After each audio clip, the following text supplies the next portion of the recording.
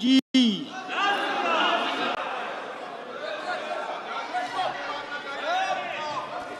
माननीय सदस्यगण, कुछ विषयों पर स्थगन प्रस्ताव के नोटिस प्राप्त हुए हैं। माननीय सदस्य अध्यक्ष जी ने किसी भी स्थगन प्रस्ताव के नोटिस को स्वीकृति नहीं दी है। सभा पटल पर रखने वाले पत्र item number 3 Shri Gajendra Singh Shekhawat ji. Sir, with your permission, I rise to lay on the table of the House the papers mentioned against my name at serial number 3 in today's list of business. Thank you. Item number 4 Shri Jayant Chaudhary ji. Permission, I rise to lay on the table of the House papers mentioned against my name at serial number 4 to be laid on today's list of business. Item number 5 Shri Pankaj Chaudhary ji. सभापति महोदय, मैं आज की कार्यसूची में मेरे नाम के सामने मत संख्या 5 पर वर्णित कागजात आपकी अनुमति से सदन के पटल पर रखता हूँ। आइटम नंबर 6 सुश्री सुभा करंडल जी। स्पीकर सर, आपका अनुमति से आज का कार्यसूची में मेरे नाम के सामने उल्लेखित दस्तावेज सदन के पटल पर रखती हूँ। आइटम नंबर 7 से अर्जुन राम मेघवाल जी। Honorable Chairperson, sir, with your kind permission, on behalf of my colleague, Shri Kirti Vardhan Singh, I rise today on the table of the House the papers related to the Ministry of Environment, Forest and Climate Change as mentioned at serial number 7 in today's list of business. Thank you. Item number 8 Shri Suresh Gopi ji. Respected sir, with your permission, I rise to lay the papers on the table of the House mentioned against my name at serial number 8 of today's list of business. Thank you. Item number 9 Shri Jayant Chaudhary ji. Honorable Speaker, with your kind permission, I rise to lay on the table of the House papers mentioned against the name of my colleague, Minister Shri Sukanto Majumdar at serial number 9 of today's list of business. Item number 10 Shri Pankaj Chaudhary ji. महोदय, मैं आज की कार्यसूची में अपने सहयोगी श्री हर्ष मल्होत्रा जी के नाम के सामने मत संख्या 10 पर वर्णित कागजात आपकी अनुमति से सभा पटल पर रखता हूँ। Item number 11 Shri KC Venugopal ji. Present the Hindi and English version of the 34th and 35th reports of the Public Accounts Committee as listed against my name in today's list of business, sir. Sir. Item number 12 Shrimati के कनिमुजी जी।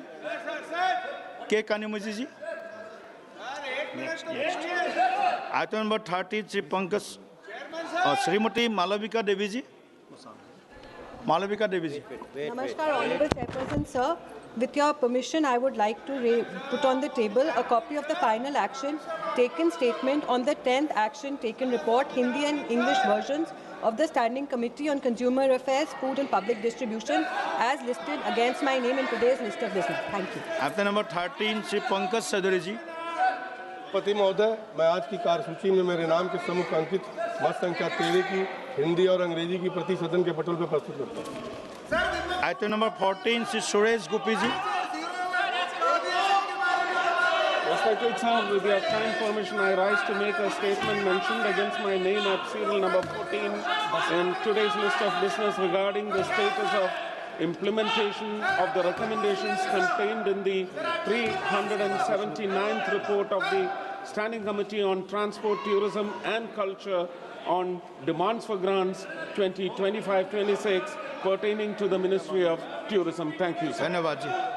माननीय सदस्यगण, कृपया सभा की कार्यवाही चलने दीजिए। बहुत महत्वपूर्ण शून्यकाल है। शून्यकाल के विषय जो आज के लिस्टेड है, उस विषय को आज लिया जाएगा। कृपया आप सब लोग बैठिए प्लीज। कृपया बैठिए प्लीज। शून्यकाल है। Please be seated. Please be seated. शून्यकाल है। शून्यकाल सभी माननीय सदस्यगण का देखिए। शून्यकाल को चलने दीजिए। माननीय सदस्यगण, शून्यकाल बहुत महत्वपूर्ण है। शून्यकाल को चलने दीजिए प्लीज। शून्यकाल के बाद आज जो लिस्टेड है 0 आवर में केवल वही माननीय सदस्यगण बोलेंगे। आप लोग भी बैठिए प्लीज। सभी लोग बैठ जाइए प्लीज बी सीटेड। आप सभी लोगों से आप शून्यकाल भी नहीं चलाना चाहते? शून्यकाल भी नहीं चलाना चाहते क्या आप? शून्यकाल भी नहीं चलाना चाहते। शून्यकाल ऐसा नहीं करते जी, ये तरीका भी ठीक नहीं है, ये तरीका ठीक नहीं है।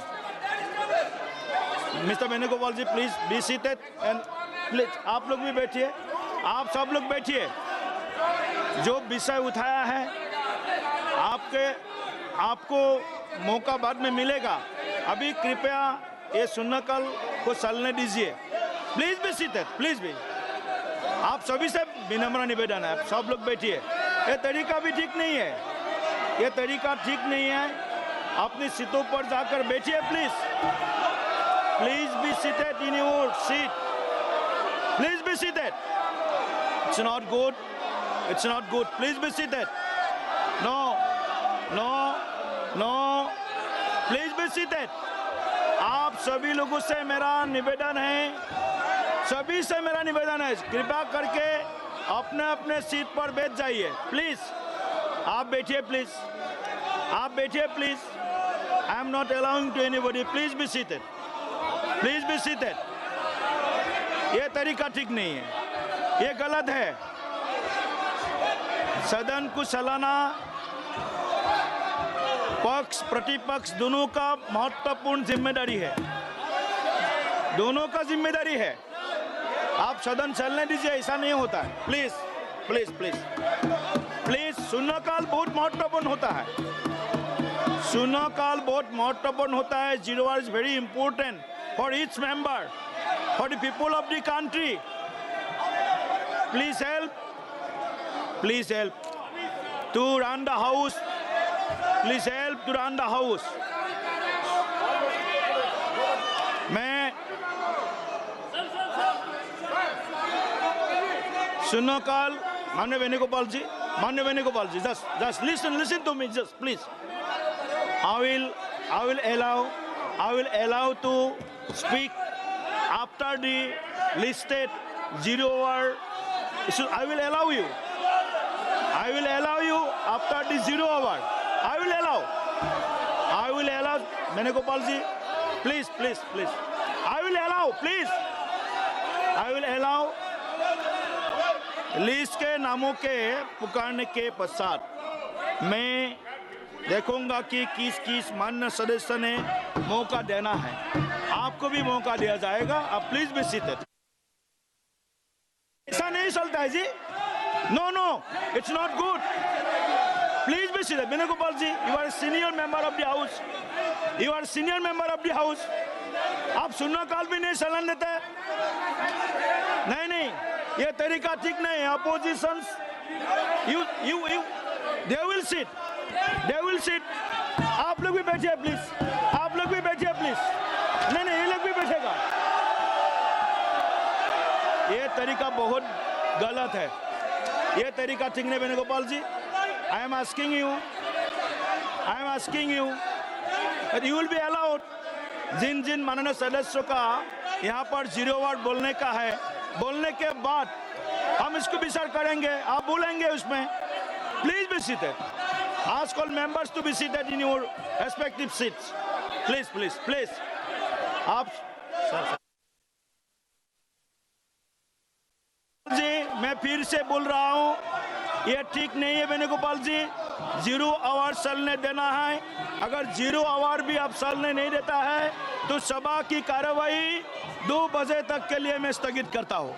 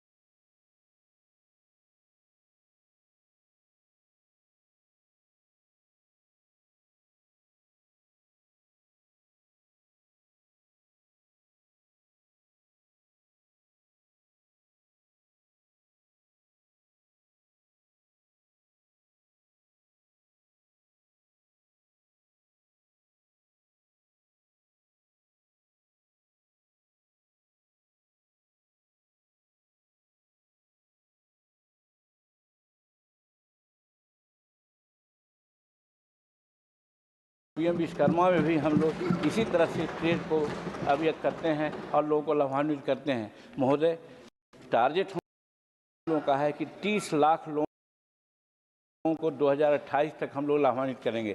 अभी 12 लाख लोगों को लाभान्वित कर चुके हैं। तो कहने का मतलब जो प्रश्नकर्ता हैं उनका यही कहना है कि हम गरीब लोगों को किस तरह से आगे बढ़ावें, उनको कैसे पलायन रोकें, यही तो एमएसएमई का उद्देश्य है हुजूर, और इसी के लिए हम लोग ऐसा कर रहे हैं और डाटा उनको बतलाया है। तो हम कह रहे हैं कि बड़ा अच्छा उन्होंने क्वेश्चन के माध्यम से और हमारे सदन के माध्यम से बताना चाहते हैं आम लोगों को कि एमएसएमई गरीब लोगों को, खास करके वैसे लोगों को जो हजाम हैं, वो रास्ता पर बैठ करके हेयर कटिंग करते हैं या शेविंग करते हैं, वैसे लोग जो भाई चर्मकार हैं वो चप्पल सीते हैं बैठ करके सड़कों पर, उसके लिए आज तक किसी ने नहीं सोचा था। लेकिन हमारे प्राइम मिनिस्टर ने पीएम विश्वकर्मा योजना के माध्यम से इन लोगों को भी किया है कि हम 15,000 रुपया बिना सूद के एकदम दे देंगे ताकि आगे काम बढ़ो।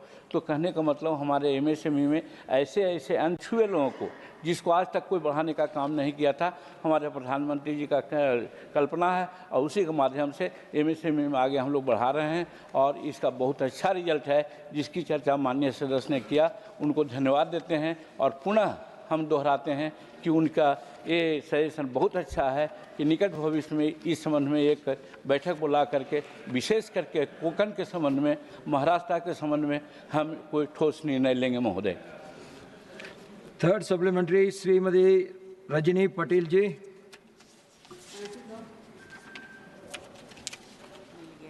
Sir, multiple policy studies indicate that nearly 86% of manufacturing MSMEs remain unregistered, with only a small fraction covered under GST or income tax system, leading to serious credit exclusion due to lack of reliable data and outdated underwriting practices. In this context, could the Minister explain why single window clearance and registration mechanism have not reduced procedural delays as intended, and what immediate steps are being taken to simplify the registration so that MSMEs can formalize fasting and gain timely access to institutional credit? Honorable Minister. हाँ महोदय, जैसा माननीय सदस्य ने GST की चर्चा की, सबसे पहले उनको ये जानकारी देना चाहता हूँ कि जहाँ तक एमएसएमई का संबंध है और एमएसएमई में छोटे छोटे एंटरप्रेन्योर्स का काम होता है, इसमें जीएसटी का बहुत कोई महत्व नहीं होता है, जीएसटी उन पर लगता ही नहीं है। और रही बात इस चीज़ को आगे बढ़ाने का और उसके माध्यम से लोगों को एम्प्लॉयमेंट देने की बात और फिर अन्य बातों की चर्चा किया, उसी के लिए तो हम पूर्व में अपनी बातों को कहा कि हम लोगों का ये उद्देश्य ही है कि गरीब लोगों को हर तरह से उनको जॉब दे करके आगे बढ़ावें। और बैंकों का जहाँ सवाल है हुजूर, हम लोग ऐसा करते हैं कि 1 लाख रुपया तक के बिना बैंक गारंटी के, बिना सूद के हम लोग लोन देते हैं ताकि वो आगे बढ़े। 2 लाख जब होता है तब फिर बैंक गारंटी की कोई ज़रूरत नहीं होती है, हम सिर्फ 4% सूद पर उनको आगे का काम करने के लिए बात देते हैं। तो उसमें जीएसटी का जहाँ तक सवाल है बहुत मिनिमम नॉमिनल लगता है, जिससे कि हमारे एंटरप्रेन्योर्स को कोई दिक्कत नहीं हो और उनको हम फैसिलिटेट कर सकें ताकि अपना उद्योग को आगे बढ़ावें और अपना अनएम्प्लॉयमेंट को दूर करें। महोदय, यही इसका हमारा कहना है। जवाब। Fourth supplementary doctor Bhim Singh ji. महोदय, माननीय मंत्री जी को हम धन्यवाद देना चाहेंगे। वो हमारे मुख्यमंत्री भी रहे, इनके अंदर हम मंत्री रहे। कोंकण अपना बड़ा भारत का प्यारा क्षेत्र है, सुंदर क्षेत्र है, उधर जाने में बहुत ही अच्छा लगता है। हम जानना चाहते हैं कि क्या सरकार यह बताएगी कि 27 अक्टूबर 2020 और 29 अक्टूबर 2025 के कार्यालय ज्ञापनों के अंतर्गत कोंकण क्षेत्र के औद्योगिक क्षेत्रों और एमएसएमई क्लस्टरों में सामूहिक हरित क्षेत्र कॉमन ग्रीन कवर मॉडल को लागू करने के लिए अब तक कितने औद्योगिक स्टेट या क्लस्टर चिन्हित किए गए हैं और उनकी क्या प्रगति है? सभापति महोदय, ये बात सही है कि 27/10/20 को जो एम जारी किया गया था वो औद्योगिक क्षेत्रों के लिए किया गया था और उस समय तक 33% ग्रीन पट्टी की बात होती थी और फिर उसी को रिवाइज करते हुए 29/10/25 को नियम जारी किया गया। उसमें थोड़ा ये समझ करके कि 33% बहुत ज़्यादा हो जाता है तो रिड्यूस किया गया, तो इंडस्ट्रियल स्टेट के लिए 10% और इंडिविजुअल यूनिट के लिए क्या किया गया है वो 15% है रेड के लिए और 10% है ऑरेंज के लिए। रेड और ऑरेंज का हम डिफिनीशन बताने का काम किया है हुजूर। और जहाँ तक ग्रीन और वाइट का है तो वहाँ पर कोई मैंडेटरी नहीं है, वो जैसा भी है जितना ज़मीन वो छोड़ सकते हैं लगा सकते हैं, ये है। और जहाँ तक कितने लोगों को हम लोग लाभान्वित किया, खास करके कोकन की बात करते हैं, हम इतना जो फर्स्ट सप्लीमेंट्री आया था हुजूर और जिस प्रकार से माननीय सांसद भीम बाबू बोल रहे हैं, तो इस बात को एम्फसाइज करने के लिए और पब्लिक को कोऑपरेट करने के लिए हम कहना चाहते हैं कि अगर पहली मीटिंग कराना होगा तो हम कोकन स्टेट में ही जाकर करेंगे ताकि और इससे भी बात को हम लोग आगे बढ़ा सकेंगे और कोकन की समस्या को दूर कर सकेंगे। फिफ्थ सप्लीमेंट्री श्रीमान सुभाषिष कुंदिया जी। Thank you, Chairman sir, for giving me the opportunity to speak on supplementary question after 20 months. Sir, मैं आपके माध्यम से माननीय मंत्री जी से पूछना चाहूँगा कि उड़ीसा के विशेषकर पुरी में कितने लोग MSME में बेनिफिट हो रहे हैं और कौन कौन से क्षेत्र से बेनिफिट हो रहे हैं। Thank you sir. महोदय, ये प्रश्न तो मूलतः समस्त भारत से और खास करके कोकन के जहाँ तक था सवाल और जहाँ तक उड़ीसा का सवाल है तो माननीय सदस्य ने जिज्ञासा जाहिर की है, हम इनको बाद में उसका प्रश्न का उत्तर दे भेज देंगे। क्वेश्चन नंबर 152 श्रीमान Mayank Kumar Nayak ji. Honourable minister. Sir, the answer has been placed on the table of the House. The first supplementary, श्रीमान मयंक कुमार नायक जी। माननीय सभापति जी, मैं आपके माध्यम से माननीय मंत्री जी से जानना चाहता हूं कि एयर सेवा वेब पोर्टल और मोबाइल ऐप द्वारा प्राप्त शिकायतों को निपटाने के लिए औसतन कितना समय लगता है और कुछ एयरलाइंस द्वारा शिकायत निवारण में अनावश्यक देरी भी हो जाती है। यदि हाँ तो उनके विरुद्ध में क्या कार्रवाई की गई है, वो माननीय मंत्री जी से मैं प्रश्न पूछना चाहता हूँ। Honourable minister. चेयरमैन सर, सबसे पहले मैं एयर सेवा की अगर बात करूं तो एयर सेवा की शुरुआत 2016 साल में की गई थी कि पैसेंजर्स के तहत एक इनिशिएटिव के साथ जिनके ग्रीवेंसेस हैं वो डायरेक्टली स्टेक होल्डर के पास ही ना जाएं बल्कि मिनिस्ट्री भी उनके ग्रीवेंस एड्रेसल में वो सपोर्ट करके करे। इस भावना के साथ हमने नवंबर 2016 में ये एयर सेवा की शुरुआत हुई और एयर सेवा की 3 वर्जन्स भी हो चुके हैं। जैसे जैसे हमें पैसेंजर से फीडबैक मिलता गया तो इसको और बेहतर कैसे करें, इसके अलग अलग वर्जन्स, तो एयर सेवा 1.0, 2.0 और अभी 3.0 का मैकेनिज्म चल रहा है और इसमें काफ़ी सारे स्टेक होल्डर्स हमारे इन्वॉल्व हैं। जैसे एयरलाइंस और एयरपोर्ट्स तो होंगे ही, उसके बावजूद भी DGCA जो हमारा सेफ्टी रेगुलेटर है, BCAS जो सिक्योरिटी रेगुलेटर है, इमिग्रेशन और other stake holders, helicopter division भी है जिनके साथ भी इनके प्रॉब्लम्स हो सकते हैं। और इसके संबंध में ये सारे स्टेक होल्डर्स जो हैं उनके साथ मंत्रालय के साथ ये एयर सेवा के साथ एक सर्विस लेवल एग्रीमेंट है और ये एग्रीमेंट इसी के लिए बनाया गया। जो प्रश्न भी उन्होंने आदरणीय सांसद जी ने पूछा कि कितने समय में होता है या फिर उसमें क्या कार्रवाई होती है, तो ये सर्विस लेवल एग्रीमेंट एक बनता है ये सारे स्टेक होल्डर्स के साथ। और जो भी विषय एयरलाइंस के संबंध में हो या एयरपोर्ट के संबंध में हो या इमिग्रेशन के संबंध में हो, जो भी विषय उठाया जाता है उस सब का हमने डिफाइन कर दिया है कि कितना समय में उन सबको हमें एड्रेस करना चाहिए। एक दो का अगर उदाहरण मैं दूं तो एक सर्विस लेवल एग्रीमेंट हमारा DGCA के साथ अगर एयर वर्दीनेस के संबंध में है तो उसमें जाहिर किया हुआ है कि 15 डेज़ के अंदर इसको सुलझाना चाहिए। अगर पैसेंजर राइट्स की बात आती है और एयरलाइंस में डिलेस हो तो 1 दिन के अंदर, या फिर टिकटिंग या फेयर या रिफंड की है तो 15 डेज के अंदर। सो ग्रीवेंसेस जो भी एयर सेवा के तहत हमें आते हैं सब कुछ क्लियरली डिफाइंड है सर्विस लेवल एग्रीमेंट के हिसाब से कि इस एग्रीमेंट के हिसाब से आपके जो इस तरीके के ग्रीवेंस आएंगे तो इतने दिन में वो कर देना चाहिए। अगर वो कंप्लाई नहीं करते या वो टाइम लिमिट वो मेंटेन नहीं करते या वो ग्रीवेंस को उस दिन के अंदर वो एड्रेस नहीं करते तो मिनिस्ट्री उसके ऊपर इंक्वायरी करती है और तुरंत एक्शन भी लेती है कि क्यों नहीं किया, और उसके ऊपर वो स्टेक होल्डर्स को उनके साथ वो कंसल्टेशन में वो प्रोसेस होता है। सर सेकंड सप्लीमेंट्री श्रीमान मयंक कुमार नायक जी। थैंक यू सभापति जी।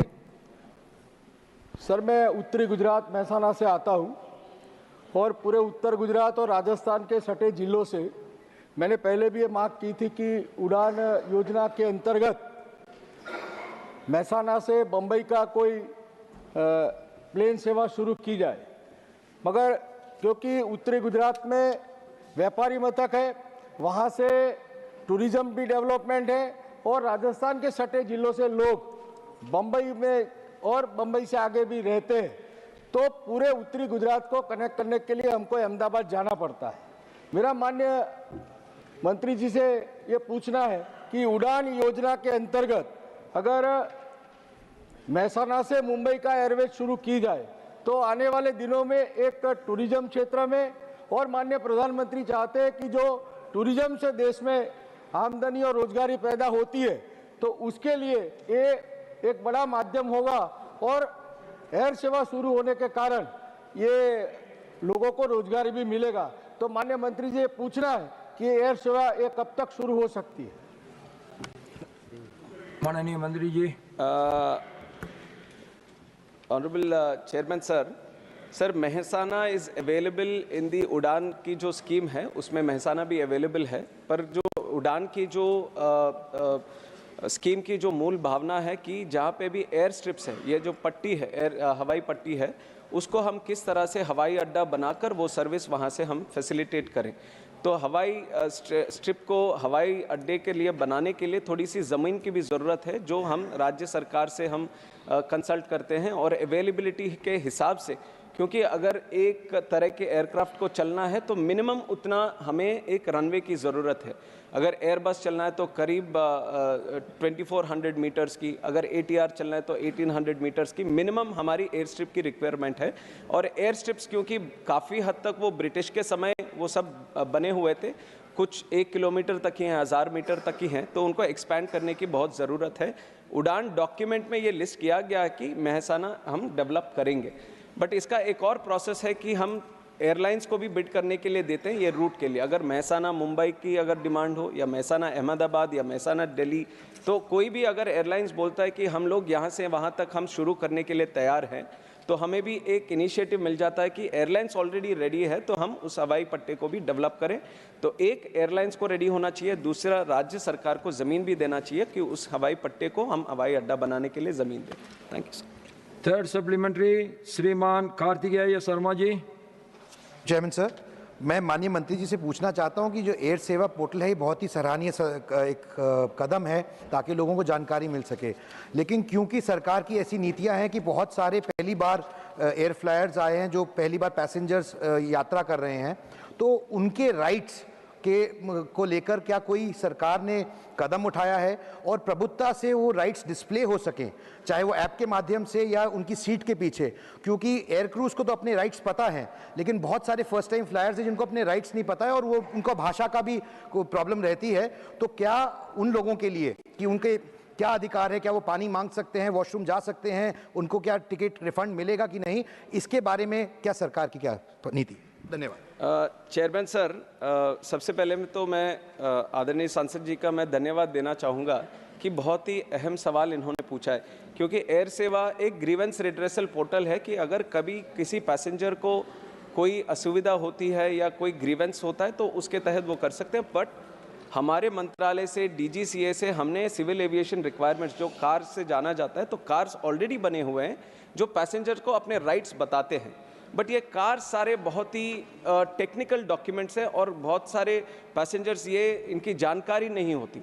तो ये अहम सवाल उठता है कि हम कैसे अवेयर करें पैसेंजर्स को कि अपने राइट्स ये हैं, या कोई भी एक सिनारियो बनता है तो उस सिनारियो में या उस डिस्ट्रेस में या उस दिक्कत वाली सिचुएशन में उनको क्या क्या राइट्स अवेल कर सकते हैं वो पैसेंजर को।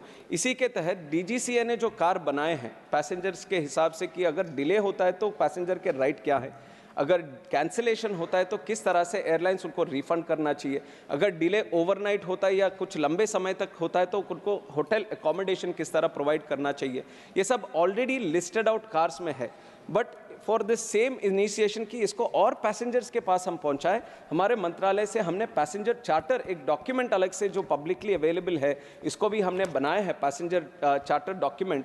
इसमें क्लियरली ये बहुत ही अच्छा डॉक्यूमेंट है। इस सदन के माध्यम से मैं देश की जनता को भी मैं बताना चाहूँगा जो एयर ट्रैवल से जुड़े हैं, और इसके बनाने का भी एक ही मकसद था कि जो कार है वो जनरली जो टेक्निकल डॉक्यूमेंट के हिसाब से देखा जाता है और पैसेंजर्स उसमें जाते नहीं है, तो ये इसके लिए बना है क्योंकि हमारे देश में काफ़ी फर्स्ट टाइम फ्लायर्स भी है, और फर्स्ट टाइम फ्लायर्स में वो एंग्जाइटी वो नर्वसनेस भी रहता है। तो उनको अगर हम कार्स वो पहले से ही अगर बताएं, उनके राइट्स वो पहले से ही अगर बताएं, तो उनकी जो जर्नी है वो काफ़ी हद तक रिलैक्स्ड हो सकती है।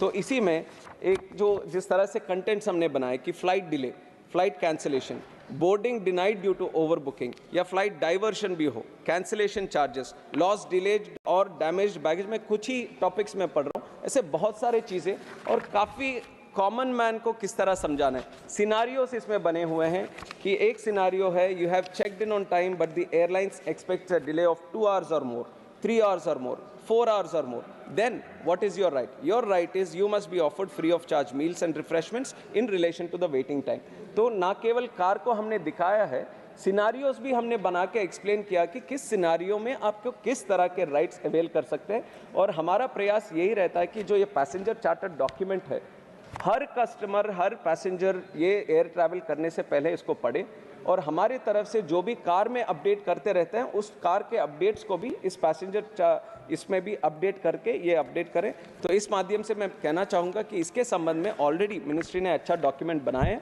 ये जितना हो सके ये हम पैसेंजर्स को अवेयर करें, ये हमारी तरफ से एक प्रयास कंटिन्यूसली चलता रहेगा। फोर्थ सप्लीमेंट्री श्रीमान Santosh Kumar P. Thank you, sir. Recently, on 6th of December, there was an order issued by the Civil Aviation Ministry to regulate the airfares. So, para number 1 speaks about the fare limit. This order will be applicable for travel till the fare stabilizes. So, what do you mean by the stable price in airfare? Number 1. 2. Will this order applicable Onam and other seasons also? Onam, Christmas and other seasons also? Sir ये airfare से संबंधित एक प्रश्न है। This is a question related to the airfares and specially when you talk about airfares, the surge in air prices that you see is generally because it is a deregulated sector when there is a mismatch in the demand and supply. When the demand becomes too high, then the seats that you can supply in the market, that is when the airlines, with their models of the air pricing, they tend to rise, and that is why exactly the honorable member was also mentioned during Onam or during the festivals, not only in Kerala, but you observe this in North India during Diwali also. And when it comes back to this capping of prices, airfares during the 6th of December. We all are aware with the Indigo crisis that has happened, and we all know how much distress it has caused. And one major thing that has happened during that time is the capacity constraint at which Indian aviation was operating. Indigo being the major airline and their operations being curtailed, there was a huge disruption, huge cancellation of the regular flights that were there. So the capacity has come down. The seats that people can use to travel has come down. So generally, the other side of the trend would be the airfares would rise. That is exactly why we have to keep the cap, to keep the airfare at a very reasonable and affordable way. We have capped the prices. And regarding the other seasons that might come up, other times when the airfares might rise, the ministry is closely observing all these seasons. We are continuously engaging. We are continuously engaging with the stakeholders on this, and whenever there is a situation whenever there might be a situation when this is there, we from the ministry are taking action, and I will give you other examples also. During Kumbh Mela we have done it, during Pahalgam incident we have done it, during COVID also we have done it. So whenever there might be a situation when the airfares might rise, the ministry is acting upon it and taking the necessary action. Fifth supplementary, Shriman Pramod Tiwari ji. मैं आभारी हूं आपका। माननीय मंत्री जी के जवाब से उपजा हुआ एक सवाल और एक सुझाव। इधर मोनोपोली की वजह से इंडिगो में पैसेंजर्स के साथ, अब मेंबर पार्लियामेंट यहाँ बोले ना बोलें, पर इंडिगो का बर्ताव, उनके क्रू का बर्ताव, उनकी सर्विस का बर्ताव सामान्यतः, चूंकि उनकी हिस्सेदारी बहुत ज़्यादा हो गई तो उसकी वजह से उनका बर्ताव उतना संतोषप्रद नहीं होता जितना होना चाहिए पैसेंजर के साथ। मैं सिर्फ यही कहना चाहूँगा आपसे, क्या एक एडवाइजरी जारी करेंगे सामान्य पैसेंजर के साथ, और जो सांसद अपनी पार्लियामेंट अटेंड करने या अपनी दायित्वों को सांसद लोग निर्वाहित करते हैं उस समय उनका बर्ताव और स्वभाव थोड़ा बेहतर होगा, ये मैं कहना चाहता हूँ। दूसरा, इसी से जुड़ा हुआ, जो चूंकि आपने जवाब दे दिया है कि ये जो लूट होती है त्यौहार पर, या अभी जब इंडिगो का क्राइसिस आई थी तो दूसरे पैसेंजर से 5 गुना 6 गुना किराया था, 50-50, 60-60 हज़ार, 80 हज़ार। तो इस पर महाकुंभ के दौरान बेंगलोर से 65,000 रुपये का टिकट था, मैंने उठाया था सवाल। तो मैं आग्रह करूंगा, क्या आप नियंत्रित करेंगे इस किराए की लूट को और बेहतर सेवा के लिए एक सर्कुलर जारी करेंगे आप इस कंपनी को जिसका नाम इंडिगो है? चेयरमैन सर, ये सवाल काफ़ी सांसदों के मन में भी रहा होगा और ख़ास करके जनता में भी, और इसके संबंध में मैं इतना कहना चाहूँगा, एयरलाइंस की जो फ्रंटलाइन स्टाफ ही नहीं, एयरलाइंस पे आप एयरपोर्ट पे भी अगर देखेंगे या फिर एयर ट्रैवल के संबंध में अगर देखेंगे तो बहुत सारे ऐसे स्टेक होल्डर्स हैं जिसमें जो इन्वॉल्व हैं एयर ट्रैवल में। आपके एयरलाइंस के स्टाफ हो गए, ग्राउंड हैंडलिंग के स्टाफ हो गए, बैगेज के संबंध में स्टाफ हुए, CISF जो बहुत ही इम्पॉर्टेंट विंग है हमारे एयरपोर्ट में सेफ ऑपरेशंस के लिए। और हमारे तरफ से ये प्रयास रहता है कि जो भी टच पॉइंट्स है, एक पैसेंजर को जो भी टच पॉइंट्स यहाँ पे एयरपोर्ट पे होते हैं, CISF के साथ या फिर चेक इन काउंटर के पास या सिक्योरिटी गेट के पास, बोर्डिंग गेट के पास या एयरलाइंस के संबंध में हमारे यहाँ से प्रयास होता है कि हर चेक पॉइंट पे वो सब पैसेंजर को किस तरह से वो कम्युनिकेट करें, किस तरह से उनको रिलैक्स्ड मोड में एयर ट्रैवल तक चलाए, ये सब हमारा प्रयास रहता है। और काफ़ी हद तक ट्रेनिंग भी उसी संबंध में चलती है। और आपका जो जिस तरह से आपने सुझाव भी दिया है, डेफिनेटली हम उसी, मैं कहना चाहता हूँ कि हमारा ऑलरेडी एक प्रयास इसी संबंध में रहता है। अगर कोई स्पेसिफिक सिचुएशन ऐसा हुआ हो और कार्रवाई भी करते हैं, अगर कहीं पे ऐसा होता है कि सिचुएशन एग्रीवेटेड है किसी के बिहेवियर की वजह से या बात करने के तरीके के वजह से, तो डेफिनेटली हम उनके ऊपर एक्शन भी लेते हैं, क्योंकि हमारे इस संबंध में पैसेंजर्स को सही तरह ट्रीट करना चाहिए। ये सारे चेक पॉइंट्स पे होना चाहिए, सिर्फ एयरलाइंस की तरफ से ही नहीं, जितने भी चेक पॉइंट्स ओरिजिनेट होते हैं उन सब का होना चाहिए। और दूसरा विषय जो एयर फेयर्स के बारे में उठाया गया था, और ये भी मिनिस्ट्री बहुत सीरियसली इसको ले रही है, जो टैरिफ मॉनिटरिंग यूनिट हमारे DGCA में है उसको भी और सशक्त करके और सारे रूट्स हम मॉनिटर कर रहे हैं। इंटरनेशनल रूट्स भी अब मॉनिटर करने का किया है, क्योंकि हम वो दबाव एयरलाइंस पे भी हम डालना चाहेंगे, लाना चाहेंगे कि इस तरह से जो अपॉर्चुनिटी से प्राइसिंग के सिचुएशंस कभी कभी जो बन जाते हैं वो ना हो।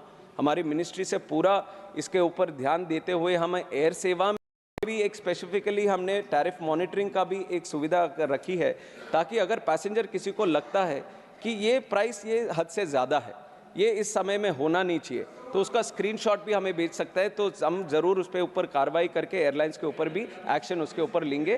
तो बहुत सारे मैकेनिज्म्स हमने इस तरह के हमने बनाए। Question number 153 Shri Kapil Sibal ji. Third supplementary, Honorable Minister.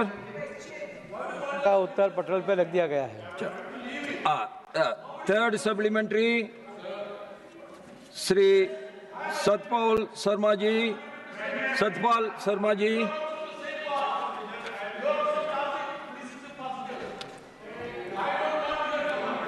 John Britas, please take your seat. John Britas, please take your seat. Please take your seat. No cross-talking, please. No cross-talking. No cross-talking, please. माननीय सभापति महोदय, आपके माध्यम से मैं मंत्री जी के ध्यान में इस सवाल के बारे में एक जानकारी चाहता हूं। Total number of major reservoirs in whole of the country is 161, while in north zone there are only 15 major reservoirs.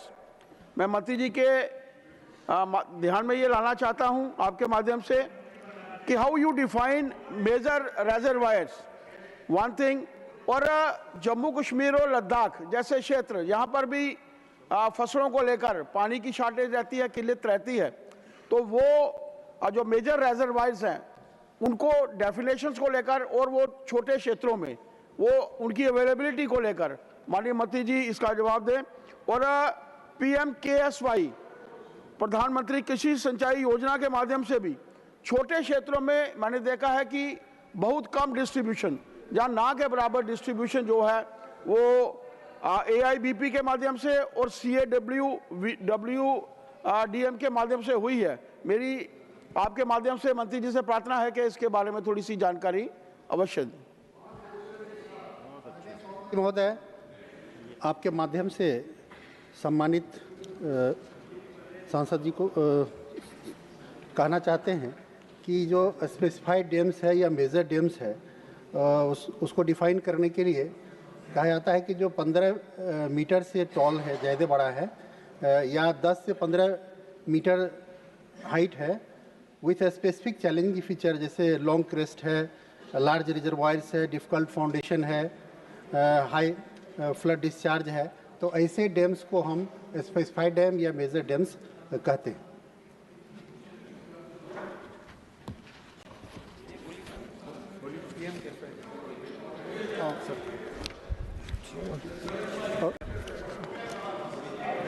और अध्यक्ष जी, PMKSY के बारे में जो आपने जो प्रश्न उठा, नहीं वो जवाब बाकी अधूरा है। हाँ भाई, नहीं मैं कर रहा हूँ, उनको भी कोशिश कर रहे हैं तो। श्रीमान इराना कडाडे जी। धन्यवाद महोदय, आपने मुझे पूरक प्रश्न पूछने का अवसर दिया। महोदय, कर्नाटक में वर्तमान में 200 से अधिक बड़े बांध हैं। एक मुख्य समस्या इन सभी बांधों में तलछट जमा होने की है, जिससे सभी बांधों की भंडारण क्षमता प्रभावित होती है। मेरा प्रश्न है कि सरकार ने नदियों, जल निकायों और बांधों की तलछट साफ करने के लिए राष्ट्रीय नदी संरक्षण योजना के अंतर्गत कोई योजना बनाई है क्या, और कर्नाटक में कितनी नदियों और बांधों की तलछट साफ करने का कार्य सरकार द्वारा किया जा रहा है क्या? माननीय मिनिस्टर CR पाटिल जी। माननीय अध्यक्ष जी, जो सदस्य ने प्रश्न उठाया है घात के बारे में, वो बहुत बड़ी समस्या हमारे लिए है। करीब 15 से 20% गाद की वजह से जो कैरिंग कैपेसिटी कम हो गई है और ये गाद निकालना अत्यंत आवश्यक है। और इसके लिए मंत्रालय की ओर से 2022 में एक नीति बनी है और नीति के जरिए वो गाद निकालना और राज्य सरकार के उसको सपोर्ट करते हुए, उनको टेक्निकल सहायता करते हुए ये योजना को अमल किया जा रहा है। और बहुत से जगह पर राज्य सरकार उसको टेंडरिंग कर भी अपनी गाद निकालने की कोशिश कर रहे हैं, मगर गाद निकालने के समय गाद निकालने के बजाय गाद कम हो, उसके लिए भी जो साइंटिफिक सिस्टम के ऊपर भी ध्यान दिया जा रहा है। और ये दोनों को साथ में मिलाकर गाद की समस्या को हल करने की कोशिश कर रहे हैं। स्पेसिफिक कर्नाटक में जो उन्होंने मांगा है डिटेल, वो अभी हमारे पास अवेलेबल नहीं है। The third supplementary, Sri Digvijay Singh ji. माननीय सभापति महोदय, सामान्य तौर पर जितने मेजर प्रोजेक्ट्स हैं उनको सेंट्रल वाटर कमीशन के पास भेजा जाता है और डीपीआर मंजूर होने के बाद ही फिर फाइनेंशियल सैंक्शन दिए जाता है। मध्य प्रदेश में ऐसा अनेक प्रकरण मेरे पास हैं जहां मध्य प्रदेश सरकार ने बिना सेंट्रल वाटर कमीशन के मंजूरी के मेजर प्रोजेक्ट्स में भी मंजूरी दे दी गई। मैं आपके माध्यम से पूछना चाहता हूं माननीय मंत्री जी से, क्या major irrigation projects, water resources projects में सेंट्रल वाटर कमीशन की मंजूरी, डीपीआर की मंजूरी बाध्य है कि नहीं है? इज इट मैंडेटरी और नॉट? Honourable minister. माननीय अध्यक्ष जी, माननीय सदस्य जी ने बहुत ही अच्छा प्रश्न पूछा है। सीडब्ल्यूसी की मंजूरी बिल्कुल ज़रूरी है, उसके बिना कोई भी स्टेट अपना काम नहीं कर सकता। वो अपने पैसे से काम कर सकता है, फिर भी वो डीपीआर बनाकर सीडब्ल्यूसी से सैंक्शन करवाने के बाद ही वो काम कर सकता है। तो ये जो अगर ऐसे कोई किस्से उनके ध्यान में होंगे, हमें बताए जाएंगे तो हम जरूर उसके ऊपर ध्यान देंगे। क्वेश्चन नंबर 154, श्रीमान सामिक भट्टाचार्य जी। क्वेश्चन नंबर 154, श्रीमान Samik Patel. Sir, a statement is laid on the table of the House, sir. Now, first supplementary, Sri Samik Bhattacharya ji. Thank you, sir. My question is related Ashoknagar oil field in West Bengal, where Government of India has already invested more than 1,000 crore. So through you, I want to know from our Honorable Minister, can our Minister confirm whether the recent issue raised by the Government of West Bengal on stamp duty composition, despite a clear provision under the Petroleum and Natural Gas Rules 2025, is further delaying production and compromisation India's energy security?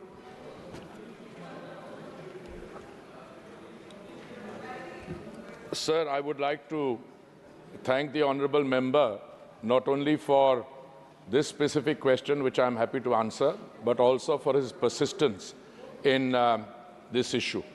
Sir, projects related to exploration and production, or ENP, are by very definition complex. They have a long gestation period, and sir, they involve heavy capital expenditure.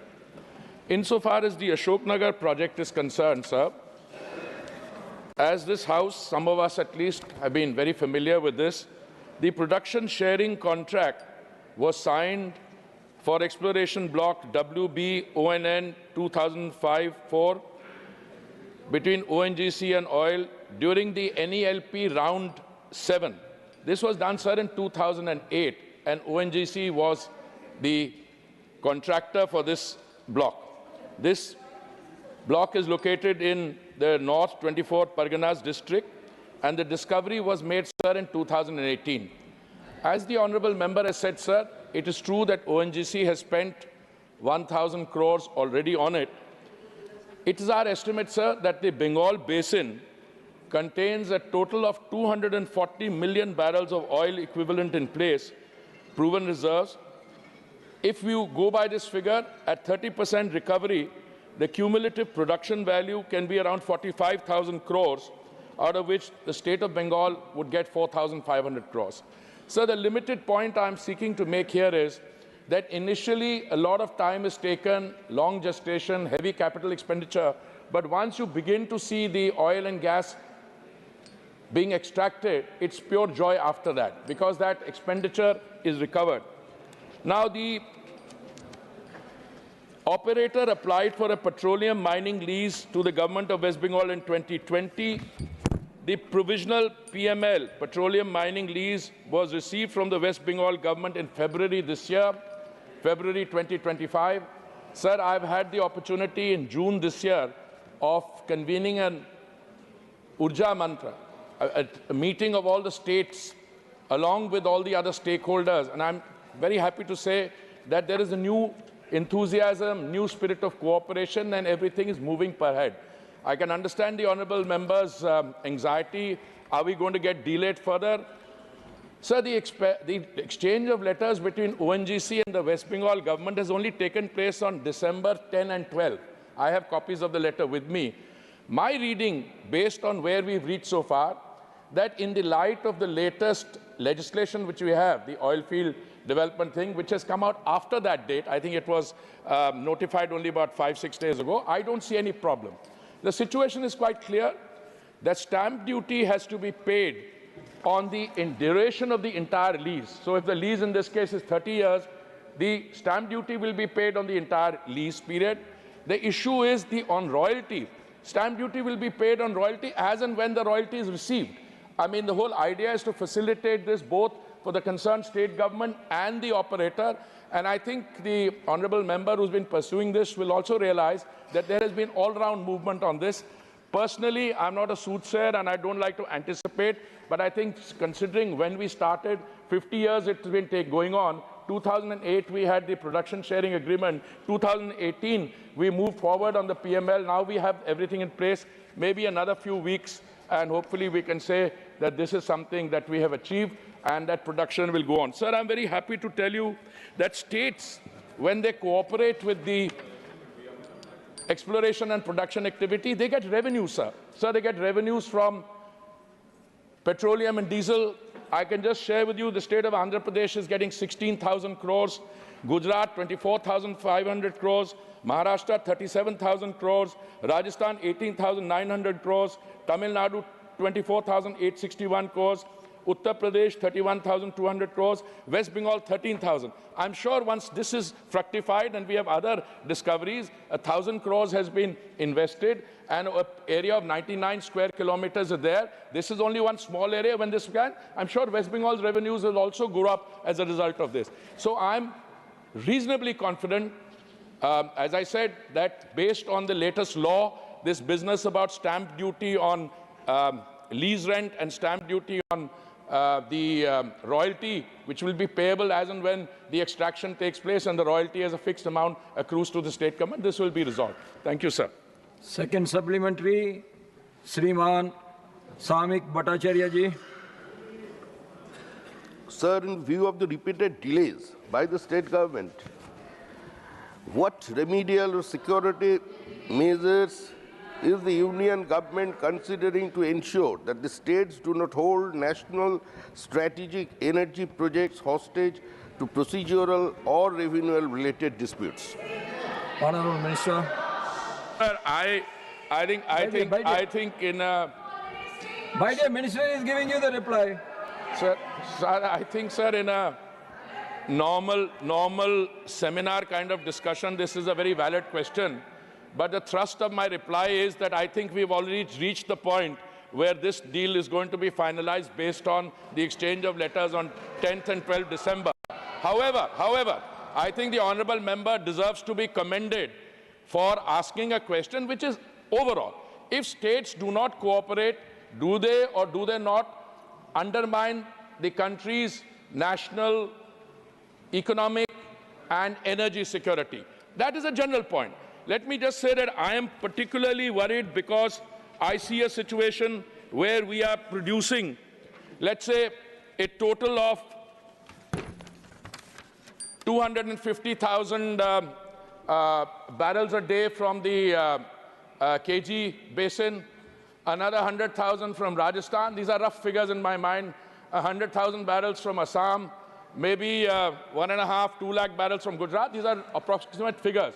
It is precisely for that reason that I convened an Urja Manthan with partnerships of the states, where these discussions have taken place, and as a result of which a large number of states have given clearances. I've already got 50 clearances after the Urja Manthan in June of 2025. So I think if states withhold clearances, my submission through you to the states, sir, they are undermining their own economic well-being. I just read out how much states are earning from the revenue on petrol and diesel, and it will be very clear that the states which have been slow, will now have to recover. Some states are doing well. But, sir, overall, we have an economy growing at 8.2% in the last quarter. Our energy consumption, according to the Indian International Energy Association, is that in the next 20 years, we will be consuming more than 30% of the incremental demand. So the energy consumption is rising. So our imports are also rising, even though domestic production is going up. But today we are consuming, sir, 5.6 million barrels of crude a day. Our refining capacity is going up. I would like to have our state governments, in partnership with the central government, to get more and more of this revenue.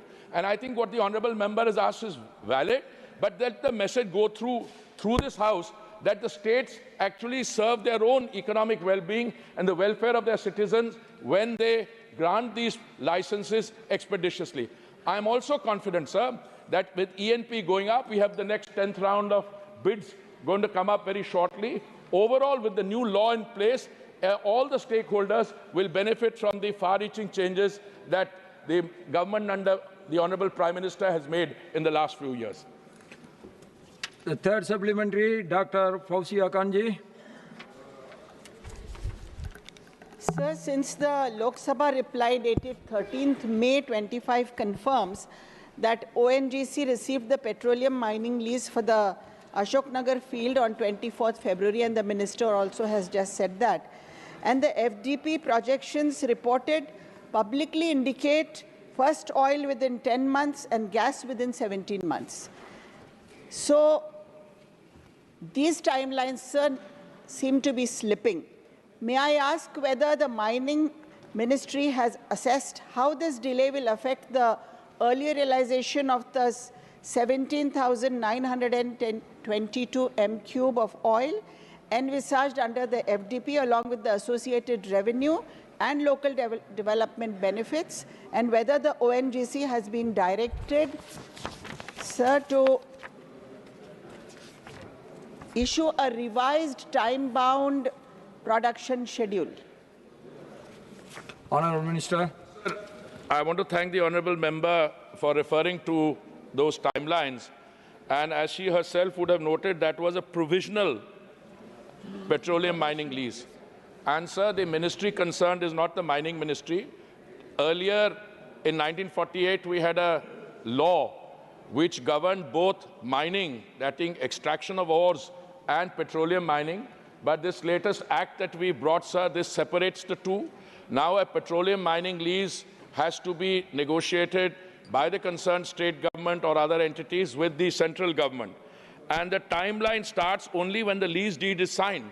So when the honourable member refers to, say, 10 months or 15 months, that is a timeline from the date it starts.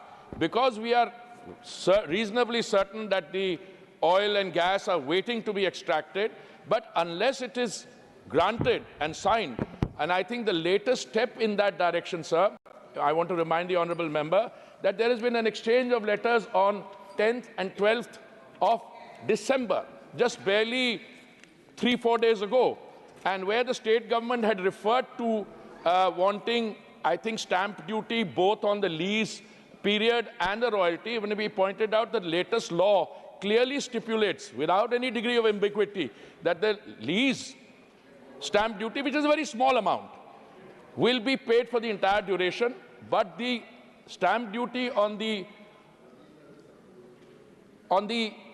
revenue earned from the the oil which is extracted as a percentage, that I mentioned how much we have estimated, that will be paid as the extraction goes on.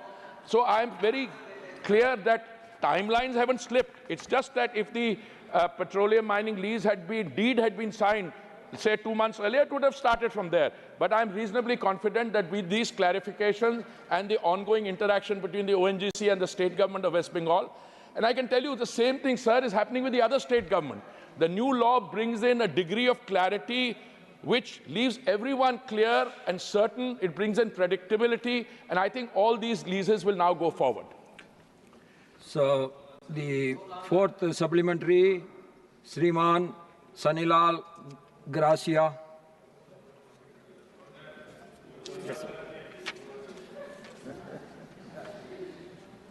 माननीय सभापति जी, बहुत बहुत आभार आपका कि मुझे पूरक प्रश्न पूछने का समय दिया आपने।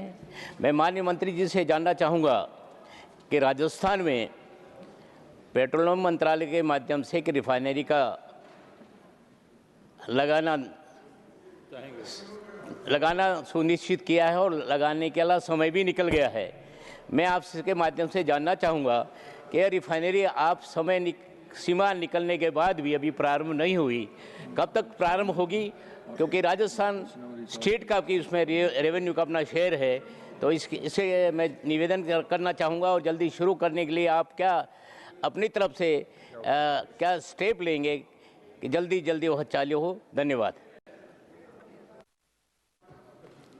Sir, I have a feeling, sir, that the honourable member is as familiar with the details of the refinery he's referring to in Rajasthan, I think the Barmer refinery, as I am. But since he's asked the question, it gives me an opportunity to explain. Sir, this is a long pending project. It is a project which started well before the government headed by the Prime Minister took over in 2014. But it is a matter of great satisfaction that this very large refinery, I don't offhand remember the capacity, but it's one of the biggest refineries that India is going to have. And it's an integrated refinery which will have not only petroleum and diesel being refined, but it will also have an integrated petchem project. So we are now again at the point, today we are at 10th December, so the discussion going on with the state government is whether we'll be ready to cut the first crude has been brought, and whether we are ready to cut it in, say, 30 days' time, or a little less or a little more. So the good news is, and it needs to be shared here, most of the work has been completed. But, sir, I am one of those who believes in not coming forward till it's all ready. It's a refinery of which has, testing has already been done. It has, as I said, 9 million metric tons per annum capacity. And I believe, sir, that the crude has arrived there. Whether we do the cut, we need to test all the systems. Systems are functioning. And it's only a matter of a few days. Then I will accompany my colleague, the honourable member, who has been with me there many times. But since he chose to ask this in the context of the Ashoknagar question, I am very happy to oblige him. Thank you, sir. Fifth supplementary, Shriman Mohammed Nadimul Haq ji. So thank you very much. So despite the tone of the previous questions to the contrary, sir, the West Bengal government has requested the ONGC to provide specific details of the land areas to be explored in Ashoknagar, sir. And, sir, I am happy to say, and as confirmed by the minister, that the ONGC gave the details in 2024, and the government immediately gave the license. So I just want to confirm with him that the government of West Bengal is fully cooperating with the ONGC in this matter, sir. And initially, the land area for exploration was 5.88 kilometers, which was expanded to 90 square kilometers. Speak about your question. Sir, that is my question, sir. Don't give big lecture, please. Come to the point. Let the minister please confirm that there is full cooperation specific about your question, regard with the government of West Bengal. Sir, I said initially, sir, I'm happy to repeat it. It is something which has been going on since 2008. It started with 5 square kilometers. Now we're at 99 square kilometers. Specific details were sought. They have been provided. And in the light of the latest correspondence, which is just a week old, I'm reasonably confident we can get started on this, and then revenues will come in. On election reforms raised by Sri Ajay Makanji on the 11th December 2025, I now call upon Dr. M. Tambidurai to resume his speech. Time remaining 7 minutes. Honorable Chairman, sir, I continue to speak on the election reform, which I yesterday, day before yesterday, spoke on this house. Especially the election, the ADMK party is a faith on the election commission. What are the actions they are taking? We are in the faith, sir. First of all, the election, ADMK friend believes clean and accurate electoral rolls strengthen democracy. Transparency empowers voters. And also, the election campaign is one of the important, the election process. In that, political parties must be given the proper chance to campaign that area. Especially in Tamil Nadu, sir, I am to raise certain points here. Sir, Election Commission is very vital part of the healthy democratic system. It is the part of the election system, sir. After Karur incident, Supreme Court directed Tamil Nadu government to formulate the SOP, Standard Operative Procedure, to conduct the public meetings by the political Please, parties. either you take your seat. In this connection, High Court Madras issue Or direction please go to court the lobby. formulate SOP. Government also conducted a all-party meeting to hear the opinion at the parties. So far, no, sir. Formulated by Tamil Nadu government is not, SOP is not fully taken. So political parties facing hardship in Tamil Nadu to conduct public meetings to express our views to the public for the campaign, sir. And also, sir, you are now my leader, Kadapadi Palaniswamy, wanted to address the gathering in Hero district. He could not. Sir, election campaign is one of the election campaign is one of the department. Please stick to electoral reforms. So, don't raise the issues of the state. Please come to the electoral reforms. Sir, election commission process, how the elections are taking place, that is what I am raising. In Tamil Nadu, for electoral reforms, when they are taking place, for especially to campaign is one of the important election process. What we are facing, my leader could not get the proper chance and a proper place. And I am telling, this is a fact. But sir, but the Tamil Nadu government, Tamil Nadu Chief Minister, yesterday, he had a big rally in Tirunnamalai. Whether you followed the condition SOP, whichever it said, whether we followed, but why are putting the condition for us? And also this, sir, this is very, very impartial, and this is not baseless, sir. And also regarding the accurate electoral sensor, when I spoke this regarding this system, the Elango farmer, sir, is not here. The member of the DMK said, I am this election home ministry, law minister is supporting ADMK party. Sir, how can they support? This is that's the allegation they made. This is on the record. Therefore, I am once again saying, sir, I also serve as a law minister and watch by government. The election commission under me. Once again, say, you never interfere in that. But now, sir, when the election is a revision, the poll is taking aside is different issue. But every year, electoral rolls are reform. That is going on, taking place. In that side today, sir, one ex-MP of this Lok Sabha, DMK member, said, made the paper has come, 85 lakh voters going to be removed in Tamil Nadu. This accusation, who is responsible for that? Tamil Nadu government is conducting all these things. How can you say, give the misrepresentation, then election 85 voters are going to remove? This is the job of the election commission. Sir, my time. Yeah, your time. You please stick on to, don't make false allegations. No, not false allegation. I am giving the, if you want the authentication, I give the authentication. I will authenticate. Please, you all beg it. I will authenticate. You please beg it. I will authenticate. When you are interviewing, that like this, there cannot be arguments and counter arguments. Please, you all take your seat. No. Then you please take your seat. Please, you take. Sir, Trichy Shivaji, you please take your seat. Madam, you please take your seat, please. Sir, I told you, election campaign is one of the electoral reforms. First, during the, sir, you know very well, first, during the Erode by-election, opposition party complained that voters are allegedly held in a temporary sheds, denied the freedom movement, and prevented from meeting opposition candidates. Such action is to amount to the unfree influence state who have done. Sir, the former minister, former minister, at ADMK. Honorable Chairman has already requested you to confine yourself within the boundaries of discussion. Sir, I want to come to the point, sir. Please. See, Election Commission is allowing campaigning for the political parties. But what the Already Honorable Chairman has told. Already Honorable Chairman has told. They are all denying the chance for us. For example, I'm told you what happened in Europe by-election also. Please, it's Sir, I'm telling.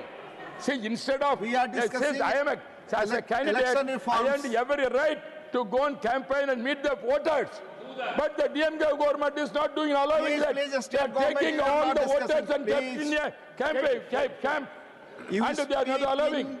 This is the accusation. Already we raised this issue election commission. Reforms, Therefore, I am requesting the electoral reforms when they are discussing that this kind of aspect is taken. Election, that is voters revision, everything is a process, regular process. I am not coming SIR. Every year the election commission is conducting this is a part of thing. But the ruling party accusing 85 lakhs voters are going away means till now how they can say now why they are giving a misnomer to the public to see that they are going to lose the government election, coming election. For that they are telling these 85 lakhs what are going away means then this is already the planned excusing their defeat they accepted. Please confine yourself to the subject. That is the thing what is going to happen. But the only DMK that will go on unnecessarily giving wrong information to the public that the election, we are accusing election commission. This election, accusing election is in the, we cannot do that in the things. That is why I'm telling. That is why yesterday, last time when I spoke, he said, at that time what the member said, ADMK party is benefiting the home ministries and law ministry. He said, is the fact. You have to deny. Whether you're going to allow it in on the record, therefore I am denying that. Therefore, I am telling Tamil Nadu is a fair place where the election must take place. The ruling party, DMK, must not misuse the power and spoil the game. That is, they know they are going to lose the election. That is why they are creating this problem. Therefore, Honorable H.D. Devagola, no. Sri Eram Venkat Subba Reddy. Yes. Mr. Reddy, he has a point of order. Honorable Trichu Sivaji. Rule. I don't deny he has got the right to speak anything, sir. He quoted, he was reading out a newspaper and it was about a former member of parliament. Rule. He is not a member of this house. Rule. And he cannot come and give an explanation. So anything mentioned about that, kindly. I have already reminded him. Please, we'll take. Kindly go through that and explain, sir. Yes. Honorable Sri Eram Venkat Subba Reddy. Sir, thank you very much, sir. Thank you for this opportunity, sir. Sir, electoral reform does not mean that you bring some changes after Lok Sabha elections and conclude that you have done electoral reform, sir. And we have to bring reforms in the state level and also at national level, sir. And only such electoral reforms will protect, preserve democracy and the democratic process in the country, sir. Sir, we all know that electoral reforms is a continuous process. You have to learn the election commission has to learn from its discrepancies and mistakes, sir. Mistakes committed during assembly elections, sir. Be it in Andhra Pradesh or anywhere else, sir. Mistakes committed at the general elections or even mistakes committed during panchayat and local body elections also, sir. Sir, I am representing Andhra Pradesh state in this house. So whatever examples I give only relating to my state happened during 2024 general elections, sir. I am not casting any aspirations to anybody or any party, sir. But I'm only quoting the facts and suggesting that what is to be done by the Election Commission to maintain its integrity and transparency and address shortcomings, sir. So I will be brief and pointed in some of my submissions, sir. Sir, first I will come to Form 20, sir. It contains exactly poll dates, excluding postal ballot. Election Commission issued a press note on 25th May 2014, indicating the absolute number of voters participated in the first phase of 2024 general elections, sir, which also includes fourth phase elections held in Andhra Pradesh. This exact number of votes polled has been shared with the polling agent through Form 17C. This press note is said to be absolute and final, sir. but there is huge discrepancy in the final votes counted and exactly polled votes declared by Election Commission of India through Form 20, sir. Discrepancy happened in 25 constituencies. That means all 25 parliamentary constituencies in Andhra Pradesh, sir.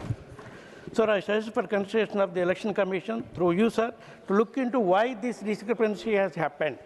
Who is responsible for this, and what action it has taken against the erring officials, sir. Sir, my second point is, I wish to make it relating to Form 17A, sir. It deals with the voter register.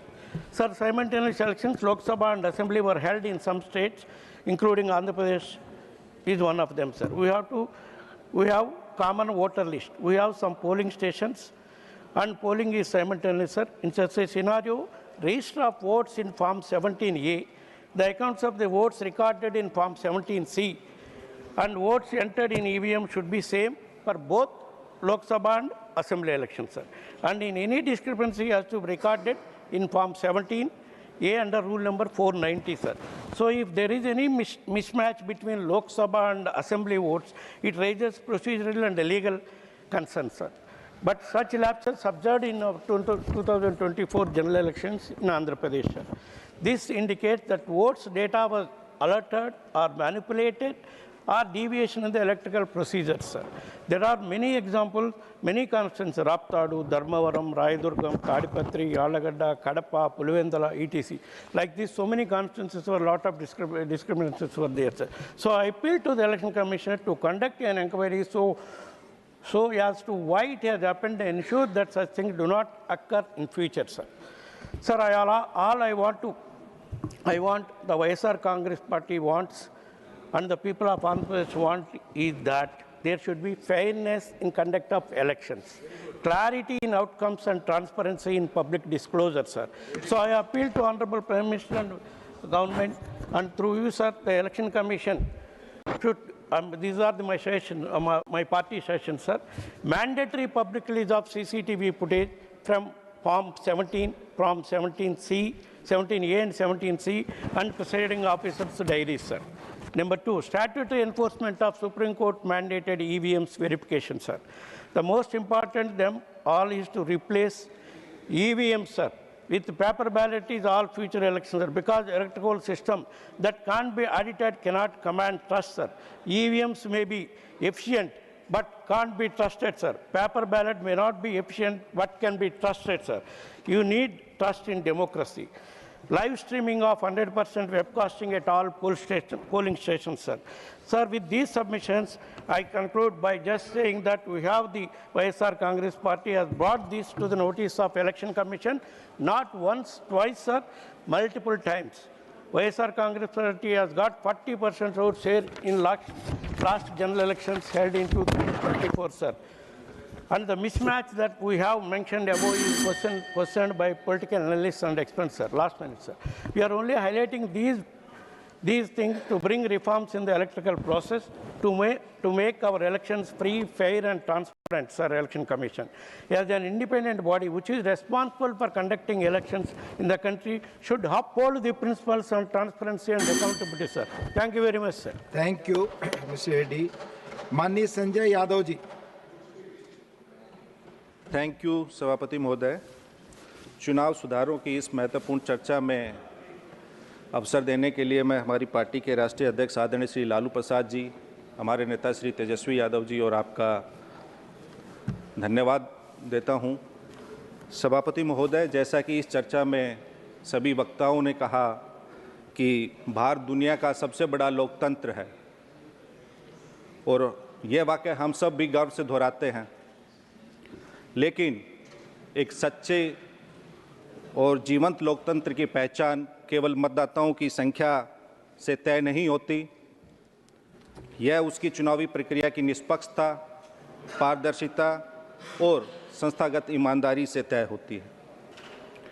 हमारा मानना है कि सबसे बड़ा लोकतंत्र होने से ज़्यादा ज़रूरी है सबसे ईमानदार लोकतंत्र होना। आज भारत की चुनावी व्यवस्था अपनी तमाम मजबूती और गौरवशाली इतिहास के बावजूद कई ऐसी चुनौतियों से जूझ रही है जो लोकतंत्र की आत्मा को भीतर से चोट पहुंचा रही है। इसलिए यह समय है कि हम सब इन चुनौतियों का ईमानदारी से सामना करें और उन सुधारों पर गंभीरता से चर्चा करें जिनकी आज देश को सख्त ज़रूरत है। महोदय, 1952 से लेकर अब तक कुल 13 बार SIR हुआ है, लेकिन ऐसा अविश्वास, विवाद, अशांति, अस्पष्टता और अपारदर्शिता कभी नहीं देखी गई। आज स्थिति यह है कि सरकार और चुनाव आयोग दोनों जनता की नज़रों में संदेह के घेरे में है और यह लोकतंत्र के लिए शुभ संकेत नहीं है। लोकतंत्र लोगों के विश्वास पर चलता है। अगर यह विश्वास टूटने लगे तो संस्थानों की वैधता भी कमज़ोर होती है। यह मैं क्यों कह रहा हूं कि लोकतंत्र पर लोगों का अविश्वास बढ़ा है, इसके लिए मैं कुछ आंकड़े रखना चाहता हूं।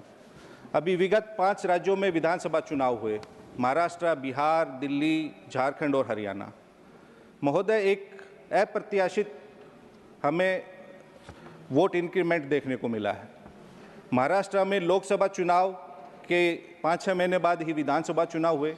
वहाँ बिना SIR के 48 लाख वोट जोड़े गए और एब्सोल्यूट वोटिंग में 12.2% का इंक्रीमेंट हुआ। बिहार में SIR हुआ, कुल 7 करोड़ 89 लाख वोट थे, उसमें से 65 लाख वोटों का डिलीशन हुआ। उसके बाद SIR की प्रक्रिया में 18 लाख और बाद में 3 लाख वोट और जोड़े गए, तो कुल 7 करोड़ 45 लाख वोटर थे। लेकिन अगर आप देखेंगे कि वोट घटने से बूथों की संख्या कम होनी चाहिए, लेकिन बिहार में पहले SIR से पहले लगभग 78,000 बूथ थे और SIR के बाद 90,000 से अधिक बूथ हुए। तो उस प्रक्रिया से यह समझ में आया कि मतदाताओं के घटाने के अलावा ये बूथों को बढ़ाने की भी एक प्रक्रिया थी। अब बिहार में वो चुनाव हुए, 65 लाख वोट कटने के बावजूद बिहार में 15.6% का एक एब्सोल्यूट वोटिंग में एक अब नॉर्मल इंक्रीमेंट देखा गया। इतना सडन स्पाइक जो बिहार, जैसे मैंने कहा, महाराष्ट्र में 12.2, बिहार में 15.6। तो ये वोट घट रहे हैं SIR में, लेकिन बूथ बढ़ रहे हैं।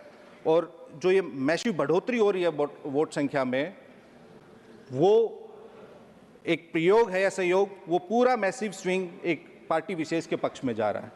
ये हमें सबको सोचने का विषय है। अगर चुनाव के मध्य चुनाव आयोग ये हम बिहार में, जैसा कि चुनावों से पहले 35 दिन में 41,000 करोड़ रुपए अन्य योजनाओं के मद से मतदाताओं के खाते में भेजे गए, लेकिन वहाँ 15.6% वोट बढ़ा।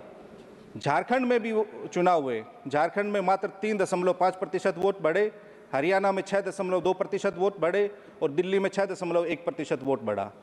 तो ये झारखंड में भी वही सेम योजना थी, लेकिन वहाँ 3.5% ही वोट बढ़े, लेकिन बिहार में 15.5% से अधिक वोट बढ़े। तो ये सब हमें सोचने की ज़रूरत है। दिल्ली में भी पानी और बिजली निःशुल्क थी, वो भी सबको पता है। अगर ये वोटिंग पैटर्न हो, मतदाताओं को वही बिहेवियर हो, तो वो सर्वव्यापी हर जगह वैसा ही रहना चाहिए। और ये तो आश्चर्यजनक था कि एक पार्टी विशेष की तो स्ट्राइक रेट 89% रहा।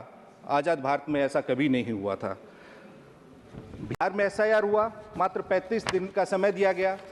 उस 35 दिन में लगभग, मैंने कहा कि 7 करोड़ 90 लाख मतदाताओं को पुनरीक्षण कार्य हुआ। उस 35 दिन में, जैसा कि सब जानते हैं, बिहार का 73% जो भूभाग है वो बाढ़ प्रभावित है। सावन का भी महीना था, लोग कावड़ लाने जाते हैं, धान रोपाई का भी समय था। माननीय संजय जी, ये SIR ये सबजुडिस मामला है और माननीय चेयरमैन ने शुरू से ही रिक्वेस्ट किया था महोदय, चूंकि हम चुनाव सुधारों पे बात कर रहे हैं, तो जो हमारा अनुभव था तो उसी के संबंध में, वो भी एक चुनाव सुधारों की प्रक्रिया का ही एक अभिन्न अंग है, इसलिए हम बात कर रहे हैं। महोदय, बिहार में 1,77,526 वोट पोस्टल बैलेट थे। उस 1,77,526 में हमारा गठबंधन 143 सीटों पर लीड कर रहा था। हमारा विपक्षी गठबंधन NDA मात्र 94 सीटों पर लीड कर रहा था। अदर्स के हिस्से में 6 सीटें थी। पोस्टल बैलेट में मतदान में हम 44.6% मत प्राप्त कर रहे थे, लेकिन उसमें नहीं हुए। जो बाकी जो प्रक्रिया रही, उसमें क्या विसंगतियां रही, उस पर मैं आऊँगा। तो महोदय, केवल हम जब चुनावी सुधारों की बात करते हैं, इलेक्टोरल रिफॉर्म सही तरीके से हो, पक्ष विपक्ष दोनों संतुष्ट हो और सबसे बड़ी बात है जनता संतुष्ट हो। चुनाव सुधारों पर यह चर्चा केवल औपचारिकता नहीं रहनी चाहिए। आज मतदाता को लग रहा है कि उसके वोट के साथ कहीं ना कहीं हेराफेरी हो रही है।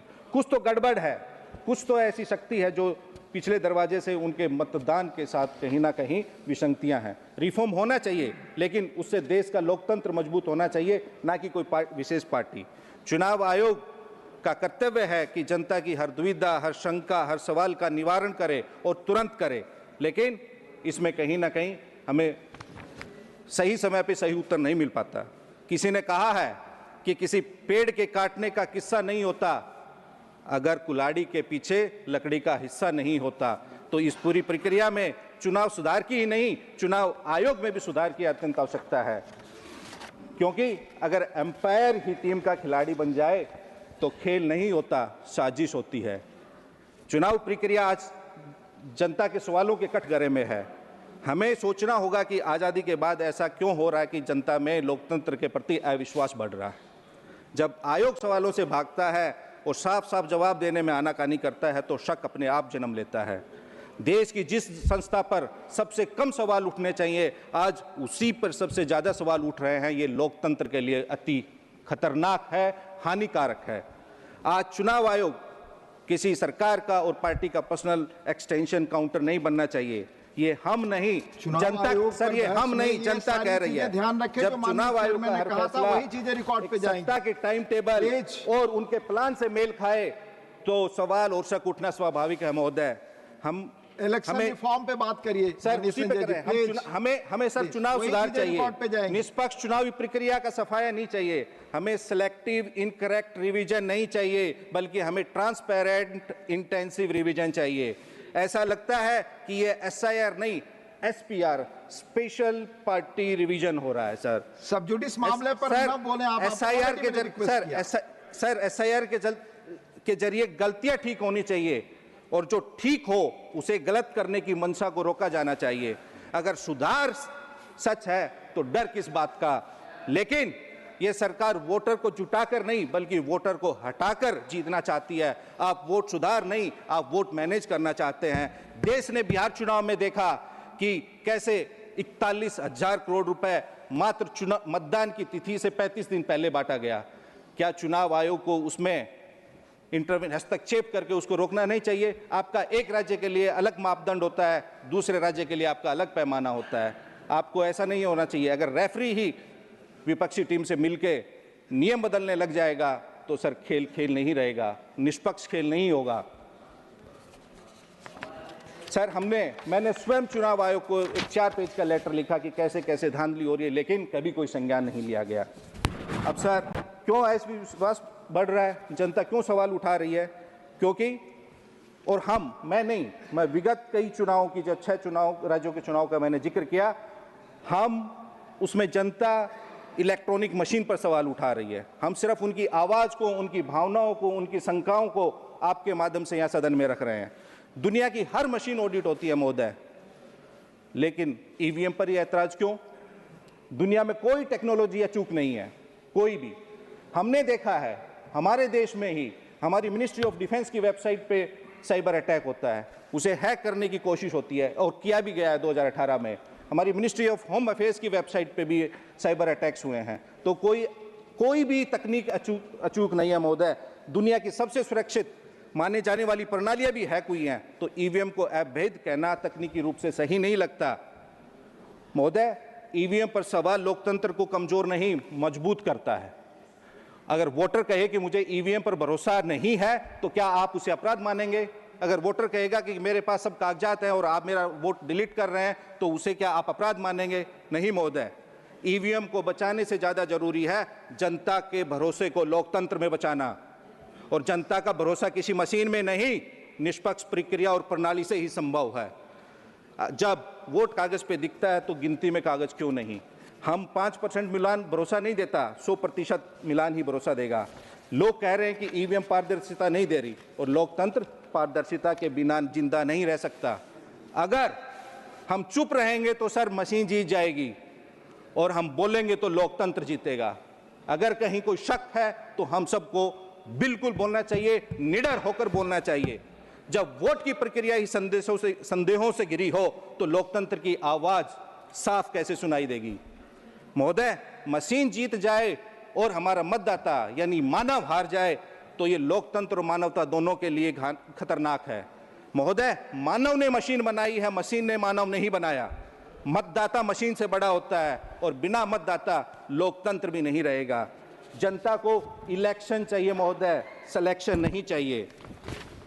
महोदय, कई कामयाब और लोकतांत्रिक विचारधारा का सम्मान करने वाले विकसित देश पारदर्शिता के नाम पर इलेक्ट्रॉनिक वोटिंग को अस्वीकार किया है और चुनाव सुधारों के लिए महोदय निष्पक्षता दिखानी पड़ती है, सिर्फ कहना ही काफी नहीं होता। रेफरी अगर नियम पूछने पर नाराज हो जाए तो मैच के नतीजों पर सवाल उठाना लाजमी है। दुनिया के अधिकांश लोकतंत्र अब बैलेट पेपर का ही प्रयोग करते हैं क्योंकि वह सत्यापन योग्य है और भरोसेमंद होता है और जनता को दिखता भी है।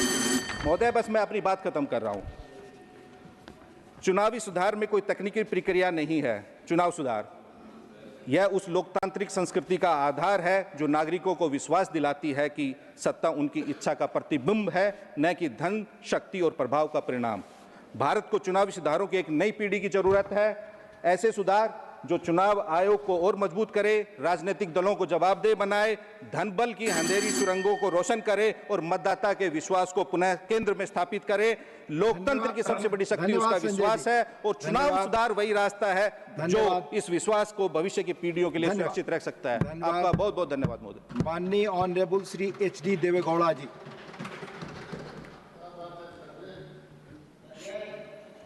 Respected Deputy Chairman, sir, I would like to express my sincere thanks to you for having given me an opportunity to speak on the issue that is the allegation made by our recognized opposition about the voter list. Sir, I am a Congress worker, 1952, 1957. When Pandit Jawaharlal Nehru was the Prime Minister, 52, 57, 62 and 64, what happened? I don't want to repeat that.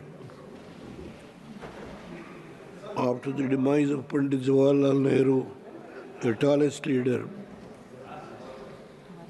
Lal Bahadur Shastri came to power. He was there for a short period. You know what happened? The Deshkant Agreement. Sir, after that, Madam Gandhi became the Prime Minister.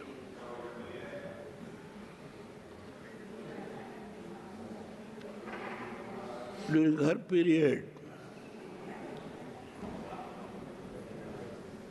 I think more than 380 or more than 316, 3-4 elections, Madam Gandhi was able to score in the election.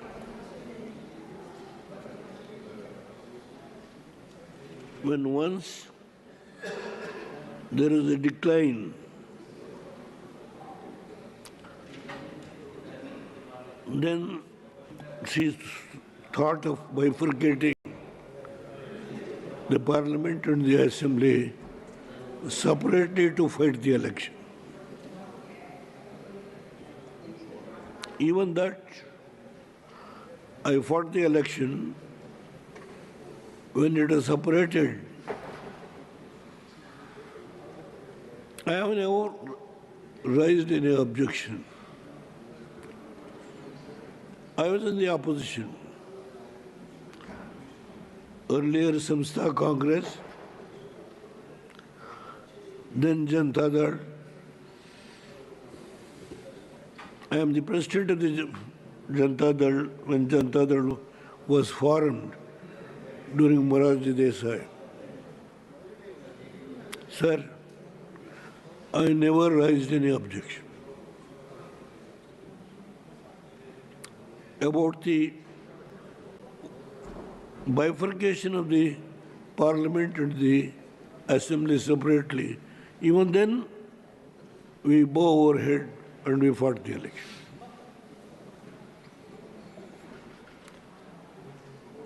Sir, I was defeated once in the assembly. 7 times I won the assembly. 4 times I won parliament. And 3 times I was defeated by Congress.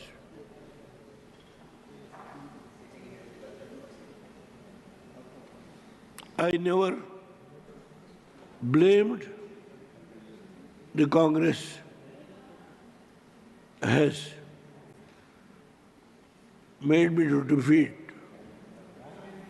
by manipulating the voter list. I never. Please take your seat. Please. Surjewala ji, nothing is going on record. Let him speak. I have not. Please, Surjewala ji, please take your seat. I have not made any. Honorable sir, please speak. Because please speak. Only that will go on record. Honorable H.D. Devagola ji, please speak. There is no other party. In Karnataka, Samstha Congress, Indira Congress.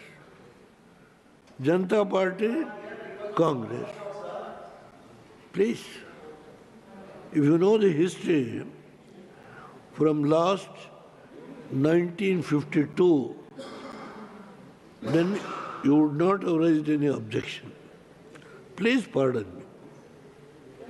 I have not come to the language you have used, vote chori. I have not come. Manipulation of the voter list. That's all I have said. Sir, in 1991, I came to Lok Sabha. The lone member from Janata Dal.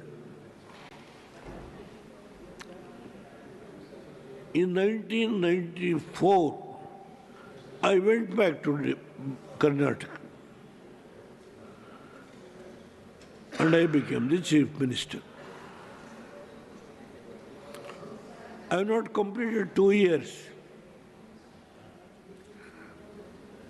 I don't know what the sin I have committed in the past life. I am a believer in that.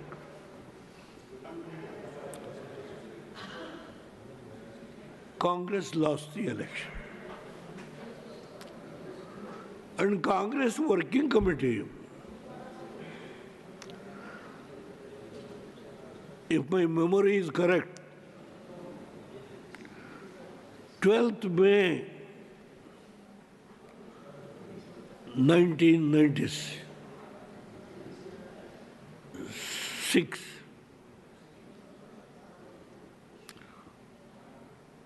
they have passed a resolution. We are going to support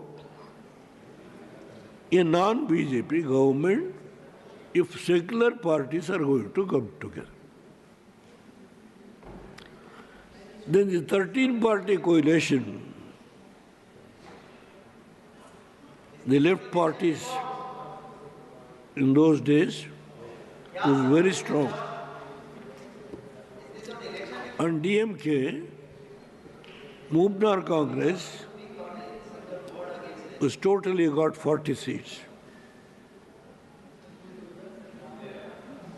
TDP has got 40 seats. Biju Janata Dal And our part, I got 16 seats as Chief Minister. And the Congress extended their support through a resolution to support the non-Congress government, non-BJP government. We all sat together and we took a decision to make Jyoti Babu as the Prime Minister. 2 days the discussion went on. Ultimately, their party, there was difference of opinion, and Jyoti Babu declared my name as the Prime Minister. I was in tears. People have given the mandate in Karnataka to rule Karnataka. I have not got the mandate to rule this great nation. But the circumstance was forced. 13-party coalition. I was forced to head the 13-party coalition as Prime Minister. I took oath on 1st June 1996. I was there for hardly 10 months, 20 days. Why I am narrating all these things? The manipulation of the votes, voter list. Please, Sakti Singh Goel ji, seat पर बैठकर ना बोलें. I have never raised. I have never raised. Please, sir, conclude. Your time is. Sir, please. Please. There is a letter written by Pandit Jawaharlal Nehru.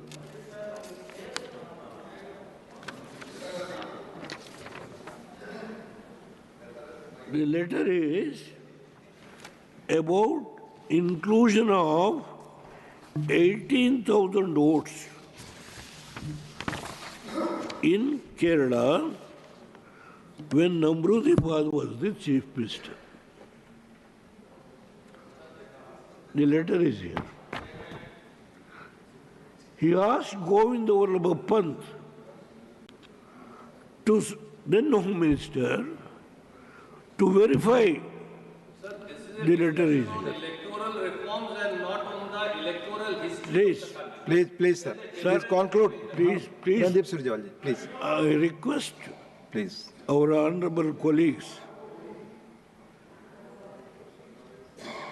Sir, please conclude. Your time is over. I may be aged. My memory is alert.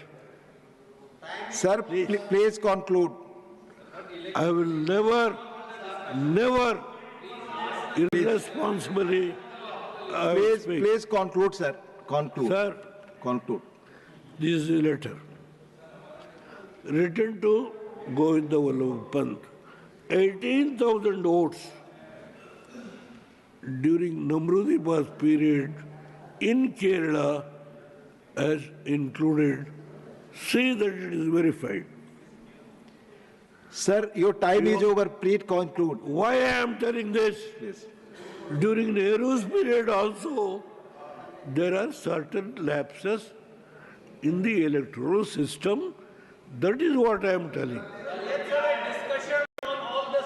Please. No, this is not today. Please take your seat. Let him speak. Please, sir. Please, sir. Please conclude, sir.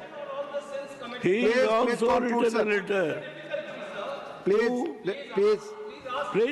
Randeep Singh Surjewala, you have no permission to speak. Please, it's not going on record. Please conclude, sir. Please conclude. They are little bit worried. What I am narrating. Sir, your time is over. Please conclude. Sir, I have requested the leader of the House and the parliamentary affairs minister in presence of the Vice President and the Chairman of this country to give more time, to spare some time from their party. Whether the party has given time to Honorable That H.G. is what I have Devgowda? requested. Sir, And I former hope Prime and Minister trust speaking, we will they do will some cooperate time with in me. our parties. Please. Sir, now let me come to the point. Bihar election, how much they fought about the electoral mistakes that has been committed by the election commission. And ultimately, the election commission reviewed nearly 62,000 votes were deleted and about 12,000 votes added. Having done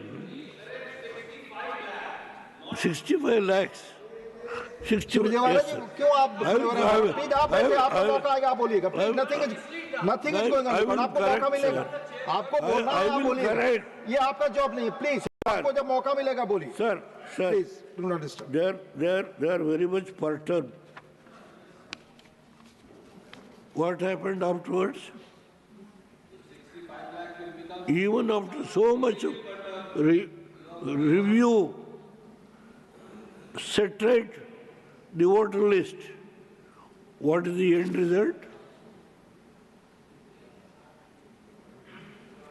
Think yourself. You got 6 votes. Six MP, six MLAs. That is the position. Sir, in 2014, Narendra Modi ji came to first to national politics. 12 years, he was in Gujarat. He was ruling the state as chief minister. When he comes to Delhi, in the first election, he got टिप्पणी ना करें, आप बड़े senior member हैं, please. He got 286 votes. Was there any manipulation? Nobody has raised any manipulation.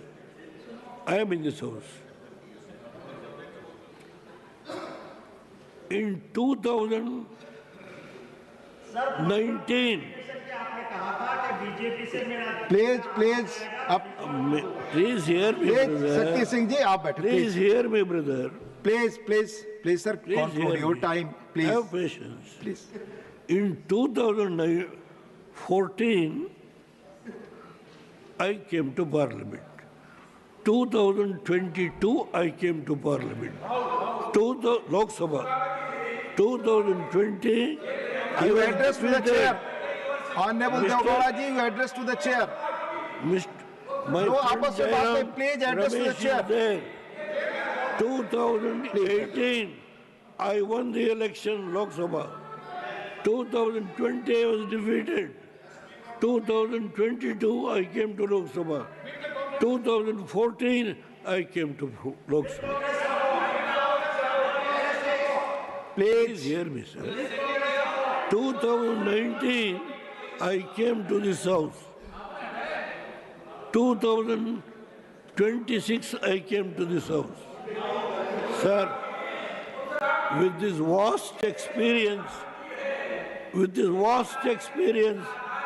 no, why they are becoming so angry? Please conclude, sir. Please conclude. Why they want to make allegation against the Prime Minister on the issue of the voter list? The Election Commission is there, Supreme Court is there, the Election Commission has given direction to all the state units to rectify all these things. I have got sufficient documents. Sir,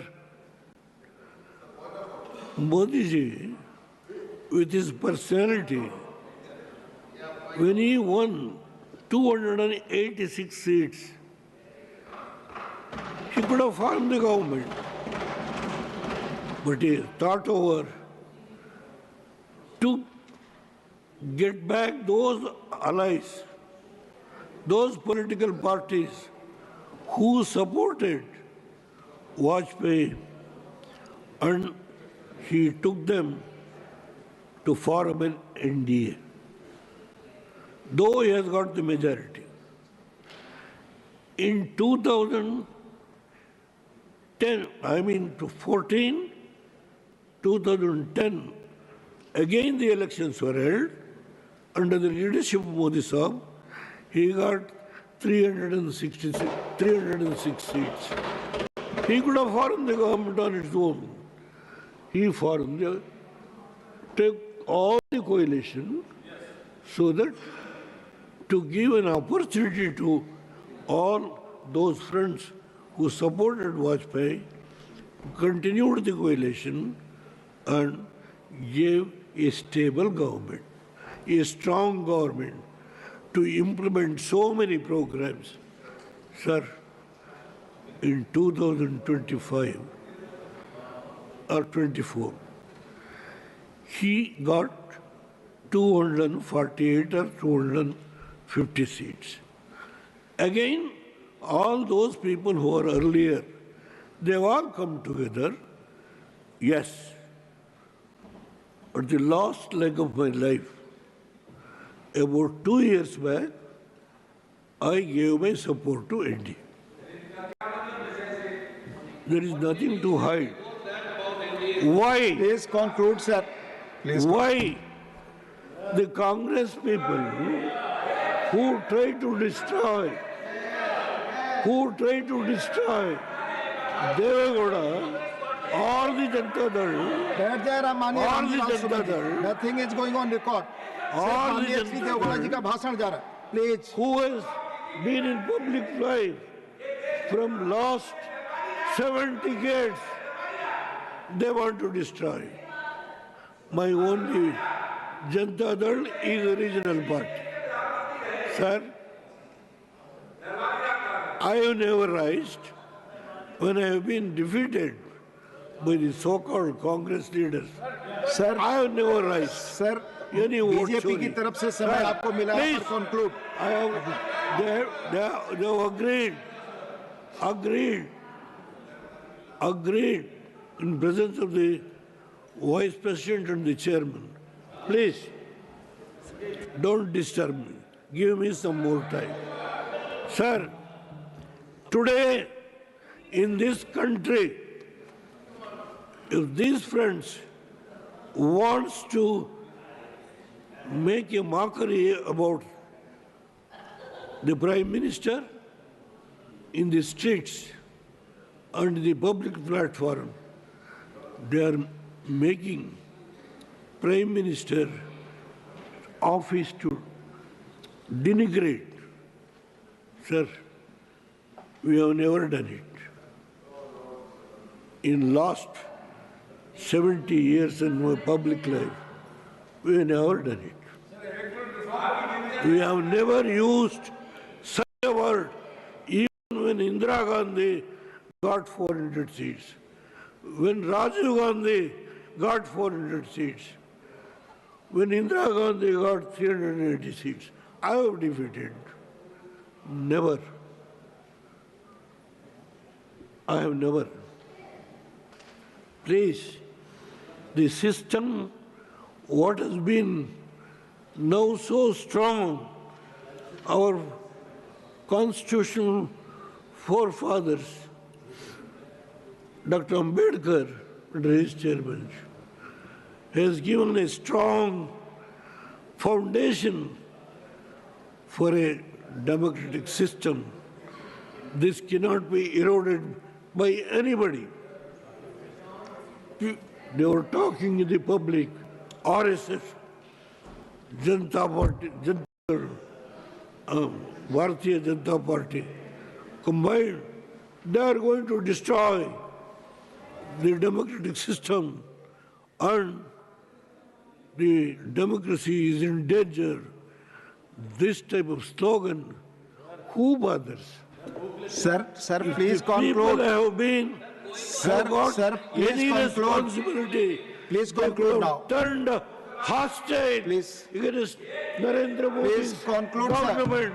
Please conclude. People have never turned hostile. Please conclude, sir. It shows they have full confidence in Narendra Modi's government. Sir, I have given my full support to Narendra Modi's leadership.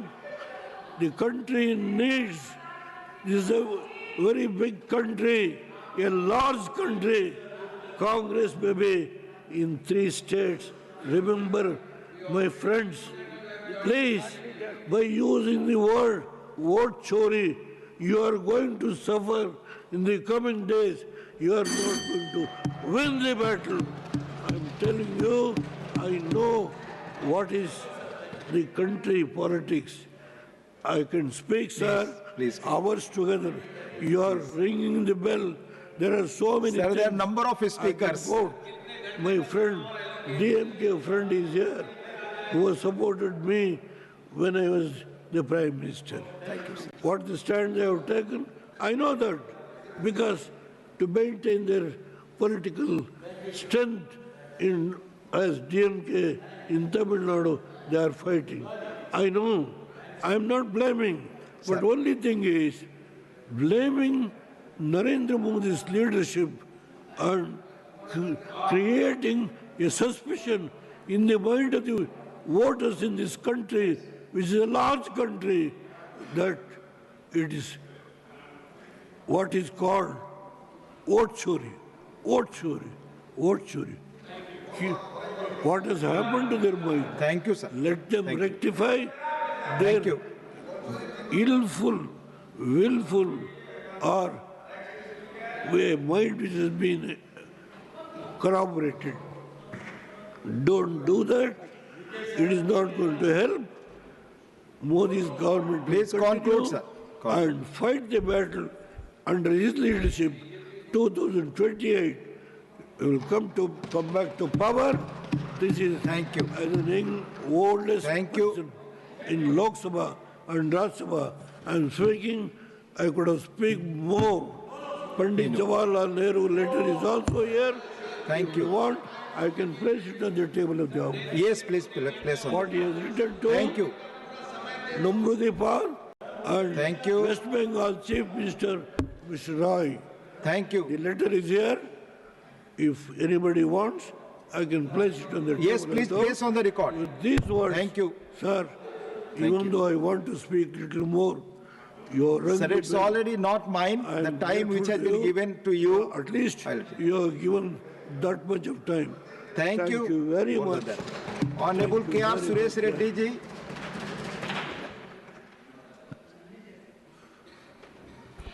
Thank you, Vice Chairman, sir.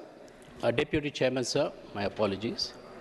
After the Vande Mataram debate, the House taking up the debate on electoral reforms is most welcome, sir, as it is reassuring to speak about the health of our democracy, a legacy that was handed to us not easily, but the one that was forged in the fire of sacrifice by our freedom fighters. It is the solemn promise of our Constitution that every citizen remains the true master of this republic. Talking about electoral reforms and the power of the ballot, I would take this honor to present before this House our own experiences from Telangana. The power of the ballot was clearly demonstrated to the nation by our leader, KCR ji, when the struggle for Telangana began, sir. Our struggle for Telangana for the last 14 years, where an unprecedented kind of dharnas happened. The women, the farmers, students, employees, every person in the society of Telangana fought for it. But the only important thing which could awaken the government of India, which could bring a sense of responsibility, was the power of ballot. And to quote the power of the ballot, sir, my leader, KCR ji, to demonstrate that the will of the people is so clearly visible, he resigned twice as a member of parliament. He resigned twice from different regions of Telangana, so that the country gets a sense that it is not one particular region or one particular area. He resigned when he was not in power. Our party was not ruling in Telangana, neither in center. But the courage of KCRG, the trust he had in the belief of the ballot was so visibly demonstrated, sir. It is not only he, seeing his resignation, the people of Telangana compelled other political parties to resign, as that would demonstrate the kind of will which is prevailing there of the people. So this being the power of the voter, my leader and my party, we are very keen that every eligible voter of this country, every citizen, every eligible citizen of this country should be enrolled as a voter, sir. So speaking on this, of course, a debate has been continuing. We support that electoral reforms are definitely a backbone for a healthy democracy. But to ensure this, the voter list, which should be accurate, inclusive, and transparent. Large and diverse nation like us, Deputy Chairman, sir, need clean electoral rolls. That we totally agree. Having said that, we have to ensure that the registration, updating to facilitate voting access for migrants, disabled, senior citizens, urban poor, and people with limited documentation should be entitled for their voting rights, sir. Strict re-verification should not become a mechanism for exclusion. Ensure that no eligible voter loses their right to vote simply because accessing paperwork is difficult. Today, the government's initiatives are every state government and government of India, the ease of doing business, the ease of communicating. We have seen people through Me Sevas in Telangana getting their certificates all electronically. In an age like this, why is it a challenge for a person whose name has been removed from the electoral roll to get back into the electoral roll when he is an entitled citizen of this country? That should be the concern, and that should be the mechanism to be adopted, sir.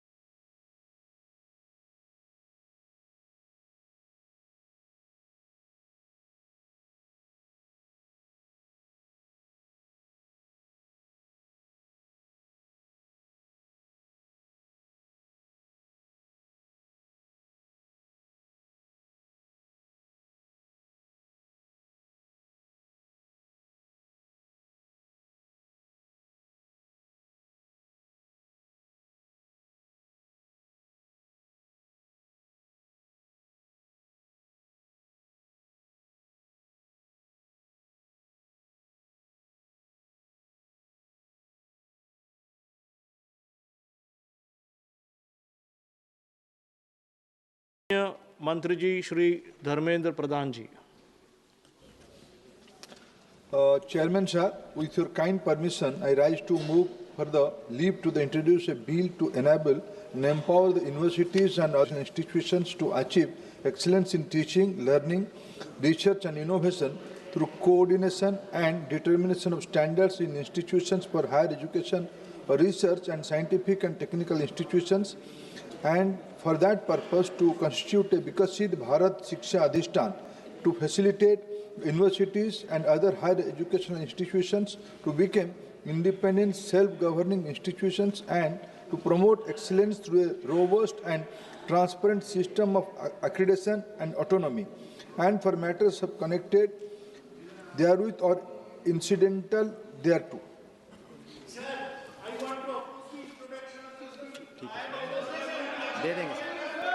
Sir, you will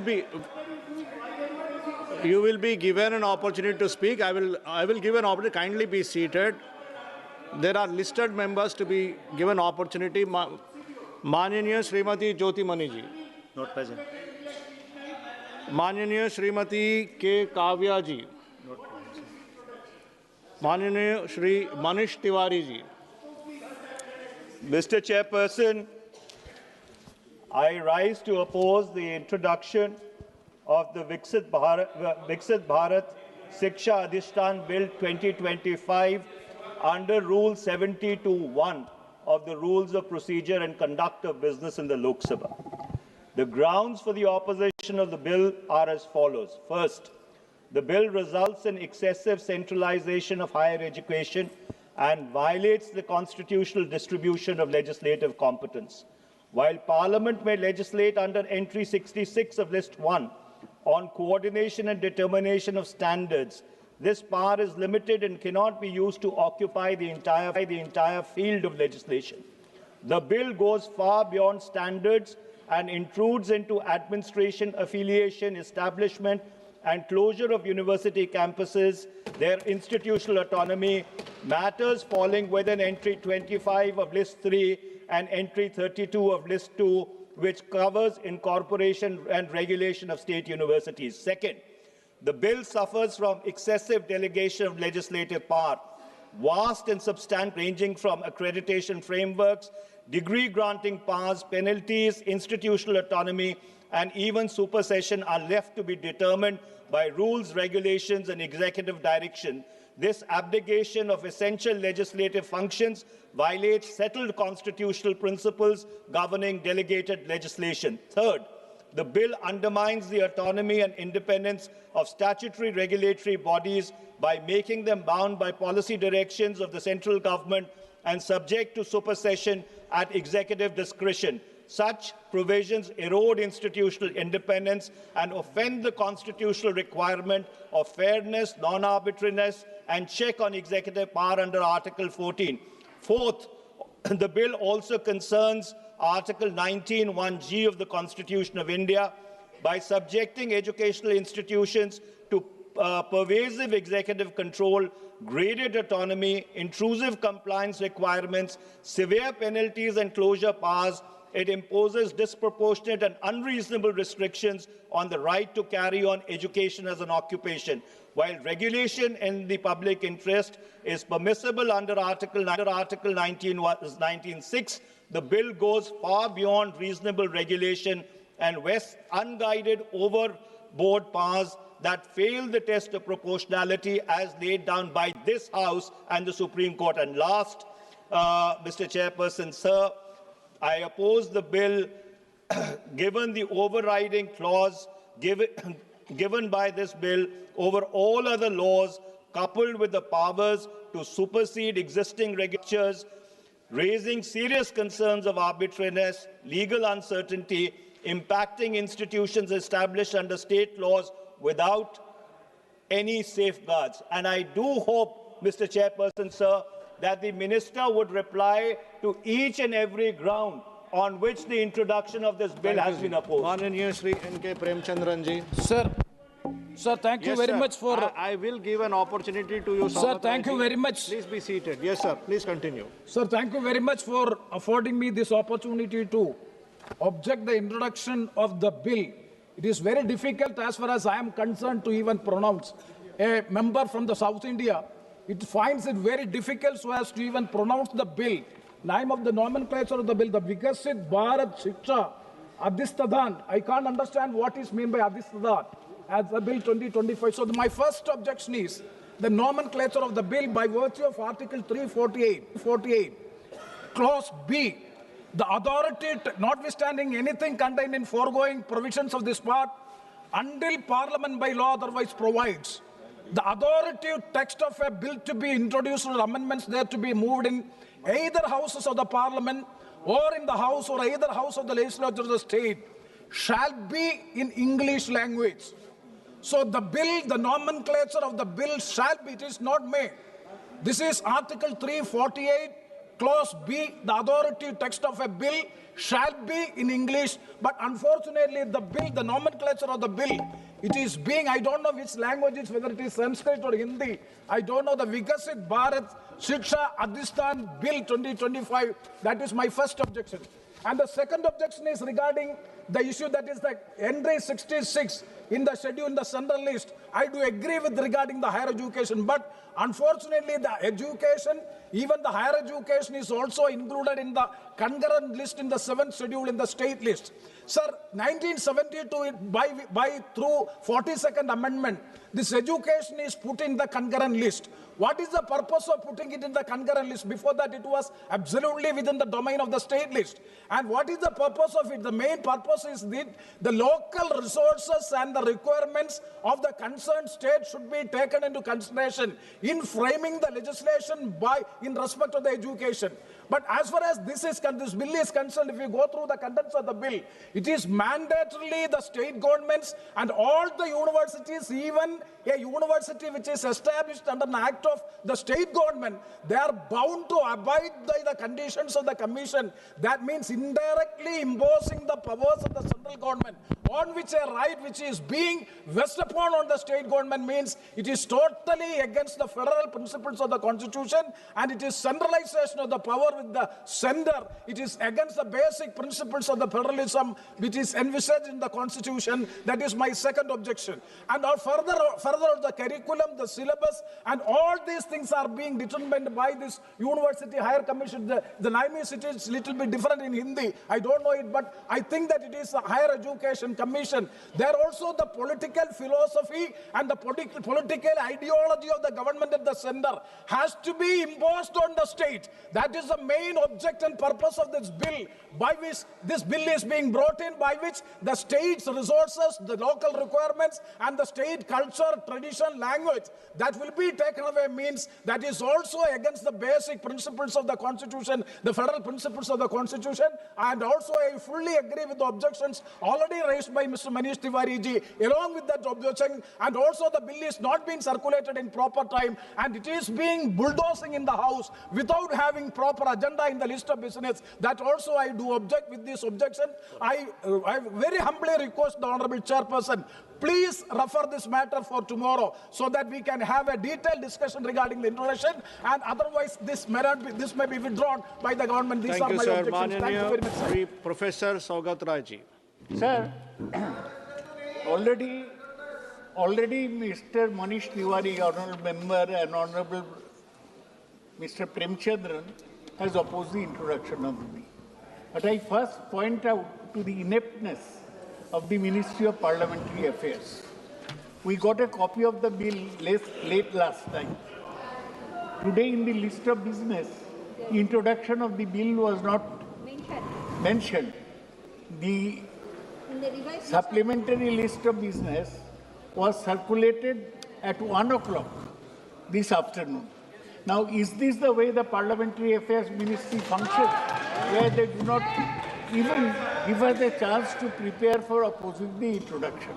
The main points opposing the introduction has been mentioned by honorable members Manish Tiwari and Mr. Premchandran. Sir, the Viksit Bharat Shiksha Adhisthan Bill 2025 is an effort to centralize power in the central government's hand with regard to educational matters. Earlier, there was a UGC, University Grants Commission, which decided on allocating funds for educational institutions, both universities and colleges.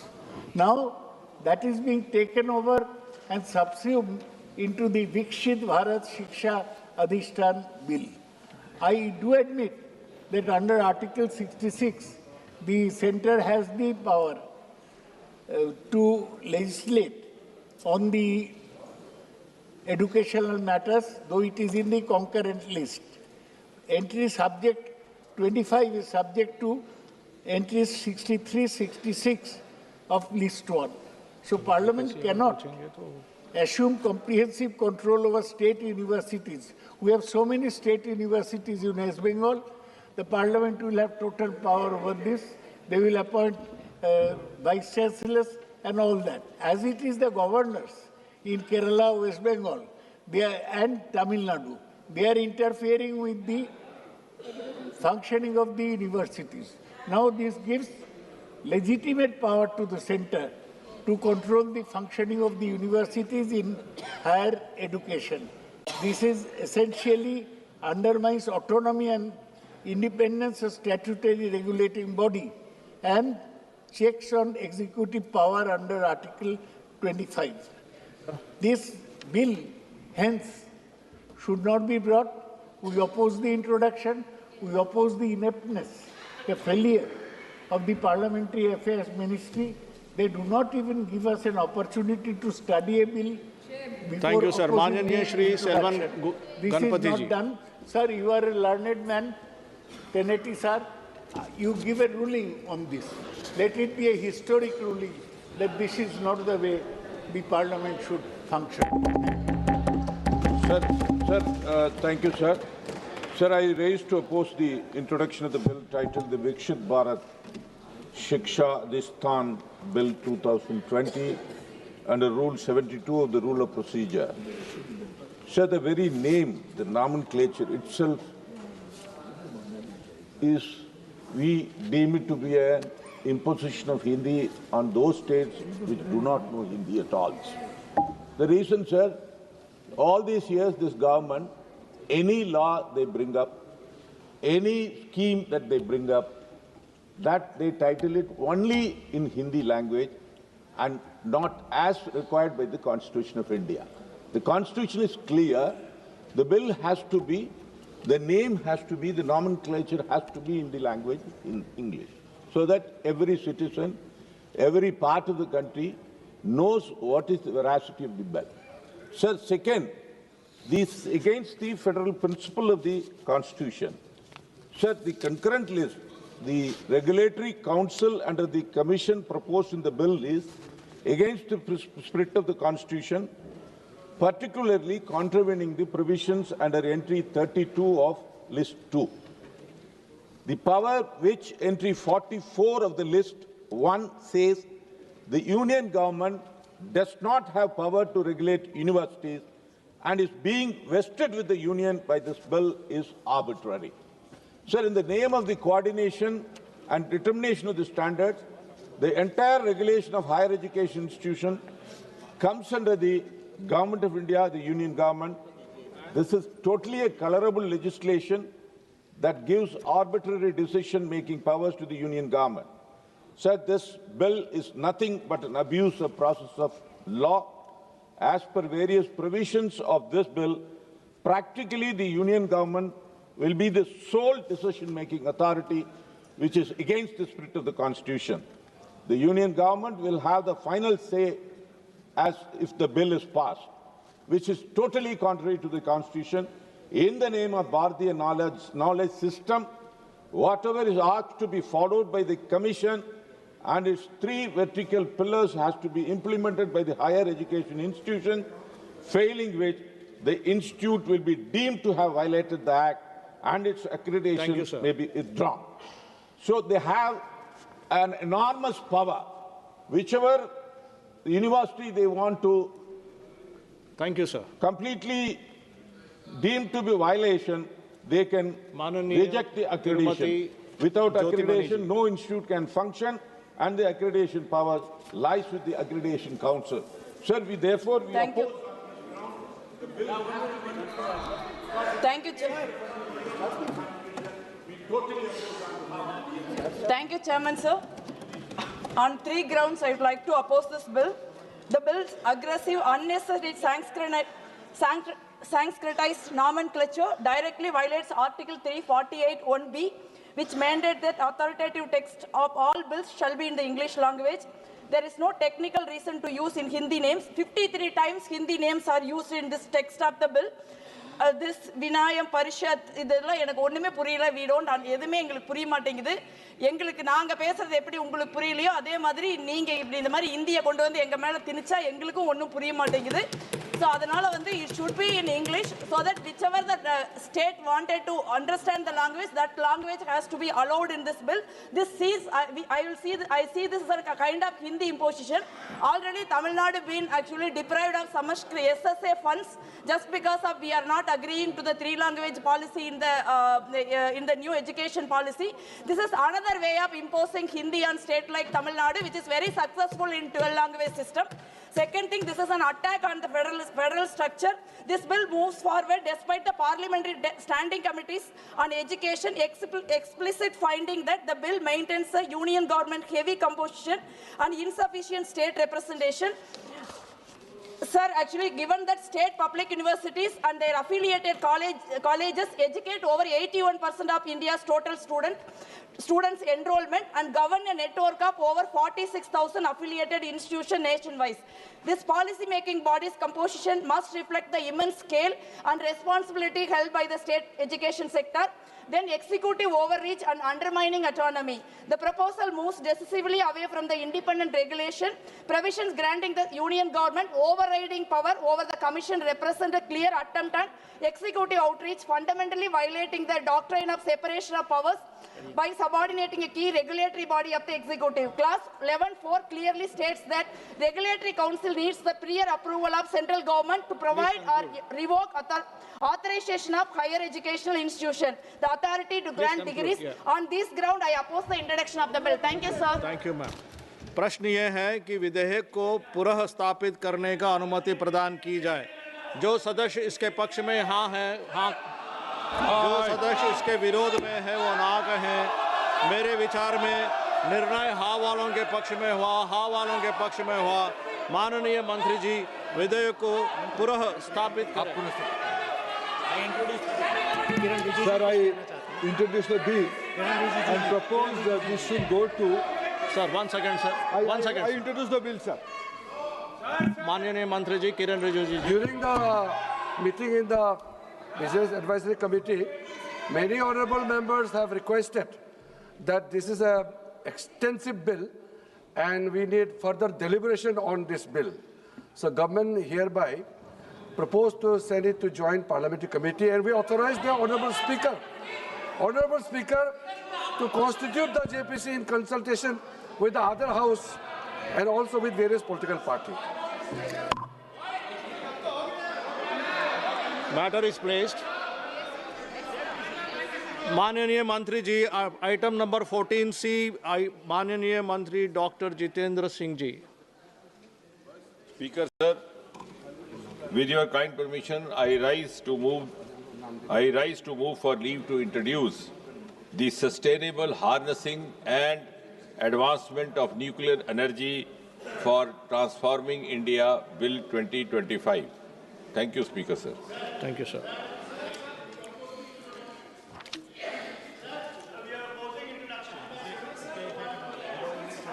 माननीय Shri B बेहानंद जी। माननीय Shri Manish Tiwari ji. Thank you very much, Mr. Chairperson, sir. I rise to oppose the introduction of the Sustainable Harnessing and Advancement of Nuclear Energy for Transforming India Bill 2025 under Rule 72(1) of the Rules of Procedure and Conduct of Business in the Lok Sabha on the following grounds. First, the bill confers sweeping and pervasive powers on the central government across licensing, regulation, acquisition, tariff fixation, exemptions, emergency powers, and even novation of private contracts. Clauses empowering the center to acquire mines, plants, reactors, substances and contractual rights by executive action, while compensation determined largely by the government itself raises grave concerns under Article 300A of the Constitution of India and the guarantee against arbitrary deprivation of property. Second, permitting profit-seeking private participation in ultra-hazardous nuclear activities while simultaneously limiting liability, granting statutory immunities, and restricting judicial remedies undermines the state's non-delegable public trust obligations over life, health, and the environment. Such an arrangement amounts to an unconstitutional abdication of essential sovereign responsibilities and functions under Article 21 and 48A, where the state is required to act as a trustee and a guarantor and not merely as a facilitator or a licensor. Third, the bill suffers from excessive delegation of essential legislative functions. Core policy matters such as liability limits, safety standards, exemptions, regulatory norms, emergency measures, and even amendment of schedules are left to rules, regulations, or notifications issued by the executive. This abdication of parliamentary responsibility violates settled constitutional limits on delegated legislation under Article 245 and 246. And finally, Mr. Chairperson, sir, the bill concentrates legislative, executive, regulatory, and quasi-judicial powers in the central government and authorities appointed, controlled, and removable by it, including the Atomic Energy Regulatory Board, which needs to be an independent, autonomous statutory regulator.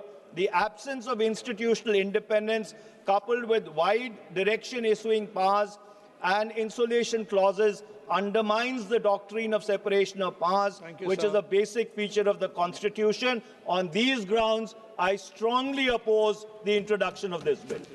Thank you, sir. Honorable Minister, sir. No, Manish ji is a good friend, his points well taken, but I just want to mention that most of these objections are based on the merits of the bill, which are normally and by convention taken up during the discussion. So right now we are here only to the competency of the introduction of the bill. Mananiya Shri Behanand ji. Mananiya Shri Behanand ji. He is not speaking. Call on N.K. Premchandran. Mananiya Shri N.K. Premchandran ji. Sir, opposition of the bill and on legislative competence. Premchandran ji. Yeah, sir. Thank you very much, sir. Sir, by Rule 72(2) of the Rules of Procedure and Conduct of Business in Lok Sabha, I do oppose the bill, the Sustainable Harnessing and Advancement of Nuclear Energy for Transforming India Bill 2025. So my point is, it is against the principles, against the directive principles of the state policy in Part 4 of the Constitution of India. Because the entire purpose of this bill, promoting this bill, we are having the Atomic Energy Act.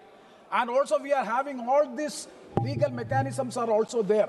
And you see that the nuclear energy as well as rare earth minerals and mining and mineral separation and the nuclear section, everything is being vested with the public sector undertakings. The basic purpose by which this law is being brought in is so as to privatize this nuclear energy sector for the private companies. I am not mentioning any companies. I am from an area, from the minerals, beach and mineral area, by which we are having abundant thorium is there, supply is there, but unfortunately it is not being exploited and utilized by the government public sector undertakings so as to make use by the private entities and the private corporates for which this bill is being brought in. So it is against the directive principles of state policy. Therefore, I strongly oppose the introduction of the bill on the basis of this objection. Thank you very much, sir. Shri Professor Saugat Rai ji. I oppose this bill with a long name. Sustainable harnessing of etc. etc. Now, this bill is being a watershed in the history of development of nuclear power in the country. You know, the Pandit Jawaharlal Nehru, our first Prime Minister, he set up the Atomic Energy Commission. The Atomic Energy Commission made significant progress in harnessing atomic energy. We had our first nuclear power plant in Tarapur. India undertook 2 nuclear implosions, whatever you call it. First at Pokhran in '74, then under Atal Bihari Vajpayee, again in Pokhran in 1998. So nuclear energy has been a matter which has exercised. Kindly be seated, please. Lot of Excuse me. importance to the people. Remember, sir, in 2000, माननीय संजय जायसवाल जी, during Manmohan Singh's prime ministership, there was a big dispute in the country over nuclear liability bill should be introduced. Manmohan Singh's purpose was to get nuclear energy technical know-how from America and other countries.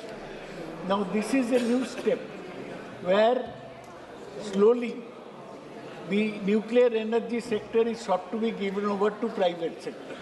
The government has been talking about this for some time, and now we have the Adani's big in power sector. Now they want to get into nuclear power sector, and this bill is meant to facilitate Adani and other people. 1 second, sir. I heard you, sir. This is माननीय मंत्री श्री किरण रिजिजू जी. Since honorable members are repeatedly raising the opposition, opposing the introduction of the bill, today we are not passing the bill. There is no proposed for consideration. It is only introduction of the bill. And most of the opposition are coming, which are repeatedly being mentioned by honorable member, including what Manish Tiwari has mentioned. I have a specific point only. Under Rule 72(1), it is very specific on the legislative competence of this House to bring this legislation. Yes. And under Schedule 7 of the Constitution, in the list of unit list at serial number 6, it is very specific. Atomic energy and mineral resources necessary for its production. Yes. So this House has very much have its full legislative competence to bring this bill. And as the Honourable Minister has stated, if there are consideration on merits, it should be brought out at the time of consideration. At this point of time, it is only introduction of the bill. So that will come back. Today we are not putting it for consideration. Sir, if we assume that it is not in the competence of the House to bring, even if it is assumed that it is not in the competence of the House to bring in a bill related to nuclear energy or atomic energy, may I remind the honourable members and the House that the same House brought the Atomic Energy Act 1962 when Pandit ji was the Prime Minister, Pandit Jawaharlal Nehru, and the same House brought the CLND bill when Dr. Manmohan Singh was the Prime Minister. So, if the bill could be brought in the House when Nehru ji was the Prime Minister, when it could be brought when Dr. Manmohan Singh ji was the Prime Minister, why now suddenly, because there is a different political party in power, suddenly the House has been forbidden from the prerogative of bringing in a bill on this subject? Yes, sir. I heard both the sides. प्रश्न ये है कि विधेयक को पुनः स्थापित करने के अनुमति प्रदान की जाए। जो सदस्य इसके पक्ष में है वो हाँ कहें, जो सदस्य इसके विरोध में है वो ना कहें। मेरे विचार में निर्णय हाँ वालों के हुआ, पक्ष में हुआ, हाँ वालों के पक्ष में हुआ। माननीय मंत्री जी विधेयक को पुनः स्थापित sir, I introduce the bill. Item number 16 अनुदानों की अनुपूरक मांगे, श्री नीरज मौर्य जी।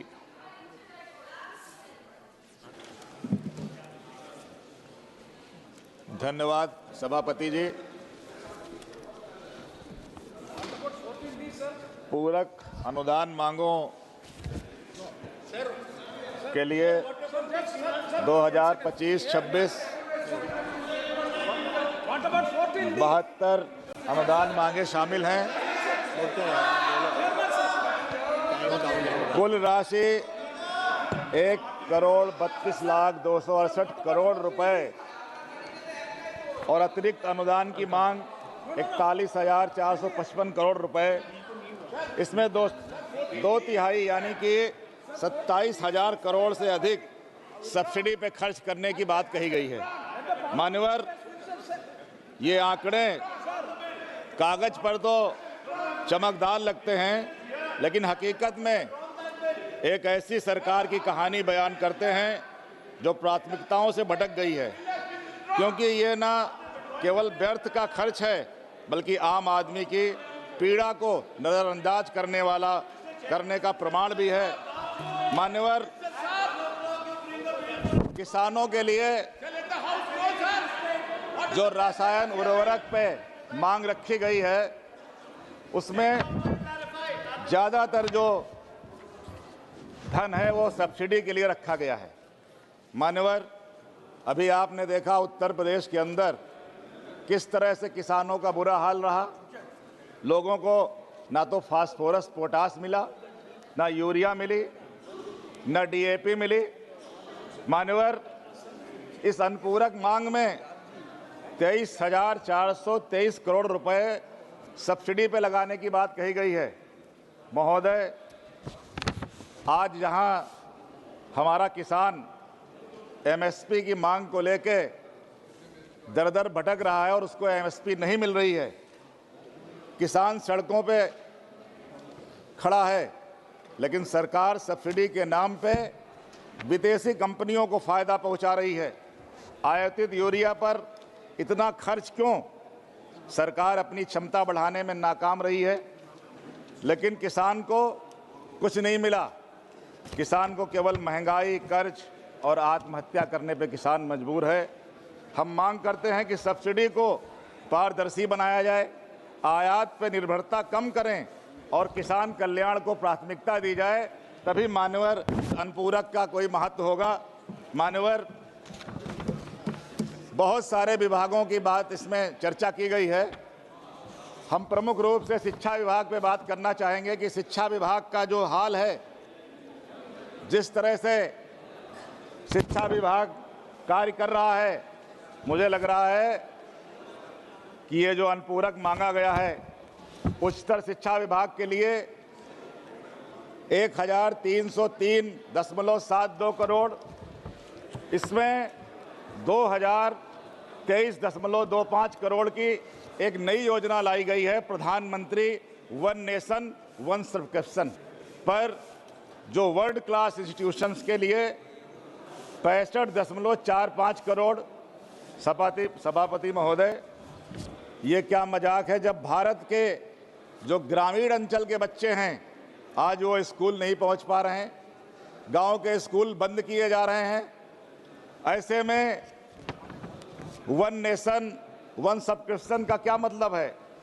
जो डीम्ड यूनिवर्सिटीज हैं उनके लिए 42.63 करोड़ रुपए की मांग की गई है, जबकि जो SC/ST के लिए मात्र 2.04 करोड़ और ST के लिए तो केवल 33 लाख रुपए की मांग की गई है। ये भेदभाव क्यों? शिक्षा का अधिकार का जो कानून है वो अधर में लटका हुआ है। राष्ट्रीय शिक्षा नीति का वादा अधूरा है, लेकिन पूरक मांगों में एलीट इंस्टीट्यूशन को प्राथमिकता।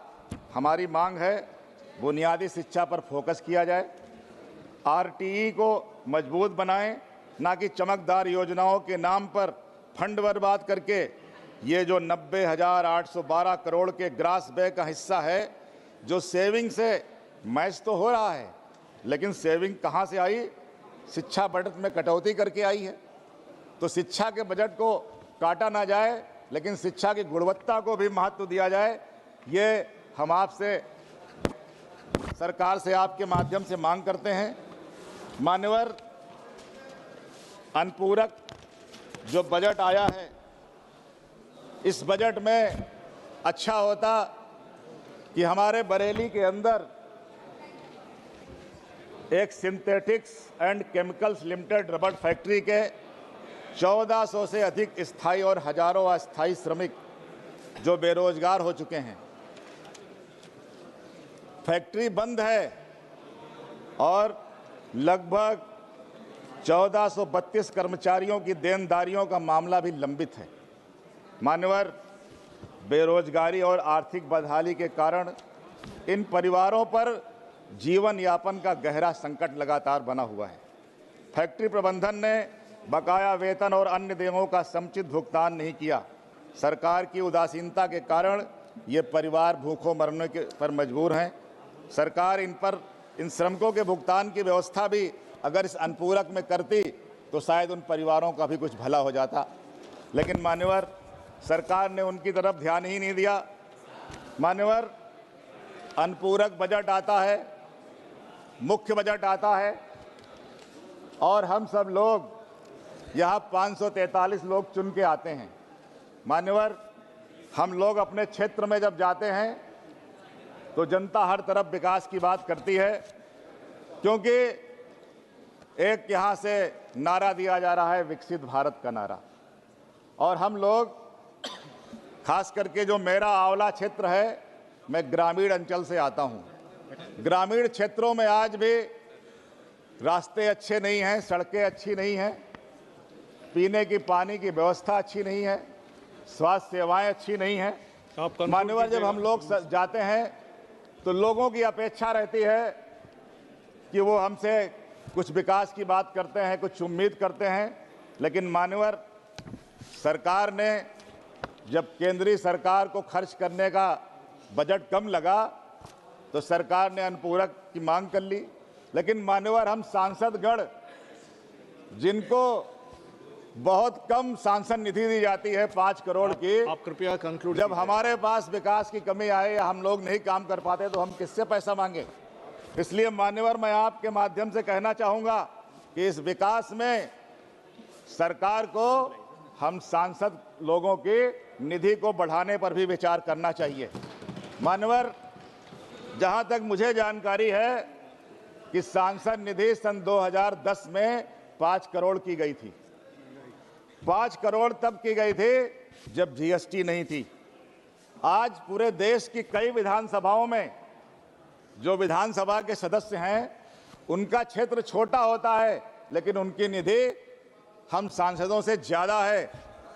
मान्यवर 5 करोड़ कहा जाता है, उसमें भी 10 लाख कंटीजेंसी काट लिया जाता है माननीय और जीएसटी लगाई जाती है। धन्यवाद। इसलिए मान्यवर प्रोफेसर सौगत राय जी, मान्यवर मेरी बात सुन लीजिए आप। माननीय प्रोफेसर सौगत राय जी,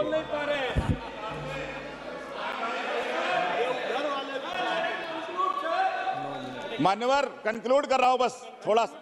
मान्यवर 2010 के मुकाबले महंगाई बढ़ी है, आबादी बढ़ी है, मतदाता भी बढ़े हैं, लेकिन सांसद निधि बढ़ाने पे विचार नहीं हुआ।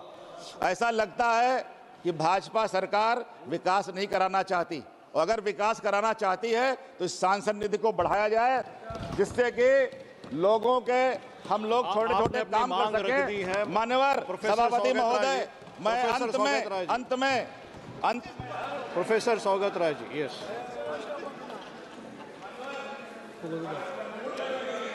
उनको रोकने को बोलिए। नहीं सौगत राय जी आप बोलिए। नहीं आपको 3 बार एक्सटेंशन दे चुके हैं सर। आप 20 सेकंड में रखिए, आप 20 सेकंड में रखिए। यस सौगत राय जी आप बैठ जाए। 20 सेकंड्स प्लीज। मान्यवर सभापति महोदय, जो प्राथमिकताएं हैं वो तो गड़बड़ लग रही हैं। रुपए 1,32,00,000 लाख करोड़ का जो व्यय है, इसमें किसान, युवा, महिला, गरीब कहाँ हैं? ये सरकार अमीरों के लिए अनुपूरक बजट लेके आई है। इसलिए हम आपके माध्यम से मांग करते हैं कि सब्सिडी से कारपोरेट्स को ना ध्यान दिया जाए, प्रोफेसर सौगत राय जी, जो हमारे गरीब जनता है उसका ध्यान दिया जाए। मैं इस अनुपूरक का विरोध करते हुए अपनी बात को समाप्त करता हूं। आपका बहुत बहुत धन्यवाद। Professor next honorable member T.R. Baluji will be speaking, so kindly. I rise to speak on the supplementary demands for grants. I resent the fact that the finance minister is not here. Even the minister of state, he is there, he has become president of UP BJP. What will he look into finance? Sir, this demand is one for additional 41,000 crore spent. 41,000 crore Please look at budget me. outgo. But actually the total supplementary demands is rupees 1.32 lakh crores. Out of this, 90,000 is technical because this amount will be made up from savings of different departments. 41,000 crores roughly will be outgo from the government. Out of this 41,000 crores, fertilizer is 18,000 crores. And out of that, 11,000 crores is for fertilizer subsidies, 7,000 crores is for import of urea. And 9,500 crores to Petroleum Ministry, out of which the oil companies will be made up for their loss as far as LPG is concerned. Unfortunately, this country produces only 33% of its petroleum requirement, so you can understand the situation. Now, I would say that the finance minister has tried to do a reasonable job in the sense that only 4.4% is the fiscal deficit target we shall be able to meet this year. So even though the finance minister does not have a finance background, she has worked hard, I must say. But there are severe fault lines in the supplementary demands. What are the fault lines? Urea is in crisis. Farmers are lining up every day from the morning to get urea. Urea is being sold in black market. The government is doing nothing about that. Our production will be hit because of lack of urea. So, second thing I want to mention is that oil marketing company, they want to be fully compensated for their loss in supplying LPG. So we may be in for another LPG subsidy, LPG price rise.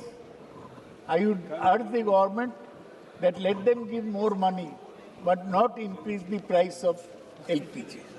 Now, I was saying that there are some fault lines in this whole budget. Why?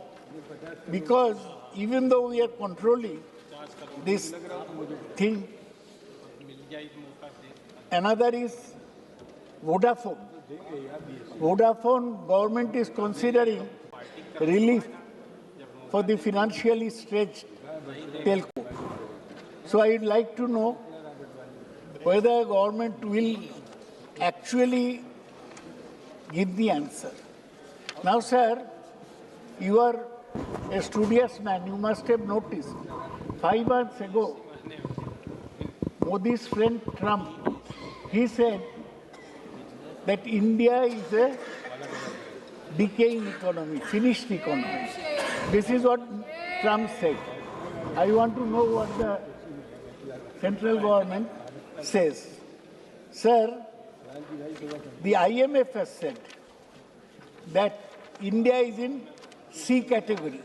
As far as IMF retained its C grade for India's national account statistics or GDP data. So even though the Kamlesh ji आप उनको free छोड़ दीजिए, हमारा बात नहीं सुनेंगे एकदम sir. Sir, GDP, they are saying that GDP growth is increasing.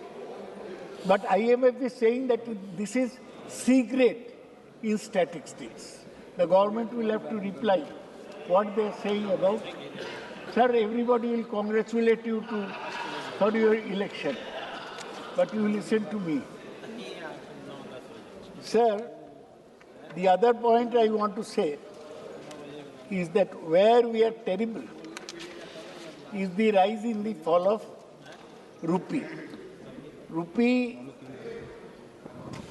against dollar became 89.46 against the dollar from 89.12 against the euro. Our currency has fallen against all other major currencies, more against euro and also against the dollar. So we are in a very bad situation. All imports, including petroleum imports, will cost more. This is very bad. So we have to reply to Trump that we are not a dead economy. He said it on record that India is a dead economy. That's why we are not in a hurry to have a trade pact with India. IMF has given them a C grade. So we should be very concerned about all this. And you know, sir, we are discussing education a little while ago. India's rank in the Human Development Index is United Nations, UNDP, is 130. We are 130th country in the name of Human Development Index. That is on health, education and other matters. What has the government to answer about that? I don't want to speak for a long time, since Pratima Mondol will speak on our party. Sir, I want to pose one question. Why is the finance minister depriving West Bengal in the matter of MGNREG? This year, the NREGA dues to West Bengal was 7,000 crores. For the last 2 years, it's 52,000 crores. And total dues of West Bengal is 2 lakh crores. So why West Bengal is being deprived? You think we shall be kept down forever? No. We have already protested. We shall continue to protest. There are some people who are inimical to West Bengal, like Shukanto Mojumdar. They don't want West Bengal to get money.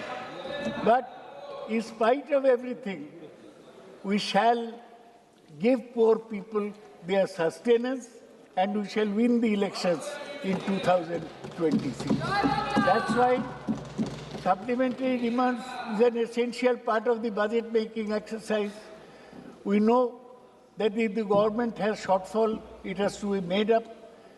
We know that there is also technical savings in the sense that they will be made from savings of other departments.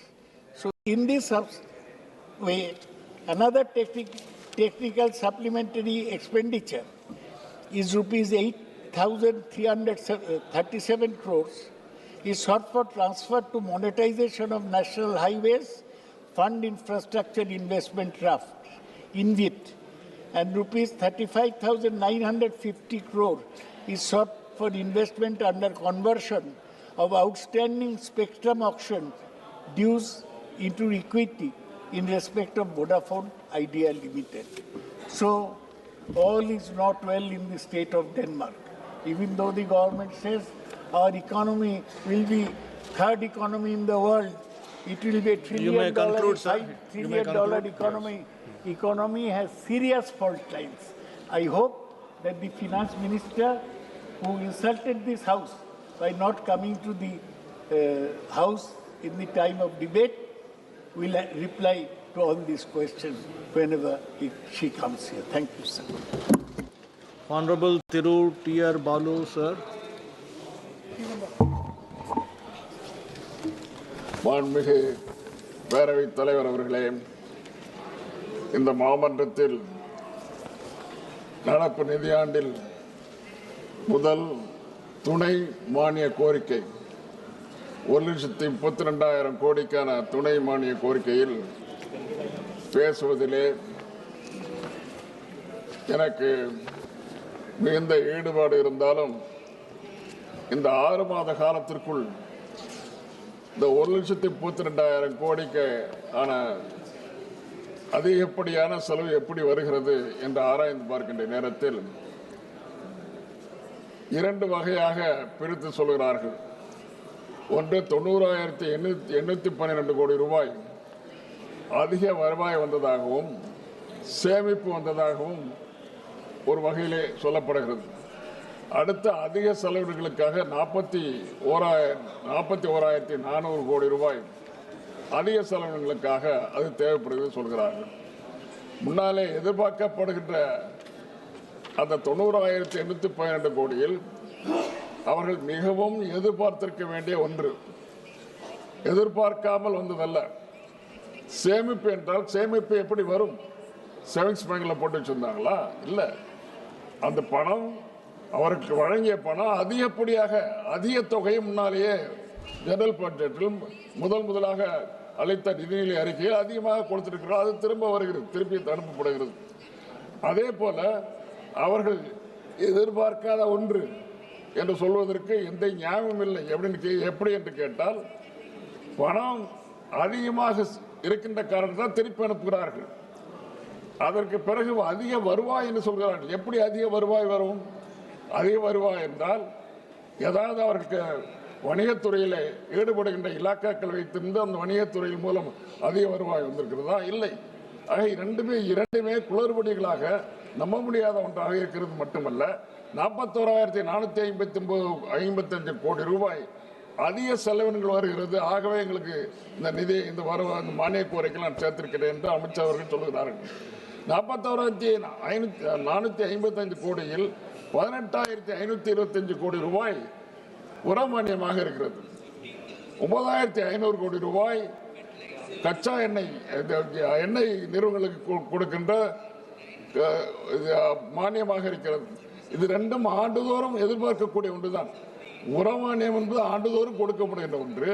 அதே போல கச்சா எண்ணெய்க்கு கொடுக்கப்படுகின்ற பெட்ரோலியத்துறையில் கொடுக்கப்படுகின்ற மானியம் என்பது ஆண்டுதோறும் வருகின்ற ஒன்று. இது எப்படி எதிர்பார்க்காமல் இருந்தார்கள்? அது மட்டுமல்ல, உள்துறைக்கு 2,500 கோடி ரூபாய், 1,200 கோடி ரூபாய் வெளியுறவுத்துறைக்கும் 1,300 கோடி ரூபாய் கல்வித்துறைக்கும் அவர் வழங்கியிருக்கிற காரணத்தினால் ஏறத்தாழ 41,500 கோடி ரூபாய் புதிதாக அவர்களுக்கு அதிகமாக தேவைப்படுகிறது என்று சொன்னால் நான் ஏற்றுக்கொள்வதற்கு நியாயமில்லை. ஏனென்றால் இதெல்லாம் முன்னாலே அவங்களுக்கு தெரியும். முன்னாலே அவர்களுக்கு தெரிந்திருந்தும் இந்த தொகையை ஏன் அவர்கள் முன்னாலே முதல்ல அறிவித்த நிதிநிலை அறிக்கையிலே சேர்க்கவில்லை என்றுதான் என்னுடைய கேள்வி. அவர்கள் பதில் உரைக்கின்ற பொழுது இதற்கு 90,812 கோடி ரூபாய்க்கும் அதே நேரத்தில் 41,450 கோடி ரூபாய்க்கும் உள்ள விளக்கத்தை அம்மையார் அவர்கள் தெரிவிக்க வேண்டும் என்று நான் கேட்டுக்கொள்ள விரும்புகிறேன். இந்த நிதி மானிய கோரிக்கையில் மிகவும் கவனமாக பார்க்க வேண்டியது என்னவென்றால், அவர்கள் IMF அகில உலக மானிட்டரி அகில உலக ஆணையம், அந்த ஆணையம் நிதி ஆணையம் என்ன சொல்கிறது? இவர்கள் இந்தியாவிலே தயாரிக்கப்படுகின்ற நிதி நிலை அறிக்கைகளும் அவர் கையாளுகின்ற கணக்குகளும் சரியாக இல்லை, எல்லாம் சப்ஸ்டாண்டர்டாக இருக்குது, தரக்குறைவாக இருக்கிறது என்று சொல்வது மட்டுமல்ல, நம்முடைய நாட்டினுடைய நிதிநிலையை அக்கௌண்டிங் ப்ரொசீஜர் எல்லாத்தையும் சப்ஸ்டாண்டர்ட் சொல்லி தரக்குறைவு என்று சொல்லி சி கிரேட் என்ற நிலைக்கு அவர்கள் தள்ளிவிட்டார்கள். இந்த சி கிரேடுக்கு போனதுக்கு மெயின் ரீசன் என்ன நியாயமான காரணங்கள் என்ன? ஏன்னா 10.1% இந்த நாட்டினுடைய வளர்ச்சி இருக்கும் என்று சொல்லப்பட்ட நிலையில் நிதிநிலை அறிக்கை முதலிலே வைக்கிற நேரத்தில் 10.1% இருக்கும் என்று சொன்னார்கள் ஜிடிபி.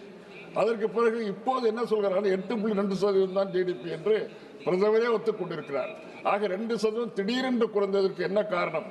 இப்படிப்பட்ட மோசமான நிலையிலே இந்திய பொருளாதாரம் வீழ்ச்சி கண்டு கொண்டிருக்கின்ற காரணத்தினால் அவர்கள் அந்த தரத்தை சி கிரேடுக்கு ABCD என்ற நிலையில் சி கிரேடுக்கு அவர்கள் தள்ளியிருக்கிறார்கள். ஆக இப்படிப்பட்ட நிலை உருவாவதற்கு காரணமாக இருந்த இந்திய அரசினுடைய பொருளாதார நடவடிக்கைகளில் நிச்சயமாக பலரும் சந்தேகப்படுகிறார்கள்.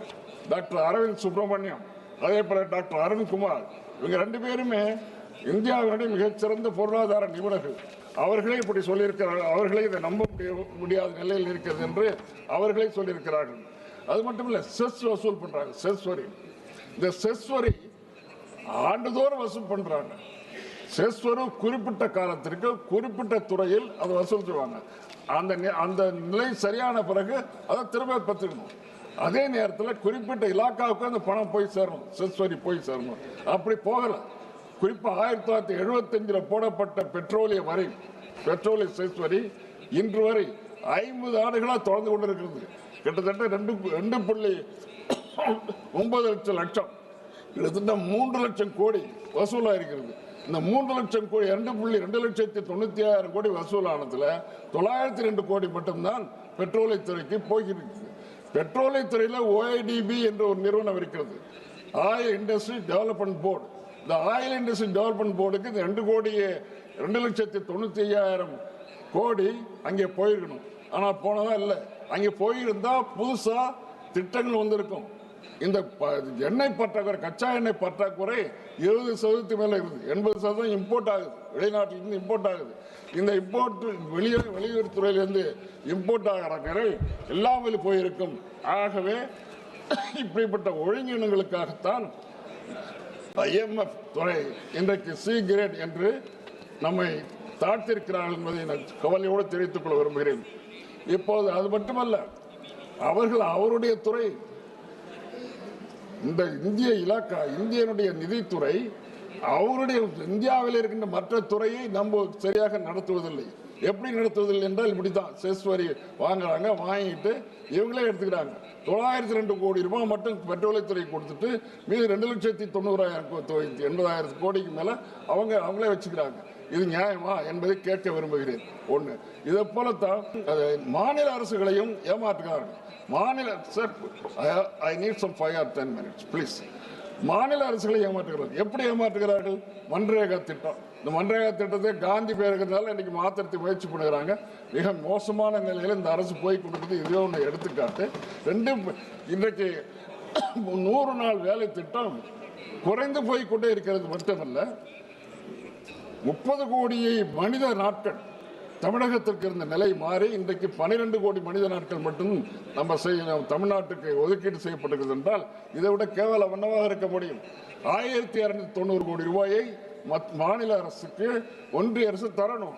இதுவரைக்கும் தந்தபாடு இல்லை. 1,290 பொருள்களுக்காக வழங்கிய தொகை, தமிழ்நாடு அரசு பொருள்களுக்காக வழங்கிய தொகை இதுவரை அவர்களுக்கு வழங்கப்படவில்லை. அது மட்டுமல்ல, ரயில்வே துறையில் 31,450 கோடி திட்டம். அந்த திட்டத்தில் 301 கோடி மட்டும்தான் ரயில்வே திட்டங்களுக்கு ஒதுக்கி இருக்காங்க. அப்ப என்ன அர்த்தம்? 0.95%, 1% கூட இல்லை. ஆனால் தமிழகத்திலிருந்து மத்திய அரசுடைய வரி வருவாய்க்கு கொடுக்கப்படுவது 1 லட்சம் கோடி. இந்த 1 லட்சம் கோடி வாங்கிட்டு 301 கோடி மட்டும் கொடுத்திருக்காங்க சொன்னா அது எப்படி சரியா வரும்? ரயில்வே துறைக்கு 301 கோடி, இது எப்படி சரியா வரும்? மெட்ரோ ரயில் திட்டம் 5 வருஷத்துக்கு முன்னால் நாங்கள் திட்டங்களை அனுப்பிச்சோம். 5 வருஷத்துக்கு முன்னால் அனுப்பிச்ச திட்டத்துக்கு கொஞ்ச நாளைக்கு முன்னால திருப்பி அனுப்புறாங்க திட்டம். மதுரைக்கும் கோயம்புத்தூருக்கும் மிகப்பெரிய நகரங்களாக இருக்கின்ற 2 இடத்துக்கும் மெட்ரோ ரயில் திட்டம் வேணும் சொல்லி நாங்கள் அனுப்பிச்சதுக்கு எந்த பதிலும் சொல்லாம திடீர்னு என்ன சொல்றாங்கன்னா 20 லட்சம் மக்கள் தொகைக்கு குறைவாக இருக்கிறது. அது 2011 சென்சஸ். 2011 சென்சஸ்ல எடுத்த போது 20 லட்சம் மக்களுக்கு குறைவாக இருக்காங்க, அது உங்களுக்கு கிடையாது என்று இன்னைக்கு அனுப்பியிருக்கிறார்கள். நான் கேட்கிறேன், ஆக்ராவில், இந்தூர்ல, புவனேஸ்வர்ல, நவி மும்பையில் இந்த கணக்கு வராதா? அது மட்டுமல்ல, ஜனத்தொகை கணக்கு பார்க்கறது, திட்டத்தை நிறுவது ஜனத்தொகை கணக்கு பார்க்கறதா, வயபிலிட்டியை பார்க்கறதா, லாப நஷ்டத்தை பார்க்கறதா, திட்டத்தில் லாப நஷ்டம் வருதான்னு பார்க்கறதா, அல்லது ஜனத்தொகை கணக்கை பார்க்கறதா? இந்த முறை மிக மோசமாக இருக்கிறது என்பதை நான் தெரிவித்துக் கொள்வேன். அதோட பூந்தமல்லிருந்து சென்னை வரைக்கும் ஒரு 10 கிலோமீட்டர். இந்த 10 கிலோமீட்டர் ஆல்ரெடி கம்ப்ளீட் ஆயிடுச்சு, முடிந்து போனது, சேஃப்டி சர்டிபிகேட்லாம் வந்துடுச்சு. ஆனாலும் அந்த திட்டத்தை இதுவரை துவங்கி அந்த திட்டம் நடைமுறைப்படுத்தவில்லை. இது மிக மிக மோசமான நிலை என்பதை இந்த ஒன்றிய அரசு எப்படி தமிழக அரசை நடத்துகிறது என்பதற்கு இது ஒரு எடுத்துக்காட்டு. Moisture content. விவசாயிகள் நெல்லை விளைவிக்கிறாங்க. செப்டம்பர் மாதத்தில் மழை பெஞ்சு அந்த மாதிரி மோசமான நிலை வந்த பிறகு அறுவடைக்கு போகின்ற நிலை, அறுவடை பண்ணாமல் இருக்க முடியாது. அறுவடை பன்றிய நெல்மணிகள் களத்து மேட்டுக்கு வருது. களத்து மேட்டில் இன்னும் ஈரப்பதம் அதிகமாகிறது. 17% தான் ஈரப்பதம் ஒத்துக்கொள்ளப்படுகிறது. ஆனால் 22% வேண்டும் என்று தலைவர் தளபதி மு.க. ஸ்டாலின் அவர்கள் திரும்ப திரும்ப கடிதம் எழுதுகிறார், கேட்டுக்கொண்டே இருக்கிறார். ஆனால் இவர்கள் தரவில்லை. இப்ப என்ன பண்ண போறாங்க? தஞ்சாவூர்ல எங்க இந்த நிலை ஏற்பட்டதோ, தஞ்சை டெல்டாவிலும் காஞ்சிபுரம் செங்கல்பட்டுல இந்த நிலை ஏற்பட்டது. தஞ்சாவூர்ல இவங்க மாநாடு போட போறாங்களா? யாரு? அடுத்த 2-3 மாசத்துல பிரதமர் போக போறாரு. பிரதமர் போகும்போது என்ன வரவேற்பு இருக்கும் என்பதை நாம் பொறுத்திருந்து பார்க்க வேண்டும். இந்த 17%-லிருந்து 22% என்பதை அவர்கள் கொடுப்பதற்கு தவிர்க்கிறார்கள். அடுத்தது கல்வி திட்டம், சமக்ர சிக்ஷா SSA ஸ்கீம். இந்த SSA ஸ்கீமுக்கு 3548 கோடி கொடுக்கணும். இந்த 3548 கோடியை புறக்கணிக்கிற முடியாதுங்கிறாங்க. ஏன் முடியாது? கல்வி திட்டத்தை ஏற்றுக்கணும். கல்வி திட்டம் it is not an act, it is a policy only. ஒன்றிய அரசுடைய கொள்கையும் மாநில அரசு கொள்கையும் வேறு வேற இருக்கலாம். இதை நீங்க எப்படி எங்களை இன்சிஸ்ட் பண்ண முடியும்? அந்த கொள்கை எங்களுடைய கொள்கை தான் நீங்கள் ஏற்றுக்கொள்ள வேண்டும் என்று எப்படி ஏற்றுக்கொள்ள முடியும்? நாங்கள் ஏற்றுக்கொள்ள மாட்டோம். இன்னைக்கு இல்லை, எப்போதும் இந்தியை ஏற்றுக்கொள்ள மாட்டோம்.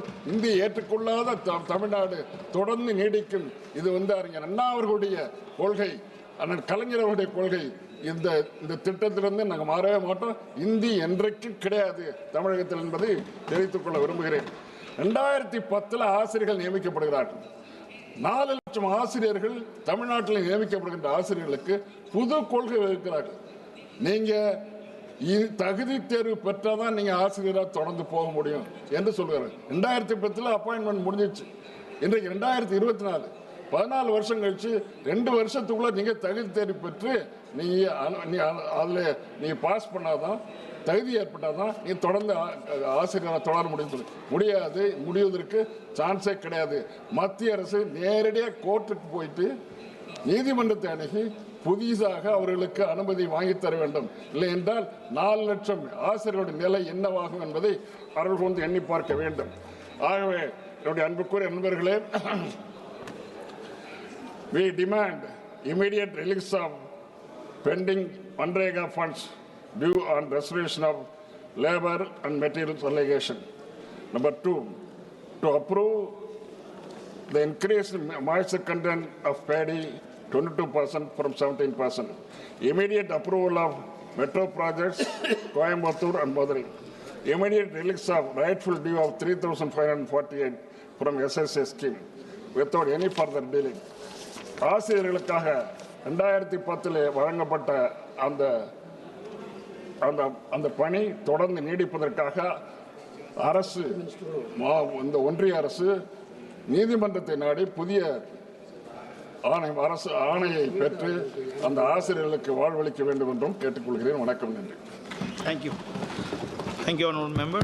Sri K.C. Neni Sivanathji. Thank you, sir.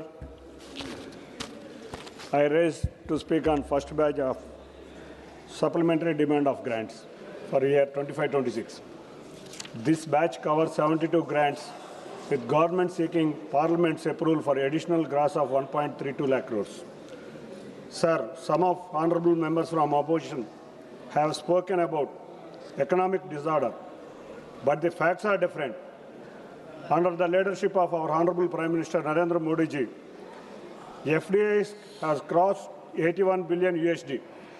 MSP for major crops has gone up by 50 to 70%, with record procurement helping farmers, and over 75% of defense capital budget is now kept for Indian industry, boosting jobs and national security.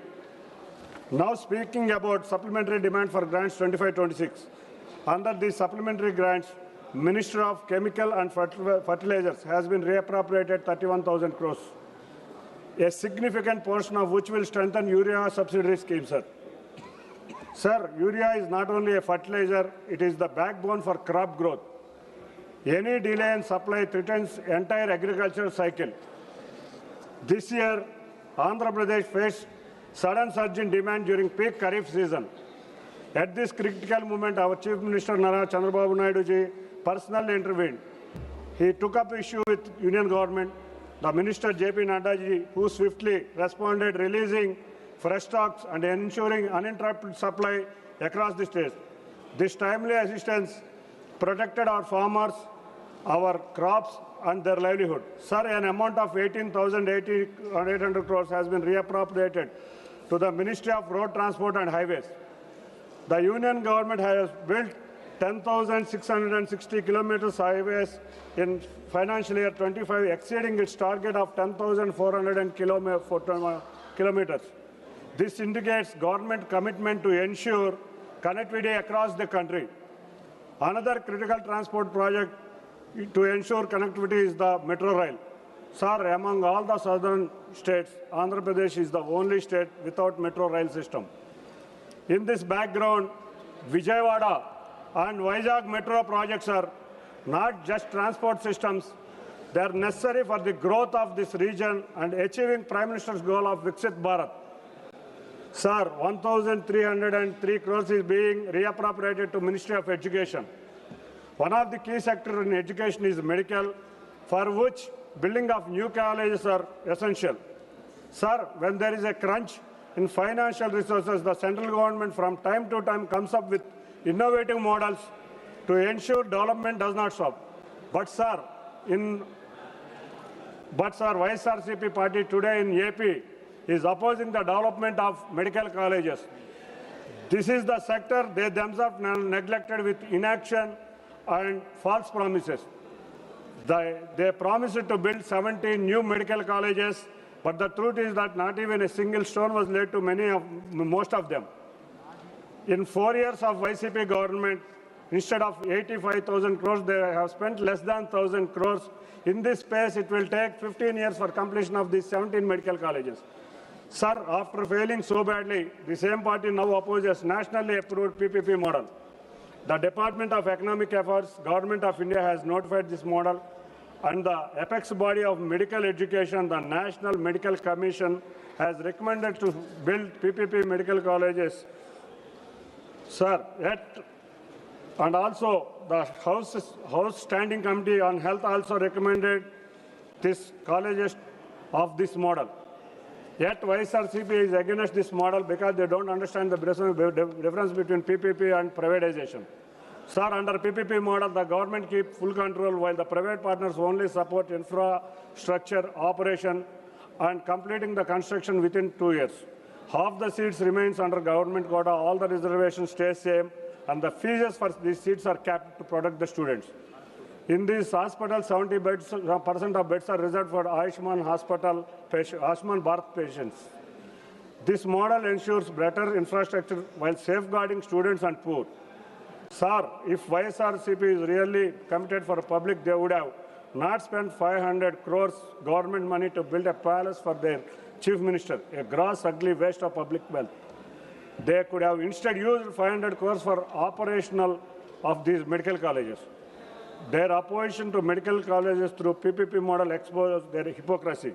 Neither they will work nor they will allow anyone else to work. They cannot digest the development being pursued by our Honorable Chief Minister Nanda Chandrababu Naidu ji. Finally, sir, I conclude the supplementary grants show the government's clear commitment to welfare, agriculture, education, and health. Under the leadership of our Honorable Prime Minister Narendra Modi ji, India has delivered 8.2% of GDP growth despite of global uncertainty. Together, we build a stronger and brighter nation to our people. Thank you, sir. Thank you, Honourable Member. Mananiya Sadasya Shri K.C. Benugopal ji. Honourable Chairman, sir, for giving me this opportunity to participate in the discussion of supplementary grants for demands. Basically, these demands for grants introduced in December 2025, about 72 demands and 1 appropriation.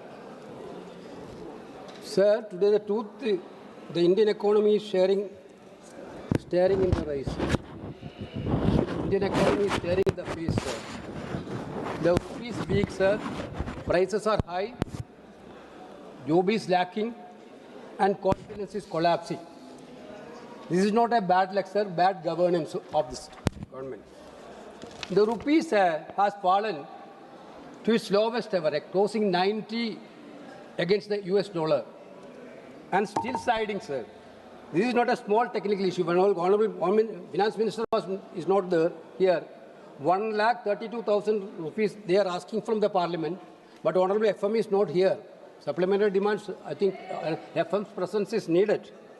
When we are talking about the rupees lowest price, she used to reply to us that it is not going to affect the economy at all. But what is the real thing, sir? It means it will higher the fuel prices, it will costlier imports, sir, and rising pressure on the common man actually.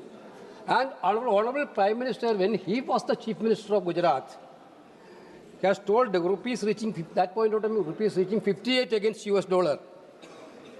Then what he told, sir, seems there is a competition going in between the rupee and the government in Delhi about whose dignity goes down faster. This was told by our Honorable Prime Minister, sir. Now, sir, now rupees now 90 against the US dollar, then whose dignity is now lowering, sir? That point of time, then Gujarat Chief Minister compared to the Delhi government. Now the rupees is 90, then whose dignity is now lower? Certainly union government dignity is lower comparing to the rupees. Very, very unfortunate, sir. Sir, even more worrying is that the GDP rates that are given by the government is totally questionable internationally. They are questioned internationally. The IMF has flagged serious weakness in India's GDP data.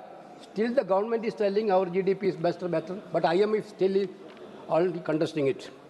So I would like to point out the concern with regard to the Ministry of Road Transport and Highway. We are passing the demands for supplementary demands for road transport and highway, sir. For the year 25-26, the Ministry of Road Transport and Highway proposed an expenditure nearly 2.87 lakh crore, which is higher than last year. The allocation for roads and bridges alone is more than 1.16 lakh crore. India today has the second largest road network in the world. I agree, sir. National Highway network is developing and expanding. But Speaker, sir, the House must ask a fundamental question, sir. If the massive spending resulting in safe roads, sir, accountable governments is there, and value for public money is there in this. Or is it creating a system where public funds are converted into private few for a chosen few? The debate is not about opposing highway development. We are all for development, sir. But debate is about the corruption happening in this area. Sir, the Bharatmala project we discussed so many times. It was intended to complete within 5 years. Now it is already 8 years already over. 50% of the work is not completed. Sir, now I am coming to my state, Kerala, sir. The consequences of reckless model are most visible in Kerala, sir, now.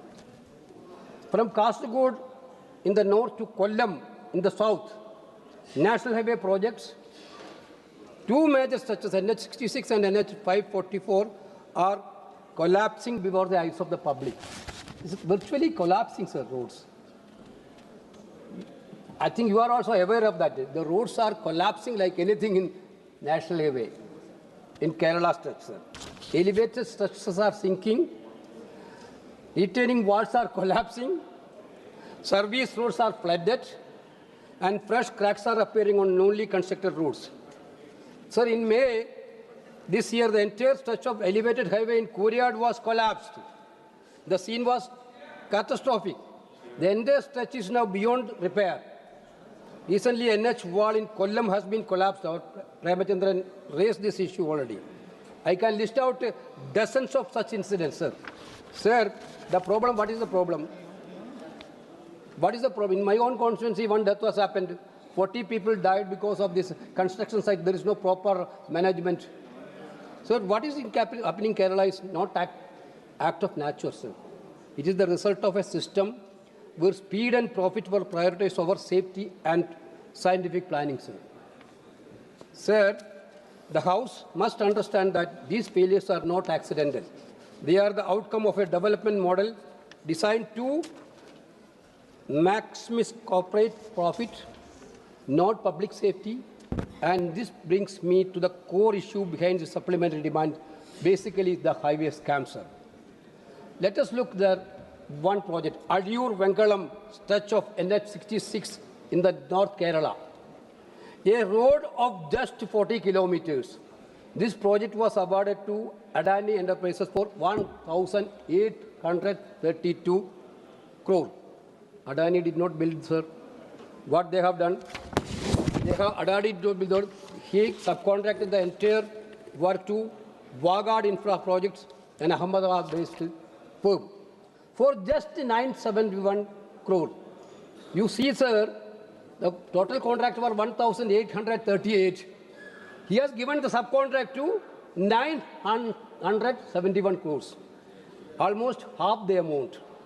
The actual construction cost is therefore 23.7 crore per. Basically, the actual construction cost is 23.7 crore per kilometer. But Adani is being paid 45 crore per kilometer, sir.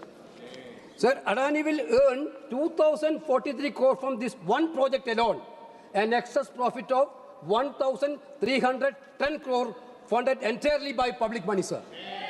This route is legal, sir. I am not telling it is illegal. This route is legal because the system was designed for it, sir. Kerala NH66 six-lane highway project has been divided into more than 90 phases. Some of these phases are being executed under the EPC model and some are in the HAM model. Projects executed under EPC model in Kerala have cost between 26 crore and 32 crores per kilometer, even with higher complexity. The bridges are there. Actually, the area is designed. Area is also very much complicated, but their money is lesser. The scam is not accidental, sir. It was designed and facilitated through the hybrid annuity model HAM introduced in 2016 under the Modi government. Here is how HAM works. 40% of the project cost is paid during the construction itself. 60% is paid over 15 years annuity with interest of the bank rate plus 3%. A separate contract covers 50 years of maintenance on top of the 1,838 crores. Sir, you can see that in this case, the contractor got 735 crore during the construction itself. He will get 1,102 crore over 15 years as annuity. He will also get 940 crore as interest. He spent only 97 crores and earns over 2,043 crores. This is the profit margin more than 1,000 crore without laying a single brick himself. Just a minute. Rule. Mister, what's the rule? What's the rule? Rule 216. Please. 216 ये कहता है, वेणुगोपाल जी हमारे senior सांसद हैं, PSC के chairman हैं। Rule ये कहता है कि सप्लीमेंट्री डिमांड्स ऑफ ग्रांट्स में जिन चीज़ों के लिए सप्लीमेंट्री डिमांड्स आया है, केवल और केवल उसी के लिए चर्चा हो सकती है। किसी स्पेसिफिक प्रोजेक्ट की चर्चा नहीं हो सकती, न किसी पॉलिसी की चर्चा हो सकती है। इसीलिए ये स्पेसिफिक प्रोजेक्ट की बात कर रहे हैं और इसकी चर्चा कर रहे हैं। इसीलिए उनको केवल डिमांड पर कहिए सर। ये रूल हमने नहीं बनाया है, रूल आपने बनाया है। रूल मावलंकर साहब ने बनाया, हमने नहीं बनाया। यही 216 है सर, रूल यही है। इसीलिए उनको कन्फाइंड करिए सर कि केवल और केवल वो डिमांड्स ऑफ ग्रांट्स पर ही चर्चा करेंगे, सप्लीमेंट्री डिमांड्स ऑफ ग्रांट्स पर। माननीय My colleague in the member, Venugopal. My colleague in the Treasury bench, Srikanth ji, point out a point of order. Sir, we are giving supplementary demands. They are asking for national highway also, sir. I quoted that. They are asking supplementary demand for national highway. It's okay. Then we cannot discuss about national highway project, sir. No, you can. Then what else we have to discuss, sir? What else has to discuss, sir? Sir, let me come. Only 3-4 minutes I will take, sir. 216. Sir, you have to follow the rule 216. Sir, I am seriously taking it, sir. Sir, this is a concern of our state, sir. Sir, this is a concern of our state. Every day road is collapsing, sir. Every day road is collapsing. People are in a very much fear complex. Please. Just 216, the rule. The debate on the supplementary grants shall be confined to the items constituting the same, and no discussion may be raised on the original grants nor policy underlying them, save in so far as it may be necessary to explain or illustrate the particular items under discussion. You are a senior member of the House. You should follow the rules. You should follow. No. Please be seated. You are not allowed. Please be seated. He knows. He is capable. He is capable. He is senior member. And Nishikantji raised this concern under Rule 216. Okay, so you should go with the Rule 216. Please be seated. Let you go. Let me complete, sir. Yeah. Sir, I am very much speaking on the issue of national highway, where the finance is demanding amount from Parliament. The finance ministry is demanding to the Parliament that this much amount has to be given to the National Highway Department as a supplementary demands for grants. That's why I am speaking about that. This is one of the major issue Kerala is concerning, sir. Every day, road is collapsing, bridge is collapsing. People are in a fear complex. Sir, people are dying, sir. Sir, if you are not discussing in the Parliament, where it has to be discussed, sir? If you are not discussing in the supplementary demands for grants, where it has to discuss? Sir, my point is that this corruption, sir, I talk about the Adiyur Vengalam, sir, 45 crore per kilometer. You see Talapadi to Changala, there are only 43.7. There were 7 major bridges and 17 grade separators are there. This road is very plain. There are 17 bridges are there. There are only 43 crores. Kappirikadu to Talikulam, similar geography, cost only 35.1 crore. Sir, this is a clearly loot, legalized loot, sir. This is a legalized loot, sir. Sir, we have to discuss. Just every day, Honorable Minister itself sometimes told that everything is going wrong. Honorable Minister already told. Sir, my point is that, sir, this should be investigated, sir. This should be investigated. Because this is our public money, sir. Public money cannot be taken away by some individual, sir. Sir, there should be a scrutiny, there should be an investigation, sir. We are demanding for an investigation. With these words, I am concluding my speech, sir. Thank you. Thank you. Thank you, Honourable Member. Sri Alok Kumar Sumanji. धन्यवाद सभापति महोदय, मैं आपका आभार व्यक्त करता हूं कि आपने मुझे the supplementary demand for grants first batch for 2025-26 पर अपनी बात रखने का मौका दिया। महोदय, सप्लीमेंट्री डिमांड फॉर ग्रांट्स के माध्यम से लगभग 41,455 करोड़ रुपए के शुद्ध नगद खर्च के लिए अनुमोदन मांगा गया है। यह राशि ग्रॉस एडिशनल एक्सपेंडिचर 1,32,268 करोड़ रुपए का एक हिस्सा है। हालांकि 90,812 करोड़ रुपए की बड़ी राशि मंत्रालयों ने आंतरिक बजट से एडजस्ट की जाएगी। शेष राशि 41,455 करोड़ रुपए के लिए पार्लियामेंट्री अप्रूवल आवश्यक है। महोदय, वर्ल्ड की इकोनॉमी में प्राइसेज के बढ़ने या घटने के कारण और जन कल्याण की योजनाओं के बढ़ते खर्च की आवश्यकताओं को पूरा करने के लिए यह सप्लीमेंट्री डिमांड फॉर ग्रांट्स लाया गया है। वर्तमान सप्लीमेंट्री डिमांड फॉर ग्रांट्स का बड़ा हिस्सा सब्सिडी को पूरा करने के लिए दिया गया है महोदय, जिसमें एलपीजी बिक्री कर पर नुकसान की भरपाई के लिए 9,473 करोड़ रुपए, केंद्र शासित प्रदेशों के लिए 2,500 करोड़ रुपए,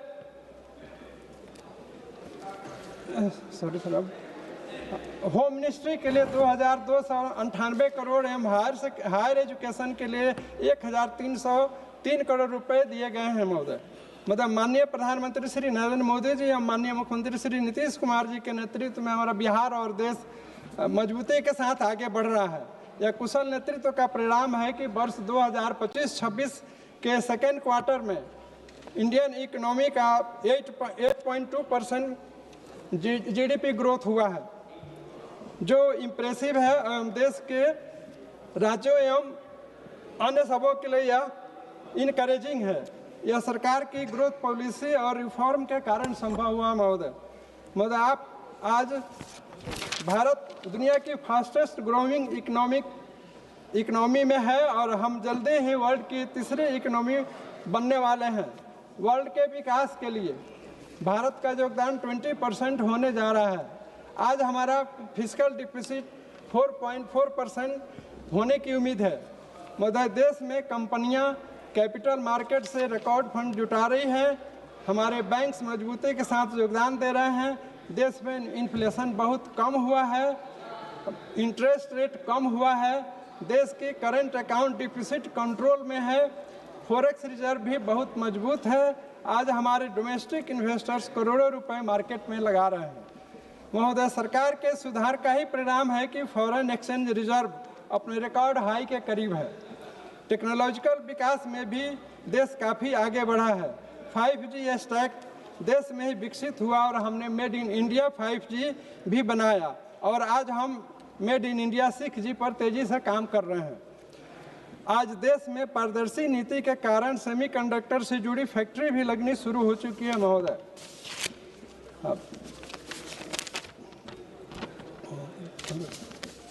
महोदय, अगर हम यूनाइटेड नेशंस के सस्टेनेबल डेवलपमेंट गोल्स की बात करें तो और उसके लक्ष्यों को देखें तो हमने काफ़ी हद तक अपने लक्ष्यों को समय से पहले पूरा कर लिया है और यह देश के लिए और दुनिया के लिए एक उदाहरण है।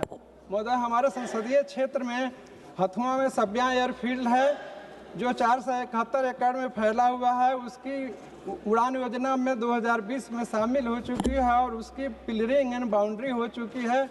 बिडिंग की प्रक्रिया नहीं हो पा रही है। अतः महोदय, मेरा निवेदन है कि बिडिंग की प्रक्रिया शुरू कर इसको जल्द से जल्द चालू करने की कृपा की जाए।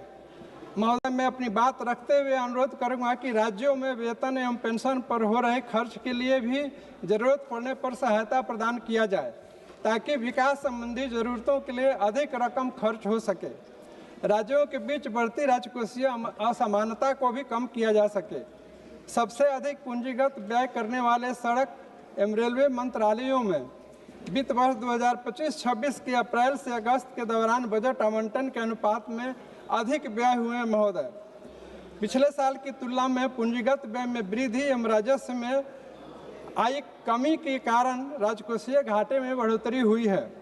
सरकार को वित्त वर्ष 2025-26 के लिए 4.4% के राजकोषीय घाटे के लक्ष्य को प्राप्त करने के लिए भरोसा है। महोदय, अपने देश में दूसरे देशों की तुलना में सरकारी खर्च कम है।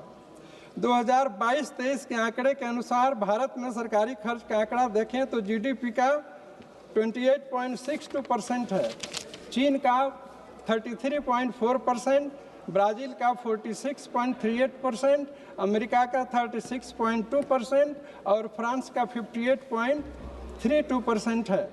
मेरा इसमें सुझाव है महोदय कि आवश्यकता सरकारी खर्च को घटाने की नहीं बल्कि उसे प्रभावी रूप से खर्च करने की है।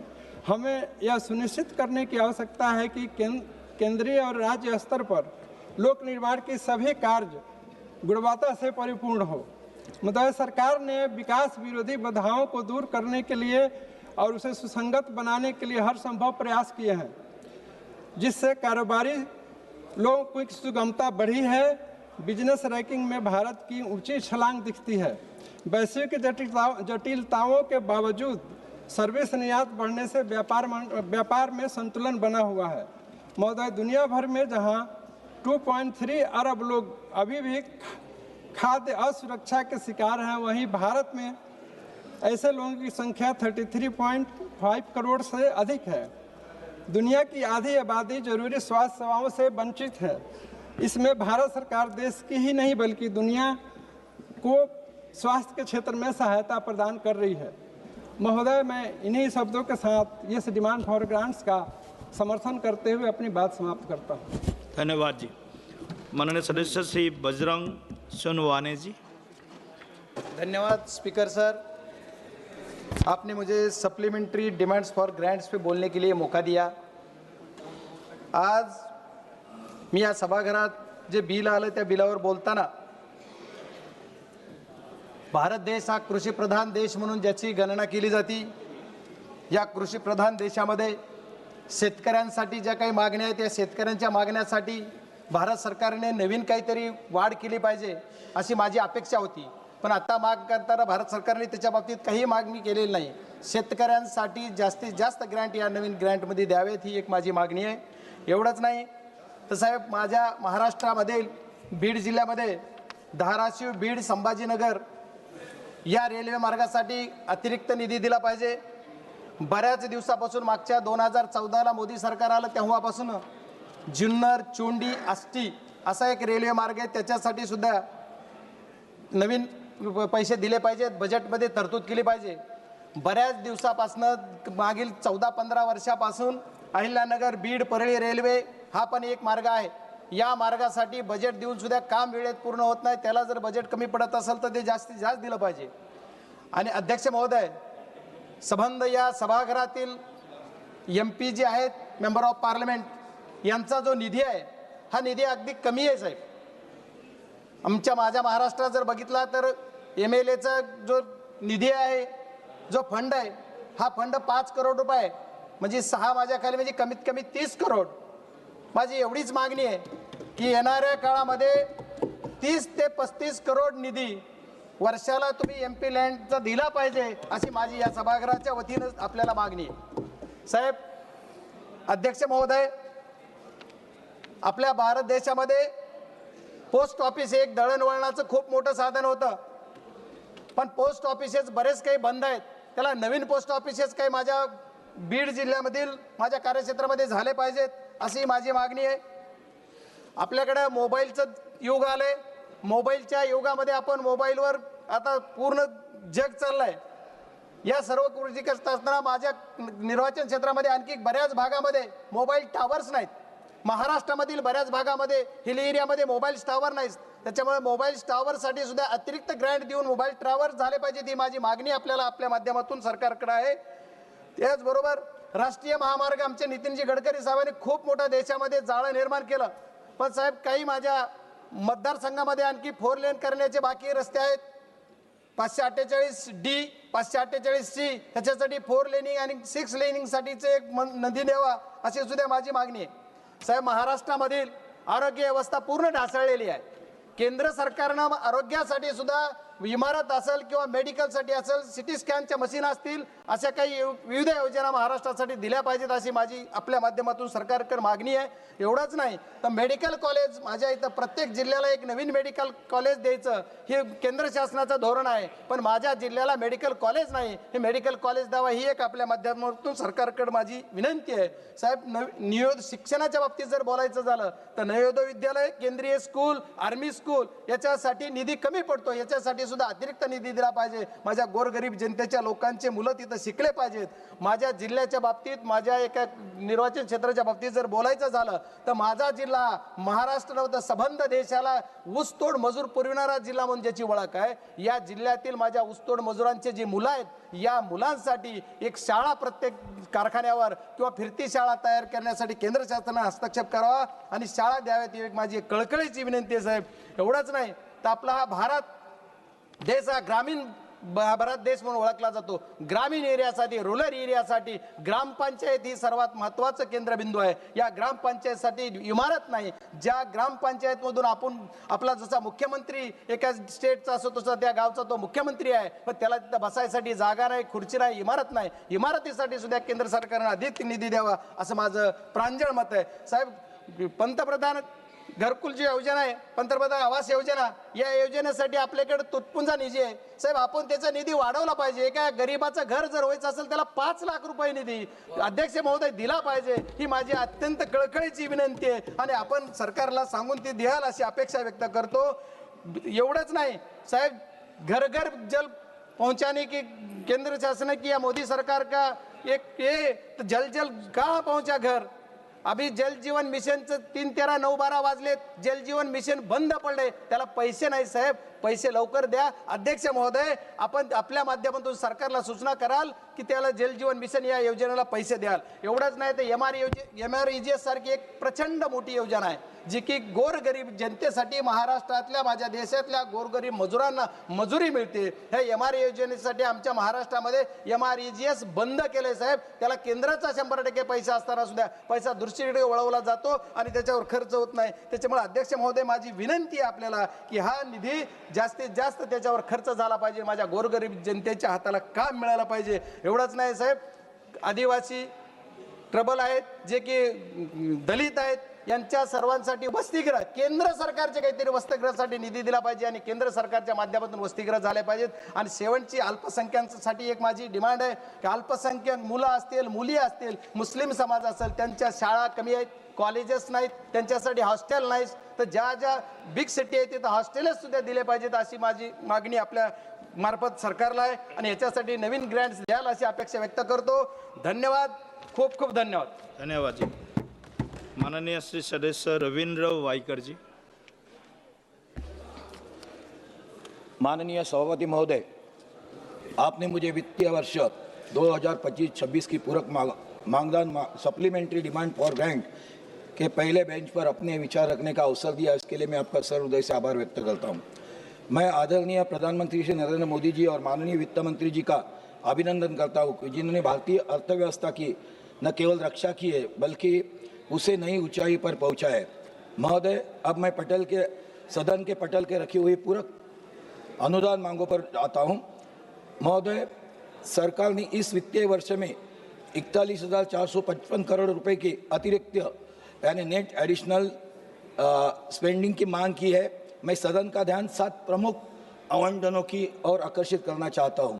यानी उन्होंने पहला जो आवंटन किया है फर्टिलाइजर सब्सिडी यानी 18,528 करोड़ का आवंटन वहाँ किया है.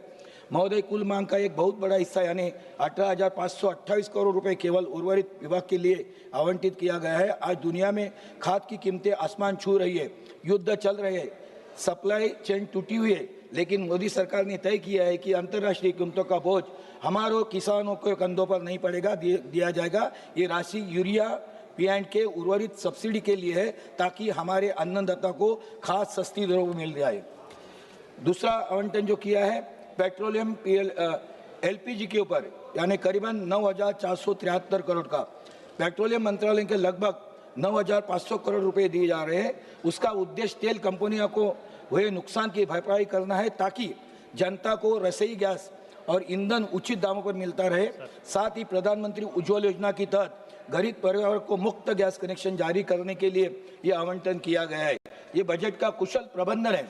तीसरी जो आवंटन किया है जम्मू कश्मीर और लद्दाख का विकास करने के लिए यानी 3,028 करोड़ रुपए जम्मू कश्मीर के लिए 340 रुपए का अतिरिक्त प्रावधान किया. उसमें से इसमें लद्दाख में बिजली खरीदना, आपदा प्रबंधन और बुनियादी ढांचे का विकास शामिल है. हम सीमावर्ती क्षेत्रों को देश की मुख्य धारा से जोड़ रहे हैं. सभापति महोदय, विदेश मंत्रालय के लिए 1,226 करोड़ का आवंटन किया है. भारत की ग्लोबल छवि और कूटनीति के पहुंच के मजबूत करने के लिए 1,226 करोड़ रुपए की मांगे है. इसमें हमारे पड़ोसी मित्र देशों में जैसे मॉरिशस हो, जैसे पैसिफिक आइलैंड देशों की सहायता और ईरान के चाबहार पोर्ट के लिए योगदान शामिल है, जो रणनीति का रूप है हमारे लिए अत्यंत महत्वपूर्ण है. अध्यक्ष महोदय, शिक्षा के लिए 1,303 करोड़ का नींव रखी गई है. शिक्षा के लिए उच्च शिक्षा विभाग के लिए 1,303 करोड़ रुपए का प्रावधान किया गया है. ये राशि हमारे डिम विश्वविद्यालय के जो अभी कई सदस्यों ने कहा कि कॉलेज और ये स्टडी ये होना चाहिए, इसके लिए विश्वविद्यालय और प्रधानमंत्री वन नेशन वन सब्सक्रिप्शन जैसे क्रांतिकारी योजना के लिए जिसमें हमारे छात्रों और शोधकर्ता को दुनिया के बेहतरीन रिसर्च पेपर्स मुफ्त उपलब्ध हो जाए. अध्यक्ष महोदय, सभापति महोदय, आयकर और बुनियादी ढांचे के लिए देखिए यानी फाइनेंस एंड आईटी इंफ्रास्ट्रक्चर के लिए 1,831 रुपए का आवंटित किया गया है. उसका उद्देश्य कर व्यवस्था को सरल बनाना, आईटी विभाग के लिए आधुनिक कार्यालयों का निर्माण और डिजिटल इंफ्रास्ट्रक्चर को मजबूत करना ताकि करदाताओं को बेहतर सुविधा मिले. महोदय, मैं जिस क्षेत्र से आता हूं और राज्य देश की अर्थव्यवस्था का ग्रोथ इंजन है वो महाराष्ट्र है, वो मेरी मुंबई है. उसके कुछ ज्वलंत समस्या और मांगों को आज मैं सदन में आपके माध्यम से सरकार के समक्ष रखना चाहता हूँ. मुंबई देश को सबसे ज़्यादा टैक्स देता है, लेकिन मुंबई की बुनियादी जरूरतों को पूरा करने के लिए और अधिक केंद्रीय सहयोग की आवश्यकता है. जो हमारे फाइनेंस मिनिस्टर ने लास्ट टाइम बजट में कहा था कि हम लोग घरकुल के लिए, देश के घरकुल के लिए पीएमवाई के लिए 10,000 करोड़ रुपए की लागत रख देंगे, 10 लाख करोड़ की लागत रख देंगे. इंफ्रास्ट्रक्चर के लिए 11,11,111 की लागत देंगे. तो उसी में का जैसे मुंबई केवल एक शहर नहीं बल्कि एक मेगा रीजन यानी एमएमआर बन गया है. महोदय, लोकल ट्रेन मुंबई की लाइफ लाइन है, लेकिन अब हमें मल्टी मॉडल काम चल रहा है, लेकिन लास्ट माइलेज कनेक्टिविटी अभी तक एक मेरी मांग है कि मुंबई अर्बन ट्रांसपोर्ट एमयूटीपी के अगले चरणों के लिए बजट किया जाए। हमें कनेक्टिविटी को बेहतर करने के लिए और अधिक फ्लाईओवर और अंडरपास की आवश्यकता है, ताकि आम आदमी का ट्रैफिक में बर्बाद होने वाला समय बचे। मुंबई हमारी नॉर्थ वेस्ट बड़ी हुई है, तीनों तरफ समुद्र है, एक बाजू हिमालय की पर्वतरांगा है, जो हमारा एरिया है 493 चौरस किलोमीटर, और मुंबई के जो रोड है वो 2005 किलोमीटर के है, मगर वो अभी पूरे नहीं गिरे, ताकि ये ट्रैफिक के समय बचने के लिए उसके आर्थिक लागत की जरूरत है। केंद्र शासन में ध्यान दिए। वर्सावा जेटी का आधुनिकीकरण, मेरे संसदीय क्षेत्र में वर्सावा एक ऐतिहासिक और महत्वपूर्ण कोलीवाड़ा यानी मछुआरों की बस्ती है। यहाँ की जेटी की हालत बहुत जर्जर है। हमारे मछुआरे के भाई बहन को मुंबई के मूल निवासी है, उन्हें अपनी नावें खड़ी करना और मछली उतारने के भारी कठिनाई होती है। मेरी मांग करता हूँ कि सागरमाला परियोजना के तहत वर्सावा जेटी में आधुनिकीकरण विस्तार के लिए विशेष फंड जारी किया जाए। साथ ही मुंबई में जल वाटर मेट्रो, जैसा मैंने कहा, हम लोग कोची गए थे जहां वाटर मेट्रो की सुविधा है, उसी प्रकार से रोरो सेवा का विस्तार मुंबई शहर में होना चाहिए। सॉलिड एंड वेस्ट मैनेजमेंट महोदय, मुंबई रोज करीबन 6500 मैट्रिक टन कचरा पैदा करती है। देवनार और डंपिंग ग्राउंड अब कचरे से पहाड़ बन चुके हैं, जो न केवल पर्यावरण के लिए खतरा है, बल्कि आसपास रहने वाले लोगों के लिए स्वास्थ्य साथ खिलवाड़ है। बार बार यहाँ आग लगती है और जहरीली धुआं फैलती है। मेरी मांग है कि केंद्र सरकार वेस्ट टू एनर्जी प्लांट्स लगाए कि मुंबई महानगर पालिका को विशेष तकनीकी और वित्तीय सहायता प्रदान करे। हमें कचरे के निस्तारण के लिए वैज्ञानिक तरीकों को जल्द से जल्द अपनाना होगा। सभापति महोदय, जल निकाय का कायाक्रम यानी रीजनरेशन ऑफ वाटर, मुंबई में नदियों और तालाबों का शहर कहा जाता था। आज मीठी नदी नाले में परिवर्तित हो चुकी है। पवई झील और यानी कचरे का कूड़ा बन गया है, यानी सीवर का पानी वहाँ डायरेक्ट जा रहा है। मेरी मांग करता हूँ, ना गंगा की सफाई की गई है, उसी प्रकार ही मीठी नदी की भी सफाई कर दिया जाए। मुंबई में जल निकाय के लिए एक विशेष परियोजना शुरू की जाए। जब तक हम अपने जल स्रोतों को पुनर्जीवित नहीं करेंगे, मुंबई बाढ़ और जल जमाव की समस्या मुक्त नहीं सकती है। दमन गंगा और पिंजर और मेरे को 2 मिनट चाहिए सभापति महोदय। जल की जो मुंबई यानी गारगाई यानी पिंजर, उसके माध्यम से मुंबई में पानी लाना बहुत जरूरी है। मुंबई की आवश्यकता अभी जो है 4400 दशलक्ष लीटर की आवश्यकता है, हम देते हैं 3800 दशलक्ष लीटर पानी। तो गारगाई और पिंजर ये 2 धरण जो बांधे जाएंगे शासन के माध्यम से, तो मुंबई के लिए फायदे का होगा। उसी प्रकार कोकण रेलवे जो सिंगल ट्रैक पे चल रही है, हालांकि विद्युतीकरण काम पूरा हुआ है, लेकिन अब तक पूरी लाइन 2 पदरी एंड डबल लाइनिंग नहीं होगी, कोकण का विकास अधूरा रहेगा। मैं रेल मंत्री से आग्रह करता हूं कि रोहा से मडगांव तक उस दोहरीकरण के लिए बजट समेटा जाए। उसी प्रकार के खाली घुसपैठी का एक पॉइंट है मेरा महोदय, ये मुद्दा राष्ट्रीय सुरक्षा मुंबई के अस्तित्व से जुड़ा है। मुंबई और उसमें अवैध बांग्लादेशी और रोहिंग्या घुसपैठियों की संख्या चिंताजनक रूप से बढ़ रही है। लोग न केवल झुग्गी झोपड़ियों में अवैध कब्जा करे, बल्कि स्थानिक नागरिकों को संसाधन, पानी, राशन और रोजगार पर डल्ला मार रहे हैं। यह जनसंख्या परिवर्तन भविष्य के लिए बड़ा खतरा है। मैं गृह मंत्री से मांग करता हूं कि मुंबई और महाराष्ट्र में एनआरसी की तर्ज पर एक अभियान चलाया जाए, अवैध घुसपैठियों को पहचान की जाए और उन्हें निर्वासित यानी डिपोर्ट किया जाए, ये मेरी मांग है। उसी प्रकार से मुंबई में एम्स की स्थापना करना चाहिए कि सब देश से कैंसर के इलाज के लिए हमें मुंबई में आना पड़ता है, कि एम्स की मेरी मांग है। अध्यक्ष महोदय, धन्यवाद। किफायती घर यानी एफोर्डेबल घर और भाड़े के घर मुंबई में ज्यादा से ज्यादा पीएमआई के माध्यम से लाना चाहिए, ये मेरी मांग है। अंत में यही कहना चाहता हूं, ये पूरा बजट भारत की विकास यात्रा को गति देने वाला बजट है। सबका साथ सबका विकास के लिए मंत्र को चिरदार्थ करता है। मुंबई और महाराष्ट्र की इन मांगों को विशेष एम्स की स्थापना पर सरकार सकारात्मक रूप अपनाए, इसीलिए इसी में मांग करता हूँ और मेरा भाषण समाप्त करता हूँ। धन्यवाद। सिंह जी, सामने। मैं आसन और सदन के प्रति अपनी कृतज्ञता अर्पित करता हूं। की अभिव्यक्ति के ये बहुमूल्य सूक्ष्म क्षण मुझे प्रदान किए। आदरणीय, इस पूरी अभिलेखों के प्रति जो व्यापक व्यवहार चिंतन के माध्यम से इस सदन में प्रस्तुत किया गया, उसमें गंभीरता के वो क्षण भी समाहित हैं जहां वैश्विक दृष्टि से भारत की अर्थव्यवस्था के प्रति प्रतिपक्ष का उदासीन वक्तव्य इस बात को दृष्टिगोचर करता है कि भारत की अर्थव्यवस्था में आज अंतर्राष्ट्रीय स्तर पर जो व्यवस्थित छवि होनी चाहिए उस पर कहीं आखेट हुआ है। अभिव्यक्ति के वो क्षण सदन की सत्यता की विषय को और सारगर्भित मर्यादा की व्यवस्था को संपादित होने चाहिए थे, लेकिन इस बात का अचरज होता है कि कैसे शब्द के व्याकरण की वर्णमाला को प्रस्तुत करने में सच को व्यवस्थित तौर पर न प्रस्तुत कर एक ऐसा अंश प्रस्तुत किया जाए जो सच का आधा हो और सच के संपूर्णता को परिभाषित करने में कहीं न कहीं कसौटी पर खरा नहीं उतरता। मैं इस बात के लिए बड़े आदर से सभापति महोदय आपसे विवेचन करता हूं।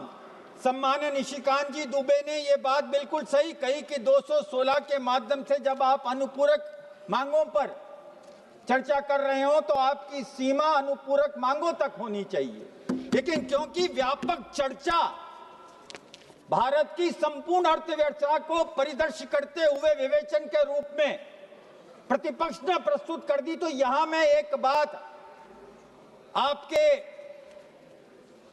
बीच में आपके समक्ष रखना चाहूंगा। भारत की स्थिति आज की तारीख में अंतर्राष्ट्रीय स्तर पर क्या है?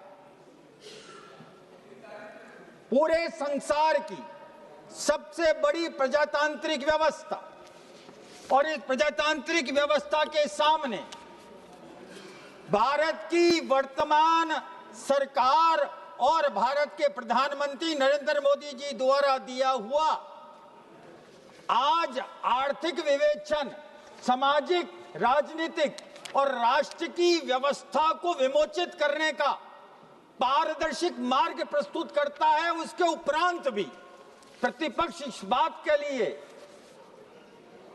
बार बार अपनी प्रतिक्रिया प्रस्तुत करता है कि कहीं भी इसमें सफलता की चिंगारी हमें देखने को नहीं मिलती है।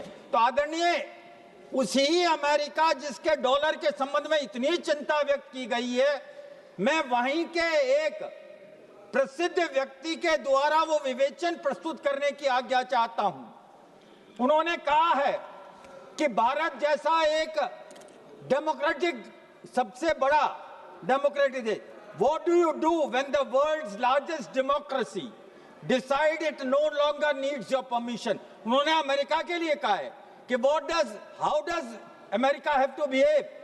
India, the world's largest democracy, feels it doesn't require anyone's permission. You push back. This isn't about just tariff. It is about control. And right now, India is breaking free. The United States knows it, and it sits nervous. US President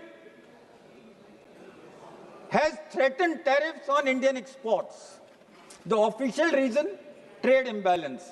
The real reason, India is rising fast and Washington doesn't like what it can't control. Now, why are they not in a position to accept this?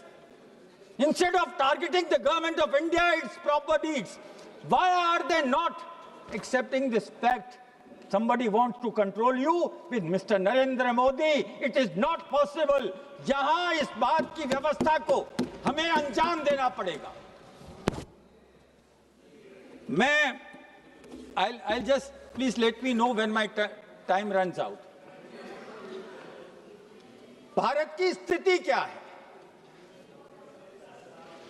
हम अपने ही शास्त्र उचित चरित्र की मर्यादा में जब वैश्विक व्यवस्था का परिलेख देखने की कोशिश करते हैं तो भारत की स्थिति आपको ठीक वैसी नजर आती है जो महाभारत के समय श्री कृष्ण ने अपनी मैत्रिक संधि के माध्यम से कुरु के राष्ट्र को एक मैत्रिक रूप में एक विवेचना प्रस्तुत करी थी। अगर जब अहंकार परिस्थिति के परिदृश्य में सर्वोपरि हो जाता है तो विनाश की शुरुआत होती है। इस महाबली राष्ट्र जिसको आप अमेरिका के नामचर उसकी डॉलर की इतनी ज्यादा चिंता कर रहे हैं, जब अहंकार के अंगारे से वो अपने बात को राष्ट्र में और संसार में प्रस्तुत करना चाहता है तो भारत के शास्त्रीय उचित मर्यादा और चरित्र इस बात का आगाज करता है कि प्रतिरोध होना चाहिए, सदन में भी होना चाहिए और संसार के पटल पे भी होना चाहिए। मैं अभी आ जाऊंगा सर, मैं आपके बजट की अभिलेखा तक आ जाऊंगा और सूक्ष्म बिंदु तक आ जाऊंगा।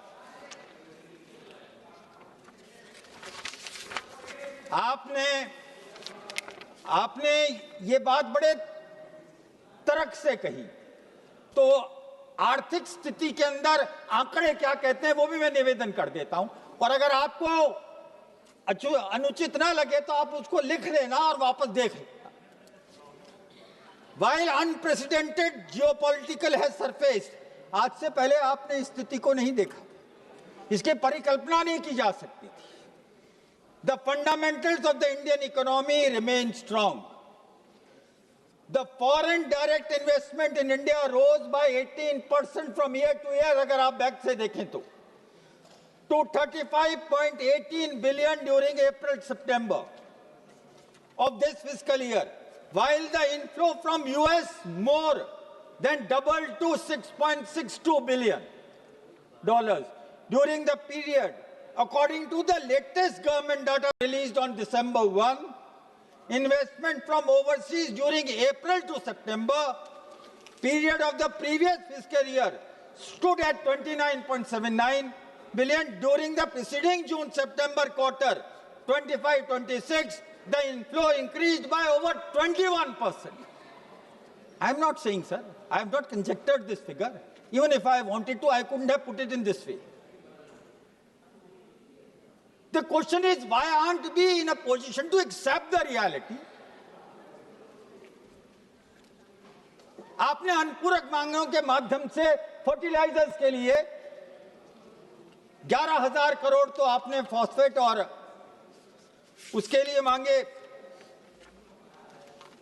और यूरिया के लिए आपने मांगे तकरीबन 20,000 करोड़।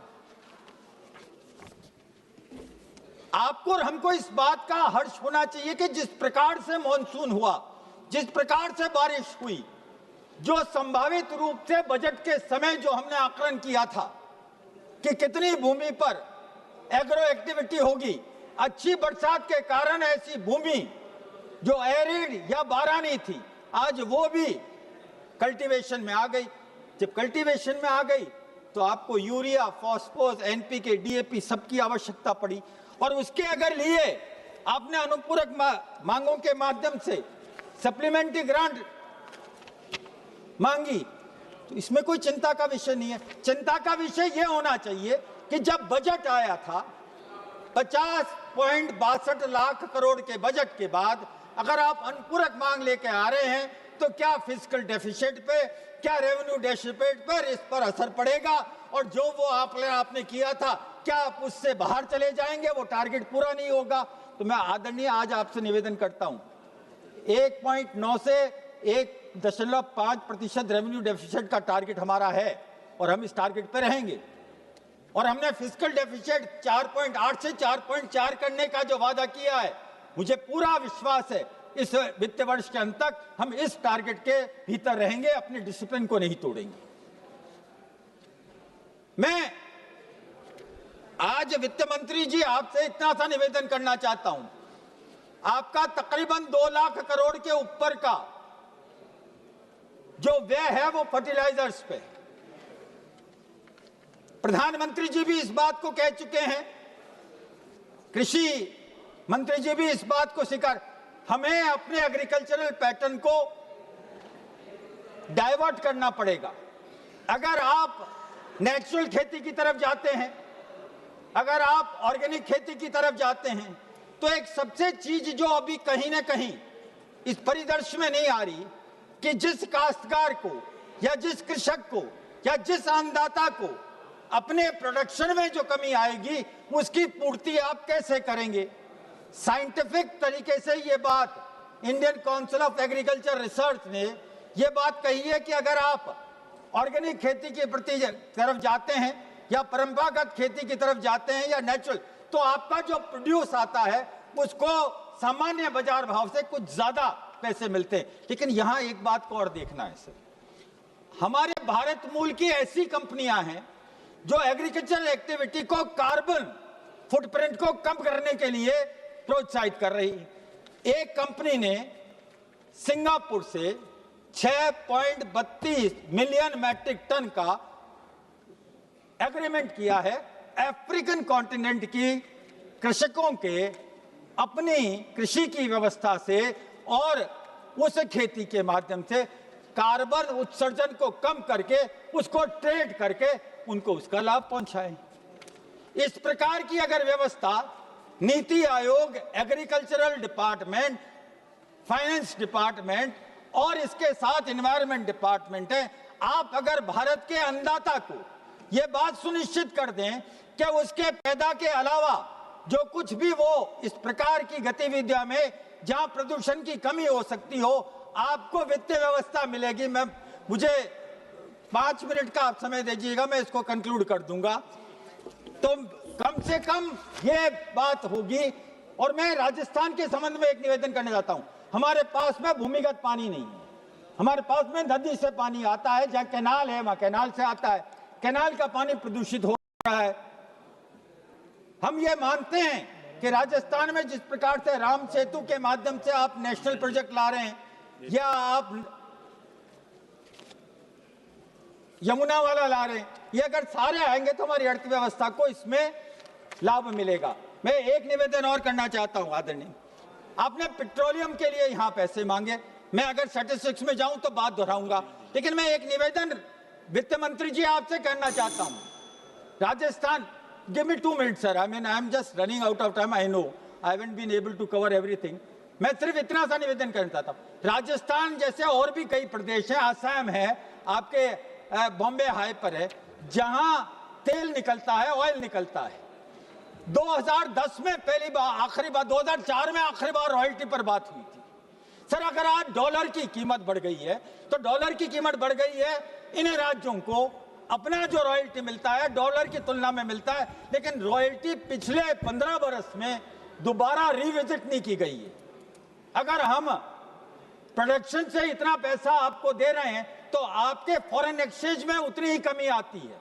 अगर हम इंडिजीनियस इस चीज को दे रहे हैं तो एक राज्य के नाते मैं आपसे निवेदन करना चाहता हूं कि राज्य की रॉयल्टी को आप कम से कम दोबारा इस पे करिए, और क्यों ना हम इसको दोबारा इसका अवलोकन करें। मैं इतना सा निवेदन और करना चाहता हूं, क्योंकि आपने मुझे बार बार ये निवेदन, आपने ये बार बार घंटी बजा दी। मैं इतना सा ही निवेदन करना चाहता हूं, आदरणीय अनुपूरक मांगों से भारत की अर्थव्यवस्था की व्यवस्थित स्थिति में कहीं कोई दुष्परिणाम नहीं आएगा, दुष्प्रभाव नहीं पड़ेगा, और भारत अपने आप खड़ा होकर इस विश्व की आर्थिक शक्ति के रूप में भी अपना नाम करेगा। आपने मुझे बोलने के लिए समय दिया, बहुत बहुत धन्यवाद। जय हिंद। माननीय सदस्य श्रीमती संभवी जी।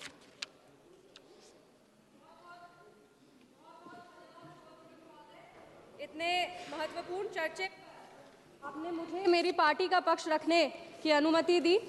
सबसे पहले हम अपनी पार्टी लोक जनशक्ति पार्टी रामविलास और पार्टी के राष्ट्रीय अध्यक्ष श्री चिराग पासवान जी की तरफ से सप्लीमेंट्री डिमांड फॉर ग्रांट 2025-26 का समर्थन करते हैं, और चर्चा शुरू करने के पहले अपने यशस्वी प्रधानमंत्री श्री नरेंद्र मोदी जी और हमारी वित्त मंत्री श्रीमती निर्मला सीतारमण जी का आभार व्यक्त करते हैं कि उनकी नीतियों और वित्तीय प्रबंधन का परिणाम है कि आज विश्व स्तर पर लोग उम्मीद से भारत की तरफ देख रहे हैं। ये उनकी नीतियों का परिणाम है कि आज भारत की अर्थव्यवस्था चौथी सबसे बड़ी अर्थव्यवस्था हो चुकी है।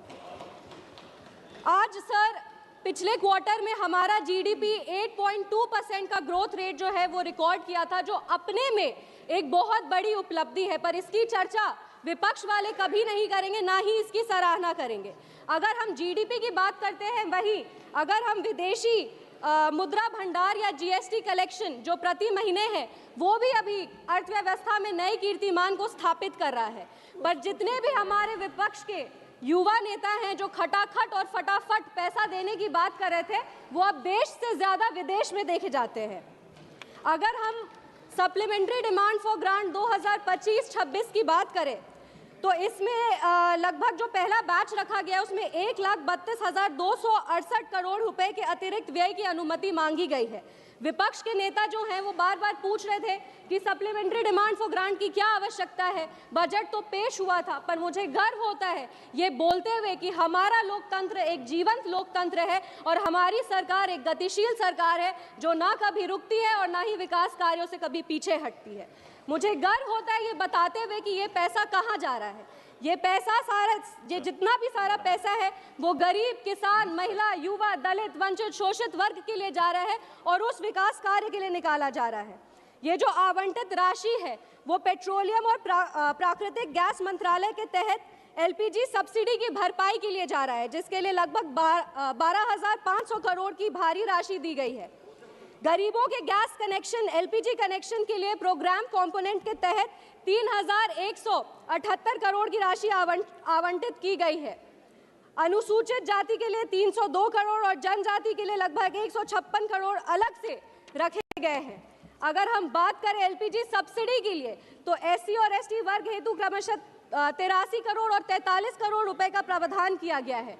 शिक्षा मंत्रालय में प्रधानमंत्री वन नेशन वन सब्सक्रिप्शन के तहत लगभग 2023 करोड़ का बड़ा राशि आवंटित किया गया है। इससे छात्र, जितने भी हमारे देश के छात्र हैं जो वंचित वर्ग से आते हैं, जो गरीब वर्ग से आते हैं, उनको विश्व स्तर पर जो आप कह सकते हैं कि जनरल रिसर्च का जो मटेरियल्स है वो उपलब्ध कराया जाएगा। ये उन छात्र छात्राओं के लिए बहुत काम आएगा। अगर हम वर्ल्ड क्लास इंस्टीट्यूशंस की बात करें तो उसके लिए कुल मिलाकर लगभग 235 करोड़ की राशि आवंटित की गई है। केंद्र सरकार द्वारा डीम्ड यूनिवर्सिटी के लिए लगभग 45 करोड़ की राशि आवंटित की गई है। ये राशि आवंटित जितने भी पॉलिसी और स्कीम के लिए आवंटित की गई है, ये हमारी जो बेस आधारशिला है, जो विचारधारा है, उसको और मजबूत करता है, जो है अंत्योदय, कि जो विकास का कार्य है वो पंक्ति पर खड़े अंतिम व्यक्ति तक पहुंचे। इसी सदन में एक सांसद महोदया ने पिछले चर्चे में एक बात उठाई थी। उन्होंने कहा था कि अगर कांग्रेस के राज में सेल नहीं होता, इसरो नहीं होता, एम्स नहीं होता, डीआरडीओ नहीं होता, तो विकसित भारत का निर्माण कैसे होता। उनको हम ये कहना चाहते हैं कि विकसित भारत के निर्माण के लिए एनडीए की सरकार प्रतिबद्ध है। किसी भी तरीके से शिलान्यास करने को और काम पूरा करने को, वो दोनों में बहुत ही अंतर होता है। इमारत की नींव को रख देने से मकान नहीं बन जाता है। आप सब ने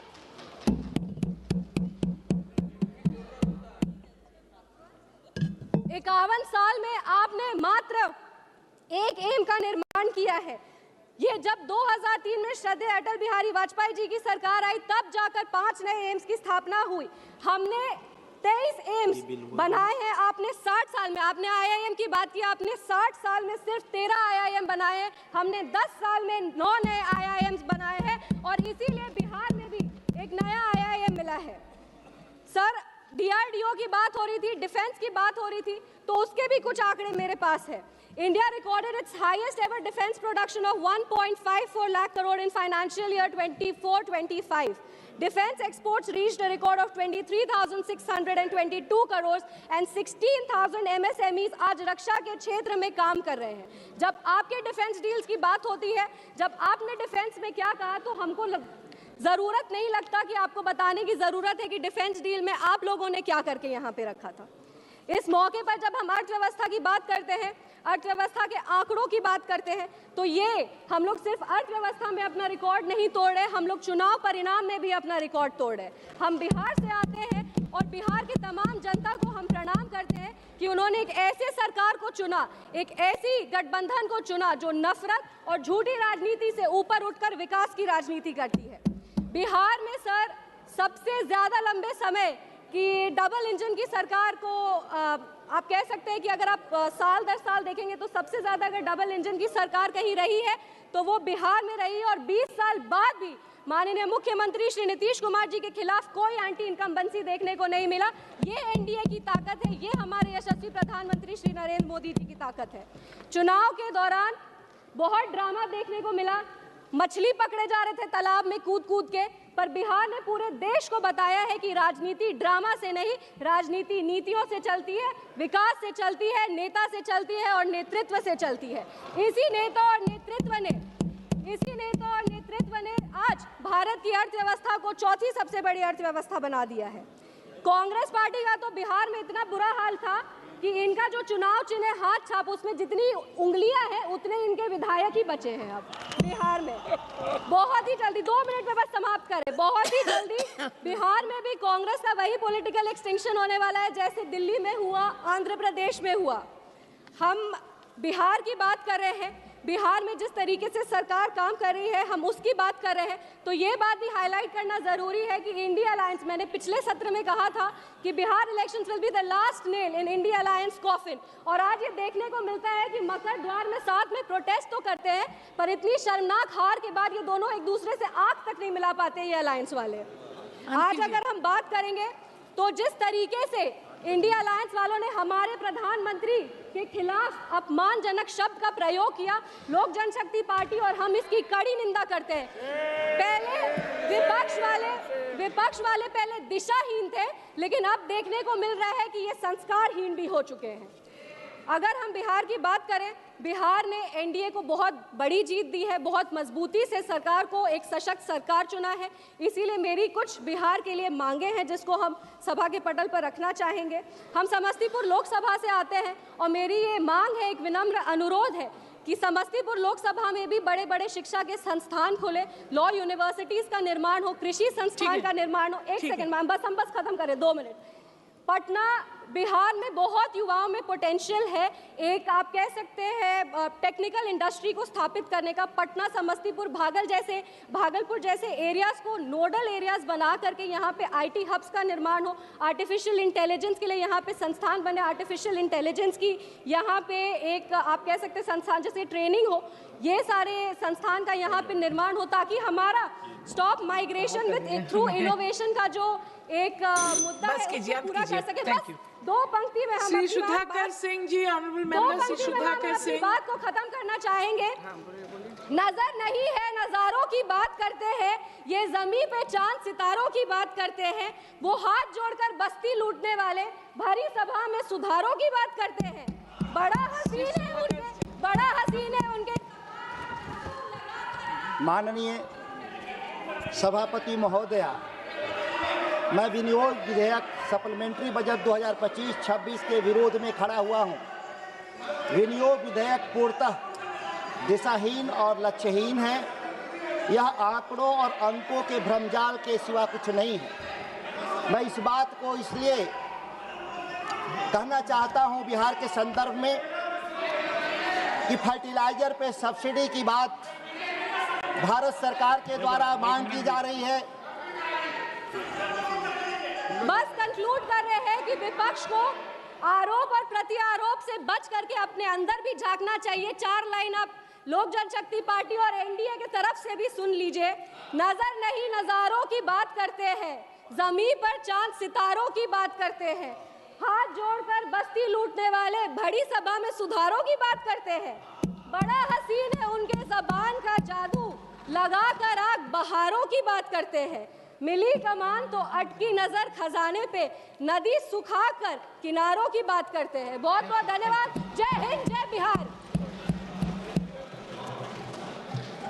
माननीय सभापति महोदया, विनियोग विधेयक 2025-26 के विरोध में खड़ा हुआ हूं। विनियोग विधेयक पूर्णतः दिशाहीन और लक्ष्यविहीन है। यह आंकड़ों अंकों के भ्रमजाल के सिवा कुछ भी नहीं है। फर्टिलाइजर पे सब्सिडी की भरपाई के लिए सरकार मांग कर रही है।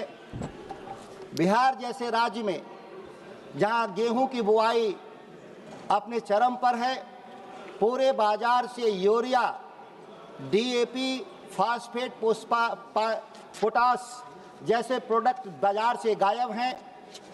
महंगे और काला बाजारी के जरिए वहां पे बिहार में फर्टिलाइजर बेचा जा रहा है। सभापति महोदया, फर्टिलाइजर एक्ट 1985 में साफ शब्दों में लिखा है कि अगर काला बाजारी होगा, महंगे दर पे होगा, तो कंपनियों को सब्सिडी का भुगतान नहीं किया जाएगा। लेकिन यहाँ कोई भी कानून का राज नहीं है, ना बिहार के भीतर न देश के भीतर। मनमाने तरीके से कंपनियों को फर्टिलाइजर का सब्सिडी दिया जा रहा है। लंबे समय से देश में किसानों की मांग रही है कि जो सब्सिडी है वह डायरेक्ट किसानों के खाते में आना चाहिए, सब्सिडी कंपनियों के खाते में नहीं जाना चाहिए। लेकिन कहीं पर भी नहीं। पूरा बिहार धान की खरीफ फसल पूरे खलिहान में पटा हुआ है। 15 से 20 दिन हो गए खेतों से निकल करके खलिहान में आया, लेकिन पूर्णतः खरीद वहां पे बिहार में बंद पड़ा हुआ है। और जो थोड़ी बहुत खरीद भी हो रहा है, 300 से 400 रुपया प्रति क्विंटल के दर से अवैध उगाही पूरे बिहार में चल रहा है। इसकी कोई चिंता नहीं है। चुनाव बीता बिहार में, एनडीए ने नारे के साथ आए थे कि मिनिमम सपोर्ट प्राइस की गारंटी लाएंगे। केवल धान नहीं, मक्का, गन्ना और गेहूं पर भी हम एमएसपी का गारंटी देंगे। लेकिन चुनाव बीतते ही 1 महीना देख लिया जाए बिहार में बाकी फसलों का क्या मूल्य मिलेगा। जो सामने है उसका भी पैसा वहां पर नहीं दिया जा रहा है। 23 एम्स की चर्चा हो रही थी। माननीय सांसद बिहार से ही हैं। उनके क्षेत्र के बगल में दरभंगा में 2016 में शिलान्यास हुआ था। उस 23 एम्स के ऑपरेशनल में से दरभंगा का भी नाम है, जिसमें 5 ईंट आज तक नहीं रखा गया। कम से कम माफी तो मांग लेते लोग, सरकार के लोग। कम से कम कोई बात रखने से पहले अपने ही जो जमीन पर देख लेते कि दरभंगा एम्स कहाँ है। 2017 में एक विश्वविद्यालय महात्मा गांधी जी के नाम पे मोतिहारी में सरकार ने दिया। आज तक उसके 5 ईंट नहीं रखे गए, बिल्डिंगें नहीं बनी। लेकिन बात तो बहुत ऊंची ऊंची बिहार के बारे में होती है। पिछले बजट सत्र में बक्सर से भागलपुर नया एक्सप्रेसवे बनाने की बात हुई थी। बकायदा 18,000 करोड़ इसी सदन के भीतर वित्त मंत्री ने कहा था, वो परियोजना बंद कर दी गई। मैं सरकार और पूरा बिहार पे बजट पे चर्चा हुआ था कि बिहार को स्पेशल पैकेज हम लोग 58,800 करोड़ देने का काम किए। उस 58,800 करोड़ से 18,000 करोड़ का एक्सप्रेसवे हटा लिया गया और पीरपैंती में एक बिजली घर भी लगाने की बात किया था इन लोगों ने। 21,600 करोड़ में वह पीरपैंती घर, बिजली घर भारत सरकार नहीं लगाएगी, अब वो अडानी जी लगाएंगे। लेकिन यहाँ पर बजट का दिया गया पैसा कहाँ गायब हो गया। ये सरकार के बैठे हुए लोगों से मैं कहता हूँ, सदन से माफी मांगना चाहिए। एक बार सदन का ठप्पा लग जाता है बजट पर, तो वह कम से कम बाइबिल, गीता और महाभारत से कम नहीं होता। अगर आपको ड्रॉप करना है कोई, तो सदन के भीतर ड्रॉप करिए। नारे तो बहुत गढ़े गए सरकारों के द्वारा। एक बिहार में भारतमाला परियोजना की सड़क बन रही है, कैमूर से लेकर बनारस से लेकर के कलकत्ता जाएगा। उसमें सर्विस रोड नहीं है। किसानों के जमीन से हाईवे जाएंगे, लेकिन किसानों को चलने के लिए कोई सर्विस लेन नहीं। कल मैं आ रहा था उत्तर प्रदेश होके दिल्ली, आगरा एक्सप्रेसवे पर अखिलेश जी ने बनाया है। उस एक्सप्रेसवे के बगल में सर्विस लेन भी किसानों के लिए बनाया गया। ये विकास होता है। विकास का दोहरा मापदंड इस देश में सीखना हो तो गुजरात के लिए नए मॉडल हैं और बिहार और उत्तर प्रदेश, बंगाल के लिए दूसरे तरह के मॉडल हैं। बिजली में बिहार को बिजली घर चाहिए, लेकिन बिजली घर क्या मिला? कोयला से बिजली पैदा करने वाले देश में हाइड्रोजन से बिजली पैदा होगा, परमाणु से बिजली पैदा होगा, ग्रीन एनर्जी दिए जाएंगे। बिहार को प्रदूषण फैलाने वाला बिजली घर, कोयला वाला बिजली घर दिया जाएगा। कैमूर की पहाड़ियों में अपार संभावनाएं हैं। पंप स्टोरेज के जरिए आप एक हरित बिजली पैदा कर सकते हैं, नई तकनीकी के जरिए, रन ओवर द रिवर्स के जरिए, जिससे आप पूरे बिहार नहीं देश के कई हिस्सों में आप बिजली सप्लाई कर सकते हैं।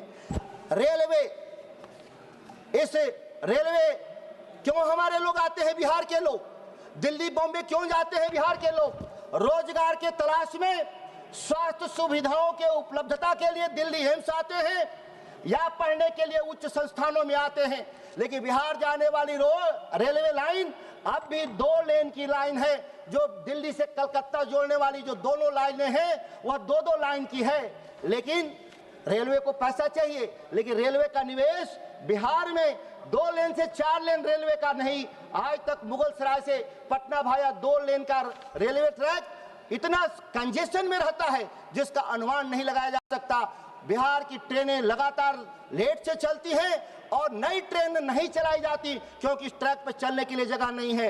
ये साधारण लड़ाई नहीं है। बिहार के लोग बिहार को लेकर के लगातार पलायन को लेकर के बहस चलाते हैं लोग। पलायन बिहार में क्यों है? कृषि क्षेत्र में निवेश नहीं के बराबर, हाईवे के क्षेत्र में निवेश नहीं के बराबर, बिजली के क्षेत्र में निवेश नहीं के बराबर। बिहार की आबादी देश की आबादी का 10% है। 11.25 साढ़े 11 लाख हर साल इंफ्रास्ट्रक्चर पे खर्च करने के लिए बजट में प्रोविजन है। क्या बिहार की हिस्सेदारी अगर 10% भी अगर है तो बिहार की हिस्सेदारी 1.25 लाख करोड़ की बनती है। लेकिन बिहार को मिलता कितना है? पिछली बार 58,800 मिला था, जिसमें 2 परियोजना निकाल दीजिए 40,000 करोड़, तो बिहार को 18,000 करोड़ मात्र मिला। इस बार का तो वह भी नहीं मिला। मुश्किल से 19-20 हजार करोड़ की परियोजनाएं बिहार को इन्होंने देने का काम किया है। बिहार के जो ये नाइंसाफी है, केवल बिहार के साथ नहीं, या उत्तर भारत और पूर्वी भारत के साथ नाइंसाफी है। इस देश में जो 11.25 लाख करोड़ इंफ्रास्ट्रक्चर पे पैसे जाते, वो ज्यादातर गुजरात और महाराष्ट्र के इलाके में चले जाते। इसलिए बिहार लगातार विकास के पैमाने में पिछड़ता जाता और पलायन बढ़ता जा रहा है। माननीय सभापति महोदया को मैं बहुत विशेष धन्यवाद देते हुए अपनी बात को समाप्त करता। धन्यवाद। माननीय सांसद Shri R Sathyanatham ji. Madam, thank you very much for giving me the opportunity. The first batch of supplementary demands for the financial year 25-26 was presented by our Honorable Finance Minister on December 1st, 2025. She demands rupees 18,525 for the fertilizer subsidy, rupees 9,500 for LPG subsidies, rupees 2,500 crore for Ministry of Home Affairs, rupees 1,200 crore for External Affairs, rupees 1,304 crores for higher education. On behalf of CPIM, we have some differences in these demands. I saw from the newspaper published on December 9th, which noticed 52-year-old Jamuna Kushwaha collapsed and died while waiting in the line for 3 consecutive days to secure 2 bags of urea at the distribution center in Tilgamgarh district of Madhya Pradesh. Protests against looting and farmers' death going on as the fertilizer crisis continues. Another news I read through newspaper earlier in August, the FACT, a central public sector undertaking, is selling private company fertilizer in its own bags. The 2 companies which manufacture single superphosphate SSP fertilizer manufactured by Coimbatore Pioneer Fertilizer have signed an agreement for this. FACT is facing a major production crisis as a result of union government policy. It is purchasing fertilizer from private sector as a part of an effort to avoid a major decline. Fertilizer shortage crisis and block marketing of fertilizer is occurring all over India, but our finance minister seek approval to release fertilizer subsidy. If the subsidy benefits goes directly to the farmers, they can buy fertilizer anywhere. But we give subsidies to the companies, it will be useful for black marketers, not for the farmers. So you make suitable change in the policy. Regarding LPG subsidies, the subsidy amount rupees 300 per 14.2 kg LPG cylinder. The beneficiary is about 10.33 crore with PMUI connection across India as of July 2025. No others getting subsidies. While acknowledging the schemes like PMUI, the adequacy of number of subsidized cylinders provided annually, initially 9, later increased to 12, then back to 9 in some proposals for financial year 25-26.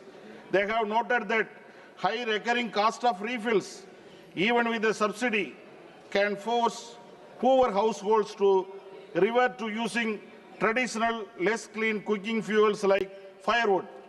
After April 22nd, Pahalgam attack in India administered Kashmir, which killed 26 civilians. The terrorist organization Lashkar-e-Toiba was involved in this attack. After Sindoor operation, from May 7th to 10th, all terrorist camps are demolished by our drone attack by our defense team. We all supported. Even after this attack was brought to an end by the American president.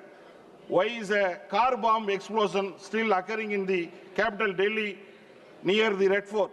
What action have been taken regarding this? Is this failure of the intelligence agencies operating under the Union Home Ministry? Or should we ask the American president to investigate this as well? Ensure internal security, focus on the citizens instead of just the temples. From April 2nd to November 23rd, our Prime Minister visited 18 countries. Today he added his visit to 3 more countries. What work did he do domestically? The only things that happened were the hoisting the flag at Ram Temple and waving the flags to the trains. What happened to the promises made during the farmers' protest? Enact a law, provide fair prices for agriculture produce. Implement the health care plan for all. Immediately release PM JVK scheme funds for minorities. Start postgraduate Ayurveda course in Tamil Nadu colleges. Start a rope car scheme from Pilgrimage Center Palani to Tourist Center Kodaikanal under Prasad scheme. We demand immediate fund release for Rega in Tamil Nadu. Don't change the name of Mahatma Gandhi to Bujye Babu. We condemn the government for name change. We demand to procure paddy with 22% moisture in Tamil Nadu. We demand reconsider the approval of Coimbatore and Madurai Metro Rail project. We demand rupees 3,000 pension per month for the disabled persons instead of rupees 300 per month. Thank you very much, madam. Thank you. Thank you. Honourable Member, Sri P.V. Midun Reddy ji. Thank you, ma'am, for letting me participate in this discussion on demand for grants. Madam, in our state of Andhra Pradesh, the state debt is rising at an alarming level. The difference in the growth of revenue and the increase in debt there's a huge mismatch. And if you see, madam, after the new government has formed in the past 18 months, the debt of the state is 2,66,000 crores. It is the highest in the country that any state has borrowed. And if you see the previous government's debt for the 5 years, that is YSRCP government's debt for the 5 years, that is from 2019 to 24, is 3,32,000 crores according to the Parliament Minister's answer. The debt is really alarming, and if you see the growth of debt, it is growing at a CAGR of 22% in Andhra Pradesh right now, ma'am. It's the highest in the country, and the previous government was just 13.5%. Madam, the government is borrowing desperately through any possible means. If you see recently, Andhra Pradesh Mineral Development Corporation raised debt through NCDs, through private people. They borrowed at 9.3%, which is very, very high for a government to borrow. And they gave a commission of 1.5%, which is coming to almost 150 crores to private people. Madam, the worst part is the part of the conditions in these NCDs is that private people get access to the consolidated fund of the state. Imagine, madam, how can private people draw money without the government permission or without any official people. And most recently, right now, the Andhra Pradesh Beverage Corporation Limited has again called for NCDs for 5,950 crores, or roughly below 6,000 crores. And again with the interest rate of 9.9+% and a commission of 1.5%.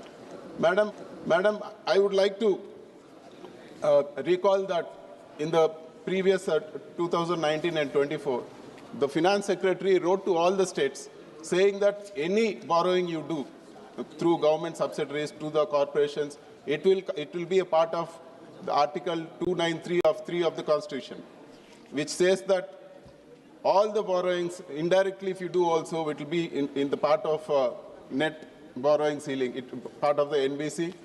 And even in August 22, 2022, the Finance Secretary wrote to the Chief Secretary of Andhra Pradesh saying that the then government wanted to borrow same through NCDs through the Beverage Corporation Limited. They said this is going to be part of the borrowing limit of the state. So even you borrow through your corporations, it is going to be part of the borrowing limit of the state. Madam, right now, I would like to ask the government.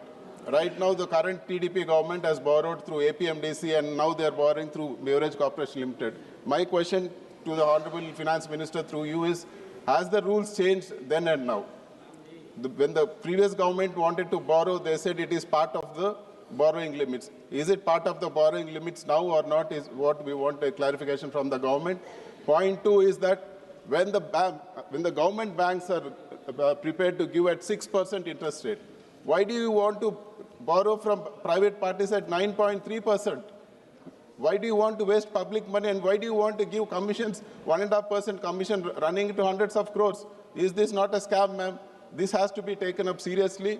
And the third part is that similarly between 2014 and 19, when TDP was in power, it was part of the NDA, they overborrowed, and then the next government, it was again deducted in the next YSRCP government between 19 and 24.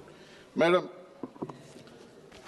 and I want to ask the government, is it not a very bad precedent letting private people have access to the consolidated fund of the state? Imagine all the borrowers have access to the consolidated fund of the state. Everybody is going to put condition that we want this condition to borrow to the state, to lend to the state. What is the situation in the future? State will not have any access. There won't be any access for the government to control it. So this is a very bad precedent. The center has to step in and make sure that such conditions are not put up by the states. And we want the Honorable Finance Minister in her reply to talk about this bonds which the AP government is raising and which is against whatever rules set by the central government themselves, whatever letter the central government has written to our state. And coming to Manrega, ma'am, for the past 7 months, the labor component is pending in our state. The center, when we met the Honorable Minister, they said that the fund is ready, you have to talk to your state. Madam, the labor component has to be paid in 3 days. The Act says the labor component has to be paid in 3 days. How can the labor sustain for 7 months? And there are almost 90 lakh active laborers registered in the state and who are dependent on this. What is the future of, how do they sustain and how do they survive, ma'am?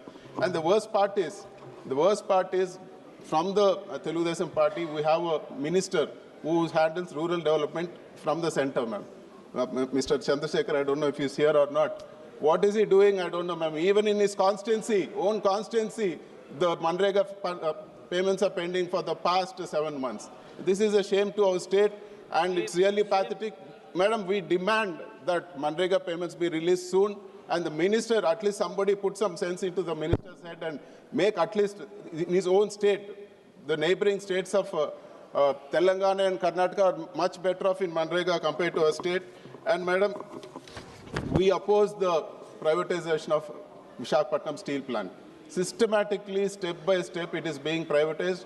Our party demands that Visakhapatnam steel plant should not be privatized, and it should be, the government should support it with mines, madam. Without mines being allotted to Visakhapatnam steel plant, it will not be viable, and selling it at dead cheap rate is not an option. We oppose the privatization of Visakhapatnam steel plant, And this current government, it has borrowed 2,66,000 crores in Andhra Pradesh. They need just 4,000 crores to complete all the 17 medical colleges which the previous government has taken up.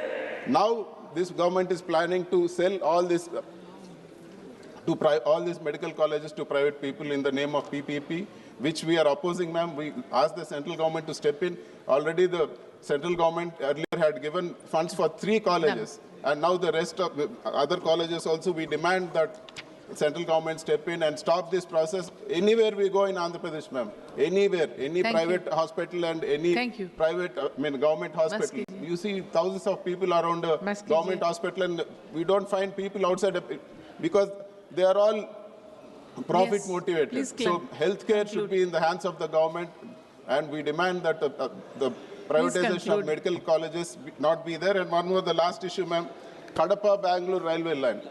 Madam, the recently Honorable Railway Minister said, I am ready to do this project if your state provides the matching grant. Madam, TDP government is part of the NDA government. Through you, I demand the government, they provide the matching grant, and the funds for complete project has to be given by the center, because TDP and BJP is one and part in the state. So we demand that Kadapa-Bangalore line, which is important, to be taken up. Thank you very much, ma'am.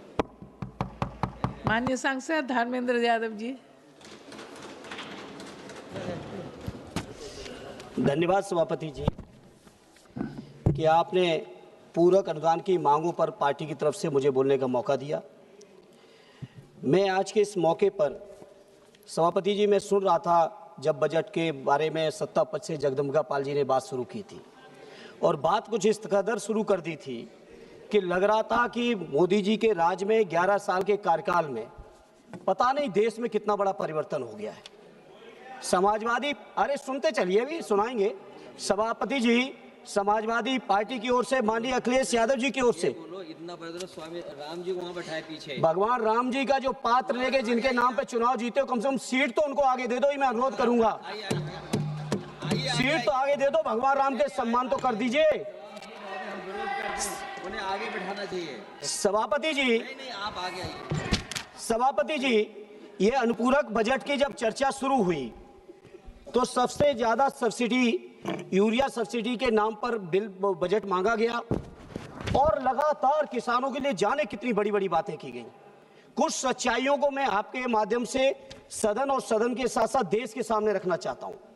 जब 2014 में UPA की सरकार थी, उस समय देश के किसानों के ऊपर केवल 7.5 लाख करोड़ कर्ज था, और 11 साल में वो 7.5 लाख करोड़ कर्ज बढ़ के 28.5 लाख करोड़ हो चुका है।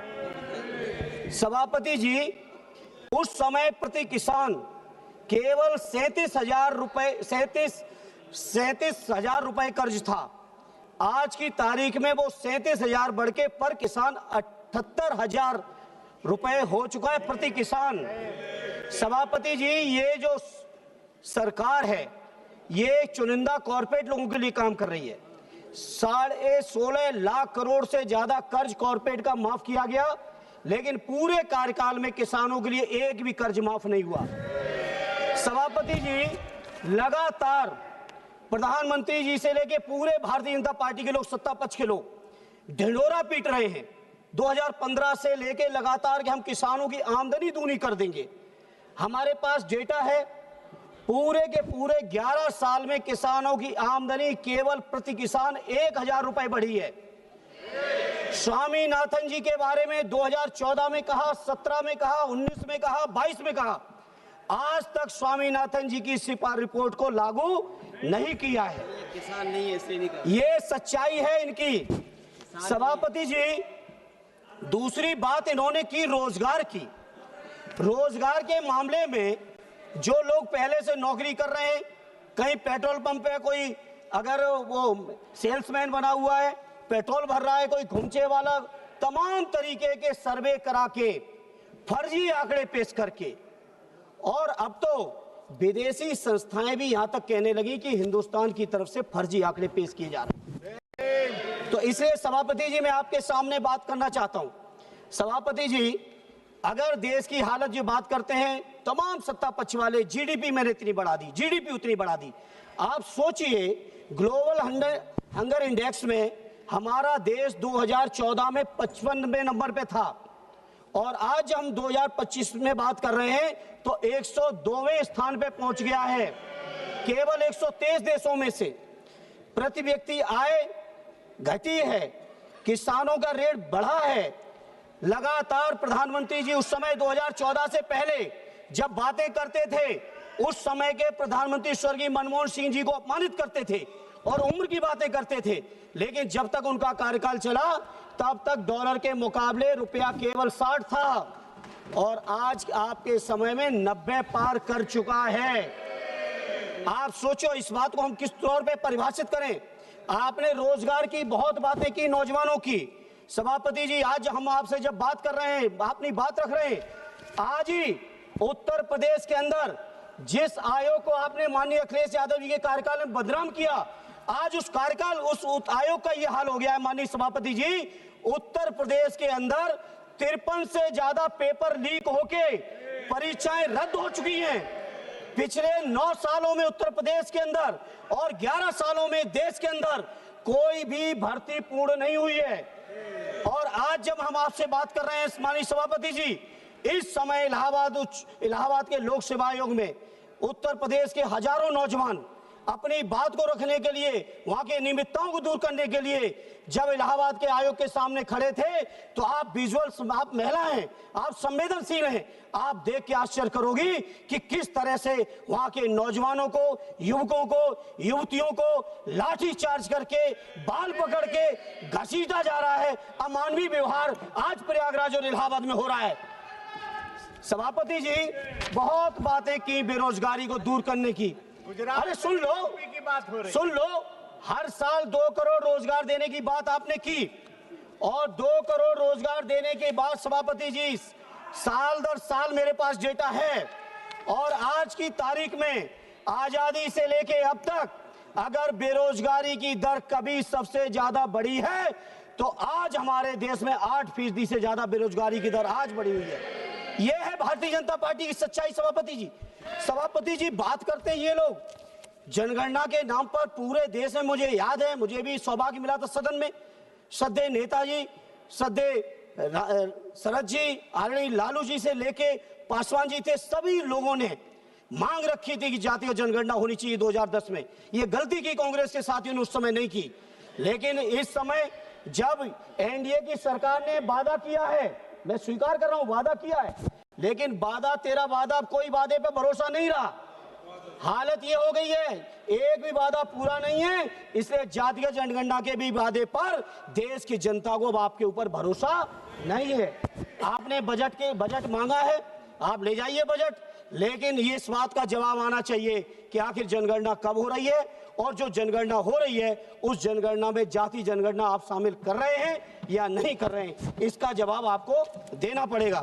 सभापति जी, यूरिया की जहां तक सवाल है, सबसे ज्यादा ढिढोरा पीटा जा रहा है।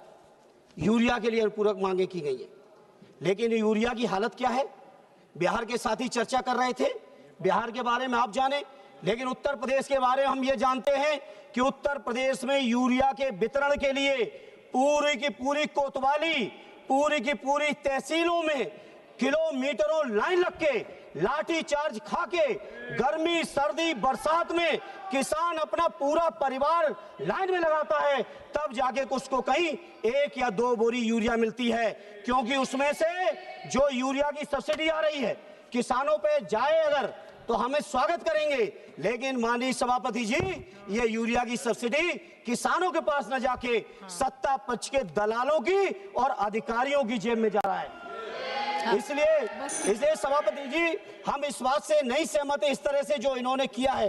इसलिए सभापति जी, इस मौके पर मेरे और भी साथी बोलने वाले हैं, मुझे इसलिए इस मौके पे इतना ही कहूंगा कि नौजवानों को रोजगार मिले, किसानों को हक अधिकार मिले, उनको वाजिब मूल्य मिले, उनको सुविधाएं मिले, खाद बीज पानी बिजली की जो व्यवस्थाएं हैं किसानों की, कम से कम उत्तर प्रदेश के बारे में मैं कह सकता हूं, बंगाल के बारे में आप जाने, बिहार के बारे में आप जाने, लेकिन उत्तर प्रदेश के बारे में बहुत जिम्मेदारी से कह रहा हूं, पूरी तरह से बर्बादी है। और सभापति जी एक बात और कहूंगा, जो एमएसपी की बात की गई थी वो एमएसपी आज तक लागू नहीं की गई। और तो और सभापति जी, पहले भी सदन में उठाया हूं, आज फिर दोहरा रहा हूं, बच्चों को दवाएं भी मिलावटी दी जा रही, जहर बेचा जा रहा है। और एक लास्ट सभापति जी, शुक्रिया, पूरी की पूरी भारतीय जनता पार्टी की उत्तर प्रदेश सरकार दवाई, जहरीली दवा बेचने वाले, कफ सिरप बेचने वालों को बचाने पे लगी हुई है। आपकी ईडी, आपकी सीबीआई, आपका इनकम टैक्स केवल विपक्षी नेताओं के लिए है, लेकिन जो लोग डकैती डाल रहे हैं उनके लिए कहीं आपकी हिम्मत नहीं है, क्योंकि आपको एहसास है कि अगर आपने ढंग से कार्रवाई कर दी तो धन्यवाद धन्यवाद धन्यवाद धन्यवाद।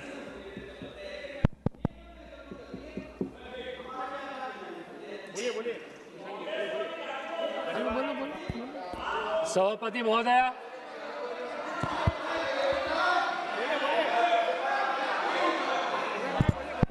सभापति महोदया, मैं आज सरकार के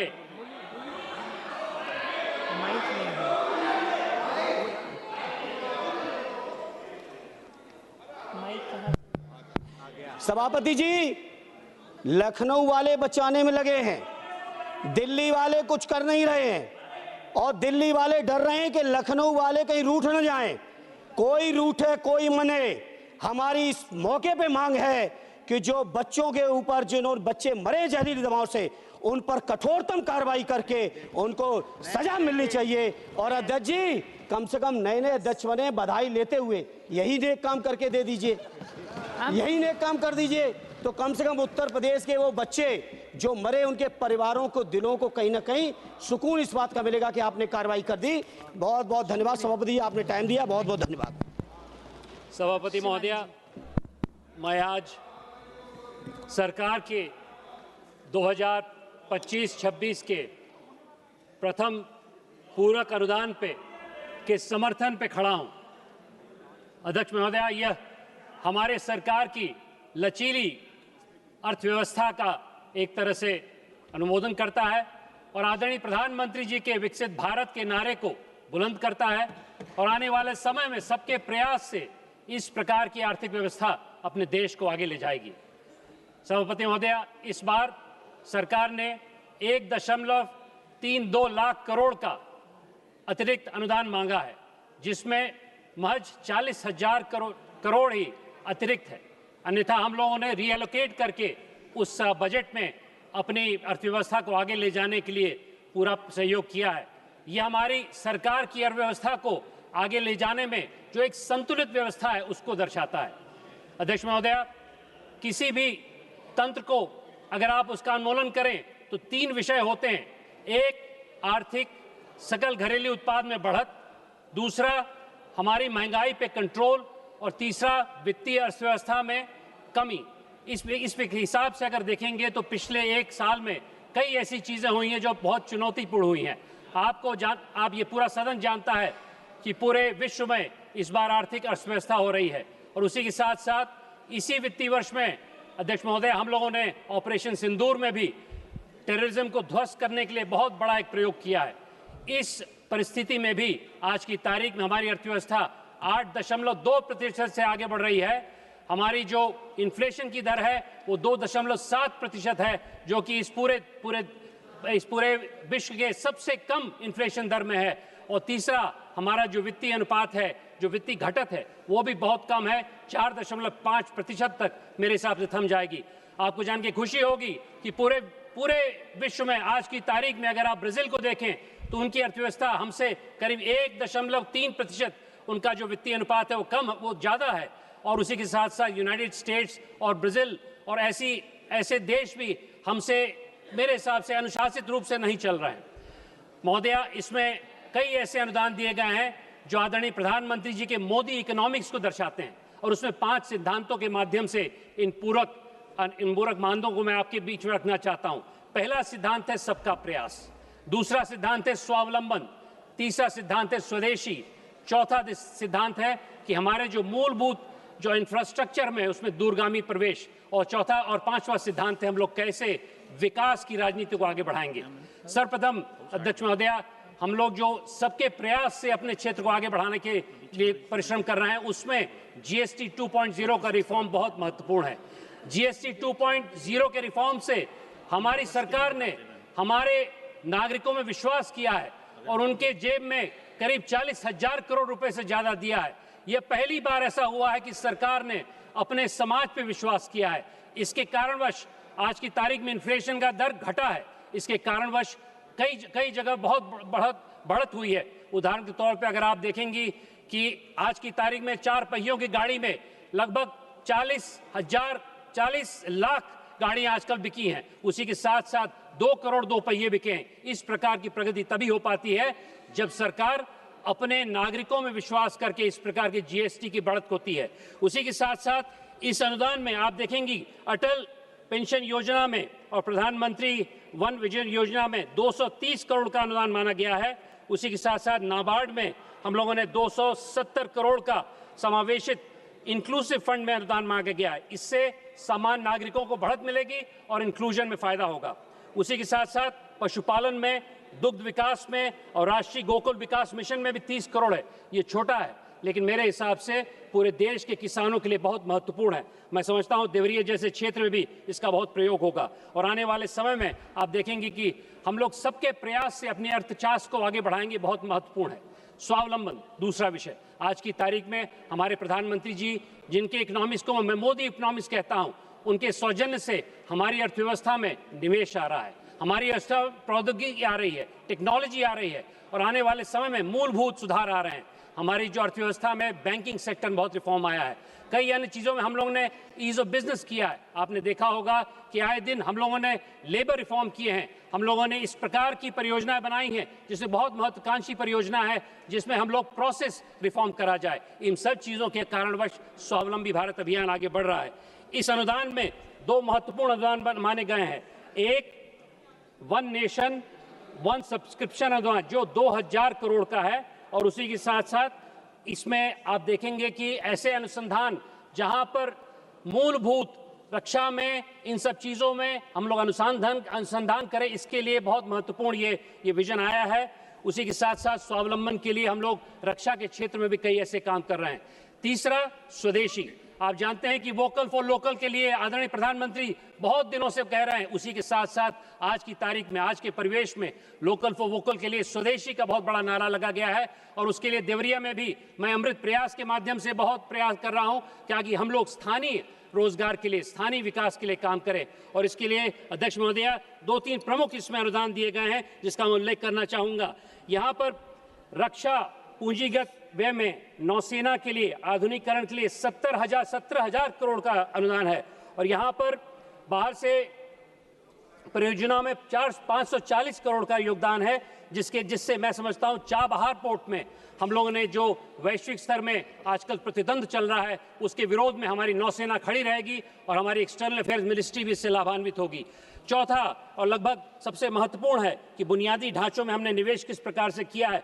आपको जान के खुशी होगी कि जब 2014 में हमारी सरकार बनी थी तो कुल मिला के लगभग 1 लाख किलोमीटर की हमारी सड़कें थी। आज की तारीख में उससे 1.5 गुना सिर्फ 11 साल में 1,50,000 किलोमीटर की हमारी सड़कें हैं। ये बहुत बड़ा है, इसमें निवेश है। और उसी के सर में होते होते हमारे पास एक इनविट राष्ट्रीय राजमार्ग अवसंधन, एक उसमें 18,000 करोड़ का अनुदान मांगा गया है। ये बहुत महत्वपूर्ण अनुदान है। अंत में विकास की राजनीति के लिए हमारी सरकार प्रतिबद्ध है और इसका पूरा अंजाम हमें बिहार में दिखा है। बिहार की जनता ने उस प्रकार की राजनीति को अपना मुहर लगाया है जिसमें एक तरह से शालीन राजनीति हो, जिसमें पैसा फेंक तमाशा देख वाली राजनीति या फिर जातिगत राजनीति पे हम लोग अपनी राजनीति नहीं करते हैं। और मेरा पूरा विश्वास है कि बंगाली जनता भी इस प्रकार की राजनीति चयन करेगी। और रही बात उत्तर प्रदेश की, अभी सपा के लोग बैठे हुए थे, चले गए। अखिलेश जी यहाँ पर बैठे हुए, मैं उनको बताना चाहता हूँ कि पंकज जी जा रहे हैं यहाँ से, हमारे वित्त राज्य मंत्री हैं, और वहाँ पर हमारी सरकार ही नहीं, हमारे कार्यकर्ता भी विकसित उत्तर प्रदेश के लिए आगे बढ़ेंगे। मेरा पूरा विश्वास है कि आने वाले समय में उत्तर प्रदेश में भी हम लोग पूर्ण बहुमत से अपनी सरकार बनाएंगे। अंत में अध्यक्ष महोदया, मैं अंत में क्रांतिकारी क्षेत्र के बारे में बात करना चाहता हूँ। मैं समझता हूँ कि मैं जिस क्षेत्र से आ रहा हूँ वहाँ से मैं समझता हूँ वंदे मातरम के 150वें वर्षगांठ में क्रांतिकारी क्षेत्र में, जहां से मैं आता हूं पूर्वांचल में, जहां मंगल पांडे उठे, जहां लक्ष्मीबाई उठी, जहां सोना सुनार उठे, जहां पर रामचंद्र विजाती उठे, ऐसे महापुरुषों ने हमें आज की तारीख में आजादी दी और उसके 150वीं वर्षगांठ हम लोग मना रहे हैं। मेरा आग्रह होगा सरकार से कि इन क्रांतिकारियों क्षेत्र के लिए कुछ अनुदान दे। इन क्रांतिकारियों क्षेत्र में अंग्रेजी सरकार ने और उसके बाद पूर्ववर्ती सरकारों ने बहुत कम काम किया है। इन क्रांतिकारी क्षेत्रों के लिए आज की तारीख में हम लोगों को कुछ अनुदान देना चाहिए। मैं आग्रह करता हूं कि आने वाले बजट में इसके लिए स्पेशल प्रोविजन किया जाए। अंत में हमारी सरकार के जो 5 बिंदु मैंने आपके समक्ष रखे हैं, मोदी इकोनॉमिक्स के, उसके समक्ष उद्यमिता को विकास दे रहा है। सबके प्रयास से विकसित भारत का लक्ष्य हम लोग पूर्ण प्राप्त करेंगे और उसमें उद्यमिता के लिए एक बहुत सुंदर सा संस्कृत का दोहा आपके समक्ष प्रस्तुत करना चाहता हूं। उद्यमेन ही सिद्ध्यन्ति कार्याणि न मनोरथे नहीं सुप्तस्य सिंहस्य प्रवेशन्ति मूर्खे मृगा। अध्यक्ष महोदया, पूर्ववर्ती सरकारों में जो हमारा आर्थिक सिंह था वो सो रहा था। आज की तारीख में हमारा आर्थिक सिंह जाग गया है। हमारा आर्थिक सिंह विकसित भारत की तरफ बढ़ता रहा है और यह पूरक अनुदानों से उस आर्थिक सिंह को और ऊर्जा मिलेगी। जय हिंद, वंदे मातरम। धन्यवाद। माननीय सांसद Shri Gurjeet Aujla Singh. Thank you chairman ma'am, आपने मेरे को first supplementary demand for grant में बोलने का मौका दिया। करीब जो incremental cash budget cash outgo है 41,455 करोड़ है, जबकि रिवाइज बजट है 1,32,269 करोड़ का। इसमें जो की मिनिस्ट्रीज हैं उसमें केमिकल्स एंड फर्टिलाइजर पे 11% इंक्रीमेंटल कैश आउटगोइंग मांगा गया है। पेट्रोलियम और नेचुरल गैस पे 48%, होम फेयर पे 3%, एजुकेशन पे 1%, एक्सटर्नल फेयर पे 6%। स्पीकर मैम, देश जिस परिस्थिति में जा रहा है, मेरा मानना है कि मैं चर्चा जब अपने साथी लोगों की सुनता हूं सत्ता पक्ष की, तो डॉक्टर मनमोहन सिंह उससे गायब रहते हैं। स्वर्गीय डॉक्टर मनमोहन सिंह, कोई भी चाहे सप्लीमेंट डिमांड फॉर ग्रांट की बात हो, चाहे बजट की बात हो, उनकी चर्चा होना बहुत जरूरी है। लेकिन ये बहुत पीछे तो चले जाते हैं। लेकिन बिल्कुल जहां से इन्होंने सरकार शुरू की 2014 से, मैं इनको थोड़ा याद कराना चाहता हूं। स्वर्गीय डॉक्टर मनमोहन सिंह, जिनको आपने राजघाट में तो जगह नहीं दी, मेरा मानना है कि अच्छा स्टैचू बना के पार्लियामेंट में लगा दीजिएगा, वो हमारे आने वाली पीढ़ियों के लिए एक मार्गदर्शक रहेगा। राइट टू इंफॉर्मेशन एक्ट वो लेके आए। मनरेगा जैसी स्कीम जो गरीबों के लिए है, डॉक्टर मनमोहन सिंह जी लेके आए। Right to education act doctor Manmohan Singh ji के यूपीए सरकार के समय में आया। इंडो यूएस जैसी न्यूक्लियर डील 2008 में उन्होंने सक्सेसफुल पास की, जब ग्लोबल रिसेशन चल रहा था 2008 में। ये थे डॉक्टर मनमोहन सिंह। आज भी लोग याद करते हैं, यूपीए के समय में सिलेंडर 350 का था, आज 1200 के पार है। यूरिया का खाद 400 रुपए में था, आज 1200 के पार है। पेट्रोल 60 का था, आज 95 है। 55 का डीजल था, आज 85 का है। 50,000 का बाइक आता था, आज 90,000 का है। डिस्चार्ज जो कॉमन है बंदे के लिए 150 का था, आज 500 का हो गया है। ड्राइविंग लाइसेंस 250 का बनता था, आज 5,000 का है। और 55 लाख का जो डेबिट था, आज 2.5 लाख करोड़ का करीब गवर्नमेंट के हो गया। मैडम, आज लोग डॉक्टर मनमोहन सिंह जी यूपीए की सरकार की हर जगह चर्चा करते हैं। मैं कहना चाहता हूं, जो सप्लीमेंट्री डिमांड फॉर ग्रांट है, मैडम हमें ज़्यादा एजुकेशन के ऊपर भी ध्यान देना चाहिए था। आज हमारा जो एजुकेशन के ऊपर खर्च है वो 3 से 4.6% ऑफ द जीडीपी, जिनका मुकाबला कर रहे हैं, जिनको कभी ये मित्र बताते हैं, जब वो बात करते हैं तो उनके पास उनके लिए जवाब नहीं है। जापान जैसा कंट्री 5 से 7% जीडीपी का, यूएसए 6%, चाइना 6.13%, जर्मनी 4.6%, यूके 5.3%। मेरा कहने का मतलब है मैडम, जब तक एजुकेशन का बजट आप नहीं बढ़ाओगे, चलो बजट पास हो गया, लेकिन उसके बाद सप्लीमेंट्री डिमांड फॉर ग्रांट में एजुकेशन के ऊपर ज़्यादा डिमांड करनी चाहिए थी, उसका रिसर्च के ऊपर डिमांड होना चाहिए था। ड्रॉप आउट रेट बच्चों का बहुत बढ़ रहा है, उसके ऊपर कोई चिंता नहीं है। सेकेंडरी लेवल का 8.2%, मिडिल लेवल का 3.5%, प्राइमरी 2.3%।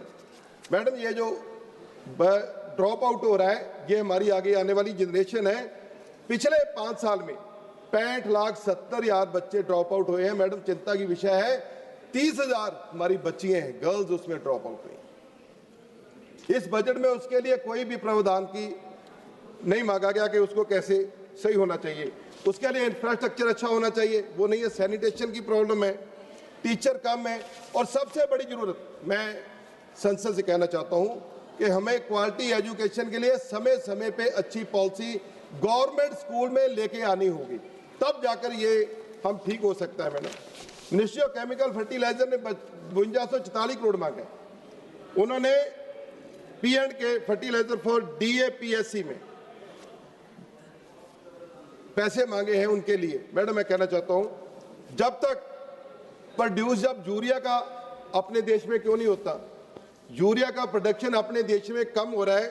2023-24 में 314 लाख मीट्रिक टन था, अब 2024-25 में 307 मीट्रिक टन है, लाख मीट्रिक टन है। क्यों? 33 यूनिट जो ऑपरेशनल यूनिट है, वो उनमें से 27 जो है वो 25 साल पुराने, 7 से ज्यादा 50 साल पुराने। तो हमें जब ये बजट मांगा गया, इनको भी सब्सिडाइज करके, इनकी टेक्नोलॉजी विकसित करके यूरिया अपने देश में बननी चाहिए। जो बाहर से यूरिया मंगाने के लिए पैसे मांग रहे हैं, सब्सिडाइज कर रहे हैं, फायदा उनको हो रहा है, अपने देश को क्यों नहीं हो रहा। और उसके साथ ही मिनिस्ट्री ऑफ जल शक्ति, अलॉटेड बजट में स्पेंड इन्होंने सिर्फ 7% किया है।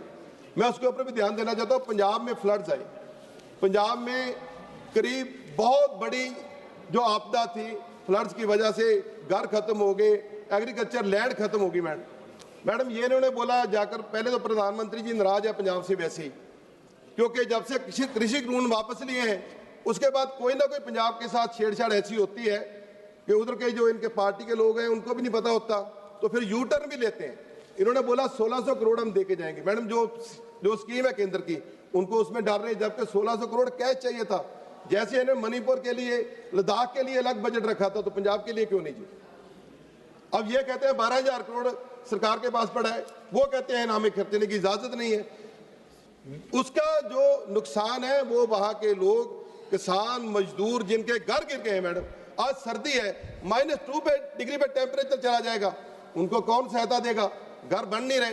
तो ये प्रॉब्लम जो जल शक्ति योजना है, इनको पहले तो वो जो फ्लड आते हैं 5 किलोमीटर स्ट्रेंथन करने की जरूरत है। मेरे जो रावी एरिया का है, करीब गुरदासपुर का कुछ एरिया पड़ता, कुछ अमृतसर का।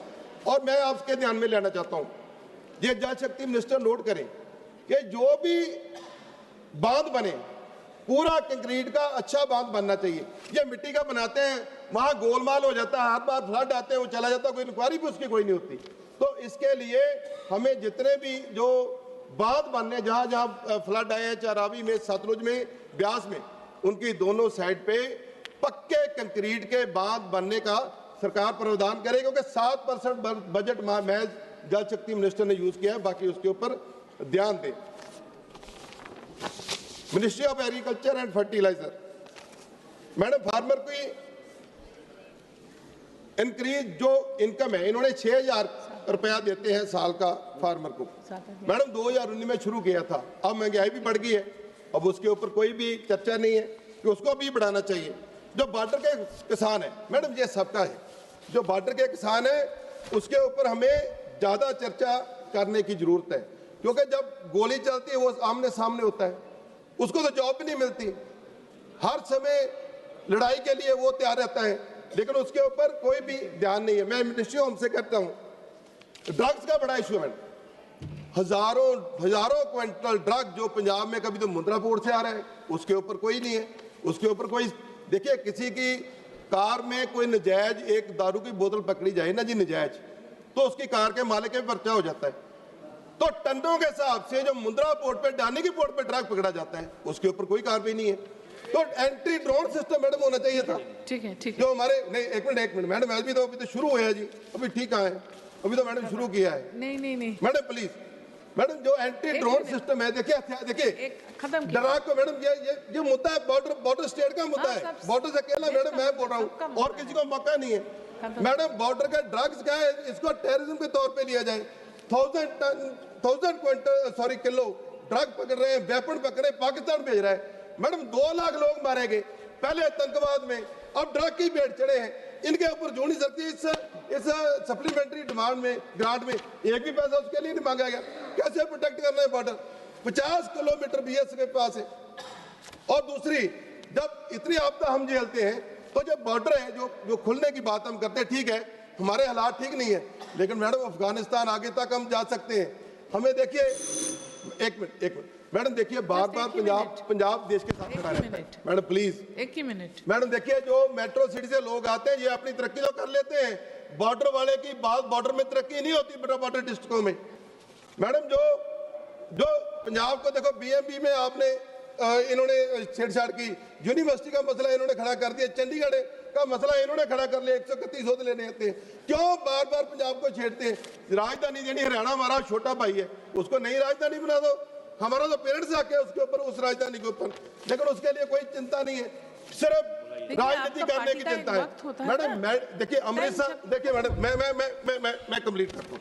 मैडम अमृतसर एक ऐसा सिटी है जो बाई रोड, बाई ट्रेन और बाई एयर इंटरनेशनल कनेक्टेड है।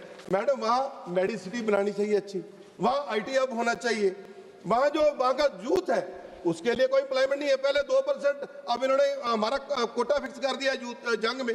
मैडम जब हम लड़ने वाले लोग हैं, हम शुरू से लड़ाई लड़ते हैं दुश्मनों के साथ, तो हमारा कोटा को कम करते हो, और नहीं और तो हमारा जो फौज का कोटा है उसको तो ओपन कर दो।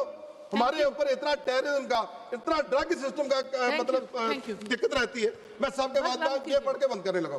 मैडम एंड में मैं कहना चाहता हूँ, कदे वंडिया गया, कदे लुटिया गया, पंजाब जिन्नी बार उठिया करके धोखेबाजियां सुटिया गया, हाले जिउंदे ने अणखा वाले पंजाबी, जुरत रखते ने पंजाब बचाउण दी, भावें तुसीं कुछ करो जां ना करो, पर असीं देवांगे गवाही जिउंदे होण दी। Thank you. Honourable Member C.T. Mohammad Bashir sir.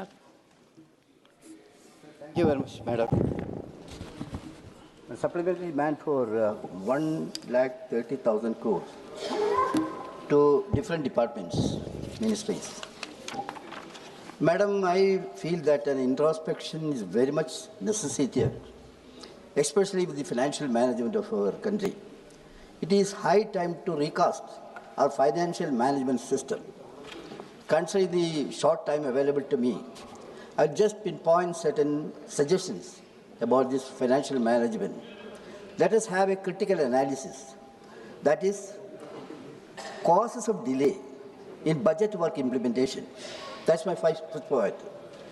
The delays can stem from financial, administrative, and procedural bottleneck across different levels of the government, center, state, and implementation agencies. Similarly, financial and fund flow issue, that is also very important, sir. Delayed, unpredictable fund release.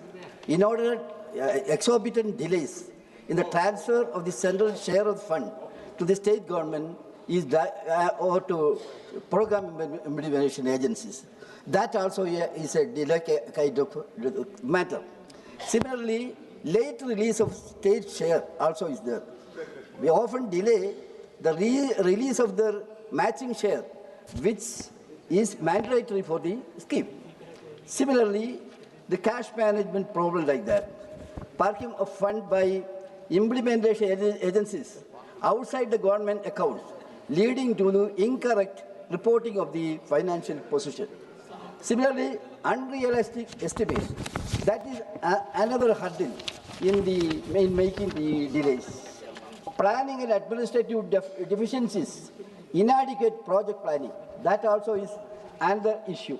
Poor forecasting, unrealistic timelines, and insufficient preliminary work, example, lack of thorough feasibility report, etc. These kind of things are also adversely affecting the movement of the thing. Slow decision-making process, lengthy and multi-layered approval process, slow sanction of annual action plan, and bureaucratic delays. All these things are there, sir. Unless we address this issue, we will not be able to tide over this crisis. Then capacity constraint related issues. That also is very important, sir. Madam, we know that shortage of quality human resource and inadequate technical capacity in the government apartment for effective planning and execution. That also is a problem of obstacles. That also is to be addressed properly. Clearance delay, time-consuming process for obtaining environmental, forest, and other statutory clearance. It's a very difficult thing. The clearance will not get in time. That is another reason. That also may kindly be addressed. Now, let us examine where we are now. What is our position now? We claim India as the fastest developing economy. Is it a ground reality, or should we re-examine that? It is need of the hour to streamline our methodologies in accordance with the speed taking place worldwide. We have to realize that. Our old slogan, what is that, our old slogan? That is survival of the fittest. Now that has been changed. This era is survival of the fastest. We have to take that also into consideration. Then financial reforms. There are many recommendations, madam. In our country, there are very useful recommendations are there. But unfortunately, we are going reverse. It's a fact. Financial reforms and Indian style. An era of adopting to provoking policies. India's foreign direct investment, I would like to say about that. We want money. We are having our difficulties. But at the same time, India's foreign direct investment, privatization is paving way for the entry of the multinationals and very existence of our public sector. We have to realize a lot of discussions are going in different parts of the world on globalization, liberalization, privatization. But India really wants Indianization of globalization. We must think in that broad-mindedness should be there. Examine India's then and now. I will speed up, madam. 1 minute. Then and now. Nehruvian economic philosophy. What it was, according to Nehruji, he had a vision. Our government also had a vision. We were doing in that way. But what is the contemporary situation, sir? When we analyze the contemporary situation, let me just give me 1 or 2 minutes more. That also is very important. So this kind of experience, past experience, that also may kindly be examined. Next issue is the involvement of the multinational companies. For Indian industries are having its own difficulties. We are facing difficulties. At the same time, the multinationals are coming in a big way and spoiling the entire situation. One challenge is, that is what the various parts of the country, alarming situation is there. A peaceful situation, 1 minute I will conclude, madam. That is pertaining to a very important in the country. Whatever may be the reforms, the most important thing is harmony and peace and coexistence that way. What is happening in this country, madam? We know that economy is moving in a different way. Peaceful atmosphere is not there. My learned friend was saying about the UP and other places. Yes. In a country like ours, if there is no safety for the property and the life, it is something very sad, madam. I would like to say one thing. One thing in the end I would like to say. India is a country of peacefulness. We were adopting a glorious tradition. We have to keep it up. I would like to say, marginalized section in this country is going from bad to worse. I hope that the government will address that with few words. I wish that the government wisdom may prevail on the government. With a few words, madam, I conclude. Thank you. Thank you very much. Thank you. ਧੰਨਵਾਦ ਸਭਾਪਤੀ ਜੀ। ਸਭਾਪਤੀ ਜੀ, ਮੈਂ 2-3 ministry हैं ਜਿਨ੍ਹਾਂ ਤੇ ਆਪਣੀ ਗੱਲ ਰੱਖਣੀ ਹੈ। ਸਭਾਪਤੀ ਜੀ, ਇੱਥੇ ਦੁਬਾਰਾ ਜ਼ਿਕਰ ਹੁੰਦਾ ਵਿਕਸਿਤ ਭਾਰਤ ਦਾ, ਪਰ ਇਹਦੇ 'ਚ ਬਿਲਕੁਲ ਸੱਚਾਈ ਹੈ ਕਿ ਜਿੰਨੇ ਪੈਰਾਮੀਟਰ ਹੈ ਜਿਹੜੇ ਕਿਸੇ ਵੀ ਦੇਸ਼ ਦੇ ਕਿੰਨਾ ਕੁ ਵਿਕਸਿਤ ਹੈ, ਜਿਹਨੂੰ ਤੈਅ ਕਰਦੇ ਆ ਉਹਨਾਂ ਦੇ ਵਿੱਚ ਹਿਊਮਨ ਹੈਪੀਨੈਸ ਇੰਡੈਕਸ ਤੋਂ ਲੈ ਕੇ ਪਰ ਕੈਪੀਟਲ ਇਨਕਮ ਤੋਂ ਲੈ ਕੇ ਮੈਨੂੰ ਲੱਗਦਾ ਸੀ ਪਹਿਲੇ 100 'ਚ ਵੀ ਨਹੀਂ ਟਿਕਦੇ, ਕਿ ਉਹਦੇ 'ਚ ਜਿਹੜਾ ਆਂਗਣਵਾੜੀ ਵਰਕਰਾਂ ਨਾਲ ਜੁੜਿਆ ਹੋਇਆ ਸਭ ਤੋਂ ਇੰਪੋਰਟੈਂਟ ਕਿ ਹਿਊਮਨ ਹੰਗਰ ਇੰਡੈਕਸ ਦੇ ਵਿੱਚ ਅਸੀਂ 102 ਨੰਬਰ ਤੇ 123 ਦੇਸ਼ਾਂ ਦੇ ਵਿੱਚੋਂ, ਤੇ ਇਹਦੇ 'ਚ ਜਿਨ੍ਹਾਂ ਲੋਕਾਂ ਨੇ ਕੰਮ ਕਰਨਾ ਜਿਹੜੇ ਆਂਗਣਵਾੜੀ ਵਰਕਰ ਹੈ, ਉਹ ਸਾਨੂੰ ਪਤਾ ਕਿ ਬੱਚੇ ਦੇ ਜਨਮ ਤੋਂ ਲੈ ਕੇ ਉਹਦੀ ਬੇਸਿਕ ਐਜੂਕੇਸ਼ਨ ਤੋਂ ਲੈ ਕੇ ਉਹਦੀ ਸਿਹਤ ਤੋਂ ਲੈ ਕੇ ਲੋਕਾਂ ਨੂੰ ਜਾਗਰੂਕ ਕਰਨ ਤੋਂ ਲੈ ਕੇ ਮੈਨੂੰ ਲੱਗਦਾ ਕਿ ਜਿੰਨੇ ਸਰਕਾਰ ਦੇ ਪ੍ਰਮੁੱਖ ਅਦਾਰਿਆਂ ਦੇ ਮੁਲਾਜ਼ਮ ਹੈ, ਉਹ ਮੈਨੂੰ ਲੱਗਦਾ ਕਿ ਸਾਰਿਆਂ ਨਾਲੋਂ ਵੱਧ ਕੰਮ ਕਰਨ ਵਾਲੇ ਜਿਹੜੇ ਮੁਲਾਜ਼ਮ ਹੈ। ਪਰ ਇਹ ਬੜੀ ਬਦਕਿਸਮਤੀ ਹੈ, ਉਹਨਾਂ ਲੋਕਾਂ ਦਾ ਸ਼ੋਸ਼ਣ ਕੀਤਾ ਜਾਂਦਾ ਕਿ ਉਹਨਾਂ ਨੂੰ ਮੁਲਾਜ਼ਮਾਂ ਦੇ ਵਿੱਚ ਵੀ ਨਹੀਂ ਗਿਣਿਆ ਜਾਂਦਾ। ਅੱਜ ਪੂਰੇ ਭਾਰਤ ਦੇ ਵਿੱਚ ਜਿਹੜੀ ਬੇਸਿਕ ਪੇ ਹੈ, ਜਿਹੜੀ ਮਿਨੀਮਮ ਵੇਜ ਹੈ, ਉਹ ਵੀ 9 ਤੋਂ 10,000 ਦੇ ਵਿੱਚ ਹੈ। ਤੇ ਮੈਨੂੰ ਦੱਸੋ ਕਿ ਉਹਨਾਂ ਦੇ ਨਾਲ ਇਹ ਸ਼ੋਸ਼ਣ ਨਹੀਂ ਕਿ ਮੈਚ 4500 ਰੁਪਏ ਦੇ ਵਿੱਚ ਅਸੀਂ ਉਹਨਾਂ ਤੋਂ ਇੰਨਾ ਕੰਮ ਲੈਂਦੇ ਹਾਂ, ਤੇ ਜਿਹੜੇ ਹੈਲਪਰ ਹੈ ਉਹਨਾਂ ਤਾਂ ਕੇਵਲ 2250 ਰੁਪਏ ਦਿੱਤੇ ਜਾਂਦੇ ਆ। ਸੋ ਉਹ ਦੇਸ਼ ਦੇ ਵਿੱਚ ਜਿੱਥੇ ਅੱਜ ਵੀ ਜਿਹੜੇ 32% ਬੱਚੇ ਆ ਉਹ ਸਟੰਟਡ ਹੈ, ਤਾਂ ਕੀ ਸਾਨੂੰ ਇਹਨਾਂ ਦੀਆਂ ਤਨਖਾਹਾਂ ਨਹੀਂ ਵਧਾਉਣੀਆਂ ਚਾਹੀਦੀਆਂ? ਸੋ ਮੈਂ ਸਰਕਾਰ ਅੱਗੇ ਡਿਮਾਂਡ ਕਰੂੰਗਾ ਕਿ ਜਿਹੜੇ ਇਹਨਾਂ ਦੇ ਇਨਸੈਂਟਿਵ ਹੈ, ਇਹਨਾਂ ਨੂੰ ਪੱਕੇ ਮੁਲਾਜ਼ਮ ਵੀ ਗਿਣਿਆ ਜਾਵੇ ਤੇ ਇਹਨਾਂ ਤਨਖਾਹਾਂ ਵਧਾਈਆਂ ਜਾਣ। ਇਸ ਤੋਂ ਇਲਾਵਾ ਸਭਾਪਤੀ ਜੀ, ਕਿਉਂਕਿ ਸਾਡਾ ਭਾਰਤ ਕਹਿ ਲਓ ਵੀ ਹਜੇ ਵੀ ਬੜੇ ਲੋਕ ਹੈ ਜਿਹੜੇ ਗਰੀਬੀ ਰੇਖਾ ਤੋਂ ਨੀਚੇ ਹੈ, ਤੇ ਪੀਡੀਐਸ ਸਿਸਟਮ ਅਧੀਨ ਜਦੋਂ 2013 ਦੇ ਵਿੱਚ ਨੈਸ਼ਨਲ ਫੂਡ ਸਿਕਿਉਰਿਟੀ ਐਕਟ ਬਣਿਆ, ਤਾਂ ਉਸ ਤੋਂ ਬਾਅਦ ਜਿਹੜੀ ਸੀਲਿੰਗ 2015 ਦੇ ਵਿੱਚ ਕੀਤੀ ਗਈ, ਜਿਹੜੀ ਕੀਤੀ ਗਈ 2011 ਦੇ ਸੈਂਸਸ ਦੇ ਹਿਸਾਬ ਦੇ ਨਾਲ, ਤੇ ਉਹਦੇ ਵਿੱਚ ਜੋ ਪੰਜਾਬ ਦੀ ਉਦੋਂ ਪਾਪੂਲੇਸ਼ਨ ਸੀ ਉਹਦੇ 51% ਜਿਹੜੀ 1 ਕਰੋੜ 41 ਲੱਖ 45 ਹਜ਼ਾਰ ਬਣਦੇ ਆ। ਤੇ ਤੁਸੀਂ ਦੇਖੋ ਵੀ ਅੱਜ ਵੀ 10 ਸਾਲ ਤੋਂ ਉੱਪਰ ਦਾ ਸਮਾਂ ਲੰਘ ਗਿਆ ਤੇ ਸੈਂਸਸ ਨੂੰ ਤਕਰੀਬਨ 14 ਸਾਲ ਦਾ ਸਮਾਂ ਲੰਘ ਗਿਆ, ਅੱਜ ਵੀ ਜਿਹੜੀ ਉਹਨਾਂ ਦੀ ਗਿਣਤੀ ਉਹ ਉਨੀ ਦੀ ਉਨੀ ਹੈ। ਉਸ ਤੋਂ ਬਾਅਦ ਕਿੰਨੀ ਆਬਾਦੀ ਵੱਧ ਗਈ, ਉਸ ਤੋਂ ਬਾਅਦ ਕੋਵਿਡ ਆਇਆ, ਤੇ ਅੱਜ ਲੱਖਾਂ ਜਿਹੜੇ ਇੱਦਾਂ ਦੇ ਪੰਜਾਬ ਦੇ ਵਿੱਚ ਗਰੀਬ ਲੋਕ ਹੈ ਜਿਨ੍ਹਾਂ ਦੇ ਰਾਸ਼ਨ ਕਾਰਡ ਵਧਾਉਣ ਦੀ ਜ਼ਰੂਰਤ ਹੈ। ਤੇ ਅੱਜ ਵੀ ਕਿਉਂਕਿ ਸੈਂਸਸ ਤਾਂ ਲੱਗ ਨਹੀਂ ਰਿਹਾ ਕਿ ਅਗਲੇ ਵੀ 2-3 ਸਾਲ 'ਚ ਹੋਊਗਾ, ਸੋ ਮੇਰੀ ਸਰਕਾਰ ਨੂੰ ਡਿਮਾਂਡ ਹੈ ਕਿ ਜਿਹੜੇ ਪੰਜਾਬ 'ਚ ਬਿਨਾਂ ਰਾਸ਼ਨ ਕਾਰਡ ਦੇ ਜਿਹੜੇ ਗਰੀਬ ਲੋਕ ਹੈ ਉਹਨਾਂ ਦੀ ਜਿਹੜੀ ਗਿਣਤੀ ਹੈ ਉਹ ਵਧਾਈ ਜਾਵੇ ਤੇ ਰਾਸ਼ਨ ਕਾਰਡ ਜਿਹੜੇ ਉਹਨਾਂ ਦੇ ਚਾਲੂ ਕੀਤੇ ਜਾਣ। ਤੇ ਇਸ ਤੋਂ ਇਲਾਵਾ ਸਭਾਪਤੀ ਜੀ, ਮੈਂ ਸਾਰਾ ਇਹ ਚੈੱਕ ਕਰ ਰਿਹਾ ਸੀ ਕਿਉਂਕਿ 2030 ਦੇ ਵਿੱਚ ਉਮੀਦ ਹੈ ਕਿ ਜਿਹੜੀ ਤੈਅ ਹੋਇਆ ਕਿ ਕਾਮਨਵੈਲਥ ਦੇਸ਼ ਨੂੰ ਮਿਲਣੀ ਹੈ, ਪਰ ਸਪਲੀਮੈਂਟਰੀ ਗ੍ਰਾਂਟਸ ਦੇ ਵਿੱਚ ਸਪੋਰਟਸ ਦਾ ਜ਼ਿਕਰ ਤੱਕ ਨਹੀਂ ਕੀਤਾ ਗਿਆ। ਮੈਂ ਪਿੱਛੇ ਜੇ ਖੇਡ ਮੰਤਰੀ ਸਾਹਿਬ ਨੂੰ ਮਿਲਿਆ ਸੀਗਾ ਤੇ ਮੈਂ ਉਦੋਂ ਵੀ ਪੰਜਾਬ ਲਈ ਡਿਮਾਂਡ ਕੀਤੀ ਸੀ ਕਿ ਖੇਲੋ ਇੰਡੀਆ ਅਧੀਨ ਪੰਜਾਬ 'ਚ ਸਪੋਰਟਸ ਦੇ ਲਈ ਜਿਹੜੇ ਪੈਸੇ ਦਿੱਤੇ ਜਾਣ, ਤਾਂ ਉਹਨਾਂ ਨੇ ਕਿਹਾ ਜੀ ਕਿ ਪੈਸੇ ਦਾ ਕੋਈ ਹੈ ਨਹੀਂ, ਕਿ ਐਡੀਸ਼ਨਲ ਗ੍ਰਾਂਟ ਦੇ ਵਿੱਚ ਅਸੀਂ ਡਿਮਾਂਡ ਕਰਾਂਗੇ। ਪਰ ਤੁਸੀਂ ਦੇਖੋ ਮੈਂ ਪੂਰੀ ਲਿਸਟ ਫਰੋਲੀ ਹੈ, ਕਿਤੇ ਡਿਮਾਂਡ ਤੱਕ ਨਹੀਂ ਕੀਤੀ ਗਈ। ਸੋ ਮੇਰੀ ਸਰਕਾਰ ਨੂੰ ਇਹ ਡਿਮਾਂਡ ਹੈ, ਇਹ ਬੇਨਤੀ ਹੈ ਕਿ ਪੰਜਾਬ ਨੇ ਸਪੋਰਟਸ ਦੇ ਵਿੱਚ ਬੜਾ ਕੁਝ ਕੀਤਾ, ਪਰ ਤੁਸੀਂ ਦੇਖੋਗੇ ਪਿਛਲੇ 1 ਸਾਲ ਦੇ ਵਿੱਚ 1 ਵੀ ਰੁਪਿਆ ਨਹੀਂ ਦਿੱਤਾ ਗਿਆ। ਤੇ ਜਿਹੜੇ ਸੂਬੇ ਗੁਜਰਾਤ ਵਰਗੇ ਜਿਨ੍ਹਾਂ ਦਾ ਅੱਜ ਤੱਕ ਇੱਕ 올림픽 'ਚ ਮੈਡਲ ਵੀ ਨਹੀਂ ਆਇਆ, ਤੇ ਉਹਨੂੰ ਤੁਸੀਂ 426 ਕਰੋੜ ਰੁਪਇਆ ਦੇ ਦਿੰਦੇ ਹੋ।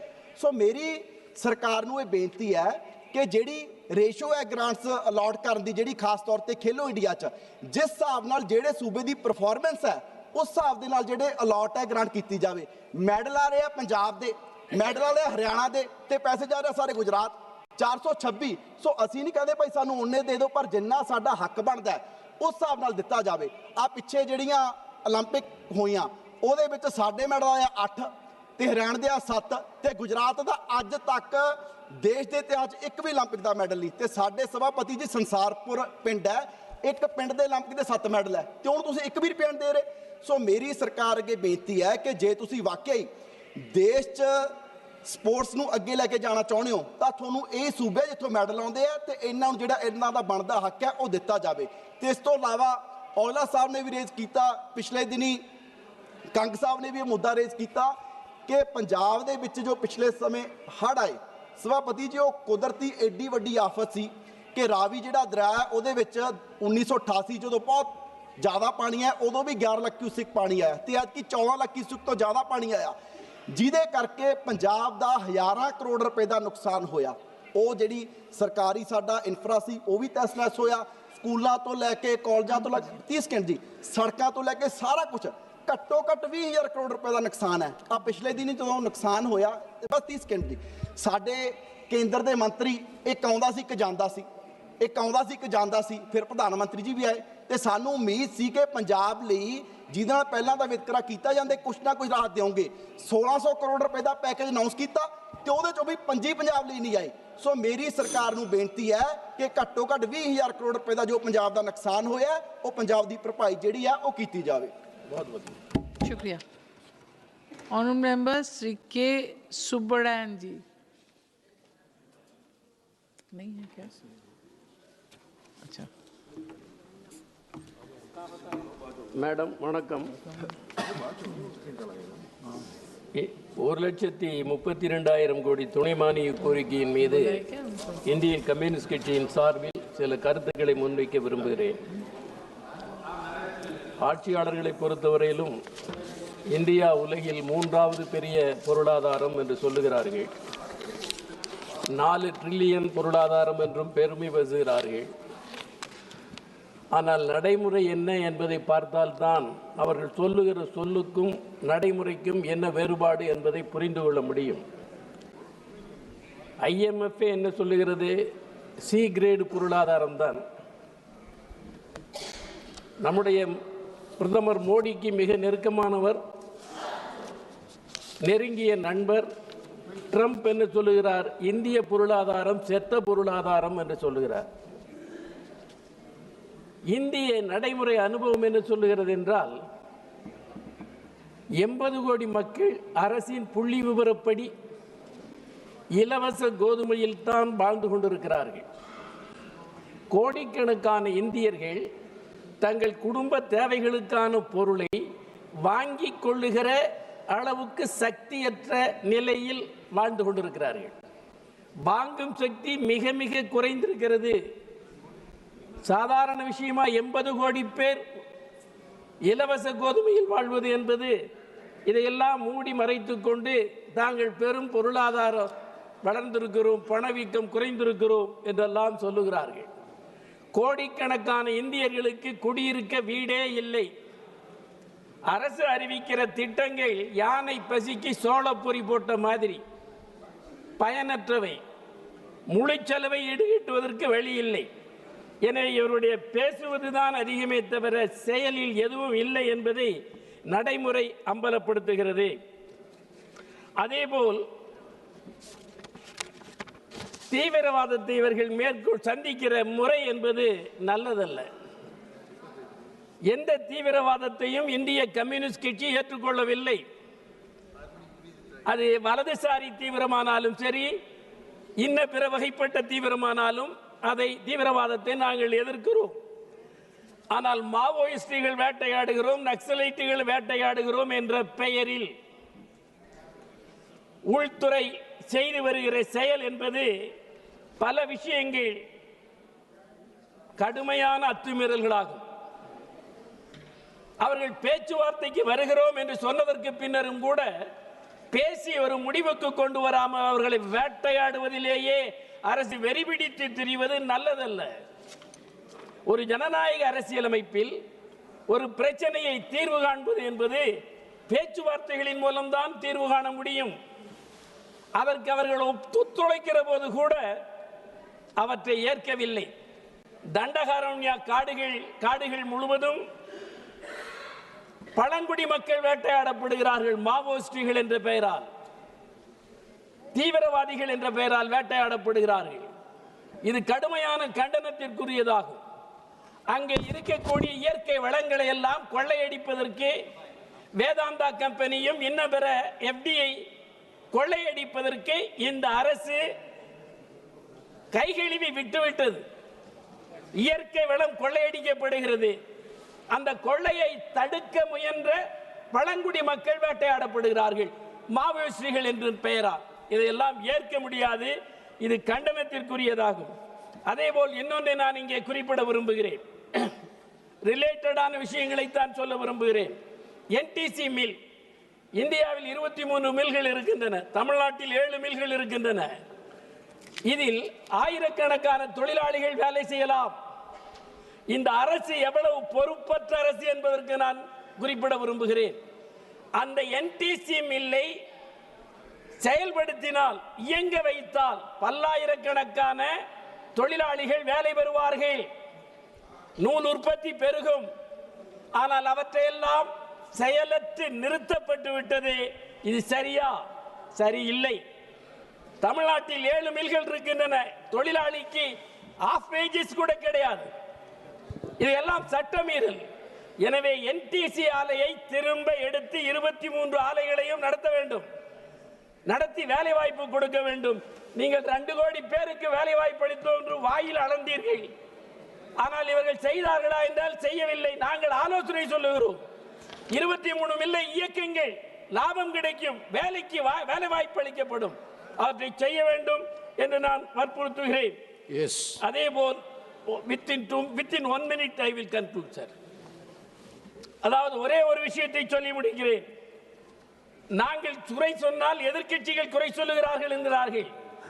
ஆனால் இந்தியாவின் புகழ்பெற்ற பொருளாதார மேதைகளே என்ன சொல்லுகிறார்கள்? ஒன்றிய அரசினுடைய புள்ளி விவரங்களில் மோசடி இருக்கிறது என்று சொல்லுகிறார்கள். மோசடி புள்ளி விவரங்களை வைத்துக் கொண்டு இந்தியா வளர்ந்த பொருளாதாரம் என்று சொல்லிக் கொண்டிருப்பது நல்லதல்ல. இவர்களை எதிர்க்கட்சிகள் மக்களுக்கு முன்னர் அம்பலப்படுத்த வேண்டும். நன்றி, வணக்கம். Thank you very much. Next speaker, Sri Rahul Kaswan.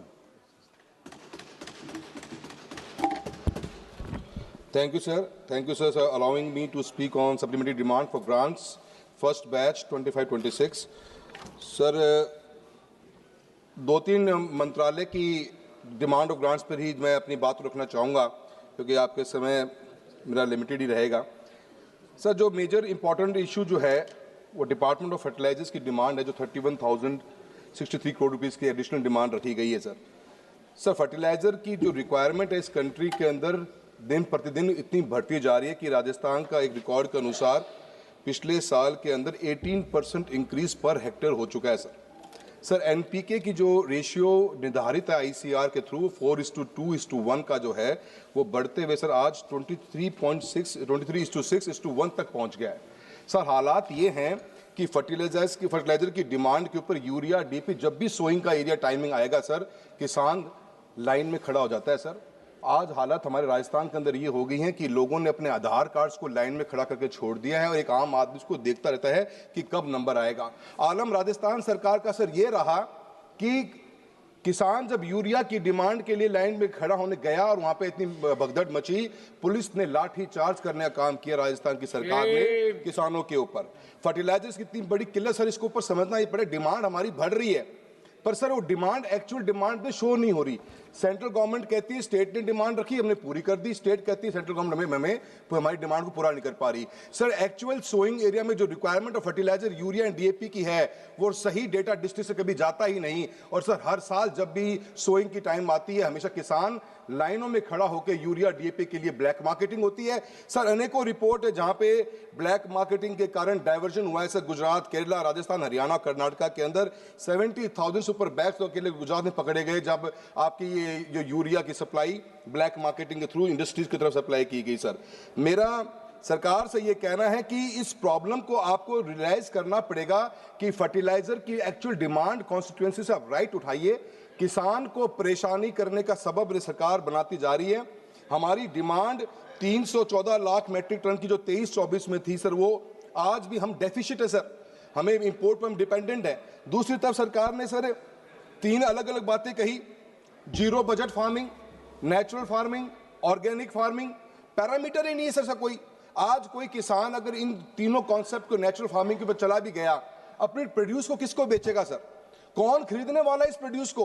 क्या हमने ऑर्गेनिक फार्मिंग या नेचुरल फार्मिंग या जीरो बजट फार्मिंग की जो प्रोड्यूस है उसके लिए कोई निर्धारित नई MSP डिसाइड करिए. सर मंडी में जाके क्या टेक्नोलॉजी हमारे पास में है जो डिसाइड कर देगी कि ये ऑर्गेनिक प्रोड्यूस है कि ये हमारा नॉर्मल प्रोड्यूस है? और सर उसके लिए कोई मैकेनिज्म नहीं, इसीलिए सर शिफ्टिंग नहीं हो पा रही.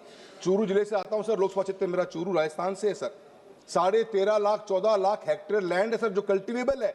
उसके अंदर सर आज की तारीख में भी हम 80% रेन फेड इरिगेशन पे डिपेंडेंट है. उसके बाद नेचुरली लोगों ने हमेशा ऑर्गेनिक फार्मिंग को बढ़ावा दिया पर सरकार की हैंड होल्डिंग ही नहीं थी सर. और नए हैंड होल्डिंग होने के कारण धीरे धीरे वो भी फर्टिलाइजर तरफ बढ़ता जा रहा है. तो मैं समझता हूं कि जो डिमांड आपने फर्टिलाइजर्स की करी है और जो आप अलग अलग स्कीम्स निकाल के चल रहे हो, ऑर्गेनिक कंटेंट सर ऐसा हो गया है कि हमारा ओसी 93% ऑफ लैंड में ओसी गिरते हुए इतना नीचे आ गया सर कि without DAP and urea you can't even think of doing the agriculture in the country right now.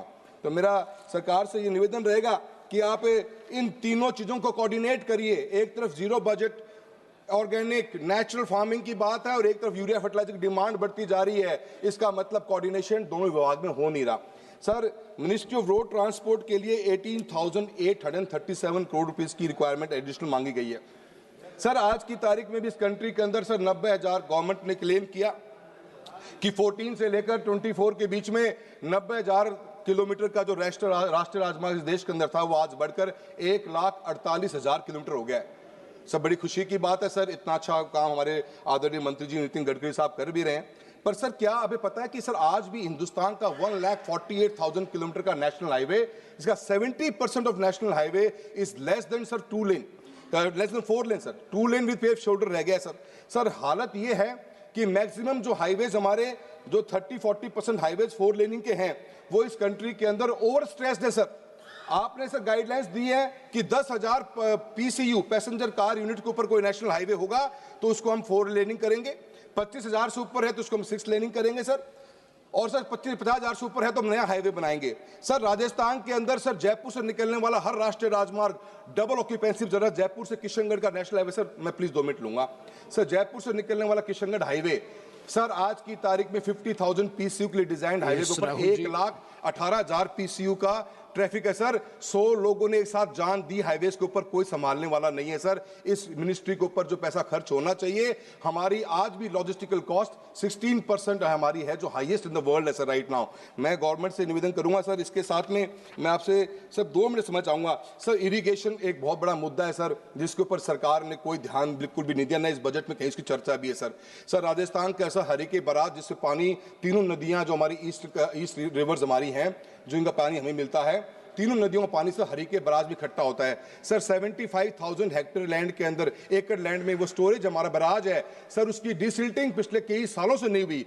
2 MF पानी हर साल इंटरनेशनल बॉर्डर क्रॉस कर जाता है सर, और मेरी लोकसभा क्षेत्र में पीने का पानी तो सर है ही कम, खेती के लिए पानी तक भी नहीं। गवर्नमेंट ऑफ इंडिया की कहीं फोकस इरिगेशन पर नजर नहीं आती जिससे किसानों को पैसा मिले, पानी मिले। और सर साथ में सर लास्ट पॉइंट सर, समय बहुत कम दिया आपने मुझे, बहुत से इशू उठाने थे, पर सर मेरा इतना जरूर कहना है, मैं गवर्नमेंट ऑफ इंडिया से रिक्वेस्ट करूंगा सर, डबल इंजन के नाम पे वोट मांगे sir.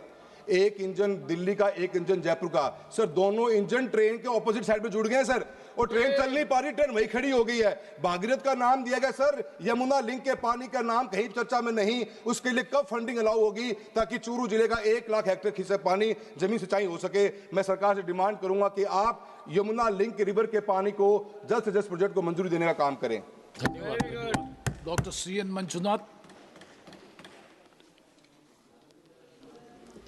Many thanks to Honorable Speaker for giving me this opportunity to speak on supplementary grants, demands for supplementary grants. Despite global challenges, despite adversaries, India's economy stands firm-footed with a very low inflation rate, and GDP is still growing at 6.4%, although in the last quarter it was 8.2%. It is on an average it is around 6.4%. India has done very well both in the sky, also on the ground, also on the sea. In the sky, BrahMos missiles, then the drones and jet fighters, all are indigenously made. On the ground, yes, we see excellent infrastructure, world-class highways, railways, and also airports. Very fact, Tier 2 cities, Tier 3 cities, airports are crowded, means economy is booming. People have a lot of money in their hand because up to 12 lakhs income tax is exempted. As a result, 1 lakh crore is put into the hands of the people. Recently, because of GST exemption, people also are having a lot of money in their hand. So this is one of the important things. Yes, Honorable Prime Minister is working on the noble concept, local for vocal for local. It's not just vocal for local, it is local for global also. Because every fourth generic tablet sold in the world is coming from India, and every fourth mobile phone that is used in the United States is coming from India. You look at the defense sector. Last year, the defense export stands at 30,000 crores, and the total defense production is 1.2 lakh crores.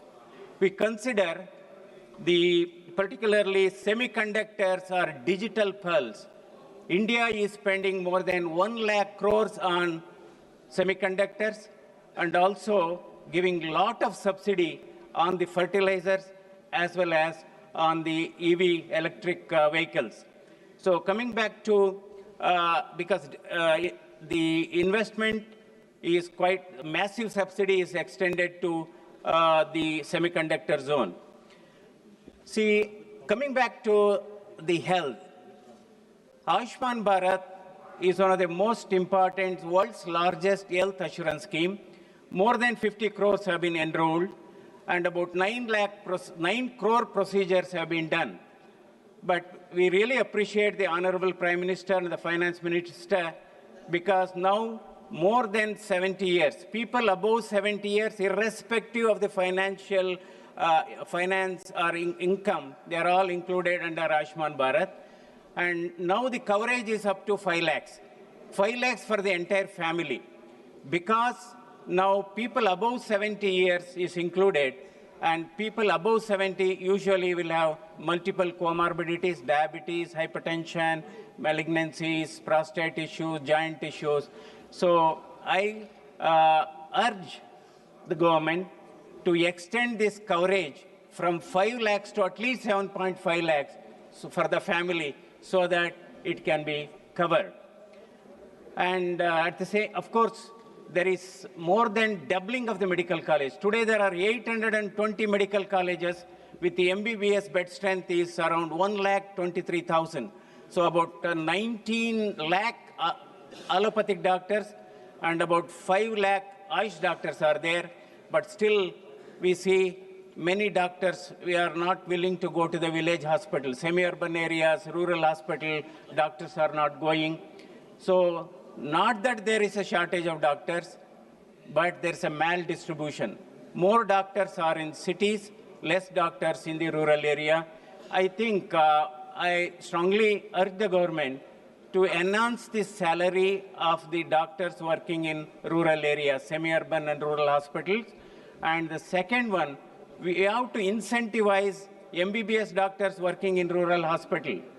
One of the things that can be considered is, if the MBBS doctor is working in rural hospital, you can consider giving additional marks in NEET PG examination. That could drive them to work in a rural hospital. Yes, we have CGHS hospitals. In Bangalore city, we have more than 250 Government of India establishments with about 4 lakh central government employees are working. So here what is happening, for the same size of CGHS beneficiary in city of Chennai, in city of Hyderabad, they have 15 CGHS wellness center, but Bangalore city at this point of time has only about 11. So I request the government to set up another 5 CGHS wellness centers in the city of Bangalore. Then we have Janaushadhas, nearly 16,000 Janaushadha Kendras are there in the country, in our own state, 1,480 Janaushadhas. So on the same, because of Janaushadha, nearly 30 to 40,000 crore is saved to the patients. On the same line. No, please try to conclude. Just 1 minute, just 2 minutes. On the same concept, we should also have Janaushadha concept for animal and plant Aushadhalayas, because particularly the plant nutrients, the animal nutrients, animal feeds can be also sold to the farmers at a subsidized rate. Sir, Karnataka is a land of sandalwood. It is called sandalwood state. 65% of the sandalwood is coming from Karnataka. Yes. And each state at this point of time have their own regulations with respect to cultivation, transportation, and trade. No, please, please. So, just 1 second, sir. So, this under Niti Aayog, the Central Vista Committee, Central Vista Oversight Committee has appointed a Central Sandalwood Development Board to put up a recommendation under the concept of one nation, one sandalwood policy. One nation, one sandalwood policy. And they have recommended to set up a sandalwood board, All India Sandalwood Board, on the line of Coffee Board or the Spices Board at Bangalore. Thank you very much. So under the Ministry of Commerce, 1 second, sir, under the Ministry of Commerce and Industries. So I'm very happy to the Honorable Prime Minister Ragi has been given a very good MSP at 4,886. But I request the ministry to consider giving a better price to the paddy and also to procure jawar and maize in our state. Thank you. Thank you very much. Thank you. धन्यवाद सभापती महोदय. मी या ठिकाणी पुरवणी मागण्यावर चर्चा करण्यासाठी उभा आहे. सभापती महोदय, या सभागृहात आल्याच्या नंतर मी वारंवार त्या ठिकाणी ऐकतो की आपल्या देशाला 5 ट्रिलियन इकॉनॉमी त्या ठिकाणी बनवायची. मी फार मोठा काय अर्थतज्ञ नाही आहे, पण एक साधी गोष्ट मला त्या ठिकाणी निश्चितपणे समजते की आपल्या देशातील जवळपास 60 ते 70% लोक ही शेती या व्यवसायावर त्या ठिकाणी अवलंबून आहेत. आणि त्या शेतीसाठी जोपर्यंत आपण सिंचनासाठी मुबलक पाणी, वीज आणि जो शेतकरी त्या शेतात राबवून कष्ट करून पीक पिकवतो, त्यानं पिकवलेल्या माल उत्पन्नाला त्या ठिकाणी स्वामीनाथन आयोगाच्या शिफारशीप्रमाणे त्याच्या उत्पादन खर्चावर आधारित त्या ठिकाणी त्याला हमीभाव जोपर्यंत मिळणार नाही तोपर्यंत मला वाटते आपण जे 5 ट्रिलियन इकॉनॉमीचं स्वप्न त्या ठिकाणी बघतोय ते आपण कधीही गाठू शकणार नाहीत. सभापती महोदय, मी कायम ऐकतो की आपण इतके मोठे हायवे बनवले, इतक्या मेट्रो बनवल्या, ह्या हायवेसाठी 70,000 कोटी, त्या हायवेसाठी 1 लाख कोटी. सभापती महोदय, पण मला वाटतं अटल बिहारी वाजपेयीजींचंच त्या ठिकाणी विजन होतं नदीजोड प्रकल्प. मला वाटतं नदीजोड प्रकल्पाच्या बाबतीत आपण मोठ्या प्रमाणात पैसे खर्च करून बजेटमध्ये तरतूद करून त्या शेतकऱ्याला शाश्वत पाणी त्या ठिकाणी का उपलब्ध करून देत नाही. मला वाटतं हा माझा सरकारच्या पुढे प्रश्न आहे. सभापती महोदय, आपण बघितलं असेल ज्या वर्षी चांगला पाऊस होतो आणि शेतकऱ्याचं त्या ठिकाणी पीक पिकतं आणि प्रचंड प्रमाणात उत्पन्न येतं, उत्पन्न आल्याच्या नंतर शेतकऱ्याला योग्य जर भाव मिळाला तर आपण त्या वर्षी बघा किराणाचं दुकान असेल, सोनाराचं दुकान असेल, गाड्याची दुकानं असतील, सगळी जोरात त्या ठिकाणी चालू असतात. पण ज्या वर्षी शेतकऱ्याचं पीक पिकत नाही, शेतकऱ्याच्या मालाला भाव मिळत नाही, त्या वर्षी मात्र ही सगळे व्यवसाय करणारी लोक त्या ठिकाणी माशा मारत बसलेली असते. म्हणून माझी विनंती आहे की शेतीकडे बघत असताना जो दृष्टिकोन सरकारचा आहे तो दृष्टिकोन त्या ठिकाणी बदलणं गरजेचं आहे. ती शेती नफ्याची, ती शेती फायद्याची कशी करता येईल ह्याच्यासाठी सरकारने त्या ठिकाणी प्रयत्न करणं गरजेचं आहे. सभापती महोदय, मी महाराष्ट्रासाठी एक म्हणणं त्या ठिकाणी मांडतोय. पश्चिम वाहिनी नद्या ज्या आहेत, वैतरणा, उल्हास समुद्रातनं ज्या नद्या वाहून जातात, महाराष्ट्राच्या मंत्रिमंडळानं त्या ठिकाणी सप्टेंबर 2024 मध्ये पाणी वळवण्यासाठीच्या प्रस्तावाला त्या ठिकाणी मंजुरी दिली. सभापती महोदय, या प्रकल्पाच्या अंतर्गत जवळपास 55 TMC पाणी आणण्याच्या दृष्टीनं सविस्तर प्रकल्प अहवाल डिसेंबर 2025 पर्यंत पूर्ण करण्याचं उद्दिष्ट त्या ठिकाणी सरकारनं ठेवलेलं आहे. आणि ह्या प्रकल्पासाठी साधारणतः 70,000 कोटी रुपयाची गरज असून मला वाटते ते जर पैसे त्या ठिकाणी उपलब्ध करून दिले तर साधारणतः 70 TMC पाणी ही दुष्काळग्रस्त मराठवाड्याला त्या ठिकाणी मिळणार आहे. आणि महाराष्ट्रासाठी नदीजोड प्रकल्पाची का आवश्यकता आहे? नारपार असेल, अंबिका असेल, औरंगा असेल, दमणगंगा, वैतरणा, उल्हास यासारख्या नद्याच्या खोऱ्यातील जे अतिरिक्त पाणी आहे, जी गोदावरी खोऱ्यातील कोरडवाहू भागामध्ये जर आपण त्या ठिकाणी वळवलं तर निश्चितपणे त्या शेतकऱ्याचा त्या ठिकाणी फायदा झाल्याशिवाय आणि त्याला मुबलक प्रमाणात पाणी, शाश्वत पाणी उपलब्ध झाल्यामुळं त्या ठिकाणी निश्चितपणे त्याला ती जी शेती ही फायद्याची त्या ठिकाणी करता येईल आणि त्याच्या माध्यमातून उत्पन्न घेऊन त्याचा प्रपंच त्या ठिकाणी करता येईल. सभापती महोदय, मला माझ्या धाराशिव लोकसभा मतदारसंघामध्ये जून ते सप्टेंबर महिन्यात जी प्रचंड प्रमाणात त्या ठिकाणी अतिवृष्टी झाली आणि ज्या अतिवृष्टीमुळं शेतकऱ्याचं प्रचंड असं मोठ्या प्रमाणात नुकसान झालं.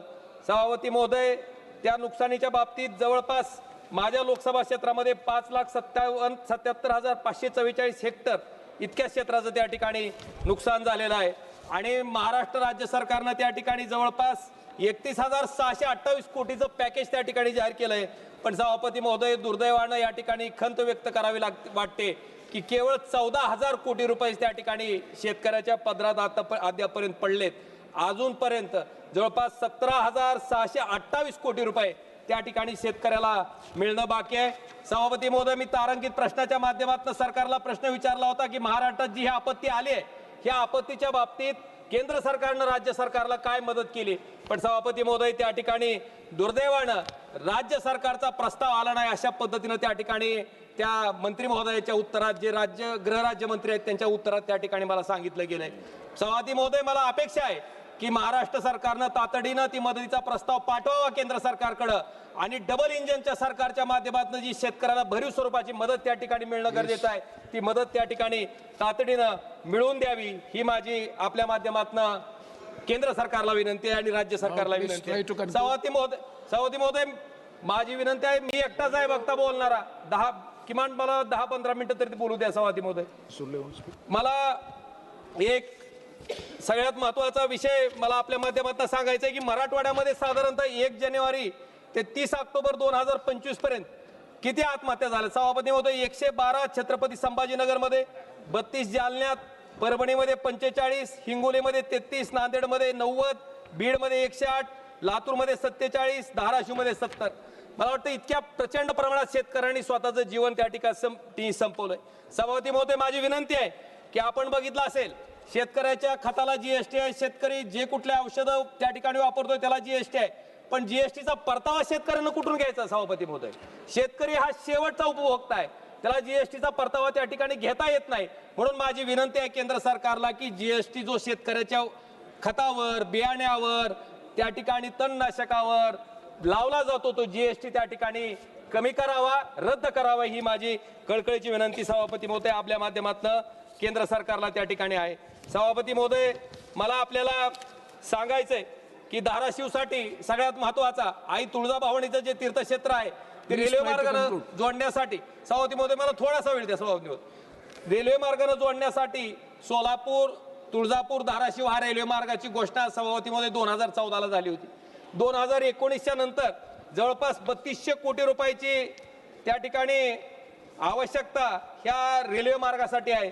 सभापती महोदय, राज्य सरकारनं निम्मा खर्च उचलण्याची हमी त्या ठिकाणी केंद्र सरकारला दिली आहे, पण दुर्दैवानं 1 रुपयाची तरतूद त्या ठिकाणी राज्य सरकारनं ह्या प्रकल्पाच्या बाबतीत केली नसल्यामुळं केवळ तुळजापूर पासून धाराशिव पर्यंतच्या रेल्वे मार्गाचं काम चालू आहे, पण तुळजापूर पासून सोलापूर पर्यंतच्या रेल्वे मार्गाचं टेंडर अद्यापर्यंत त्या ठिकाणी अंतिम झालेलं नाही आणि त्याच्यामुळं जे स्वप्न आहे सोलापूर, तुळजापूर, धाराशिव आई तुळजाभवानीचं तीर्थक्षेत्र त्या ठिकाणी जोडण्याचं ते स्वप्न त्या ठिकाणी अपुरं राहतंय. सभापती महोदय, मला माझ्या मतदारसंघातल्या फक्त 2 मागण्या मला तुमच्या माध्यमातून केंद्र सरकारच्या समोर ठेवायच्यात.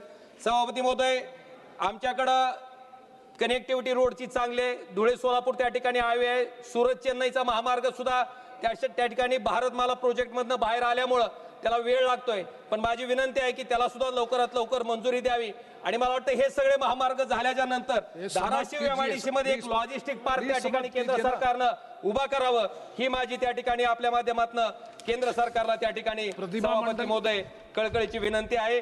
आणि त्याचबरोबर धाराशिव शहरासाठी जी सुरत चेन्नईचा ग्रीनमेंट अलाइनमेंट जी त्या ठिकाणी अजून प्रलंबित आहे, त्या ठिकाणाहून वैरागपासनं धाराशिव जिल्ह्याला जोडण्यासाठी, धाराशिव शहराला जोडण्यासाठी एक स्पर रोडची मागणी त्या ठिकाणी मी नितीनजी गडकरींकडे केली आहे. त्याला सुद्धा त्या ठिकाणी मान्यता द्यावी, ज्याला 1365 कोटी रुपयाची आवश्यकता आहे. ही सुद्धा माझी विनंती आपल्या माध्यमातून सन्माननीय केंद्र सरकारकडे सभापती महोदय आहे. त्याचबरोबर sir, on behalf of All India Tribal Congress, I rise to speak on the supplementary demands for grants 2025-26 with a sense of deja vu. Every year, we pass a budget with grand claims and booming confidence. And every year, without fail, the government returns quietly with a tray full of supplementary demands, as if the original budget was just a polite suggestion, not a financial plan for the world's largest democracy. So this year, the government needs 1.32 lakh crore more.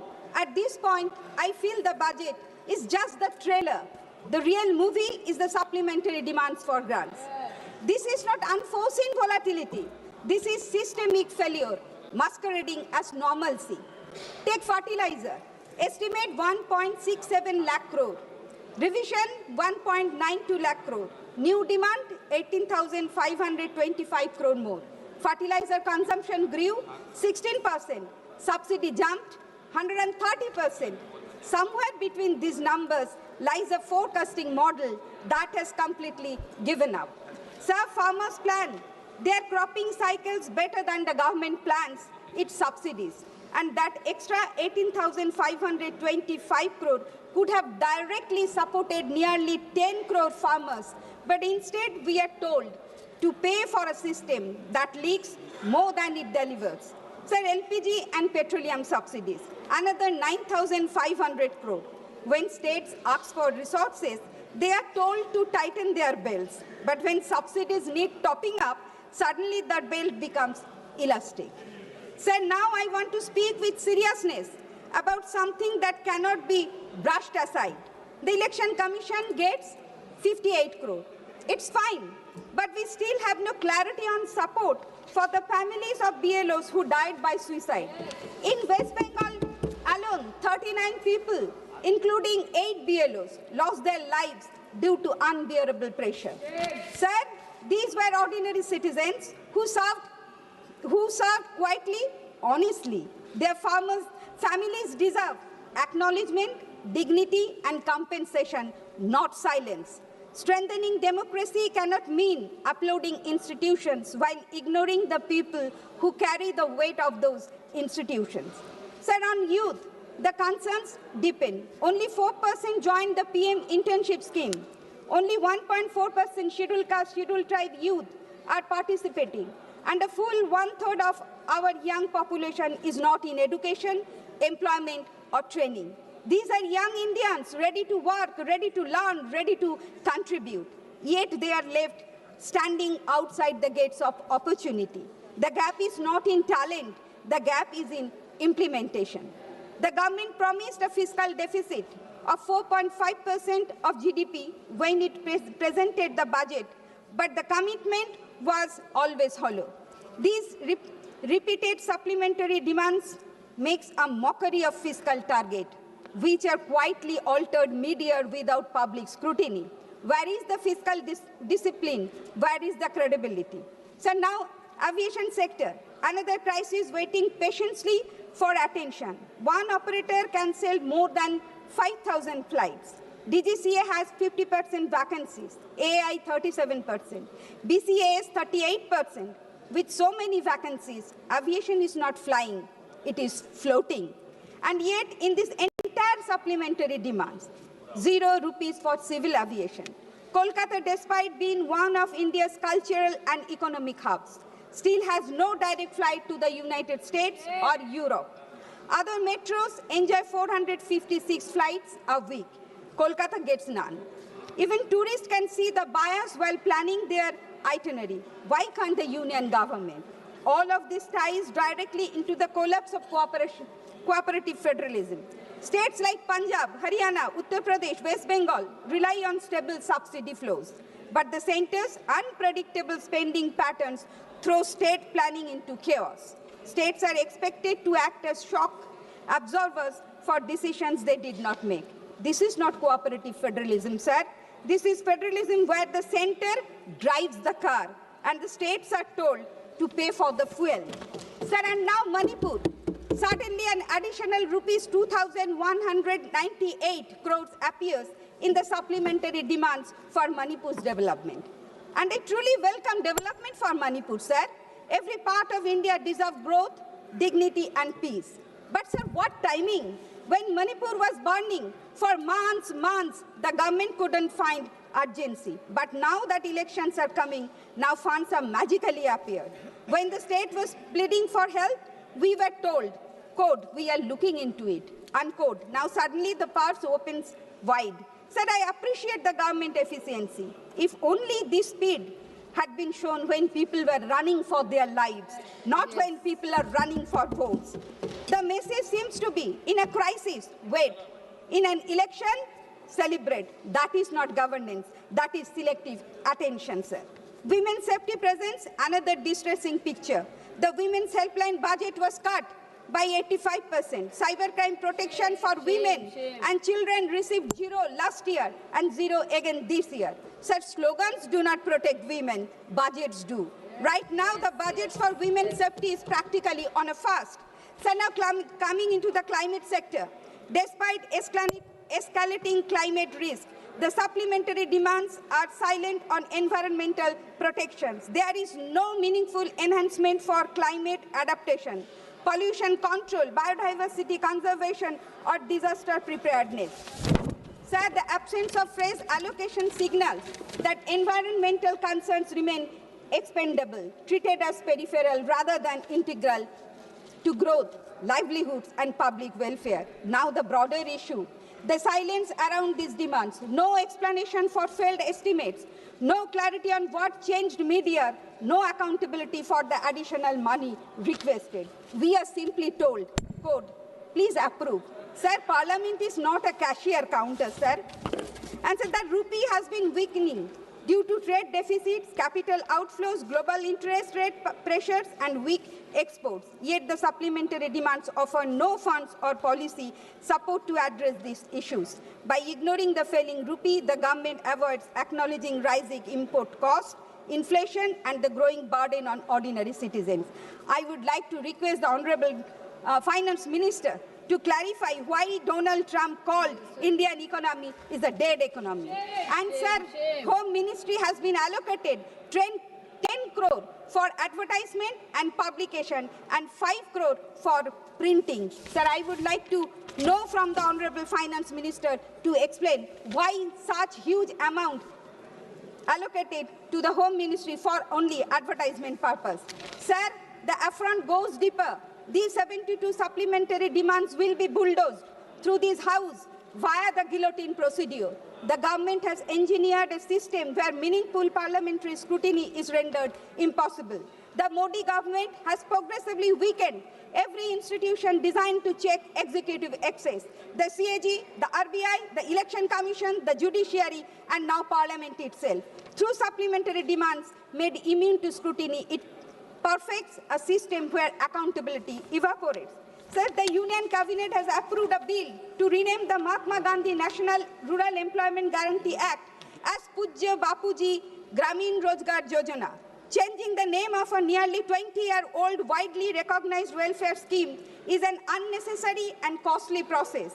Rebranding and all related materials from office signature to official documentation and job cards would be a significant expense of public resources. Our people are the living souls, sir, not the mere lifeless soil. Developed nations spend around 8% of GDP on healthcare. India struggles to spend even 1%. The recent claim that out-of-pocket expenditure has declined is misleading, sir. Actually, it has fallen not due to expanded government services, but because citizens are postponing treatment, avoiding hospitals, and absorbing healthcare costs through silent suffering.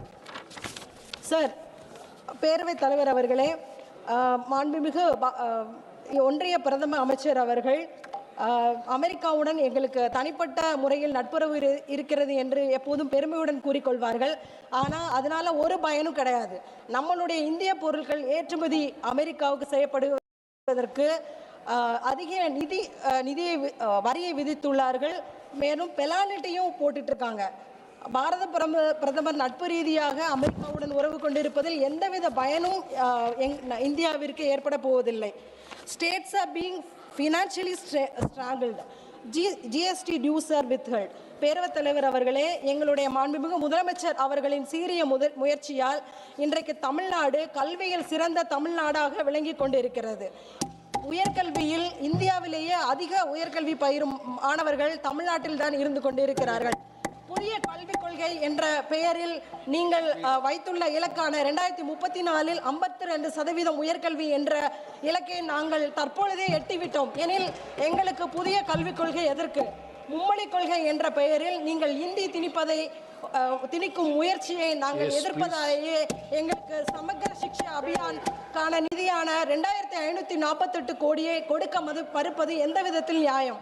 Tamil Nadu இந்தியாவில் தானே உள்ளது, வேற எந்த நாட்டிலும் இல்லையே. மன்ரேகா திட்டத்திற்கான நிதி நிலுவை தொகையை இன்னும் எங்களுக்கு வழங்கவில்லை. அதற்கான பெயரை கூட நம்மளுடைய சுதந்திரத்திற்காக பாடுபட்ட மகாத்மா காந்தி அவர்கள் பெயரில் இருப்பதற்கான அந்த பெயரை மாற்ற நினைக்கிறீர்கள். இது சுதந்திரத்திற்காக பாடுபட்ட தலைவர்கள் மீதான உங்களது வன்மத்தையே காட்டுகின்றது. ஜல்ஜீவன் மிஷன் மற்றும் டிசாஸ்டர் ரிலீஃப் ஃபண்டுக்கும் நீங்க நிதியை இன்னும் கொடுக்கல. எங்களுடைய மாண்பு முதலமைச்சர் பதவியேற்ற காலத்திலிருந்தே பல்வேறு புயல்கள், கொரோனா பேரிடர், சென்னை பெருவெள்ளம் ஆகிய அத்தனையும் வந்த போதும் எங்களுடைய மாண்புமிகு முதலமைச்சர் அவர்கள் தனது நிர்வாக திறமையால சிறப்பாக கையாண்டு இருக்கிறார்கள்.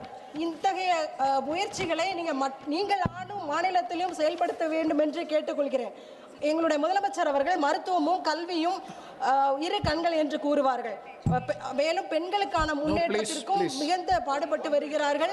பெண்களுக்காக கல்விக்கு புதுமை பெண் திட்டம், மகளிர் தோழி விடுதிகள், இத்தனை திட்டங்களை எங்களுடைய மாண்புமிகு முதலமைச்சர் அவர்கள் பெண்களுக்கும் கல்விக்கும் மருத்துவத்துறைக்கும் செய்திருக்கிறார்கள். ஆனால் ஒன்றிய அரசின் பங்களிப்பு என்பது மிகவும் குறைவாக இருக்கிறது. ஒரு மாநிலத்தால் கல்விக்கும் மருத்துவத்திற்கும் பெண்களுக்கும் இத்தனை திட்டங்களை கொடுக்க முடியும் எனில் ஒன்றிய அரசால் ஏன் கொடுக்க முடியாது? Let me conclude, sir. Speaker, sir, the story buried inside these supplementary demands is not about welfare. It is a story of misplaced priorities, corporate comfort, fiscal confusion and political revenge against opposition states. It reflects a union government that protects monopolies, neglects commerce, abandons fishermen, underfunds health, insults workers. Thank you. Shrimati प्रतिभा धनोरकर जी. धन्यवाद अध्यक्ष महोदय. 2025-26च्या पुरवणी मागण्यावरती चर्चा करण्याकरता मी आपल्यासमोर उभी आहे आणि अत्यंत महत्त्वाच्या अशा विषयाकडे मी आपलं लक्ष वेधू इच्छिते की कृषी विभागाअंतर्गत CCIचा जो कापूस खरेदीचा विषय आहे त्याच्यात जाचं कटिंग शासनानं घातलं आहे. आपण बघितलं असेल की कापसाची उत्पादकता ही 13 ते 20 क्विंटल प्रति हेक्टर असताना तर प्रत्यक्षात आपण पाहिलं असेल की 25 ते 45 हेक्टर ग्राह्य धरून प्रति एकर 2.12 ते 7.69 क्विंटल कापूसची मर्यादा लादली गेली आहे. या जाचकटीमुळे शेतकऱ्यांचं मोठ्या प्रमाणात नुकसान होत आहे. म्हणून माझी आपल्याला मागणी आहे की as it is J 30 quintal प्रति हेक्टर मर्यादा होती ती 40 क्विंटल प्रति हेक्टरी आपण करण्यात यावी. यात आपण बघितलं असेल की परत त्यासोबतच स्लॉट बुकिंगचा देखील विषय, स्लॉट बुकिंगची विक्री करून कापूस विक्रीची जाचकट त्या ठिकाणी आपण शिथिल करावी अशी मागणी मी आपल्यासमोर करत आहे.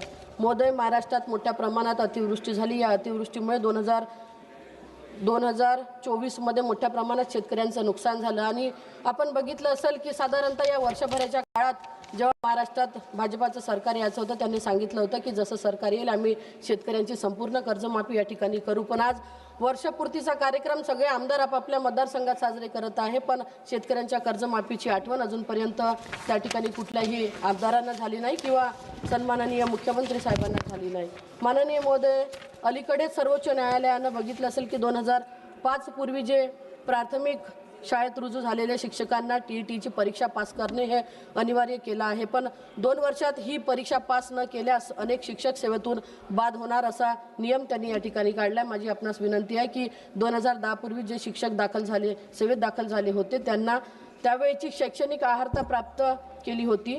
आज रोजी TETची परीक्षा व सर्वोच्च न्यायालयाने बंधनकारक केलेली ही जाचकट आपण या ठिकाणून हटवून 2000 पूर्वी रुजू झालेले जे काही शिक्षक होते त्यांना ही अट शिथिल करण्यात यावी. अध्यक्ष महोदय, आपण या ठिकाणी पाहिलं असेल की शेतकऱ्याच्या कर्जमाफीचा विषय बोलत असताना अतिशय खेदाची अशी बाब समोर येत आहे की 12,19,516 शेतकऱ्यांनी जवळपास आत्महत्या केली. त्यात महाराष्ट्रातील शेतकऱ्यांची संख्या ही 8,38,249 आहे आणि अनेक अशा बँका आहे की ज्या बँकेच्या माध्यमातून शेतकऱ्यांच्या अंगावरती कर्ज आहे, पण त्या कर्जाचा बोजा शेतकरी अजूनपर्यंत फेडू शकत नाही. अध्यक्ष महोदय, आपण पाहिलं असेल की पीक विमा 1 रुपयात म्हणून चालू केला. पीक विमा 1 रुपयात फक्त नावापुरता राहिला. आज ऑनलाईनमध्ये जर का पीक विमा करायला गेलं तर जवळपास 1700-1800 रुपये हे पीक विम्याच्या पोर्टलमध्ये शेतकऱ्यांना जात आहे. मग 1 रुपयाच्या नावाखाली पीक विमा आपण जेव्हा गावभर दिंडोरा पिटत आहोत तर खरंच 1 रुपयात पीक विमा शेतकऱ्यांना मिळतो का, याचा देखील विचार आपण या ठिकाणी केला पाहिजे.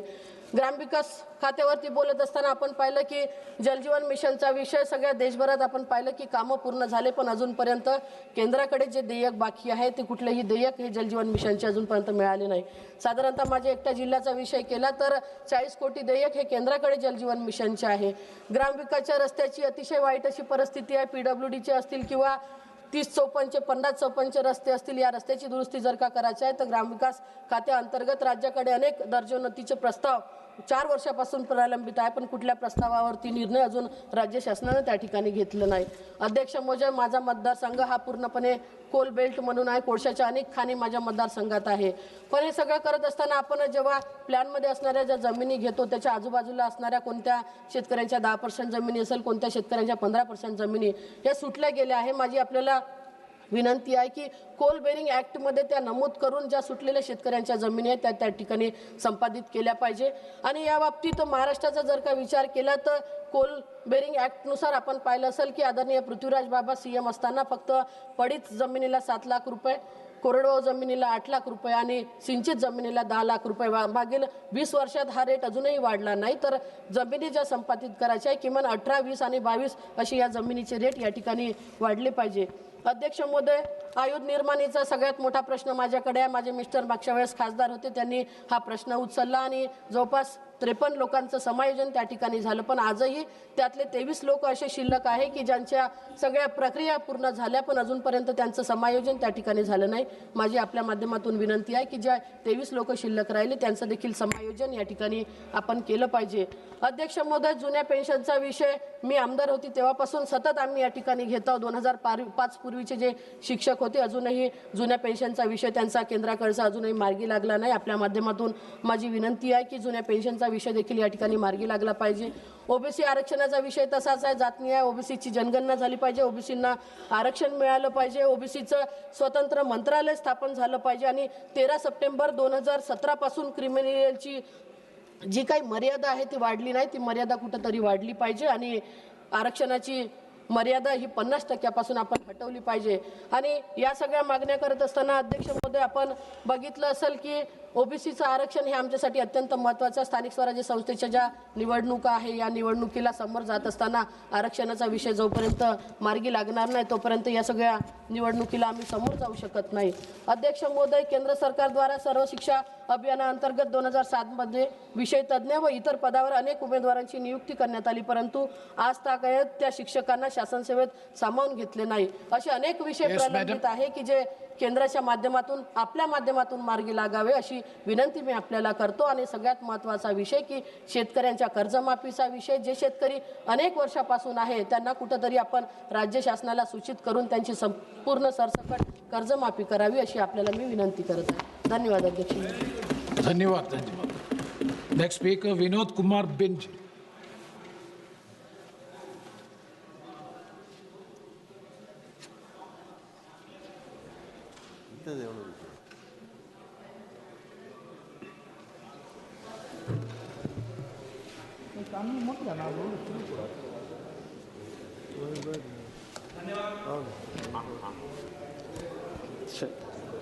धन्यवाद अध्यक्ष महोदय। आज डिमांड फॉर ग्रांट 2025-26 पर बोलने का अवसर प्राप्त हुआ। मैं एक डॉक्टर हूं तो मैं स्वास्थ्य पर ही बात करूंगा। अध्यक्ष महोदय, पहले जो एनडीए यूपीए की जब सरकार हुआ करती थी तो हमारा स्वास्थ्य पर बजट जो है 20,000 करोड़ का हुआ करता था, लेकिन आज हमारे सरकार एनडीए की जब सरकार बनी तो हमारा जो है बजट जो है 90,000 करोड़ का पहुंच गया। पहले की तुलना में हम 4 से 5 गुना पहुंच चुके हैं।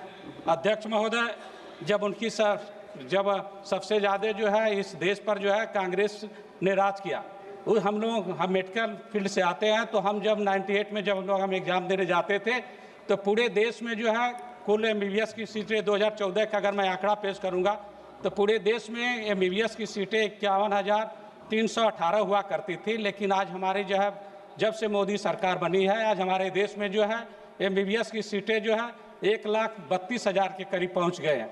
उस समय जो है PG की जो सीटें जो है 31,000 हुआ करती थी, लेकिन आज हमारे यहाँ जो है MBBS की सीटें जो है 82,000 से ऊपर पहुँच गई है। अध्यक्ष महोदय, मैं उत्तर प्रदेश से UP से आता हूँ। उस समय जो है पूरे प्रदेश में 8 मेडिकल कॉलेज हुआ करते थे और उसमें जो है 650 सीटें हुआ करती थी, लेकिन आज जो जब हमारी डबल इंजन की सरकार बनी तो हमारे प्रदेश में जो है 78 मेडिकल कॉलेज हो गए हैं और 12,325 सीटें हो गए। अध्यक्ष महोदय, मैं यही कहना चाहूँगा कि आज जिस गति से हमारा देश आगे बढ़ रहा है नरेंद्र मोदी जी के देख रेख में, तो हम ऑर्थोपेडिक सर्जन हैं। मैंने जब से आयुष्मान कार्ड लागू हुआ है,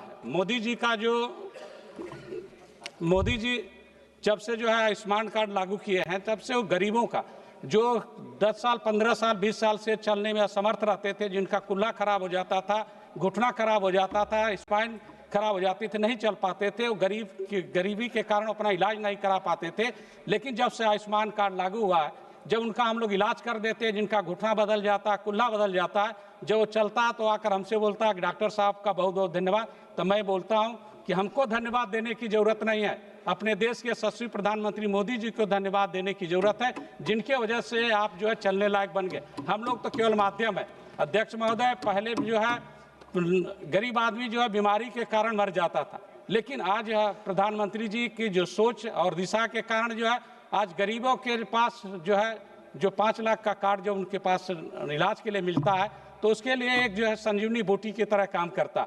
जब कोई मरीज हम लोगों के पास हमारे पास आता है तो बोलता है कि डॉक्टर साहब मैं बहुत गरीब हूँ, तो मैं पूछता हूँ क्या मोदी जी का कार्ड आपके पास है कि नहीं, तो बोलता है कि मैं मोदी जी का कार्ड है। तो मैं बोलता हूं कि आपको गरीब बोलने की जरूरत नहीं है, क्योंकि हमारे देश के यशस्वी प्रधानमंत्री मोदी जी 140 करोड़ लोगों के आंसू पोंछने का काम करते हैं। अब इस कार्ड को निकालो और सम्मान के साथ बोलो कि डॉक्टर साहब इसमें जो है 5 लाख का जो है कार्ड है, जिसमें हमारा इलाज के जितना खर्च लगता है उतना जो है आप ले लीजिए और बचा हुआ दूसरे बीमारी के लिए छोड़ दीजिए। ये हमारे देश के यशस्वी प्रधानमंत्री मोदी जी की सोच है।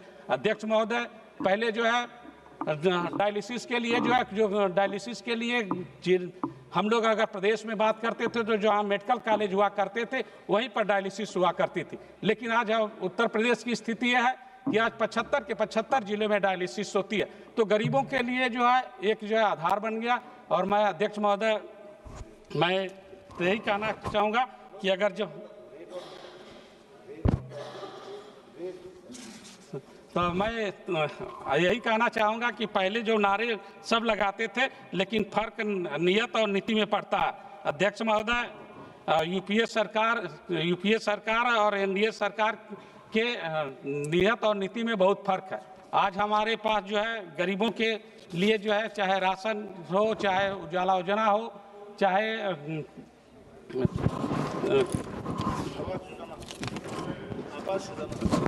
आवास योजना हो, सब गरीबों के लिए जो है एक जो है आधार बन गया और हर आदमी जो है सम्मान के साथ जीने का अधिकार मिल गया।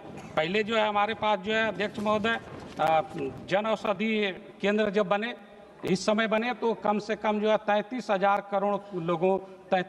करोड़ का लोगों को फायदा हुआ। तो मैं अध्यक्ष महोदय यही कहना चाहूँगा कि जिस गति से हमारा देश आगे बढ़ रहा है, अगर हमें आयुष्मान कार्ड में थोड़ा और सुधार करने की ज़रूरत है, जैसे 6 यूनिट पर ही उनको आयुष्मान कार्ड मिलता है, तो मैं इस सदन के माध्यम से यही कहना चाहूँगा कि जो गरीब है उनके सबके लिए लागू हो, क्योंकि 6 यूनिट जिसका नहीं होता है तो उनको आयुष्मान कार्ड नहीं मिलता है, जिसके कारण उनका इलाज नहीं हो पाता है। इन्हीं चंद शब्दों के साथ मैं अपनी बातों को विराम दूंगा। आपका बहुत बहुत धन्यवाद। धन्यवाद। Shri T Uday Srinivas. Honorable Speaker, sir, I rise to speak on the supplementary demand for grants for year 2025 and 2026, through which the government is seeking approval for additional expenditure of 1,32,000 crores, of which the actual cash outgo will be about 41,455 crore. These allegations reflect important national priorities. but they also highlight areas where urgent constituency level needs deserve attention. Sir, I would first like to speak on the Ministry of Education. The supplementary demands include 1,303 crore for additional support for higher education, including capital assets for central institutes and PM One Nation, One Subscription initiative. This enhanced spending is welcome and will strengthen learning and research across the country. In my constituency, however, a basic requirement remains unresolved. At Rangaraya Medical College, Kakinada, the construction of students' hostel has stalled completely. Only 35% of PG ladies' hostel and 15% of PG's men's hostel have been completed, while both UG hostels remain stuck at basement level and require financial sanction of 22 crores for a full G+4 structure. These hostels are essential for medical students' accommodation and for expanding PG seats. With fresh capital allocations now available, I request the Ministry kindly support RMC in completing these long pending works. Honorable Speaker, I now turn into the Ministry of Communication. The supplementary demands speak an additional 37,014 crores for the telecom sector, covering infrastructure, digital monitoring systems, and major national digital projects. The significant investment will strengthen India's digital backbone. All at the same time, sir, I have already submitted a detailed representation requesting 10 new 4G towers in critical uncovered pockets of Kakinada district. This includes rural, tribal and coastal areas such as Eleshwaram, Korukonda, Gandepalli, Kottapalli, Peddapuram rural and Uppada coast.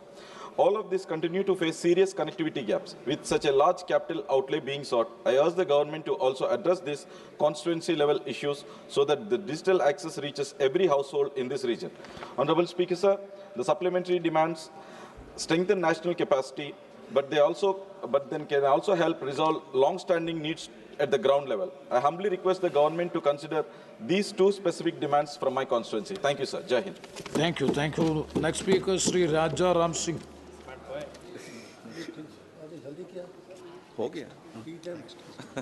Next, Kumari Pranida Shinde ji. For giving me an opportunity to speak on the supplementary demands for grants 2025-26.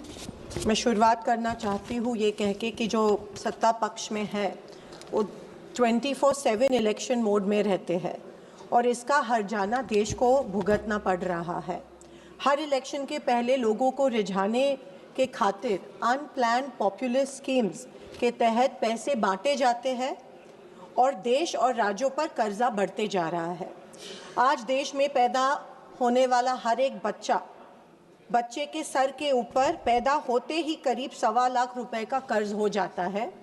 ये है इस BJP सरकार की then. Speaker साहब, मैं शुरू करना चाहती हूँ हमारे महाराष्ट्र में जो फ्लड्स आए, जो बाढ़ आई, उसके बारे में। शर्मनाक चीज़ ये है कि अभी तक हमको पता नहीं कि केंद्र शासन ने महाराष्ट्र सरकार को पैकेज डिक्लेयर किया है कि नहीं। जब बाढ़ आई, जब बारिश हुई, उसके बाद में सेंट्रल गवर्नमेंट से एक टीम भेजी गई थी महाराष्ट्र में, लेकिन महाराष्ट्र के मंत्री कहते हैं कि उनको अभी तक पैकेज मिला नहीं है और सेंट्रल गवर्नमेंट कह रहा है कि महाराष्ट्र गवर्नमेंट ने अभी तक प्रपोजल भेजा नहीं है, या महाराष्ट्र गवर्नमेंट प्रपोजल भेजना नहीं चाहती है सेंट्रल गवर्नमेंट के पास, या सेंट्रल गवर्नमेंट महाराष्ट्र के किसानों को अन्याय करके अभी तक पैसा देना नहीं चाहती है। इसके बारे में सेंट्रल गवर्नमेंट से हमें एक स्टेटमेंट अपेक्षित है कि एग्जैक्टली कितना पैकेज, कितने पैसे महाराष्ट्र के किसानों को मिलने वाले हैं। महाराष्ट्र का किसान आज सुसाइड कर रहा है, आत्महत्या कर रहा है, कर्जे का बोझा उसके सर पे चढ़ रहा है। हमने मांग की थी कि हर एक किसान को 50,000 रुपीस पर हेक्टेयर मिले, लेकिन जिस तरह सीएम ने पैकेज अनाउंस किया, जोक हो रहा है, महाराष्ट्र के किसान का मजाक उड़ा रहे हैं। स्पीकर महोदय, एक किसान के खाते में सिर्फ 6 रुपए जमा हुए, सिर्फ only 6 rupees were deposited in a farmers account. और ऐसे शर्मनाक तरह से मजाक महाराष्ट्र के किसानों का सेंट्रल गवर्नमेंट और महाराष्ट्र गवर्नमेंट कर रही है। हमने मांगे थे 50,000 रुपए हेक्टेयर, वो तो नहीं मिले। फिर हमने मांगा था कि जो नदी के किनारे जो गांव है उसका पुनर्वसन होना चाहिए, वो रिहैबिलिटेट होने चाहिए, क्योंकि हर वक्त जब बाढ़ आती है तब ये पूरे के पूरे इनका जो पूरा संसार जो होता है वो उनके आंखों के सामने बह जाता है। कम से कम 3 या 4 साल लगते हैं हर एक किसान को, जब उसकी आंखों के सामने उसका खेत बह जाता है 3 या 4 साल लगते हैं उभरने को और वापस उसमें उसकी फसल जो है वो डालने को। इसके लिए इसके क्राइटेरिया अलग होने चाहिए। खेत जो बह गया है या जमीन जो इरोड हो गई है, इसके क्राइटेरिया अलग होने चाहिए। लेकिन सर सकट हमने तब मांगा था कि वेट ड्राउट डिक्लेयर हो, लेकिन वेट ड्राउट डिक्लेयर नहीं हुआ। वेट ड्राउट अगर डिक्लेयर होता तो किसानों के कर्ज माफ हो जाते, तो स्कॉलरशिप्स जो मिले हैं बच्चों को, एजुकेशनल लोन्स जो मिले हैं वो माफ हो जाते हैं। लेकिन महाराष्ट्र गवर्नमेंट ने ये किया नहीं, क्योंकि सेंट्रल गवर्नमेंट ने शायद महाराष्ट्र गवर्नमेंट को एड नहीं दी की। स्पीकर महोदय, जब अकाउंट में पैसा जमा होता है तो केवाईसी करना पड़ रहा है किसानों को। साल में 4 बार केवाईसी करना पड़ रहा है। साल में किसानों को 4 बार साबित करना पड़ रहा है कि वो मरे हुए हैं या जिंदा है।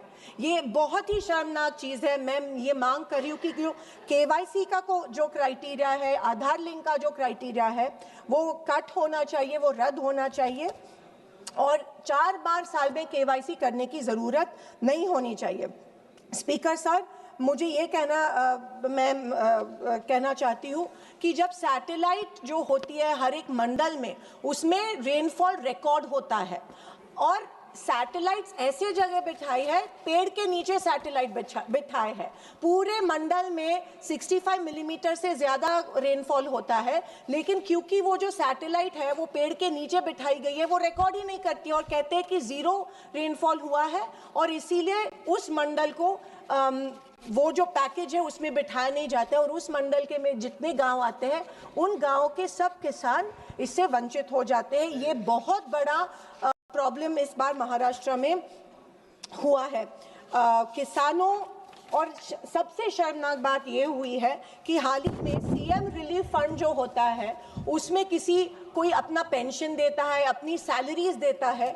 सीएम रिलीफ फंड में महाराष्ट्र के किसानों के लिए 100 करोड़ रुपए कलेक्ट हुए थे, लेकिन वो 100 करोड़ रुपए में से महाराष्ट्र के किसानों को, सर 5 मिनट्स प्लीज, महाराष्ट्र के किसानों को सिर्फ 75,000 रुपए, सिर्फ 75,000 दिए गए। इतनी मतलब बाकी का पैसा सीएम रिलीफ फंड से गया कहाँ है? सर सिर्फ 3 पॉइंट्स में कहना चाहती हूँ। मैं पीएस आवास योजना पे आना चाहती हूँ। मैं ये मांग करती हूँ कि पीएम आवास योजना की जो पहली इंस्टॉलमेंट होती है 15,000 की, उसमें वो सैंड भी नहीं खरीद सकते हैं। मेरी ये मांग है कि वो 15,000 की जो इंस्टॉलमेंट है वो बढ़ाया जाना चाहिए। बहुत से पीएम आवास के तहत पेपर पे आता है कि इतने घर मंजूर है, लेकिन गांव में गांवठान जमीन नहीं होने के कारण अभी तक एक भी घर पीएम आवास, ये सिर्फ फर्स्ट फिगर्स है जो पेपर में आते हैं।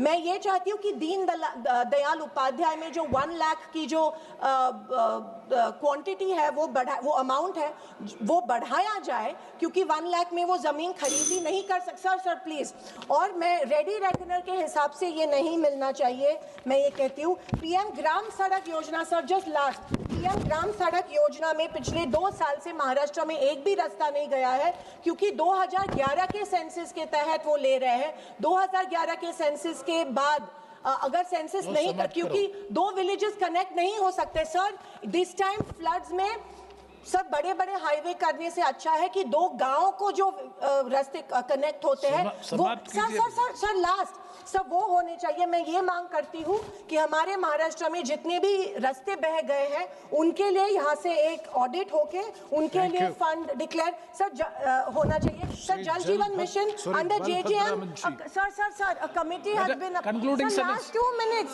Sir please. Sir Jal Jeevan mission, there is a major corruption in Maharashtra. इसके वजह से कमिटी ने 46% प्रपोज किया है कट, सेंटर का कट महाराष्ट्र में कट, क्योंकि इतना बड़ा नुकसान, उतना बड़ा वहाँ पे करप्शन हुआ है। सर सैनिटेशन वर्कर्स के बारे में बाल भद्र मंत्री No, you conclude with the final sentence, please. Okay, sir, I'm finishing. Sir, sanitation workers को पहचाना नहीं जाता है. Please, you are going other points. As per Namaste scheme, zero provision has been made. I urge कि sanitation workers के लिए बढ़ाना चाहिए. And sir, DLCC में collector को authority मिलनी चाहिए कि वो. धन्यवाद अध्यक्ष महोदय. आपने मुझे सप्लीमेंट्री डिमांड ऑफ ग्रांट्स पे बोलने पे मौका दिया. महोदय, हम सांसदों को और पार्लियामेंट को सभी को हमारा जो ड्यूटी है, काम है, उसमें से सबसे बड़ा महत्वपूर्ण काम में से बजटिंग करना, इसमें हिस्सा लेना और कुछ समझना सीखना भी है.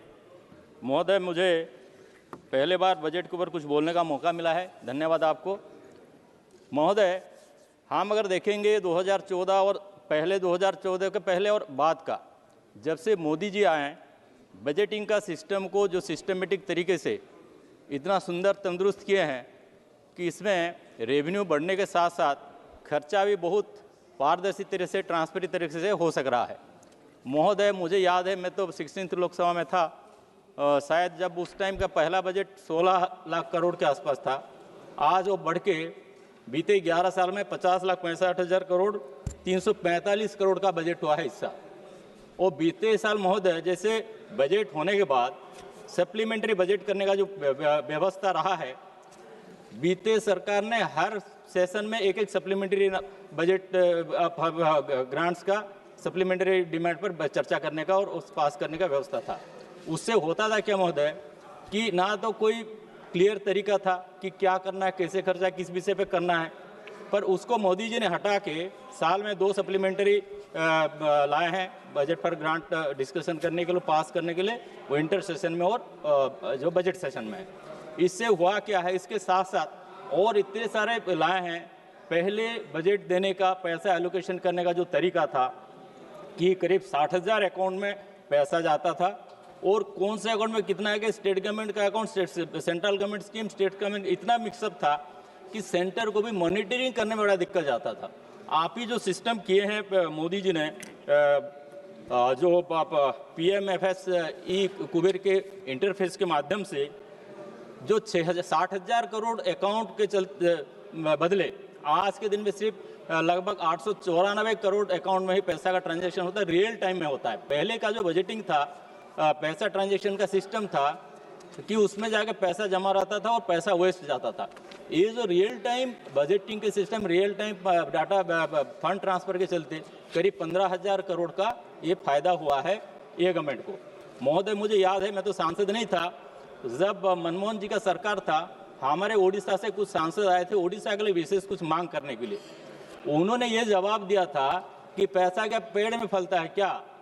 महोदय, आज मोदी जी पेड़ में फला उगाते हैं, कहाँ से उगाते हैं पता नहीं, पर कोई भी स्कीम किसी भी वजह से, पैसा के कमी के वजह से तो कभी भी कोई स्कीम नहीं रहा. मुझे याद है 2004 से 14 में हमारे एरिया का प्रधानमंत्री सड़क योजना, बिजली योजना, जो सबसे महत्वपूर्ण योजना है ग्रामीण एरिया के विकास के लिए, पूरा ठप पड़ा था. आज के दिन महोदय, ये जो बजट का आंकड़ा में बताया, ये तो बड़ा ही बड़ा है, पर मेरे एरिया अगर आप देखेंगे व्यक्तिगत रूप से तो बीते 11 साल में करीब 4,000 किलोमीटर का रास्ता तैयारी हुआ है महोदय. मेरे एरिया में एक भारतमाला एक्सप्रेस बन रहा है जो विशाखापट्टनम से रायपुर कनेक्ट कर रहा है. काम चल रहा है, उम्मीद है कि आने अप्रैल मई तक खत्म हो जाएगा. महोदय, जहां 14 घंटा का ट्रैवलिंग टाइम था वो घट के, बल्कि है अभी, वो घट के हम लोग 6 घंटा में कवर कर लेंगे, जो 600 किलोमीटर से ज़्यादा को. ये महोदय, ये संभव तब हो पा रहा है जो बजट में इतने सारे सुधार लाए हैं. ये विरोधी वाले बोलने के लिए तरह तरह के बात बोल के लोगों को गुमराह करने की कोशिश कर रहे हैं, पर जनता तो जान रहे हैं कि ग्रामीण स्तर पर, जमीन स्तर पर हो क्या रहा है. मेरे जैसे पिछड़े एरिया में महोदय, जहां रेलवे लाइन नहीं के बराबर थी, मतलब वो करीब 40-50 किलोमीटर रेलवे लाइन अक्रॉस मेरे क्षेत्र में पास होने के अलावा 2 जिले में मलकानगिरी, नवरंगपुर कुछ भी नहीं रहा. लेकिन महोदय देखिए, बीते ये 11 साल में 2016-17 में पहले बार सैंक्शन किए और अभी 24 में सैंक्शन किए हैं. कुल मिला के भद्राचलम से मलकानगिरी, जयपुर, नवरंगपुर, जूनागढ़ 460 किलोमीटर का नया रेलवे लाइन महोदय सैंक्शन हुआ है, जो स्वाधीन भारत में समझ लीजिए second longest railway new railway project है। पहला लॉन्गेस्ट अगर कहेंगे हम तो मैंगलोर से मुंबई था 750 किलोमीटर का। मेरे जैसे पिछड़ा एरिया को इतना लंबा लाइन का रेलवे प्रोजेक्ट महोदय हम खुद भी सपने में नहीं सोचे थे कि ये सैंक्शन होगा। तो ये कैसे संभव हो रहा है? संभव इसलिए हो रहा है कि मोदी जी को जो संस्कार सभी में, बजटिंग में, एक्सपेंडिचर में और प्लानिंग में, रेवेन्यू में, इतने सारे महोदय अभी देख लीजिए कि जब लिमिट इनकम टैक्स का लिमिट 12 लाख बढ़ा देने के बाद भी जीएसटी में रिकॉर्ड कलेक्शन हो रहा है, रेवेन्यू कलेक्शन में रिकॉर्ड कलेक्शन हो रहा है। तो महोदय बहुत कुछ मोदी जी ने जो किए हैं, समय तो बहुत कम है पर बहुत बहुत धन्यवाद कि ये जो सप्लीमेंट्री बजट पे लाए हैं हमारे आदरणीय अर्थमंत्री श्रीमती सीतारमण जी, इसको बिना द्विधा से, बिना कोई बहसबाजी किए, विरोधी का बात सुने बिना इसको पास कर दिया जाए महोदय। इसमें बहुत सारे इंपॉर्टेंट सब्जेक्ट पर इसमें एडिशनल मांगा है। विशेष करके मैं कंक्लूड करने बोलूंगा कि एक्स्ट्रा जो मांगा है करीब 1,32,000 करोड़ का, उसमें से महोदय 90,000 करोड़ तो आपका जो सेविंग से, रीएडजस्टमेंट से, अदरवाइज ये डिसिप्लिन है तो ये पैसा ऐसे ही खर्च नहीं होता और पड़ा रहता जो अभी होने वाला है। और करीब 41,000 करोड़ एक्स्ट्रा जरूरत पड़ रहा है। उसमें मोटा मोटी जो एक्स्ट्रा खर्चा होने वाला है केमिकल फर्टिलाइजर में, पेट्रोलियम में, होम अफेयर्स में, फाइनेंस में, एजुकेशन में। धन्यवाद सभापति महोदय। मैं पूरा अनुदान मांग 25-26 के विरोध में अपनी पार्टी समाजवादी पार्टी, अपने नेता पीडीए के जननायक माननीय अखिलेश यादव जी की तरफ से बोलने के लिए खड़ा हुआ हूं। सभापति महोदय, अनुपूरक अनुदान तब लाए जाते हैं जब कोई असाधारण परिस्थिति हो, लेकिन जब ये प्रक्रिया हर वर्ष नियमित अभ्यास बन जाए तो ये साफ संकेत है कि बजट अनुमान कमजोर है, योजना निर्माण में गंभीर कमी है। सभापति जी, इतने बजट आवंटन के बाद भी किसान, मजदूर, शोषित पीड़ित वर्ग को शिक्षा, स्वास्थ्य, पेयजल के लिए जैसी मूलभूत जरूरतों के लिए भी उससे 2-4 होना पड़ता है।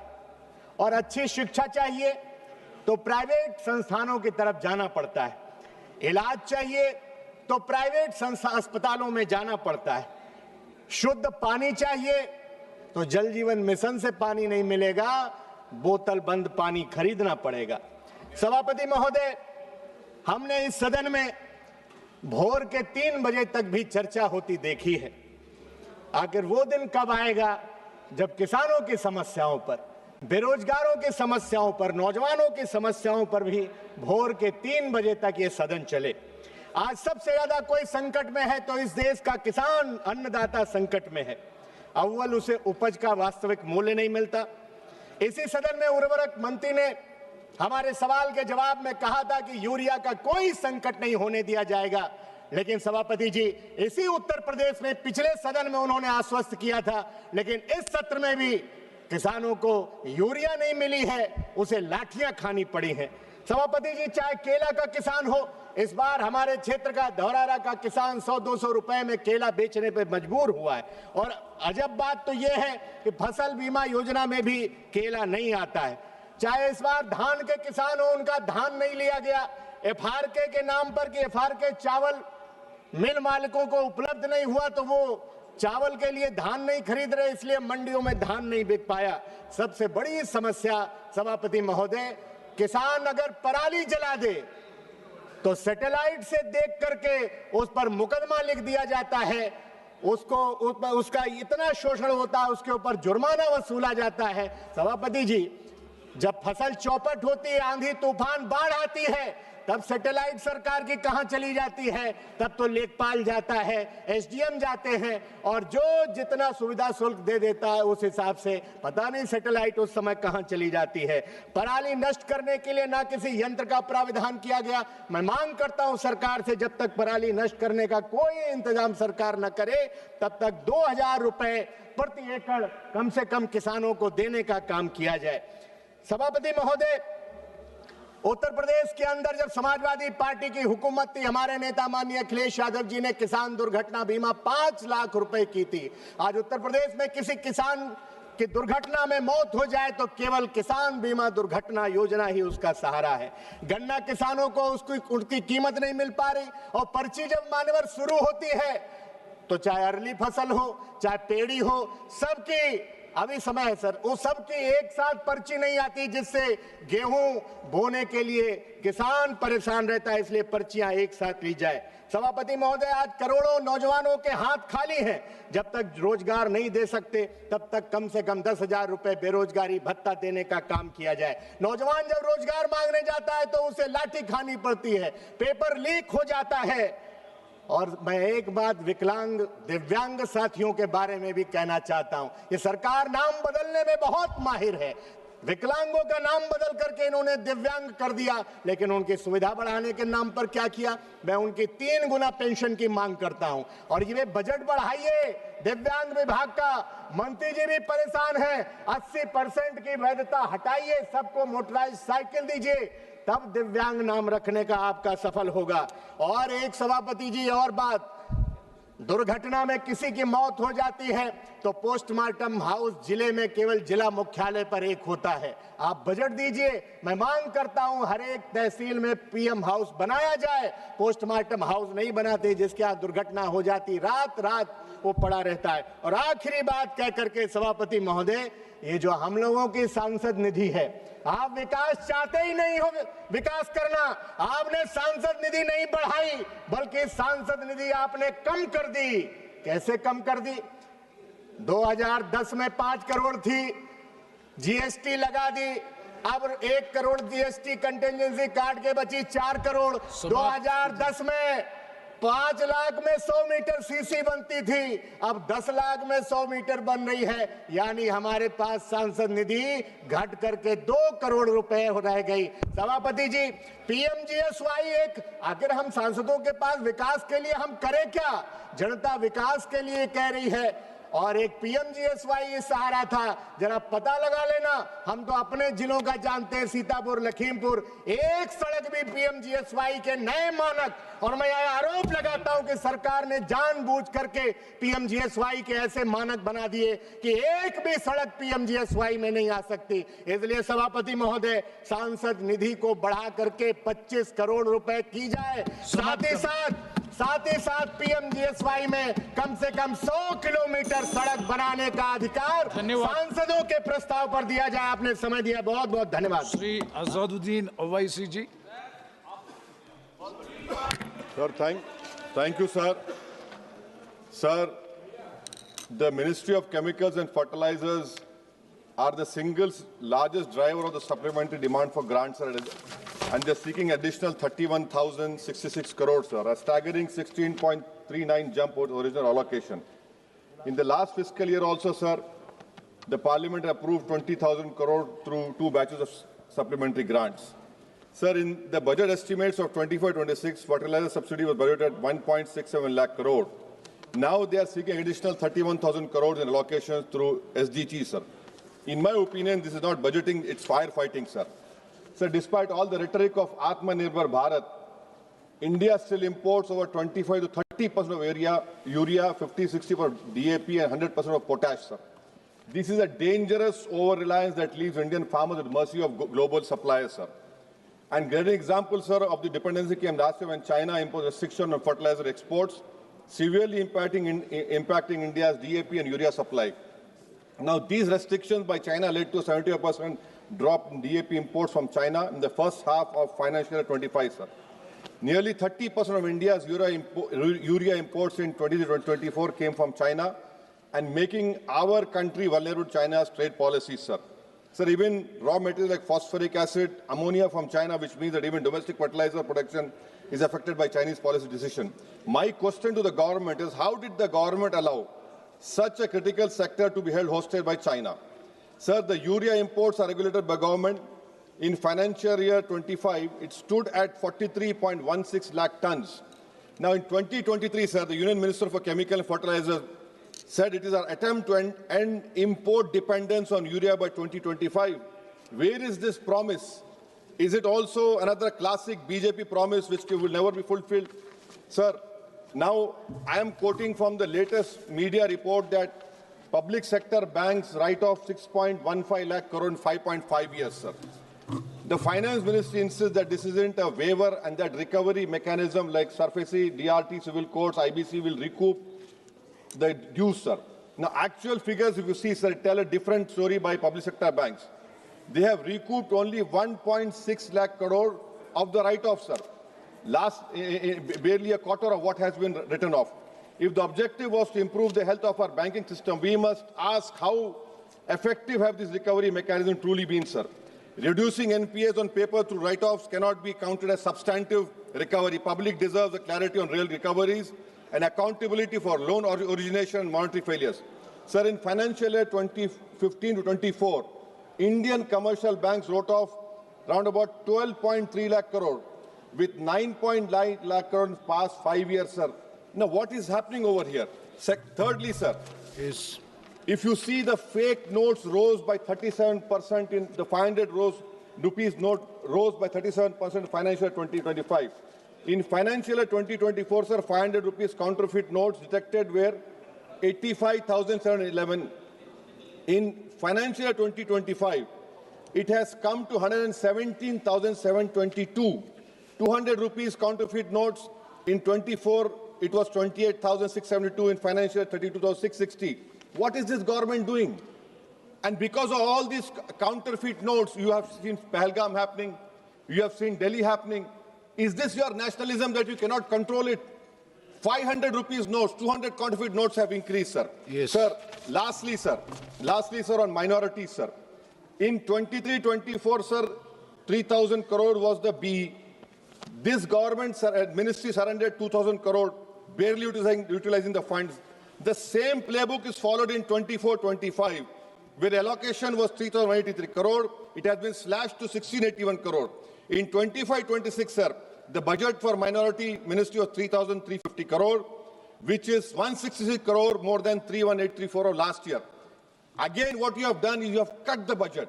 Pre-matric scholarship, sharp decline from 433 crore in 23-24 to 326.16 crore in 24-25. Now it is 195.70 crore. Pre-matric, the highest dropout rate in India are the Muslims. Please conclude. So I am concluding, sir. Actual spending is even lower. In 23-24, only 95.80 crore utilized, 90 crore released in 24-25.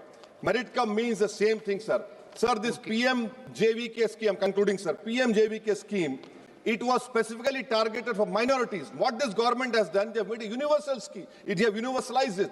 Now this whole fund is being spent on areas where minorities are not there. And that too, sir, this money has been restricted. So I demand that the minority ministry funds for pre-matric, post-matric, merit cum mean should be released immediately, and the unit cost has not been increased, sir. Sir, thank you. Last point, sir. Last point on Poshan, sir. On PM Poshan scheme, the ministry said, I'm concluding, sir, 12,500 crore remains the same budget, sir. Sir, the honorarium to cook come helpers is rupees 1,000 a month. Please. From last 10 years, it has not been increased. I demand it should be increased, sir. Thank you, sir. Thank you very much, Sri Papu Yadav ji. महोदय धन्यवाद.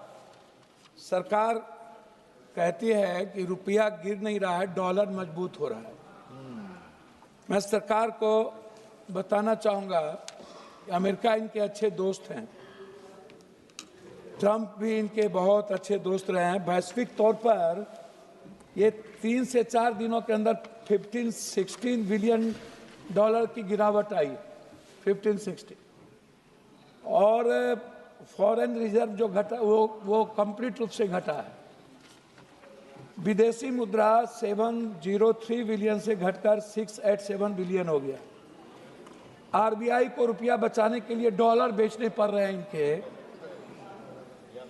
अब ये हम इसीलिए ये बात कह रहे हैं कि इनको पता नहीं मुद्रा प्रबंधन विफलता सबसे क्रूर आर्थिक नीति होती है जो भारत के लिए और आम आदमी के लिए सबसे बड़ा बोझ है. इनका खामियाजा सबसे ज्यादा गरीब पर भुगतना पड़ता है सभापति महोदय. दूसरी तरफ ये सीधा टैक्स नहीं लगाते हैं, ये महंगाई के द्वारा टोटल पैसा ले लेते हैं.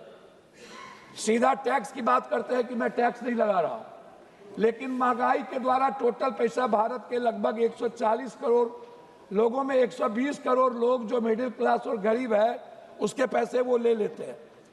मैं जानना चाहूंगा कि महंगाई पर इनके लिए क्या व्यवस्था है, ये पहले ये बता दें. दूसरी चीज अध्यक्ष महोदय, दुनिया जब बहुत आगे बढ़ रही है, एआई की रफ्तार जब सबसे ज्यादा टेक्नोलॉजी बढ़ रही है, हमारे संसदीय क्षेत्र जिसमें मैं चाहता भी हूँ पूर्णिया और पूरे बिहार और भारत में कुछ पॉइंट जो बाकी देशों में सफल हुए हैं, पैसा सीधा नहीं प्रोजेक्ट के लिए मिले, जो ग्रांट है यूरोपियन यूनियन में कहता है कि वो सीधा पैसा नहीं देते, वो स्थानीय संस्थाओं को अच्छे और पक्के एआई ट्रेनिंग प्रोजेक्ट के लिए ग्रांट या अनुदान देते हैं और यहीं से वो कैसे सिखाएगा सीखेगा ताकि हिसाब सही रहे, आम आदमी और गांव के बच्चों पर इसका ये हुनर बढ़े। हर एरिया में AI training centre, regional AI hubs, Canada की तरह हमें हर एरिया में स्थानीय कॉलेज या स्कूल को अपग्रेड करने के लिए कंप्यूटर और डिवाइस सिर्फ बड़े शहरों तक सीमित न रहे बल्कि गांव कस्बे बच्चों को मिले, इसमें सबको बराबर का मौका मिलेगा। सिखाओ वो जो इलाके में काम आए, लोकल जो कंजर्वेशन है, मान लीजिए जैसे सर प्रोसेशन एग्रीकल्चर सिखाने की बात कई बार एआई के द्वारा हुआ। अगर कोई तटीय इलाका है जो मछली पकड़ने या समुद्री डेटा एआई सिखाओ के तहत यूनेस्को में कहता है स्थानीय जरूरत हिसाबों से सीखना चाहिए, इससे ट्रेनिंग काम आएगी और बच्चों की जल्दी नौकरी मिलेगी। पहले टीचरों को पक्का करो, priority of teacher training, AI सिखाएगा कौन? हमारे पास एक्सपर्ट टीचर नहीं है, इसीलिए स्थानीय शिक्षकों एआई एक्सपर्ट बनाने के लिए खर्च होना जरूरी है। एशियन देशों ने भी यही किया है। क्वालिटी अच्छी, उद्योगपति मतलब मैंडेट इंडस्ट्री पार्टनरशिप, सरकार को यह शर्त रखनी चाहिए कि स्थानीय उद्योग कंपनी को भी उसमें थोड़ा पैसा लगाना होगा। बच्चों को मेंटरशिप देनी होगी सीधे रियल वर्ल्ड प्रोजेक्ट के तहत। इसीलिए मेरा डिमांड इसमें यह है कि मेरे संसदीय क्षेत्र निर्वाचन में एआई डिजिटल स्किल स्टैंडर्ड्स स्थापित करने के लिए किसानों को एआई टूल्स से फसल प्रबंधन, मौसम पूर्वानुमान, SMES को digital marketing, e commerce, AI आधारित बिजनेस टूल्स पर शिक्षण और महिलाओं और बच्चों को एआई कोडिंग और डिजिटल साक्षरता, ये इतना इंपॉर्टेंट है इसलिए मैंने पहले लिया है। समाप्त कीजिए। मैं समाप्त कर रहा हूं। अध्यक्ष महोदय, प्रदूषण पर इनके लिए और पानी पर कोई बजट नहीं होता। जल मिशन योजना हमारे मित्र कह दिए, सब कहते हैं। प्रदूषण, दिल्ली का एक बच्चा हमसे कहा कि मेरा पढ़ाई ऑनलाइन कर दीजिए, हमको स्कूल ना जाना पड़े, नहीं तो सारे बच्चे मर जाएंगे। प्रदूषण पर कोई चर्चा नहीं। पानी 90% बीमारी वाटर के लिए है, वाटर से इनके लिए कोई व्यवस्था नहीं।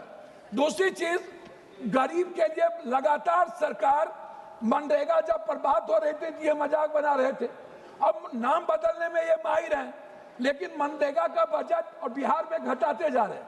अब मेरा रिक्वेस्ट है, मैं खत्म कर रहा हूं, गरीबों को जो 5 डिसमिल जमीन देने की बात थी, खत्म कर रहे हैं, 2 मिनट रुक जाएगा। गरीबों को जो 5 डिसमिल जमीन, 2 मिनट सर, 2 मिनट, 30 seconds, जो जमीन देने की बात थी सर, उसके लिए मैं चाहूंगा कि सरकार बजट में लाए और गरीबों को। छात्र में क्या होता है सर, मैं 2 मिनट में खत्म कर देता हूं, 2 मिनट में सर, 30 सेकंड से ये क्या करते हैं, एग्जाम में 500 रुपया लेते हैं और 100 रुपया उस पर टैक्स लगा देते हैं, जीएसटी।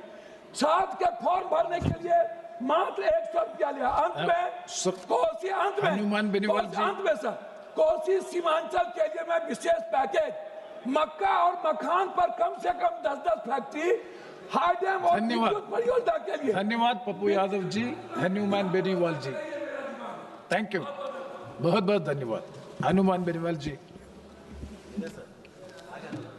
शुरू करिए। सभापति महोदय,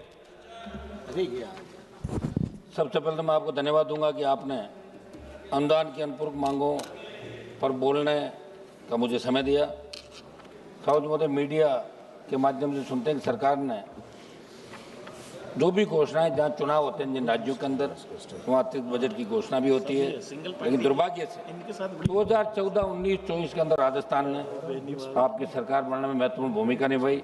उस राजस्थान को कुछ भी नहीं मिल रहा है सिवाय जुमलों के। विशेष राज्य का दर्जा देने की हम लोग लगातार मांग कर रहे हैं और हम ऐसे प्रांत से आते हैं जहाँ आप पुराने किस्से कहानी भी सुनोगे कि किस तरह लोग 20-25 किलोमीटर तक सर पे किस तरह तालाबों से पानी लेके आते थे। वो परिस्थिति हमें राजस्थान से देखी। सभापति में मेरा आग्रह है कि आप लोग विशेष रूप से जब वित्त मंत्री जवाब दे तो इन बातों का ध्यान रखें। देश के नागरिक 2 जून की रोटी को तरस रहे हैं और ये स्थिति तब है जब सरकार कई जन कल्याणकारी योजनाओं से गरीबों को लाभान्वित करने की बात करती है। विशेषज्ञों का यह भी कहना है कि विगत 5 वर्षों में गरीबों की स्थिति यथास्थिति के अंदर है। आप सत्ता पक्षी लोग विपक्ष पर आरोप लगे जिम्मेदारी से बचना चाहते हैं, मगर ये देश समझता है कि मोदी जी का तीसरा कार्यकाल, ऐसे में पहले कार्यकाल में तो आपने विपक्ष पर आरोप लगा दिए, लेकिन फर्स्ट सेकंड थर्ड अब लोग कुछ काम आपसे चाहते हैं। देश का जवान आपसे काम चाहता है, देश का किसान चाहता है, देश का प्रत्येक वर्ग मोदी जी जो घोषणाएं करो धरातल पे कैसे हो, ये देश का जनता चाहती। बेरोजगारी और भ्रष्टाचार, मोदी जी, वित्त मंत्री जी सदन के माध्यम से बताना चाहता हूँ, पिछले कुछ वर्षों में बेरोजगारी की समस्या के समाधान भाषण तो बहुत है इस सदन में भी और सदन के बाहर भी, लेकिन दुर्भाग्य से बेरोजगारी को रोकने के ठोस समाधान आप लोगों ने नहीं किए। खाली पद भरे हुए केंद्र की जितने भी नौकरियां स्टेट की आप देख लीजिए। मैं राजस्थान जिससे आता हूं, राजस्थान स्टेट की नौकरी में 5 लाख पद खाली है। और सबसे बड़ी बात, आप किसान की जमीन ले रहे हो, उद्योग लगा रहे हो, तो वहां तो कानून बना दे कि कम से कम 80% स्थानीय लोगों को रोजगार मिले, ताकि लोगों को बाहर कमा के खाने के लिए नहीं जाना पड़े। ये बेरोजगारी की ऐसी समस्या है कि इसका अगर आपने इलाज नहीं किया, वो दिन दूर नहीं जब बेरोजगार खुद अपना हक अधिकार मांगने की राजधानी को घेर लेगा और आप देखते रह जाओगे जैसा दूसरे राज्यों के अंदर हो रहा है। तो नौजवान का विशेष रूप से आप ध्यान रखें, क्योंकि नौजवानों ने तीसरी बार आपको सत्ता सौंपी है, नहीं तो आप विपक्ष पर आरोप लगाते लगाते कहीं खुद विपक्ष में नहीं बैठ जाओ। उर्वरकों की कमी से जूझता किसान, सबज मोदय, अक्टूबर माह के एक समाचार में पढ़ रहा था, रबी सीजन के लिए भारत सरकार ने फॉस्फोरस और सल्फर उर्वरकों पर सब्सिडी बढ़ा दी और किसानों को मूल्यवर्धित राहत देने के लिए 37,952 करोड़ रुपए आवंटित किए। मगर मैं बताना चाहता हूं कि चाहे रबी खरीफ किसानों को डीएपी और यूरिया समय पर मिलता ही नहीं, मांग के क्रम में आपूर्ति नहीं आती। मेरे राजस्थान में सरकार ने खाद की खरीद के लिए लाइन पे खड़े किसानों पर लाठीचार्ज किए। हमारे वहाँ के कृषि मंत्री जी जरूर अखबारों में छपने के लिए दौरे करने की बात कर रहे हैं, लेकिन दुर्भाग्य से किसान को यूरिया और डीएपी के लिए भी लाठियां खानी पड़ रही है। समझ मोदय, मेरे राजस्थान के अंदर सरकार से मैं मांग करूंगा, करौली सवाई माधोपुर जिले की सीमा पर प्रस्तावित डूंगरी बांध निर्माण के विरोध में आंदोलन चल रहा है। 4-5 बड़ी महापंचायतों में हजारों की तादाद के अंदर लोग वहां इकट्ठा हुआ, बिगड़ सकता है। ग्रामीणों के अनुसार इस बांध से उनकी उपजाऊ कृषि भूमि, प्राकृतिक जल स्रोत और सांस्कृतिक दौड़ नष्ट हो जाएगी। साथ ही रणथंभौर टाइगर रिजर्व और कैला देवी वन्य जीव अभियान का 22 से 37 वर्ग किलोमीटर हिस्सा भी डूब क्षेत्र में आ सकता है, जिससे पर्यावरण को गंभीर नुकसान होगा। साथ ही पहले चरण में छिंतर गांव के लगभग 50,000 दलित, आदिवासी, मीना, गुर्जर और किसान परिवारों के विस्थापन का भी खतरा है। सरकार इस पर पुनर्विचार करे। सभापति महोदय, मैं एक मिनट सभापति महोदय, समाप्त। हम वो लोग हैं जो कोरम को पूरा रखते हैं लास्ट तक। आप इस तरह नहीं करें, 1-2 मिनट एक्स्ट्रा देर, आप खुद सिंगल मेंबर पार्टी से आते हैं, आप 15 बोले समय। सभापति महोदय, एमएसपी को कानूनी दायरे में लाकर किसानों की कर्ज माफी की बात तो मैं कर रहा हूँ कि किसान का संपूर्ण कर्जा माफ करें, एमएसपी खरीदो। आपने राइडर हटा दिया, पहले 25 क्विंटल खरीदते थे, अब 40 कर दिया, लेकिन टोकन जो है वो आपके नहीं हो रहे। और मैं राजस्थान का एक आंकड़ा बताऊंगा जिसमें 2,81,350 मेट्रिक टन मूंग में 42,000 मेट्रिक टन मूंगफली का अनुमानित उत्पादन हुआ। आप कहते हैं कि एमएसपी 25% जीन्स खरीदते हैं, लेकिन 10% आप कंक्लूडिंग रिमार्क्स 1 सेंटेंस से कंक्लूड करो ना। महंगाई को नियंत्रण करें साहब, तेल गैस किस तरह बढ़ रही है, किसानों के जो खनन पट्टे हैं उनके खातेदारी के अंदर दिए जाए। पान मेथी जो नागौर के अंदर हो रही है उसको जीआई टैग दिया जाए। मैं पीयूष गोयल जी से मिला था, उन्होंने आश्वासन दिया कि पान मेथी को जीआई टैग मिले जिससे किसानों का फायदा हो।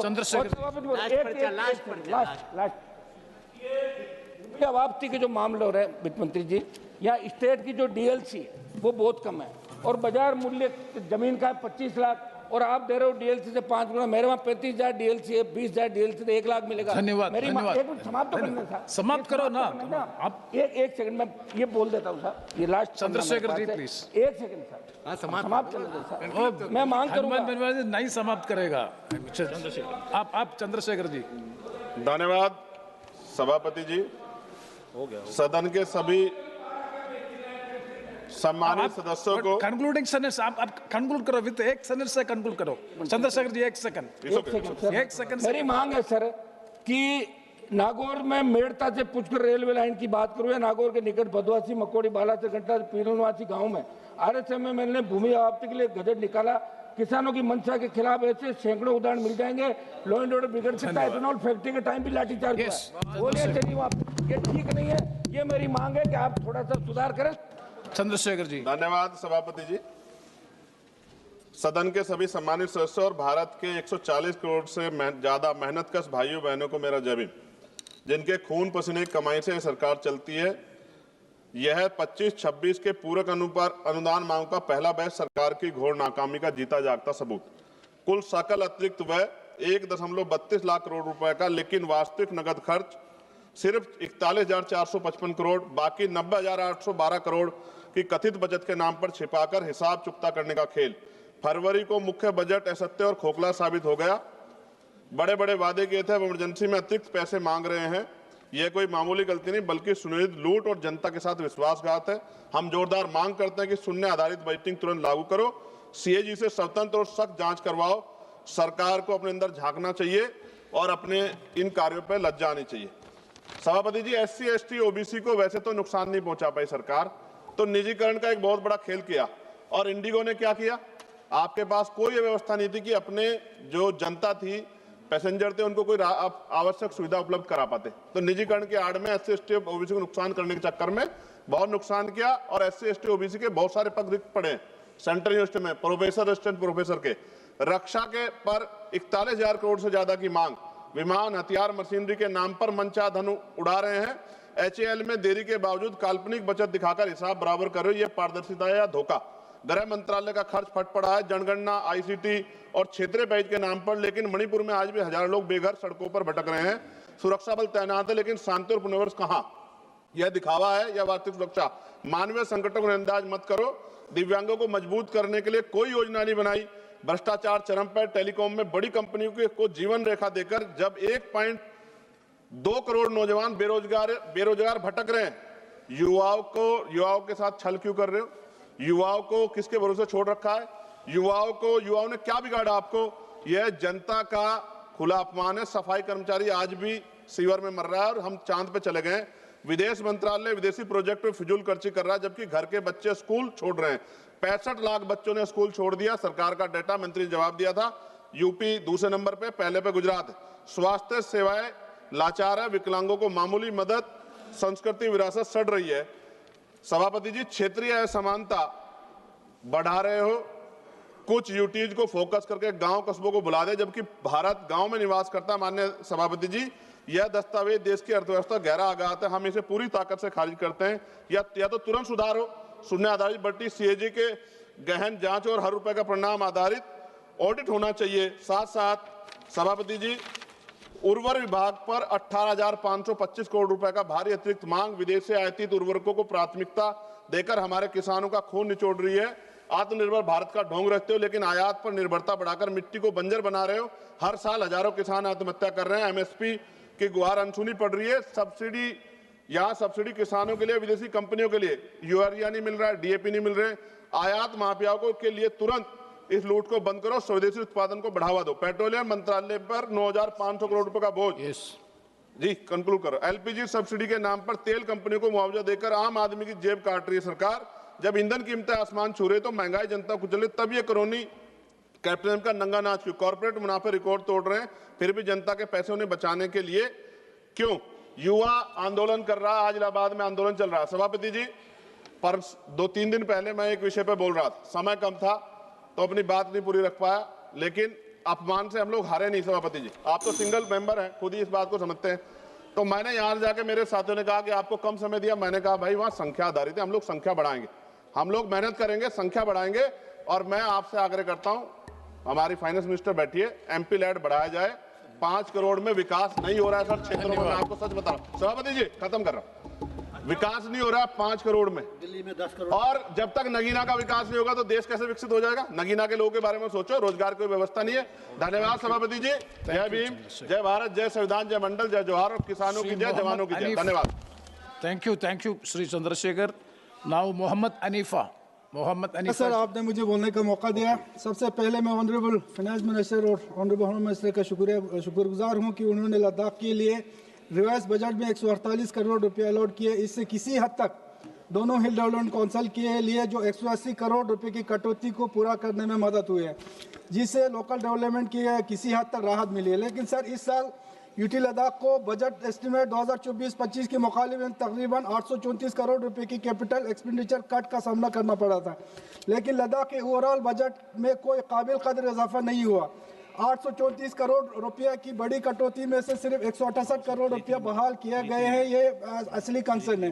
सर आपके माध्यम से मैं एक बहुत ही अहम एक ऑनरेबल फिनेंस मिनिस्टर और ऑनरेबल होम मिनिस्टर का ध्यान एक बेहद अहम एडमिनिस्ट्रेटिव इशू की तरफ दिलाना चाहता हूं, जो डायरेक्ट लद्दाख के एलोकेट किए गए फंड्स को खर्च करने की सालियात को मुतासर करते हैं। MHA वक्तन फ़वक्तन लद्दाख के हुकाम को प्रोजेक्ट और स्कीमों की मंजूरी और एडमिनिस्ट्रेटिव अप्रूवल के लिए फाइनेंशियल पावर डिलीगेट करती है। ये डिलीगेट पावर एक ज़रूरी थी और इन डिलीगेट पावर्स ने पूरे यूटी के डेवलपमेंट में अहम किरदार अदा किया है। खासतौर पर लद्दाख के टोपोग्राफिकल चैलेंज और डिफिकल्ट एक्सेसिबिलिटी में इस एम्पावर सिस्टम ने मुकामी तौर पर फैसला करने और मजबूत बनाया और अवामी कामों में स्मूथ एग्जीक्यूशन को मुमकिन बनाया। हाल ही में MHA ने सर लद्दाख के लद्दाख यूटी एडमिनिस्ट्रेशन को दिए गए फाइनेंशियल पावर वापस ले लिए थे। बाद में मुख्तलिफ लोगों के कंसर्न के बाद इख्तियारात तो वापस दे दिए, मगर अनफॉर्चुनेट बात यह है कि छोटे से लेकर बड़े तक काम तक के प्रोजेक्ट के अप्रूवल और अप्रेजल की अहम पावर अब तक MHA के पास ही है।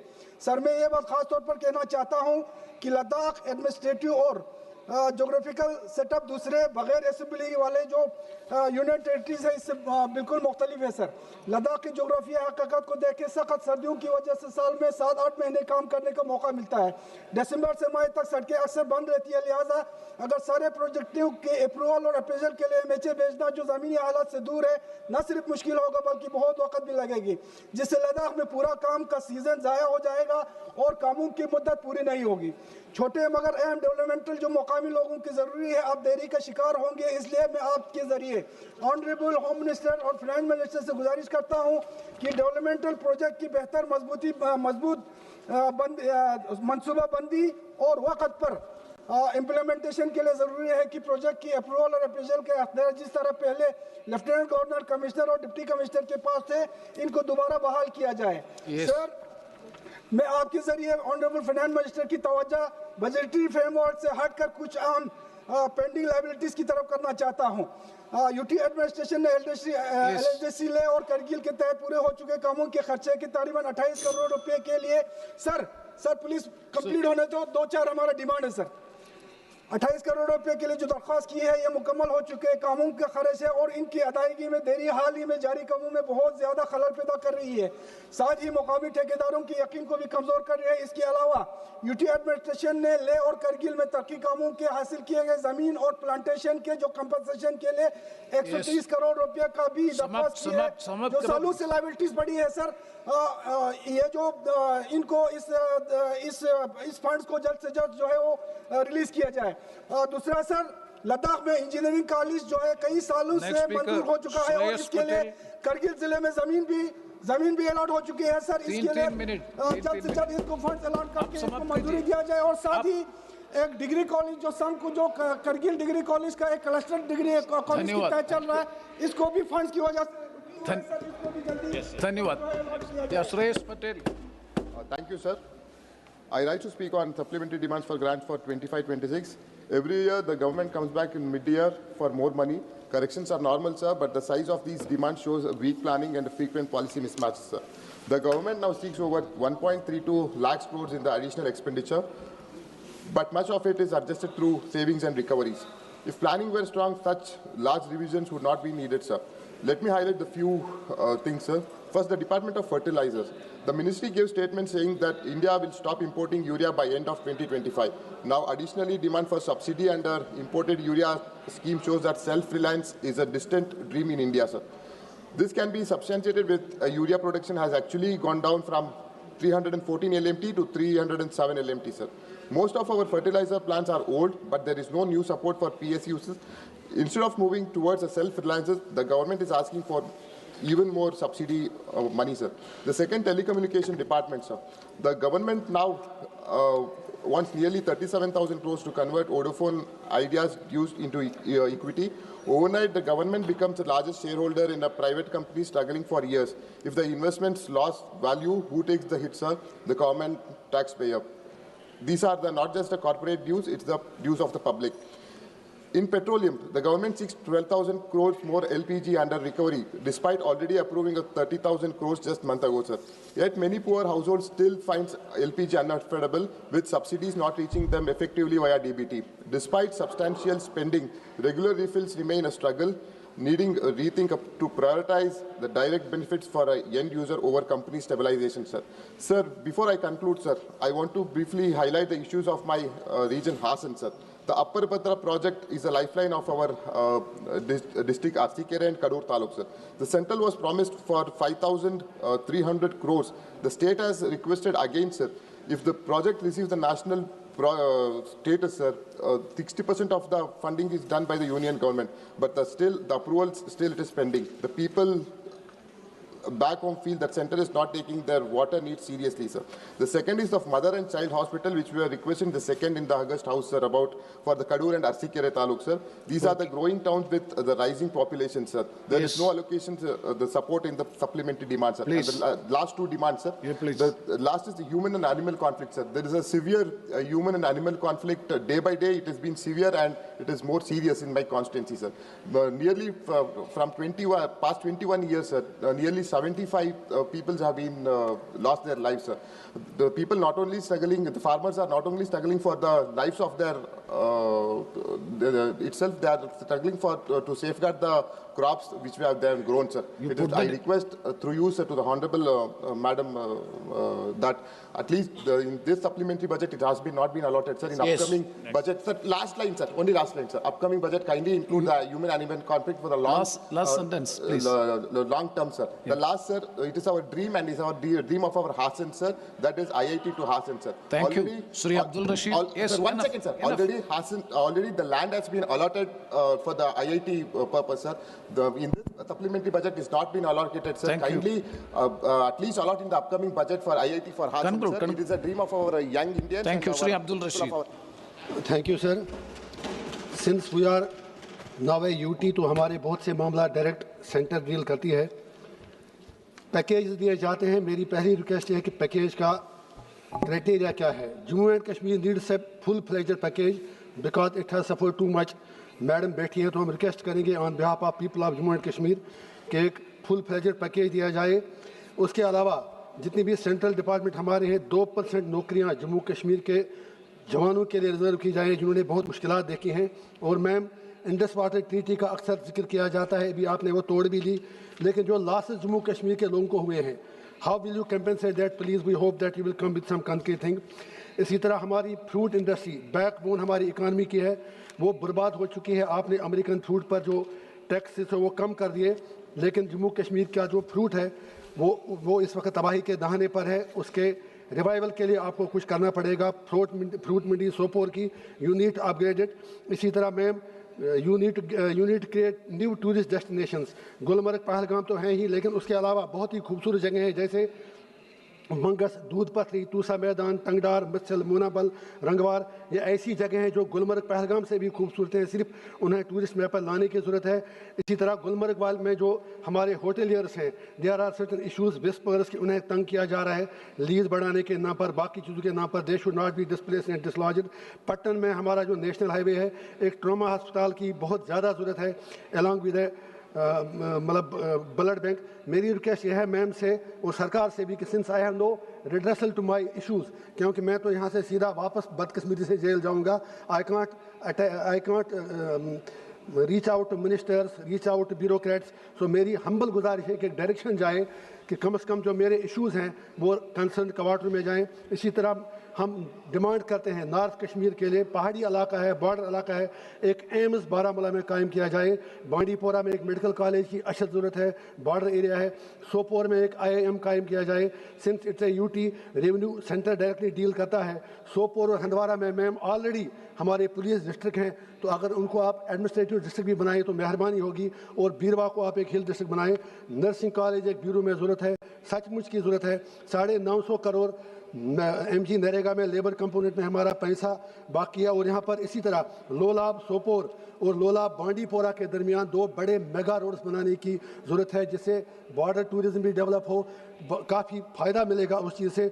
और मेडिकल कॉलेज हमारा बन रहा है चोगल हंदवारा में, पिछले 1.5 साल से काम रुका है, सिर्फ इसलिए 50 करोड़ खर्च कर तो दिए, लेकिन उसके बाद कहा now the area is flood prone. उन ऑफिसर्स के खिलाफ एक्शन होनी चाहिए जिन्होंने कम से कम पहले नहीं देखा कि एरिया फ्लड प्रोन है। Just 2 minutes please. No please sir, just 1.5 minute. तो मेरी ये रिक्वेस्ट है कि जो just please don't divert my attention. मेरी ये रिक्वेस्ट है आप इधर एड्रेस करो सर। Thank you. मेरी रिक्वेस्ट ये है कि मेडिकल कॉलेज पर 50 करोड़ खर्च किया, 50 करोड़ खर्च करने के बाद याद आया कि साइट फ्लड प्रोन है। लोगों ने सैकड़ों कनाल जमीन दे दी। Action should be initiated against the officials who identified the site. And last important thing कि मेडिकल कॉलेज पर काम फौरन से शुरू किया जाए। और लास्ट मेरी रिक्वेस्ट है, जो सबों ने कहा, एक MP कहाँ जाए? कम से कम दिल्ली के MLA के पास 10 करोड़ का MLA फंड है। मैम हम कहाँ जाएं? मैं on behalf of all MPs दामन फैला के कहता हूँ, कम से कम 15-20 करोड़ का MP फंड कीजिए। It's my humble submission. और लास्ट रिक्वेस्ट कि कम से कम जम्मू कश्मीर को आप वापस स्टेट का दर्जा दीजिए, क्योंकि वहाँ पर एक क्लैश है, जो आप पैसा देते हैं वो खर्च हो नहीं रहा। माननीय अध्यक्ष महोदय जी, मैं सप्लीमेंट्री डिमांड फॉर ग्रांट्स पर अपने विचार रखने के लिए खड़ा हुआ हूँ। अध्यक्ष महोदय जी, हमारा छोटा सा प्रदेश दमन एंड दीव भले ही क्षेत्रफल में छोटा हो, लेकिन हमारे जनता की आकांक्षाएं बहुत बड़ी है। मुझे कहते हुए अत्यंत गर्व है कि यशस्वी प्रधानमंत्री माननीय श्री नरेंद्र भाई मोदी जी तथा माननीय गृह मंत्री श्री अमित भाई शाह जी के हमारे प्रदेश पर विशेष कृपा दृष्टि रही है। उनका सीधा मार्गदर्शन हमारे प्रदेश को मिलता है, और उनके मार्गदर्शन के फलस्वरूप हमारे छोटे से प्रदेश को केंद्र सरकार की अनेक महत्वाकांक्षी योजनाओं का लाभ मिला है। दीव को स्मार्ट सिटी मिशन में शामिल करना, नमो medical college, nursing college, engineering college, bird Ivory, नमो पथ, राम सेतु जैसे कई अमूल्य सौगातें, और साथ में वड़ाकबारा दीव में लंबे समय से लंबित क्रीक ड्रेजिंग की मांग को पूरा करना, ये सभी केंद्र सरकार की दूरदर्शिता का उदाहरण है। अध्यक्ष महोदय जी, मुझे पता चला कि दीव के वड़ाकबारा क्रीक ड्रेजिंग एवं दीव पोर्ट ड्रेजिंग कार्य फंड की कमी के कारण अब तक शुरू नहीं हो पाए। फिशिंग हार्बर प्रोजेक्ट भी अभी तक शुरू नहीं हो पाए। साथ ही दीव स्मार्ट सिटी प्रोजेक्ट अभी अधूरा है, एवं कोस्टल विलेज CCRV प्रोजेक्ट भी अभी शुरू नहीं हो पाया है। अध्यक्ष महोदय जी, दीव के 90% से अधिक आबादी मत्स्य पालन पर निर्भर है। क्रीक में ड्रेजिंग न होने से क्रीक से जहाज अंदर आते जाते वक्त बहुत समस्या होती है। थोड़ा सा ध्यान हटने पर घटना घट जाती है और मछुआरों को बड़ा नुकसान होता है। ड्रेजिंग कार्य की समस्या से मछुआरों की दैनिक आय पर भी सीधा असर पड़ रहा है। महोदय जी, हमें पता चला है कि स्मार्ट सिटी प्रोजेक्ट के लिए जरूरी फंड अभी भी सेंटर से पूरा रिलीज नहीं हुआ है, और स्मार्ट सिटी के अधूरे प्रोजेक्ट पूरे करने के लिए सेंटर की बाकी राशि त्वरित रिलीज की जानी चाहिए, ताकि ये सारे कार्य समय पर पूरा हो सके।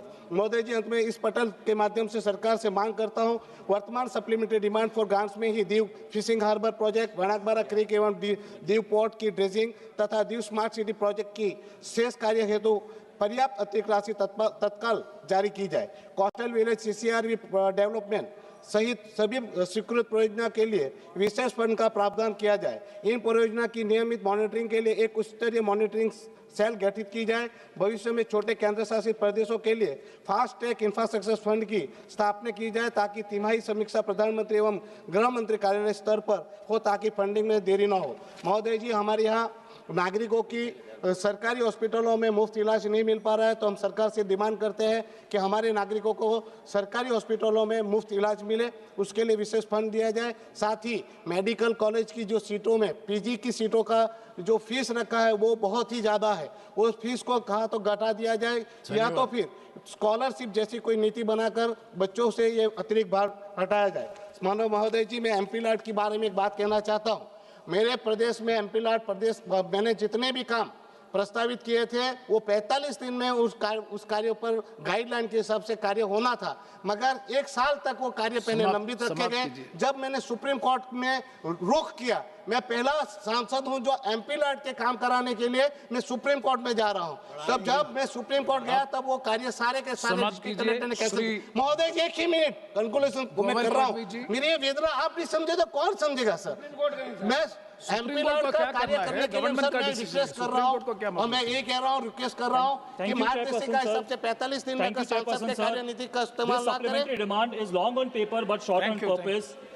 I want to ask just one question. Only 41,455 crores is net cash outgo, while a massive 90,812 crore is book adjustment. This raises the classic question asked by fiscal experts. If ministries had such large savings earlier, why did they overproject their budget estimates in the first place? Is it because of increasing the negotiating power? Chairman, sir, I just want to ask one question directly about the SDG, which is about the telecommunication, the funds allocated for the telecommunications. In my constituency, Chairperson, sir, there are 4G towers. I have requested an upgradation of 5G towers. और वहाँ पे hilly area, mountain area आता है और वहाँ पे network नहीं आता है। नेटवर्क नहीं आएगा तो गवर्नमेंट के जो स्कीम्स रहते हैं, बेनिफिट्स रहते हैं, उसका लाभ कैसे ले पाएंगे? इसलिए I am requesting that the 4G upgradation, 5G upgradation should be completed in a time bound manner, as well as the Bharat net, which has started a project called BBNL. BBNL is absolutely not paying attention in my constituency. So I'm requesting the government through you that BBNL should be taken away and BSNL should be handed over all the works. I want to talk about the fertilizers. Sir, the uploaded supplementary demand document clearly shows a massive additional provision of 11,000 crores for PNK fertilizers and 7,525 crores for imported urea subsidies. Yet the honorable chairperson on the ground of Nandurbar, farmers are standing in line at 4 a.m. in the morning and often returning empty-handed. I request the government that release of urea stocks in Maharashtra should be expedited, as well as aspirational districts such as my Nandurbar district should be given priority. Gram level centers and farmer cooperatives should be, the distribution centers should be made at the central focus of it. Real-time stock monitoring through mobile apps and transparency portals should be initiated.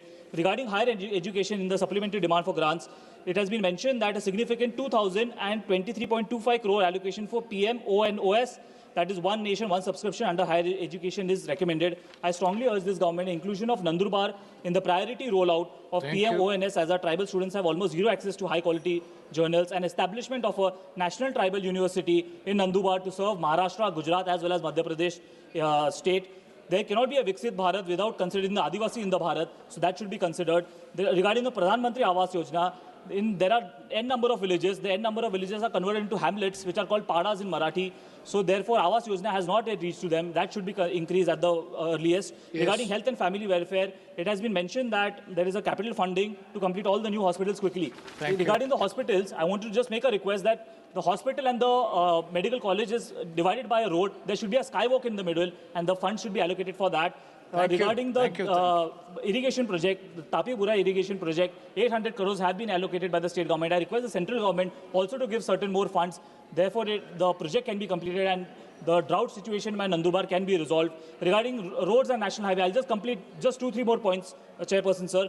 There are a lot of accidents happening in Kondaibari Ghat in Sakari Tehsil, and as well as Shewadi Fata. There is an urgent need of high flyovers there, so kindly consider that. There's a black spot there.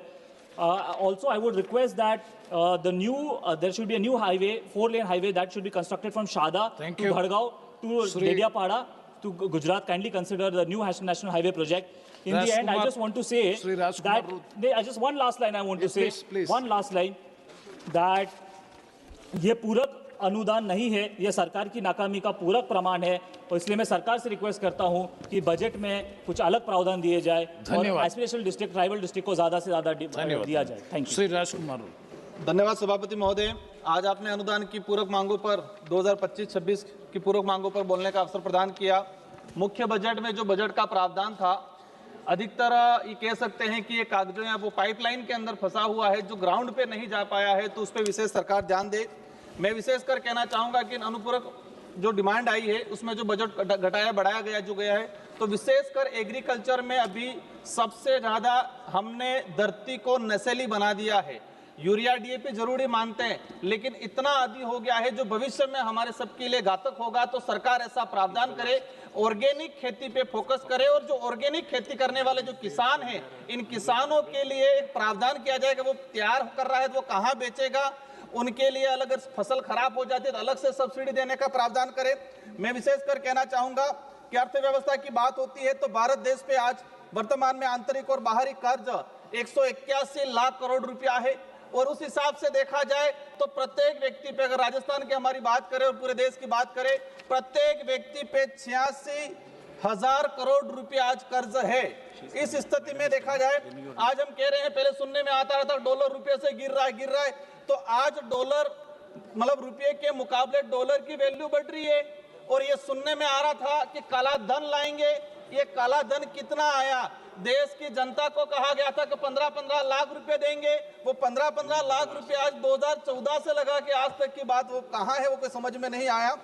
आज वर्तमान में जो देखा गया है, GST को लेके बात उठी, जीएसटी को घटाने बढ़ाने की। पिछले कुछ समय से हम देख रहे हैं कि जीएसटी के नाम से डंडीरा पीटा जा रहा है। तो जीएसटी बढ़ाया किसने था? 2014 से लगा के 2025 तक सरकार किसकी थी? जीएसटी बढ़ाया। जीएसटी बढ़ाने की वजह से 2,30,000 से अधिक छोटे व्यापारी देश के जो थे, इनका व्यापार धंधा खत्म हो गया। माननीय सभापति महोदय, मैं कहना चाहूंगा कि ट्राइबल एरिया में जीएसटी का कलेक्शन होता है, पर इस जीएसटी का लाभ ट्राइबल एरिया के लोगों को नहीं मिलता है। यहाँ जीएसटी सिर्फ राजधानी के आसपास या बड़े शहरों में ही तक सीमित रह जाती है। जीएसटी में ट्राइबल एरिया हेतु सेस कर लगाया जाए, ताकि यहाँ से जो भी कलेक्शन होता है उसका उपयोग ट्राइबल क्षेत्र के लिए किया जाए। वर्तमान देखा गया है कि भाजपा सीना तान कर कहती है कि हम विश्व की 5वीं बड़ी अर्थव्यवस्था है, हमें भी गर्व है कि हमारा देश है। लेकिन हकीकत क्या है? हकीकत यह है कि वर्तमान में जो देखा गया है, प्रति व्यक्ति, मैम 1 मिनट हुआ है, 2 मिनट में मेरी बात समाप्त करूंगा, 146वें नंबर पर, मतलब प्रति व्यक्ति आय की बात करें विश्व में 146वें नंबर पे है। और भूखमरी की अगर बात करते हैं तो विश्व में 102 नंबर पे अगर हमारा देश है। ये विकास सिर्फ 140 करोड़ भारतीयों का नहीं हुआ है, ये विकास मात्र 1 से 2% उद्योगपतियों का हुआ है। मेरी मुख्य मांगे रखना चाहूंगा, नरेगा का जो बजट है, राजस्थान में भी डबल इंजन की सरकार है, पूरे केंद्र शासित राज्य प्रदेशों सहित 34 राज्यों, मतलब केंद्र शासित और 28 राज्यों सहित पूरा 2600 करोड़ रुपया बजट है। इसमें मात्र राजस्थान का 1600 करोड़ रुपया बजट पेंडिंग है केंद्र सरकार की तरफ से। इस वजह से नरेगा की स्कीम खत्म हो गई है। मैं चाहूंगा मैम कि हमारी आंगनवाड़ी कार्यकर्ता, हमारी राजीविका की महिलाएं, जब चुनावी दौर आता है, भीड़ की जरूरत पड़ती है, सबसे पहले हम महिलाओं को याद करते हैं, राजीविका और आंगनवाड़ी। उनके लिए क्या व्यवस्था की जाए, उनकी तनख्वाह में बढ़ोतरी की जाए। अंतिम मेरी जो मांग है कि मेरे क्षेत्र के अंदर कडाना और माही प्रोजेक्ट, माही जो डैम है, उससे उस क्षेत्र के अंदर। धन्यवाद अध्यक्ष महोदय। मैं सरकार द्वारा प्रस्तुत supplementary demand for grants first batch 2025-26 के समर्थन में बोल रहा हूं।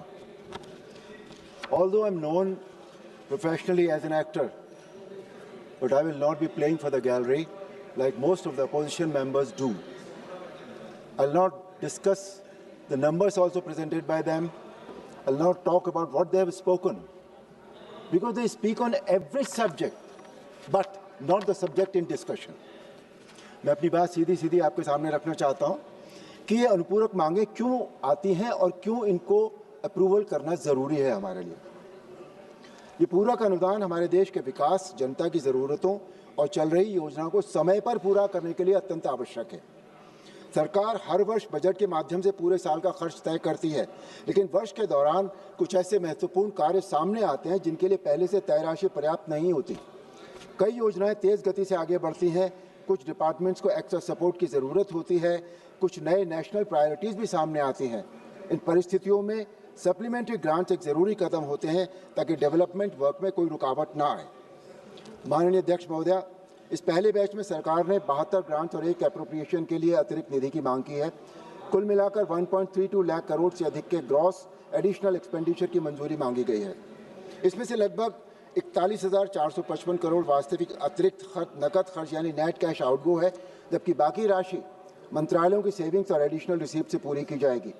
ये दिखाता है कि सरकार जिम्मेदारी के साथ और फाइनेंशियल डिसिप्लिन को ध्यान में रखते हुए देश के संसाधनों का उपयोग कर रही है। ये पहला बैच देश के कई प्रमुख क्षेत्रों को मजबूत करने के लिए लाया गया है। इन क्षेत्रों में कृषि और किसान कल्याण, फर्टिलाइजर, हेल्थ, चिकित्सा सेवाएं, शिक्षा, ऊर्जा, रेल, सड़क और ट्रांसपोर्ट, महिला और बाल विकास, पंचायती राज, एमएसएमई, जल संसाधन, अंतरिक्ष, विज्ञान और विदेश मामले जैसे महत्वपूर्ण विभाग शामिल हैं। इन कार्यक्रमों को मजबूती देना देश की बढ़ती ज़रूरतों को पूरा करने के लिए अत्यंत आवश्यक है। सप्लीमेंट्री डिमांड्स का मतलब सिर्फ एक्स्ट्रा खर्च नहीं होता, बल्कि ये बताता है कि सरकार अपनी योजनाओं में स्मार्ट प्लानिंग, सेविंग्स और बेटर यूज ऑफ फंड्स को ध्यान में रखकर काम कर रही है। इन पूरक अनुदानों का सबसे बड़ा लाभ ये है कि देश के विकास कार्य बिना रुके आगे बढ़ते रहते हैं। सड़कें, बिजली, शिक्षा, स्वास्थ्य, किसानों से जुड़ी योजनाएं और इंफ्रास्ट्रक्चर के बड़े प्रोजेक्ट अगर समय पर पैसे न मिलने से रुक जाएं तो इसका सीधा असर जनता पर पड़ता है। सप्लीमेंट्री ग्रांट से यह सुनिश्चित होता है कि हर योजना समय पर पूरी हो और जनता को बेनिफिट डिले के बगैर मिले। आज भारत तेज गति से विकसित हो रहा है। हमें ग्लोबल स्तर पर कंपटीशन में आगे रहना है। इसके लिए ज़रूरी है कि हमारे रेल मार्ग, सड़कें, डिजिटल और कम्युनिकेशन सिस्टम, बिजली, विलेजेस, सिटी सब मजबूत हों। इसी उद्देश्य से इन महत्वपूर्ण क्षेत्रों के लिए एक्स्ट्रा सपोर्ट दिया जा रहा है ताकि देश की ग्रोथ स्टोरी में कोई कमी न रह जाए। ये सप्लीमेंट्री बैच दिखाता है कि सरकार हर जिम्मेदारी को गंभीरता से ले रही है और देश के विकास को तेज और निरंतर रखने के लिए कमिटेड है। अंत में मैं इस सदन से अनुरोध करता हूं कि supplementary demand for grants first batch 2025-26 को मंजूरी दी जाए। ये मांगें जनता की ज़रूरतों को पूरा करती हैं, देश की योजनाओं को गति देती हैं और भारत को मजबूत भविष्य की ओर ले जाती हैं। ये सरकार की दूरदर्शिता, जिम्मेदारी और विकास के प्रति संकल्प का प्रतीक है। धन्यवाद। जय श्री राम। माननीय सदस्य श्री एन के प्रेमचंद्रन जी। Thank you, Madam Chairperson. Madam, this is the first batch of supplementary demands for grants for the financial year 25-26. Having 72 grants and one appropriation, coming to an amount of 1.32 lakh crores of rupees. Madam, before entering into the various ministries and departments regarding the supplementary demands for grants, I would like to question and challenge the sanctity of the budgetary process being done by the Ministry of Finance. Madam, this has become the usual practice in bringing series of SDGs in every year with huge amount. Last year also I have mentioned this matter by quoting the Public Accounts Committee's observation. The ministries and departments have been obtaining supplementary grants without conducting a proper scrutiny of the expenditure incurred or likely to be incurred by them during the financial year. This is happening due to the lack of foresight in various ministries and departments, and that would goes to show the inefficiency of the finance ministry in the budgetary process and in the planning process. Sir, once again I urge upon the government and in particular to the Honourable Minister to adhere to the strict compliance of the financial rules and directions of the PAC to avoid huge supplementary demands for grants. That is my first submission. Madam, regarding the SDGs, most of the honourable members have already spoken. Regarding the major allocations are going to the fertilizers and chemicals and the Ministry of Communications, Road Transport and Ministry of Petroleum and Natural Gas. Madam, Fertilizer Ministry itself, if you examine it, how the careless way in which the budget is being prepared. Because the last year, this year, it is 16% excess than that of the original grant envisaged in the original budget. I do support the subsidies and grants, but strongly oppose the way by which this is being brought in the House. Because the union government had estimated 1.67 lakh crores for fertilizer subsidy for the financial year 25-26. This is lower than that of the 1.91 lakh crores. That was the subsidy bill in the previous year. In the previous year, it was 1.91 lakh crores, and this year we have estimated only 1.67 lakh crores. And now the Honourable Minister is coming to the Parliament demanding an additional amount of 31,000 crores. How could the Ministry justify this point in estimating this statistics or estimating this amount? And could it couldn't the government or the ministry could anticipate the fertilizer subsidy in such a situation? So all this exposes the hollowness of the government's repeated claim of fiscal discipline and the agricultural reforms in the budget speech in the year, Madam, just 1 second, 25-26. Madam, I am not going to the details. See, regarding the urea also, most of the members, I am not going to repeat it, because the domestic production has to be increased, for which the fertilizer industry has to be strengthened, for which more demand more amount has to be granted. And regarding the Department of Telecommunication, 33% excess in the original budget estimate. And I would like to make a comment on this. This conversion of DOFA company into government equities is a hidden subsidy, eroding the budget's credibility on transparent spending. And finally, I am coming to the Ministry of Petroleum. I am not going to the details. And further, 2 points I would like to finally say regarding the macroeconomic situation. That is, first one is regarding the GDP. Last month, the International Monetary Fund retained C grade for the India's GDP data. And next week, India government has released the data showing the GDP growth rate surging 7.8% to 8.2% in the second quarter of the current financial year. This shows that the Indian economy is the fastest growing economy. But the question raised by the economic experts like Monica Hallen is significant, that is to be answered. Though we are having a high GDP growth rate, why the market is not flourishing? According to her, I quote, why markets cool though GDP is soared? So the finance minister, at least in the last week, announced the steps will be taken so as to upgrade IMF's grade through change in the base year. I fully appreciate it. And regarding the expenditure status, 1 point, regarding the fiscal deficit also. Madam, fiscal deficit 15.69 lakh crores of rupees, and now after additional of 1.32 lakh crores of rupees, how could it be adjusted? And the rupee devaluation, I am not going. And one correction I would like to make. The Honorable Minister, you may kindly see demand number 71. Blatant error is there, because 95 crores is the original estimate in 24-25, but you are giving it the supplementary demands for grant 3,50,000 crores. Maybe it is a typographical error. Please correct it, and no way by which this is not the way by which the statistics has to be presented before the Parliament. I conclude, Honorable Speaker, sir, with the 2 questions. Why the government is repeatedly pushing of budget borrowings, unpaid bills and hidden subsidies into the SDGs instead of placing true fiscal deficit before the House? And the second question is, why should the Parliament approve SDGs that arise from the government's policy failure, cost overruns, rather than the genuine emergencies as required under the rules of procedure? With these words, I conclude. Thank you very much, sir. माननीय वित्त मंत्री जी,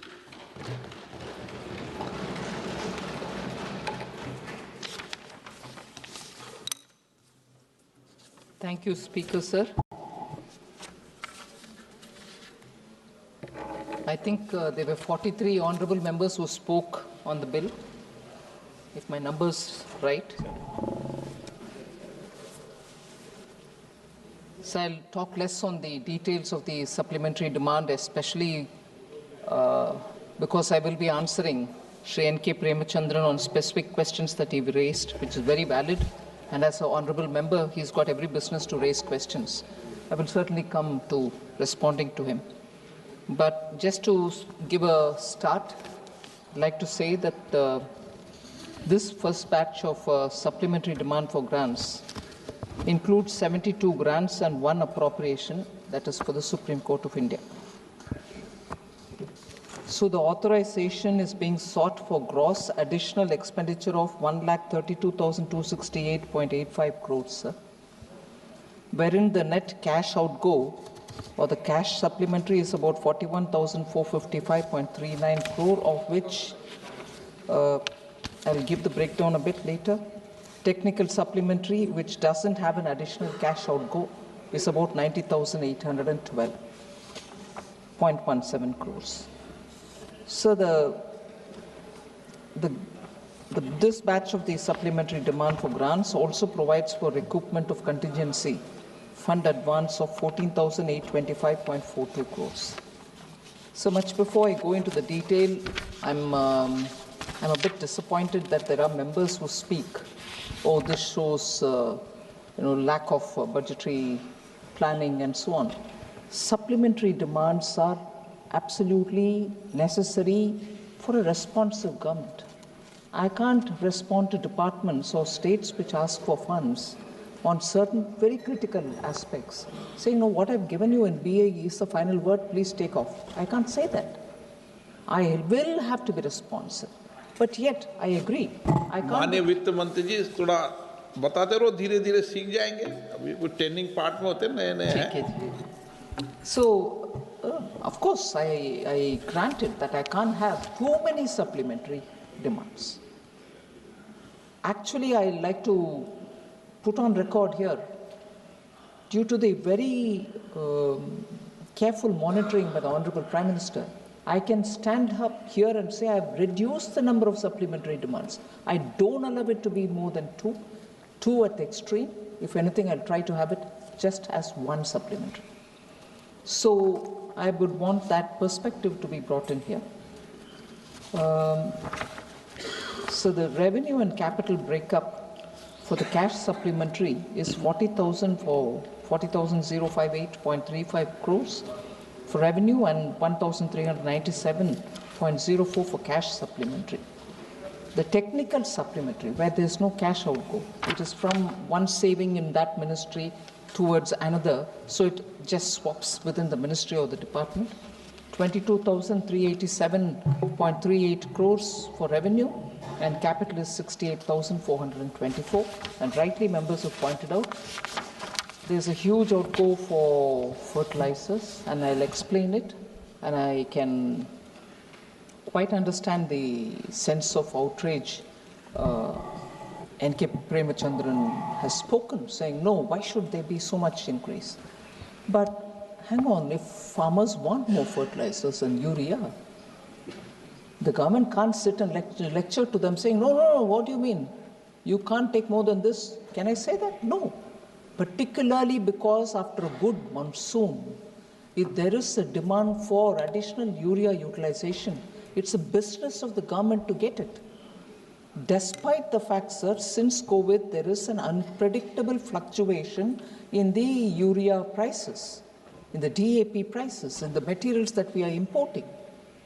Despite that, there has been a very careful management. I must appreciate the fertilizers in the department, which carefully imports in time. I'll give you the exact numbers. Indian farmers have not been let down by the ministry. They've ensured that there will be, timely dispersal, both for the Kharif and the oncoming Rabi.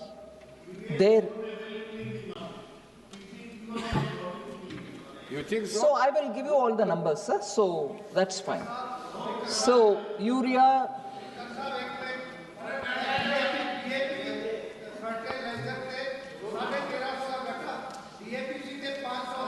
आप बोलिए please, ऐसे बीच में नहीं उठते. Please बैठिए. No problem है क्या? बैठिए आप. So I will speak as I respond to the honorable members. I thought this supplementary should have no issues for honorable. अगर दादा नहीं उठे तो सदन में जीवंता भी नजर नहीं आए. ठीक है सर, आप सदस्यों के पक्ष में ही रहते हैं कभी भी. So सदस्य के कारण ही सदन है. Fully. So just to respond, sir. Again, I was a bit disappointed. Honorable Member Dipendra Huda was probably giving a political speech here, and I want to give them that space. But it can't be on absolutely baseless, what can I say, arguments. I don't want to use the word allegation. He's not alleging anything. He's just saying, oh, this is not right, that's not right. I will come point by point to say where he was not really right. You're not spending much on education, R&D, defense, when it comes to percentage of GDP.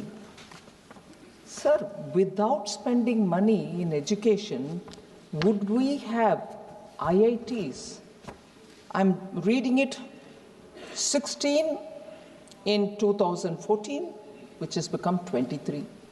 Can IITs be established without money? 6 new IITs, Indian School of Mines, Dhanbad, accorded also IIT status. Similarly, IIMs, 13 to 21. Without money, can it be done? NITs, 30 to 31, NIT Andhra Pradesh established in 2015. Triple ITs, 9 to 25. 16 new triple ITs. Central universities from 40 to 48. AIMS from 7 to 12. 16 are approved, 12 are established. So, education spending, these things could not happen if there is no money given.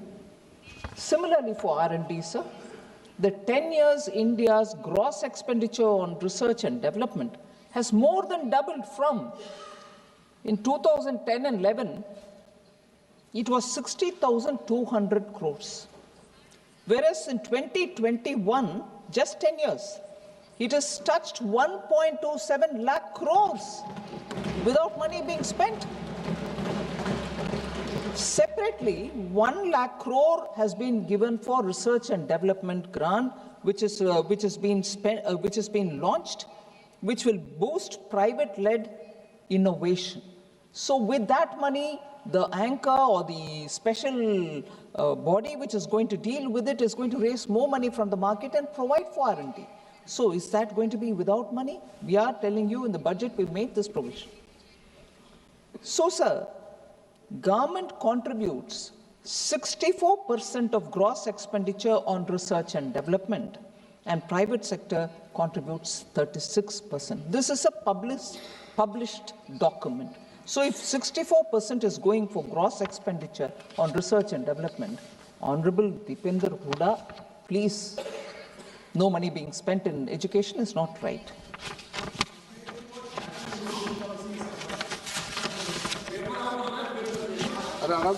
Sir, defense, education was one thing, research and development was another, and defense was the third. You're not spending money. So 53.83 lakh crores have been allocated for defense since 2014-15. 53.83 lakh crores. Is that not money going for defense? Otherwise, today, why would we also have defense production capabilities multiplied in this country? Indigenous defense production hit a record of 1.27 lakh crores in 23-24, a 174% surge from 46,400 crores in 2014-15.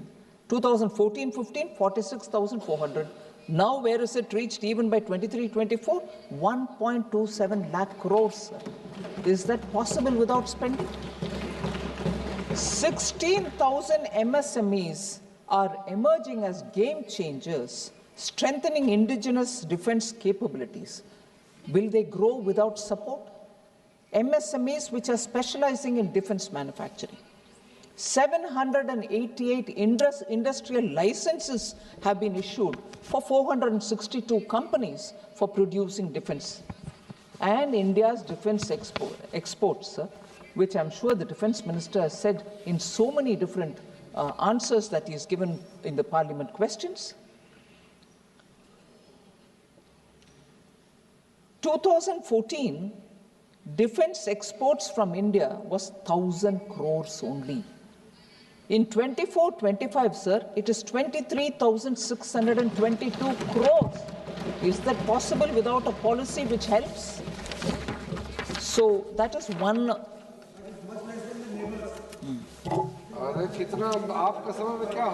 Don't worry, you can go on shifting the milepost, honorable member, but yes, I'm quite drawn to what the Parliamentary Affairs Minister is saying. Compare it with your term, where a defense minister was compelled to stand up in this house. Where a defense minister is compelled to stand in this house and say, I don't have money. आज वो हालात नहीं है। रक्षा मंत्री इस सदन में खड़े होकर के ये बोले कि मेरे पास पैसा नहीं है। हालात देख लीजिए उस समय का। दीपेंद्र हुडा जी तब खड़े होकर के चिल्लाना चाहिए, वो मेरा पार्टी पैसा दो। हमारे रक्षा मंत्री खड़े होकर के बोल रहे पैसा नहीं है, ठीक है, उस समय बोलना था। What? You're from Kerala? You're from Kerala? It's a distinct signature of a Kerala-based minister who was, I will mention the name and I'll also keep the record with all authentication. Sir, don't ask me as though you don't know it.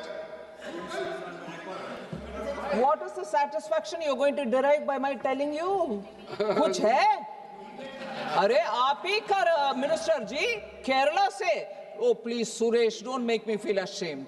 आप ये नाटक नहीं होना चाहिए इस house में कि मेरा रक्षा मंत्री कुछ बोले और मुझे मालूम नहीं है, और आज विपक्ष में बैठे हुए नहीं, ये ठीक नहीं है जी, ये ठीक नहीं है। मुझे प्रोवोक करके उस महान व्यक्ति का नाम इधर मैं बोलूं और तुरंत ये खड़े होकर के वॉकआउट करने के लिए, सच्चाई है भाई, ये सच्चाई है। आप प्लीज, ये नाटक नहीं होना चाहिए इधर सर।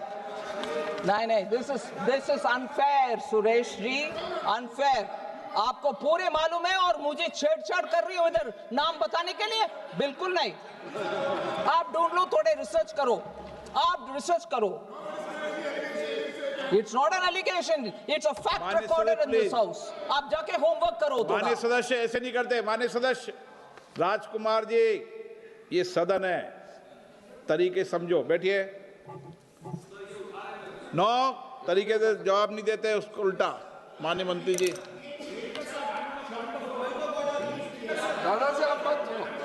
एक मिनट प्लीज। माननीय सदस्य प्लीज, आप बैठिए। It is harassment to say that, tell me the name, I don't know the name of my own minister who said that. क्या बात कर रहे हैं जी? अभी बुलाता हूं आपको, 2 मिनट रुक जाइए। हो या नंबर बताइए क्या है? पॉइंट ऑफ नंबर 352 नंबर बताइए। Rule 352. My only submission is I don't want to have the name, but when the Honorable Finance Minister is referring to a minister who has made a statement in the House, they have to authenticate that well. Senior हो, जो माननीय सदस्य इस सदन का उसका सदस्य नहीं है, उसका नाम नहीं लेना चाहिए, यही बताओगे ना आप? माननीय मंत्री जी, अरे ये तो ग्रेसफुल है। Finance Minister is graceful enough not to take name, whereas everybody knows it. So be satisfied. क्या? What is the problem if I take the name of the state? माननीय वित्त मंत्री जी, एक प्लीज। आप तीनों से एक बात। बैठिए माननीय सदस्य, प्लीज। माननीय सदस्य बैठिए। इतने क्यों उत्तेजित हो रहे हो? प्लीज बैठिए। हुडा जी प्लीज बैठिए। प्लीज। माननीय, आप बार मत उठा करो, समस्या है गंभीर है आपकी, प्लीज बैठो। सुरेश जी, आज जरा जोश ज्यादा है क्या? चलो बैठो, केरल में ठीक है, ओके बैठिए। हुडा जी प्लीज बैठिए।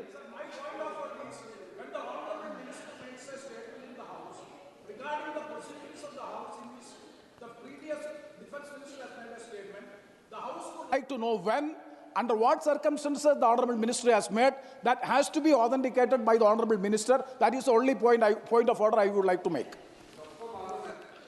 तो पूरे एनके प्रेमचंद्रन जी का पॉइंट को मैं क्या बोलते हैं, I take it upon my head as responsibility and पूरे ऑथेंटिकेशन टेबल पर रखूंगी सर कल दोपहर के अंदर। Of course I will do it, of course, it's not as if I have said it without responsibility. मैं आपको, वित्त मंत्री जी बैठिए, बैठ रहे, मैंने आपको कहा है नहीं कि आप सदन के पटल पे रखो, मैं उनका जवाब दूंगा ना। 352 का जो वो उठा रहे हैं, मैं जवाब दूंगा उसको।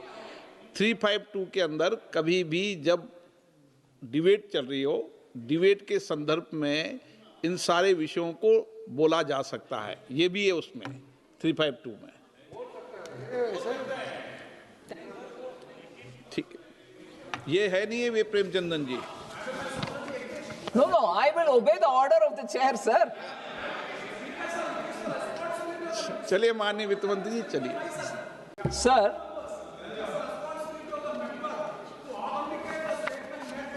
yes.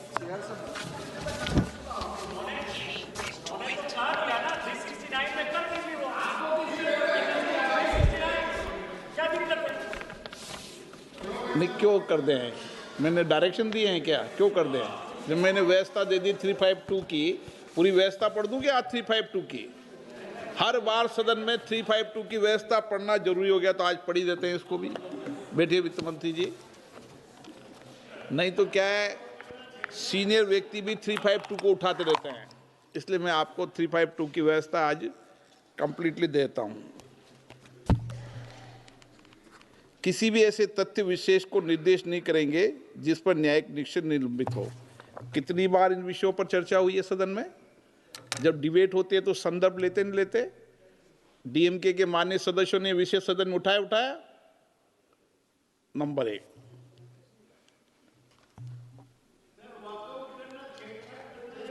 सभा के किसी अन्य सदस्य पर कोई हेतु लांछन लगाते हुए अधिकृत नहीं करेंगे, सद्भावना आपत्ति के व्यक्ति निर्देश नहीं करेंगे जब तक कि ऐसा निर्देश विचाराधीन प्रश्न या सुसंगत होने के कारण वाद विवाद प्रयोजन के लिए अनिवार्यता है। ये है इसका कि सभा में माननीय मंत्री महोदय ने जो अपनी बात कही है, वो उन्होंने जो प्रश्न उठाया उसके संदर्भ में उन्होंने अपनी बात को कहा है। ये रेफरेंस इसके अंदर है। 352 क्लियर है प्रेमचंदन जी? ओके, कंफ्यूजन नहीं होना चाहिए सदन में ना। आप सीनियर व्यक्ति हैं, चेयर पे बैठते हैं माननीय। सर,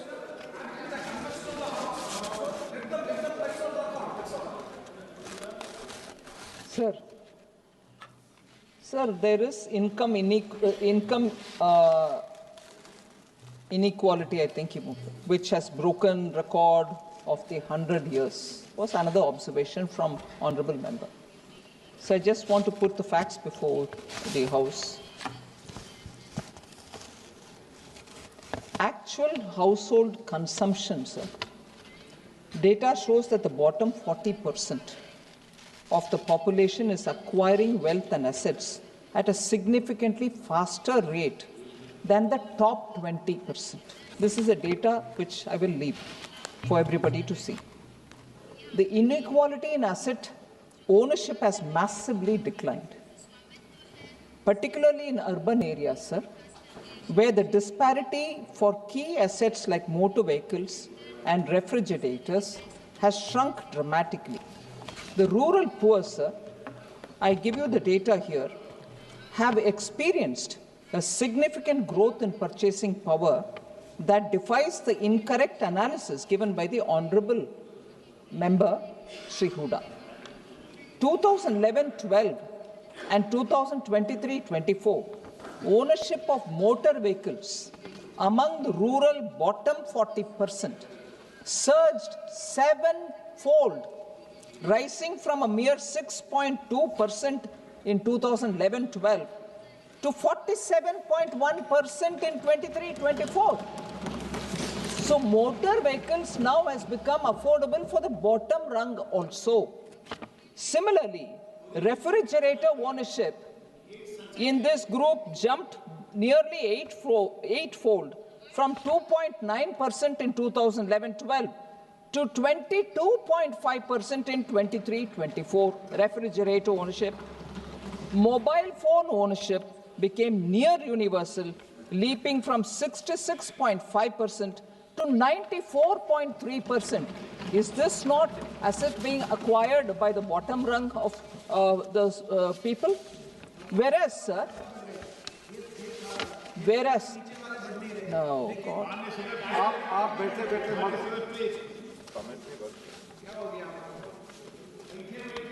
मत ऐसे नहीं था, ये दादा से ये गलत आप सिखा दिया, ऐसे पहले निकलता ऐसा नहीं। Sir, in urban India, sir. अच्छी चीज सीखे, बुरी चीज क्यों सीखे? बुरी चीज सीख रहे हैं सर। माननीय मंत्री महोदय। Sir, urban India, sir, the consumption gap is not just closing for some assets, it has been completely reversed. For the first time, the urban bottom 40% now owns more televisions, that is 77.4%, than the top 20, 72.1%. The upper level, 72.1%, here it is 77.4%.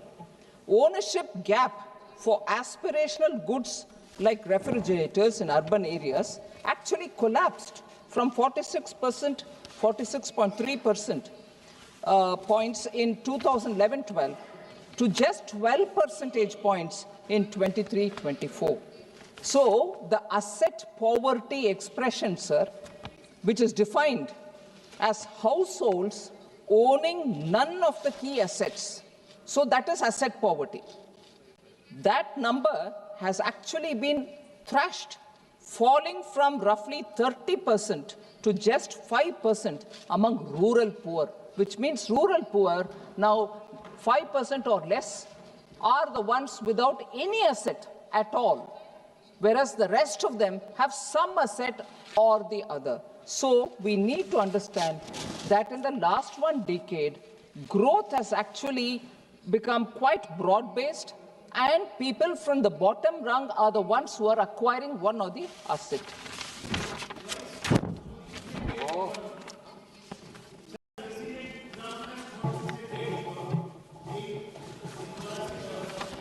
Sir, since I was going to come to that, since Professor seems to be in a hurry. Professor, depending on President Trump is in a hurry. आग्रह कर रहा हूं कि आप जो बेटे बेटे बोले उस कमेंट पे टिप्पणी करो मत। और माननीय सदस्य, मैं आपसे आग्रह करता हूं, वरिष्ठ हैं आप, आग्रह पूर्वक आपसे निवेदन है, कृपया आप इतने वरिष्ठ हैं कि बैठे बैठे टिप्पणी न करें, ठीक है ना। सभा की सहमति तो हो तो इस सभा की कार्रवाई इस विषय की समाप्ति तक बढ़ा दी जाए। माननीय मुख्यमंत्री। Sir, another point, and इसमें थोड़ा मैं I want to give the advantage or the benefit of doubt to Honorable Member Dipender Huda ji. He simultaneously used the expressions Vyapar Ghata, current account deficit. So when he spoke in English, he said current account deficit, whereas he also used probably exchangeable way, Vyapar Ghata. Both the terms do not mean the same, sir. So it is very important to understand that we take both the terms seriously but separately. There should not be any confusion. So I don't actually know which one was he referring to, Vyapar Ghata or current account deficit. And so the same number cannot apply to both, no. माननीय सदस्य, मैं आपको अंतिम बार बोल रहा हूं। नहीं, I'm not asking, I'm responding. आपका नाम लेके नहीं आस्क कर रहे, आपने पहले बोला था उस पर वो रिपोर्टिंग कर रही हैं। आपने आपकी स्पीच पर जवाब दे रही है, इसलिए आपका नाम ले रही है, क्योंकि आपने बोला है तो आपका नाम लेकर जो जो विषय उठाए उन पर जवाब देगा। अच्छा है, please.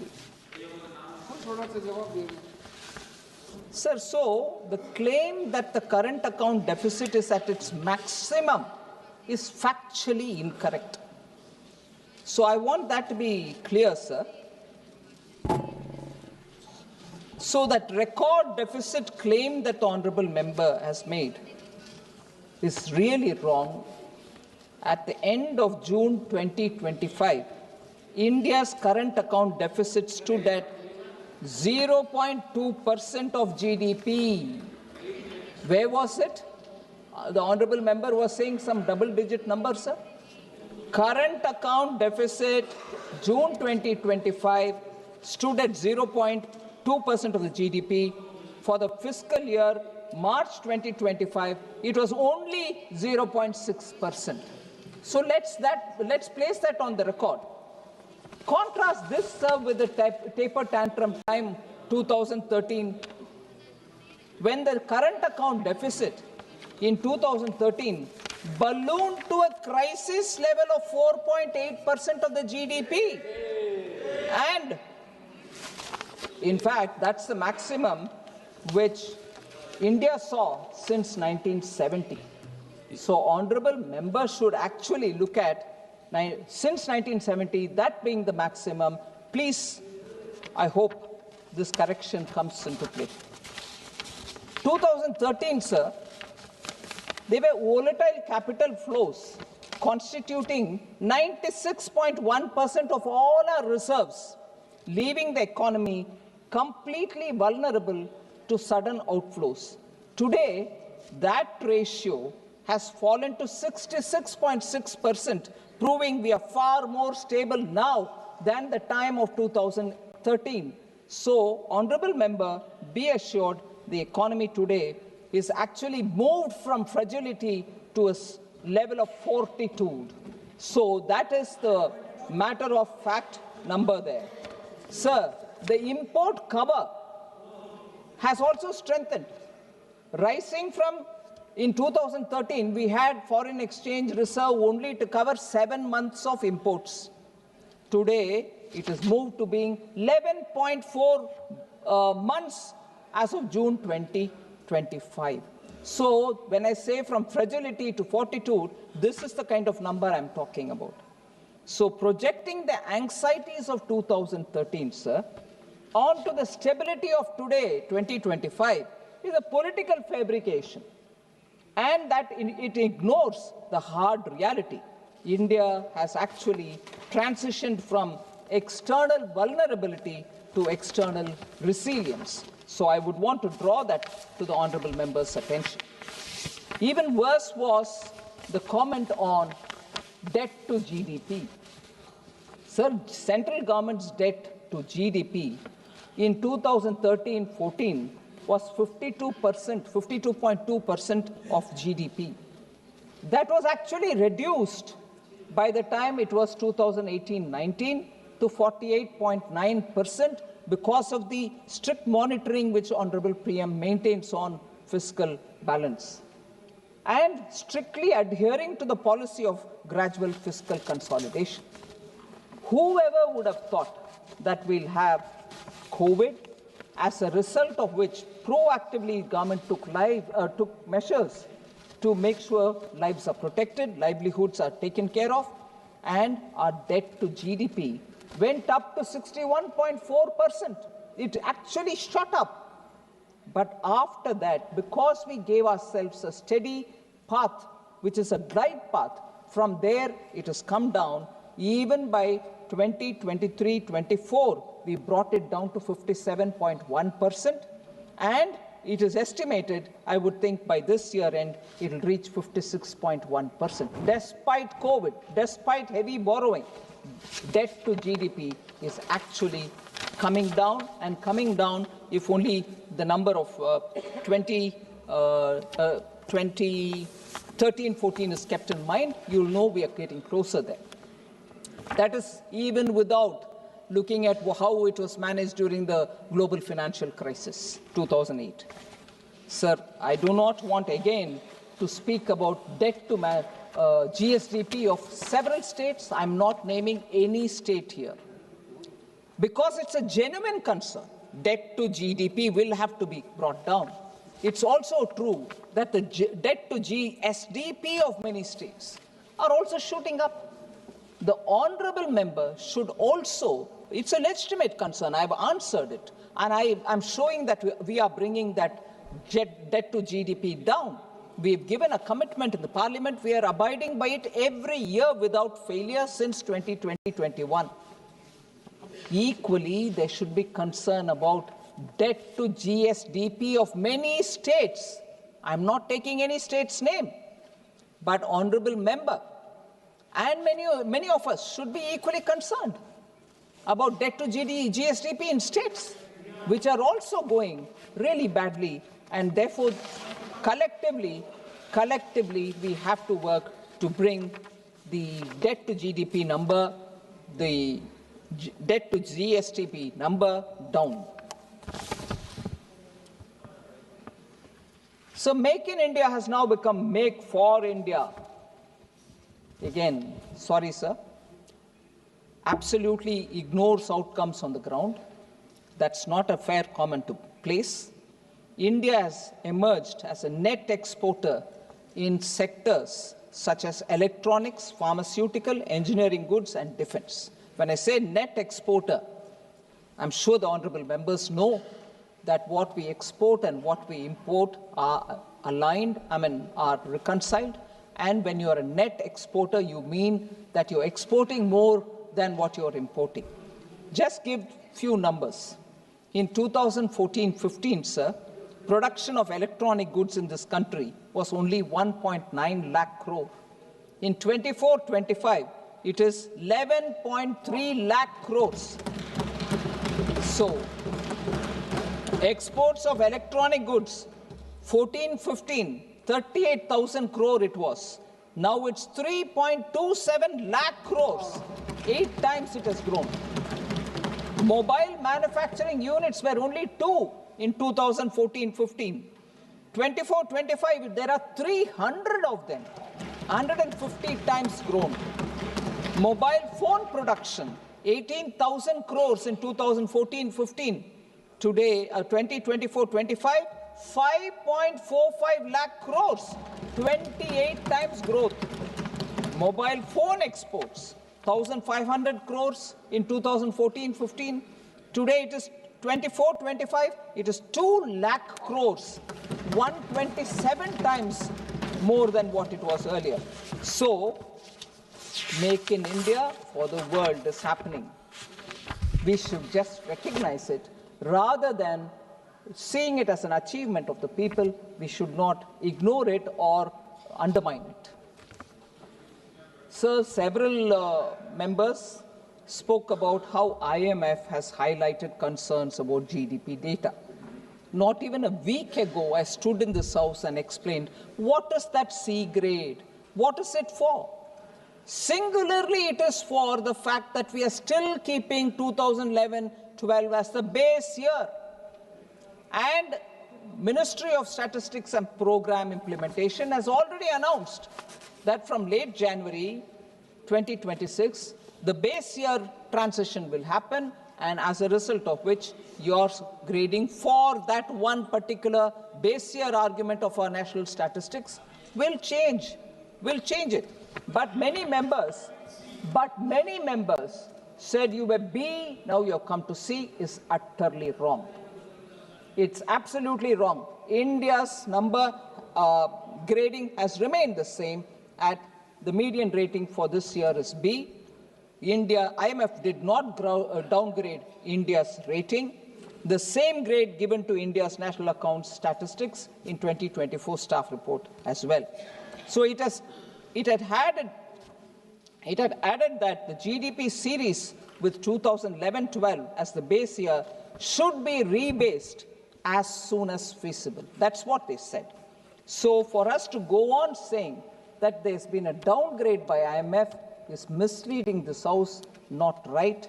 For this year, IMF gave B for overall statistics. So I think it is important that members get the facts right. Sir, average growth rate in the last 10 years of UPA was 8.1%, and in India it is 5.75. Then what's there to rejoice? Sir, whoever would have thought you'll have a once-in-a-century pandemic, sir? And despite that, India is the fastest growing, not 1 year, continuously, 2, 3, 4th year. Is that not something that the people of India deserve to be recognized for? On the contrary, we go on saying ours was 8.1, yours is this. I just want to put the facts before you, sir.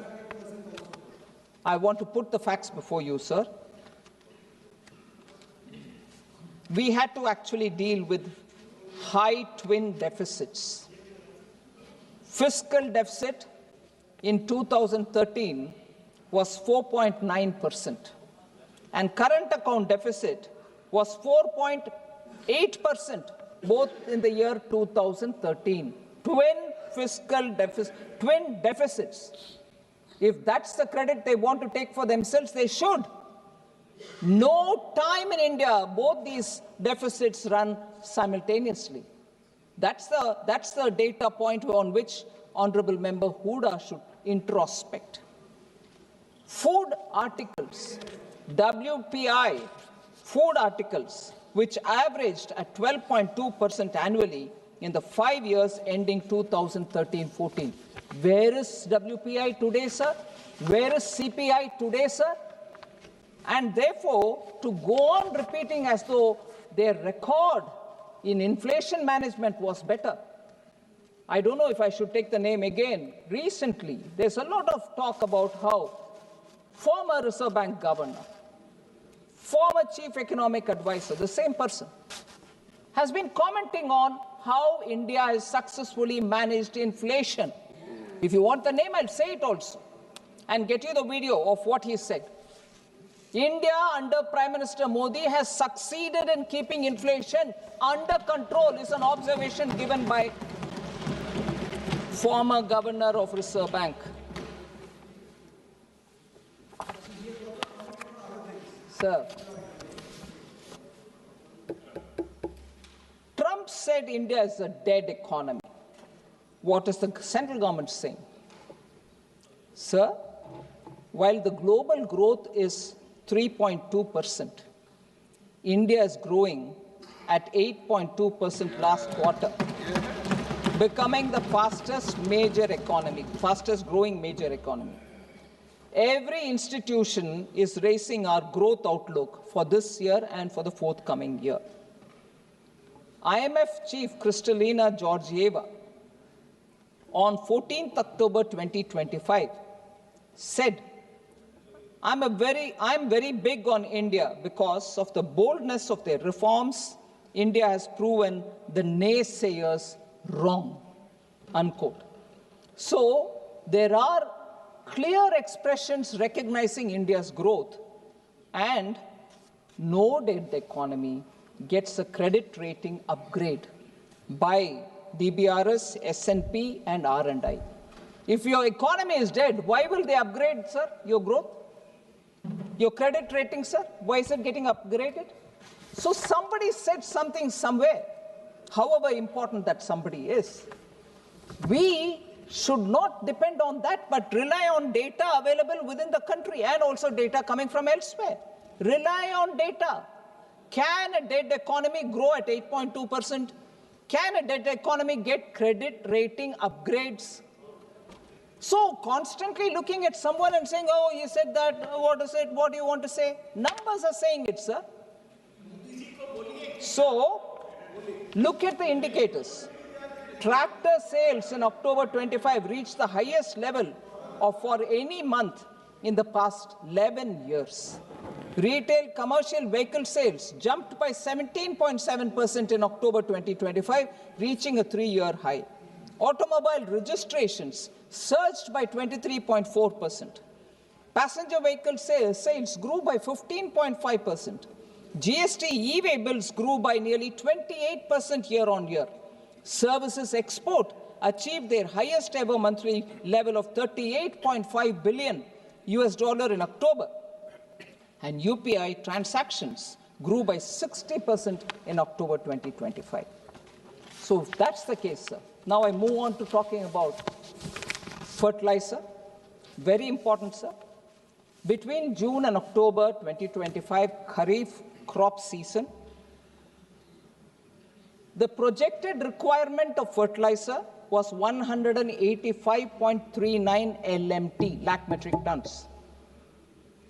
The availability which the ministry ensured was 230.53 lakh metric tons. What is the estimated projected requirement? 185.39. What is the availability? 230.53. Okay, you can say, oh, you made it available, but it didn't reach the ground. What was the sales? 193.20 lakh metric tons. So what was projected? More than that got sold, and more than that is still there. So we have managed it. in such a way that today we have a buffer available for the oncoming Rabi season also. So within a month, by carefully managing the import, urea stock increased from 48.64 lakh metric tons as of 1st October 2025 to 68.85 lakh metric tons by October 31st, 2025, which means within a month, 20.21 lakh metric tons have been added by carefully importing steadily. So there is no shortage, neither during the Kharif nor for the current Rabi season. So domestic urea, and also this point was made, if the overall stock increased from 48.64 lakh metric tons as of October 21st, which is what I said, to 68.85 lakh metric tons by October 31st, where is the shortage, sir? We've been importing without blinking our eye because we don't want any shortage for farmers. Domestic urea production, about which N.K. Premachandran ji spoke. Domestic urea production has also shown improvement, with the production during October 2025 reaching 26.88 lakh metric tons, sir, higher by 1.05 lakh metric tons compared to the same month last year. So even month-to-month comparison, we have increased by 1 lakh metric tons within the country by domestic production. Not only we are importing despite the increase in cost, but we are also increasing the domestic production. So average monthly production between April and October remained a robust nearly number of 25 lakh metric tons. So I would want this to be put on the record that there is no shortage of fertilizer, and whether it is imported or domestically produced, sales also show. Yes, there are,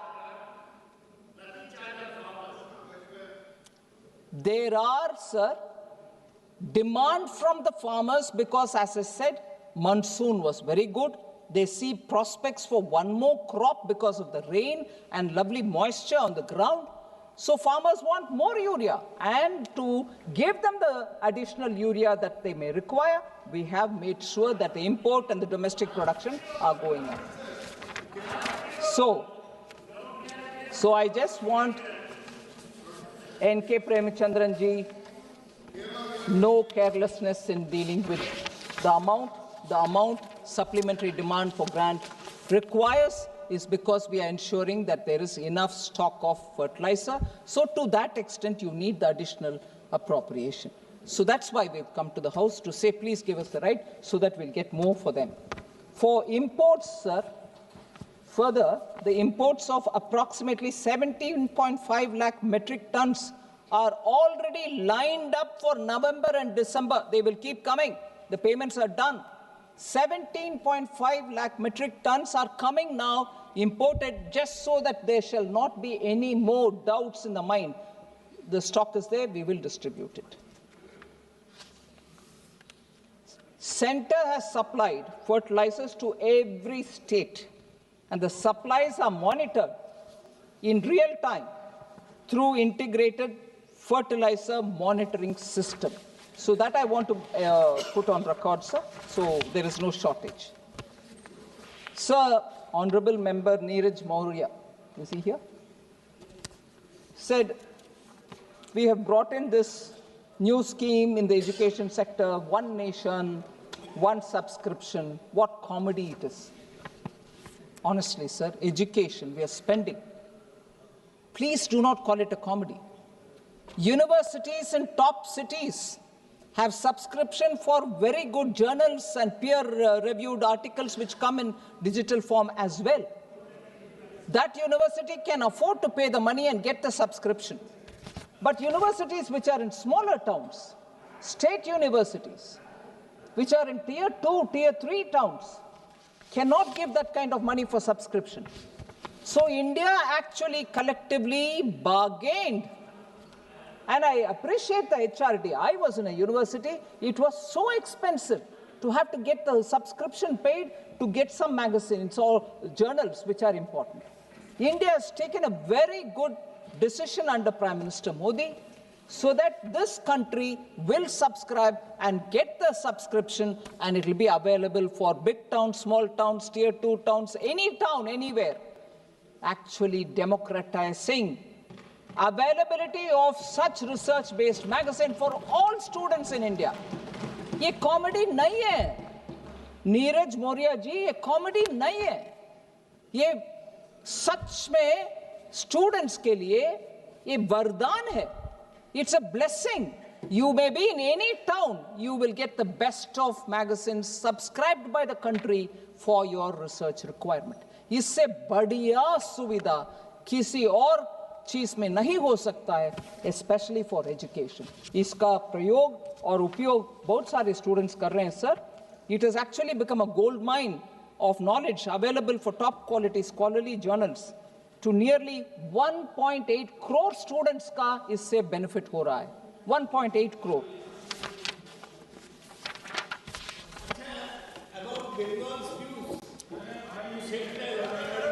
Sir, last 2 points, sir. Unemployment.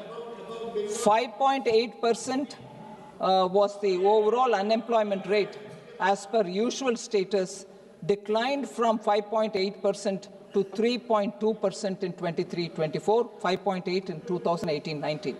Similarly, female unemployment rate, 5.1% in 2018-19, is now come down to 3.2%. Similarly, youth aged 15 to 29 unemployment rate declined from 17.3% in 2018-19 to 10% in 23-24. Rural unemployment rate declined from 5% in 2018-19 to 2.5% in 23-24. Similarly, for urban, 7.6% in 18-19 to 5.1% in 2023. So there are more data available, but the one important thing is EPFO. Overall EPFO membership has increased from 3.76 crore in 2016 to 7.37 crore in 24. The net additions to EPFO, which will actually tell you about the unique number of people who have newly joined, is the net EPFO addition in 2025 stood at 129.8 lakhs, reflects that jobs are being taken by young people. Sir, women's safety was a question which one of the honorable members raised. I want to say, under the Nirbhaya Fund, 7,712 crore has already been allocated, and with over 6,200 crores released already and being utilized for women's safety initiatives. 843 one-stop centers are operational across the country, having assisted over 11.9 lakh women. Women's help desks have been established in over 14,000 police stations, and safe city projects are also being undertaken. Normally, if you put it all together, gender budget is a number that I can give. For the benefit of women and girls under different schemes, Government of India has allocated 4.49 lakh crores for the year 2025-2026. That itself shows the quantum of money which is going through various schemes for the benefit of women. Sir, lastly, Gurmeet Singh Meet from Aam Aadmi Party raised this issue that there should be proper allocation to Punjab when it comes to Khelo India scheme. I want to highlight, sir, that several initiatives have been taken under Khelo India scheme to engage and promote youth participation, particularly in Punjab. 29 Khelo India centers have been established in Punjab. Punjab has a Khelo India State Center of Excellence for hockey, boxing, and athletics. 24 Khelo India academies have been established in Punjab. The Sports Authority of India, sir, also runs one national center of excellence at Patiala and 3 SAI training centers at Mustuana Sahib, Badal, and in Ludhiana in Punjab. So, sports, every central scheme reaches Punjab. Sir, lastly, I want to refer to Honorable Member Rajkumar Roth. He is not here. Rajkumar Roth, he is not here, sir. Natural farming against using pesticides and fertilizer. Actually speaking, Honorable Prime Minister has spent a considerable amount of his time advocating natural farming. He has actually gone to different parts of the country to give encouragement. One last such meeting was held in Coimbatore, when farmers came in hundreds to speak about how natural farming can help us. So, Honorable Member Rajkumar Roth should actually refer to all the Prime Minister's speeches on that. And he also has spoken about GST बढ़ाया गया. किसी को बढ़ाया नहीं, कम सबका कम कर दिया, sir. Maybe I will send him all the details with which he'll be sure that we have not increased anybody's GST, except of course it's a demerit good.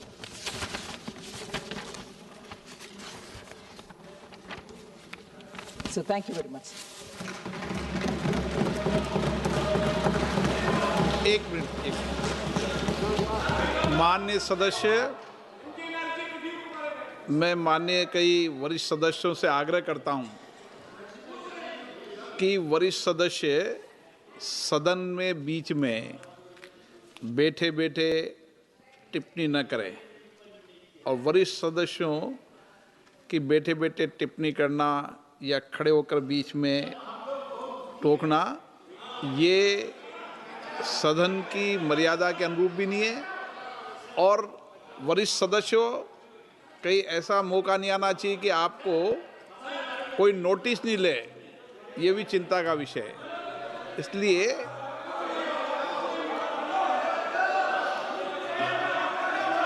अनुदानों की अनुपूरक मांगों पर डॉक्टर टी सुमधि और श्री एस ज्योतिमणि द्वारा कई कटौती प्रस्ताव प्रस्तुत किए गए हैं। अब मैं सभी कटौती प्रस्ताव को सभा के मतदान के लिए रखता हूं। प्रश्न ये कि माननीय सदस्यों द्वारा प्रस्तुत सभी कटौती प्रस्ताव स्वीकृत किए जाए। जो सदस्य, समय कैसा बुरा आया है, आप अकेले जा रहे हो, आपके साथ कोई नहीं जा रहा। जो सदस्य इसके पक्ष में हैं वो हाँ कहें, जो सदस्य विरोध में ना कहें। मेरे विचार में निर्णय ना वालों के पक्ष में हुआ, ना वालों के पक्ष में हुआ, सभी कटौती प्रस्ताव अस्वीकृत किए जाते हैं। अब मैं वर्ष 25-26 के लिए अनुदानों की अनुपूरक मांगे प्रथम बेच को सभा के मतदान के लिए रखता हूं। प्रश्न ये कि अनुदानों की माननीय सदस्य पीछे करके खड़े नहीं होते।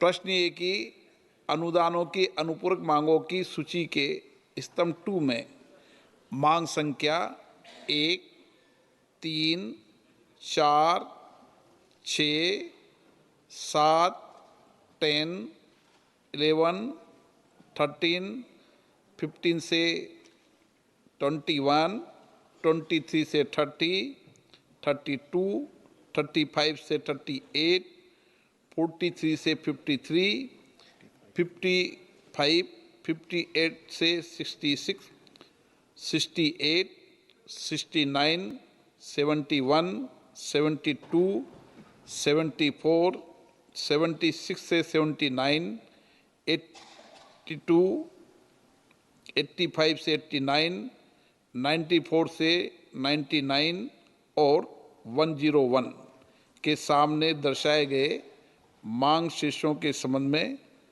31 मार्च 2026 को समाप्त होने वाले वर्ष के दौरान संधाई के क्रम में होने वाले खर्चों की अदायगी करने हेतु अनुदानों की अनुपूरक मांगों की सूची के स्तंभ 3 में दर्शाई गई राजस्व लेखा तथा पूंजी लेखा संबंधी राशियों से अधिक संबंधित अनुपूरक राशियां भारत की संचित निधि में से राष्ट्रपति जी को दी जाए।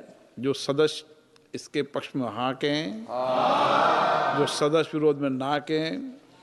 मेरे विचार में निर्णय हाँ वालों के पक्ष में वर्ष 25-26 के लिए अनुदानों की अनुपूरक मांगे प्रथम बैच पारित की गई।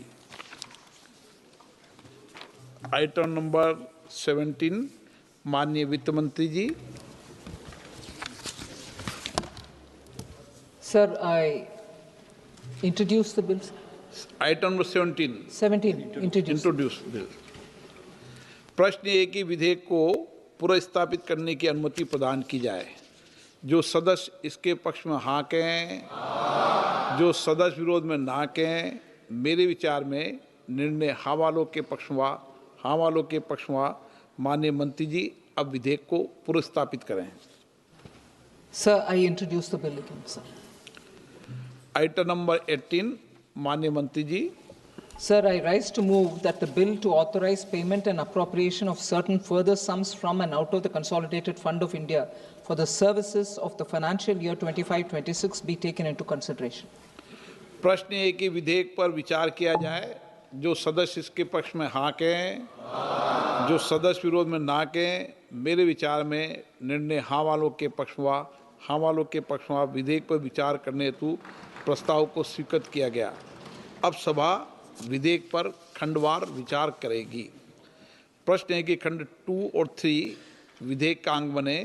जो सदस्य इसके पक्ष में हाँ कहें, जो सदस्य विरोध में ना कहें। मेरे विचार में निर्णय हाँ वालों के पक्ष में खंड 2 और 3 विधेयक का अंग बना।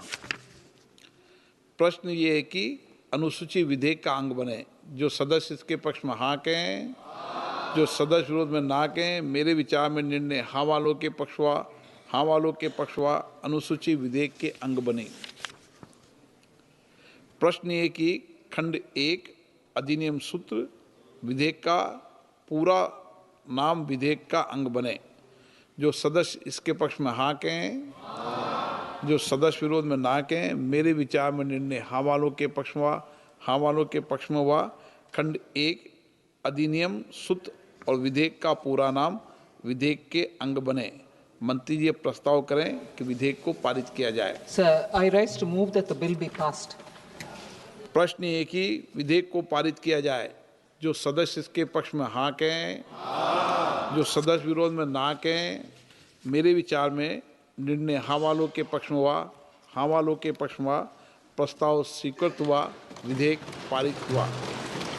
सभा की कार्रवाई मंगलवार दिनांक 16 दिसंबर 2025 को प्राप्त 11 बजे तक के लिए स्थगित की जाती है।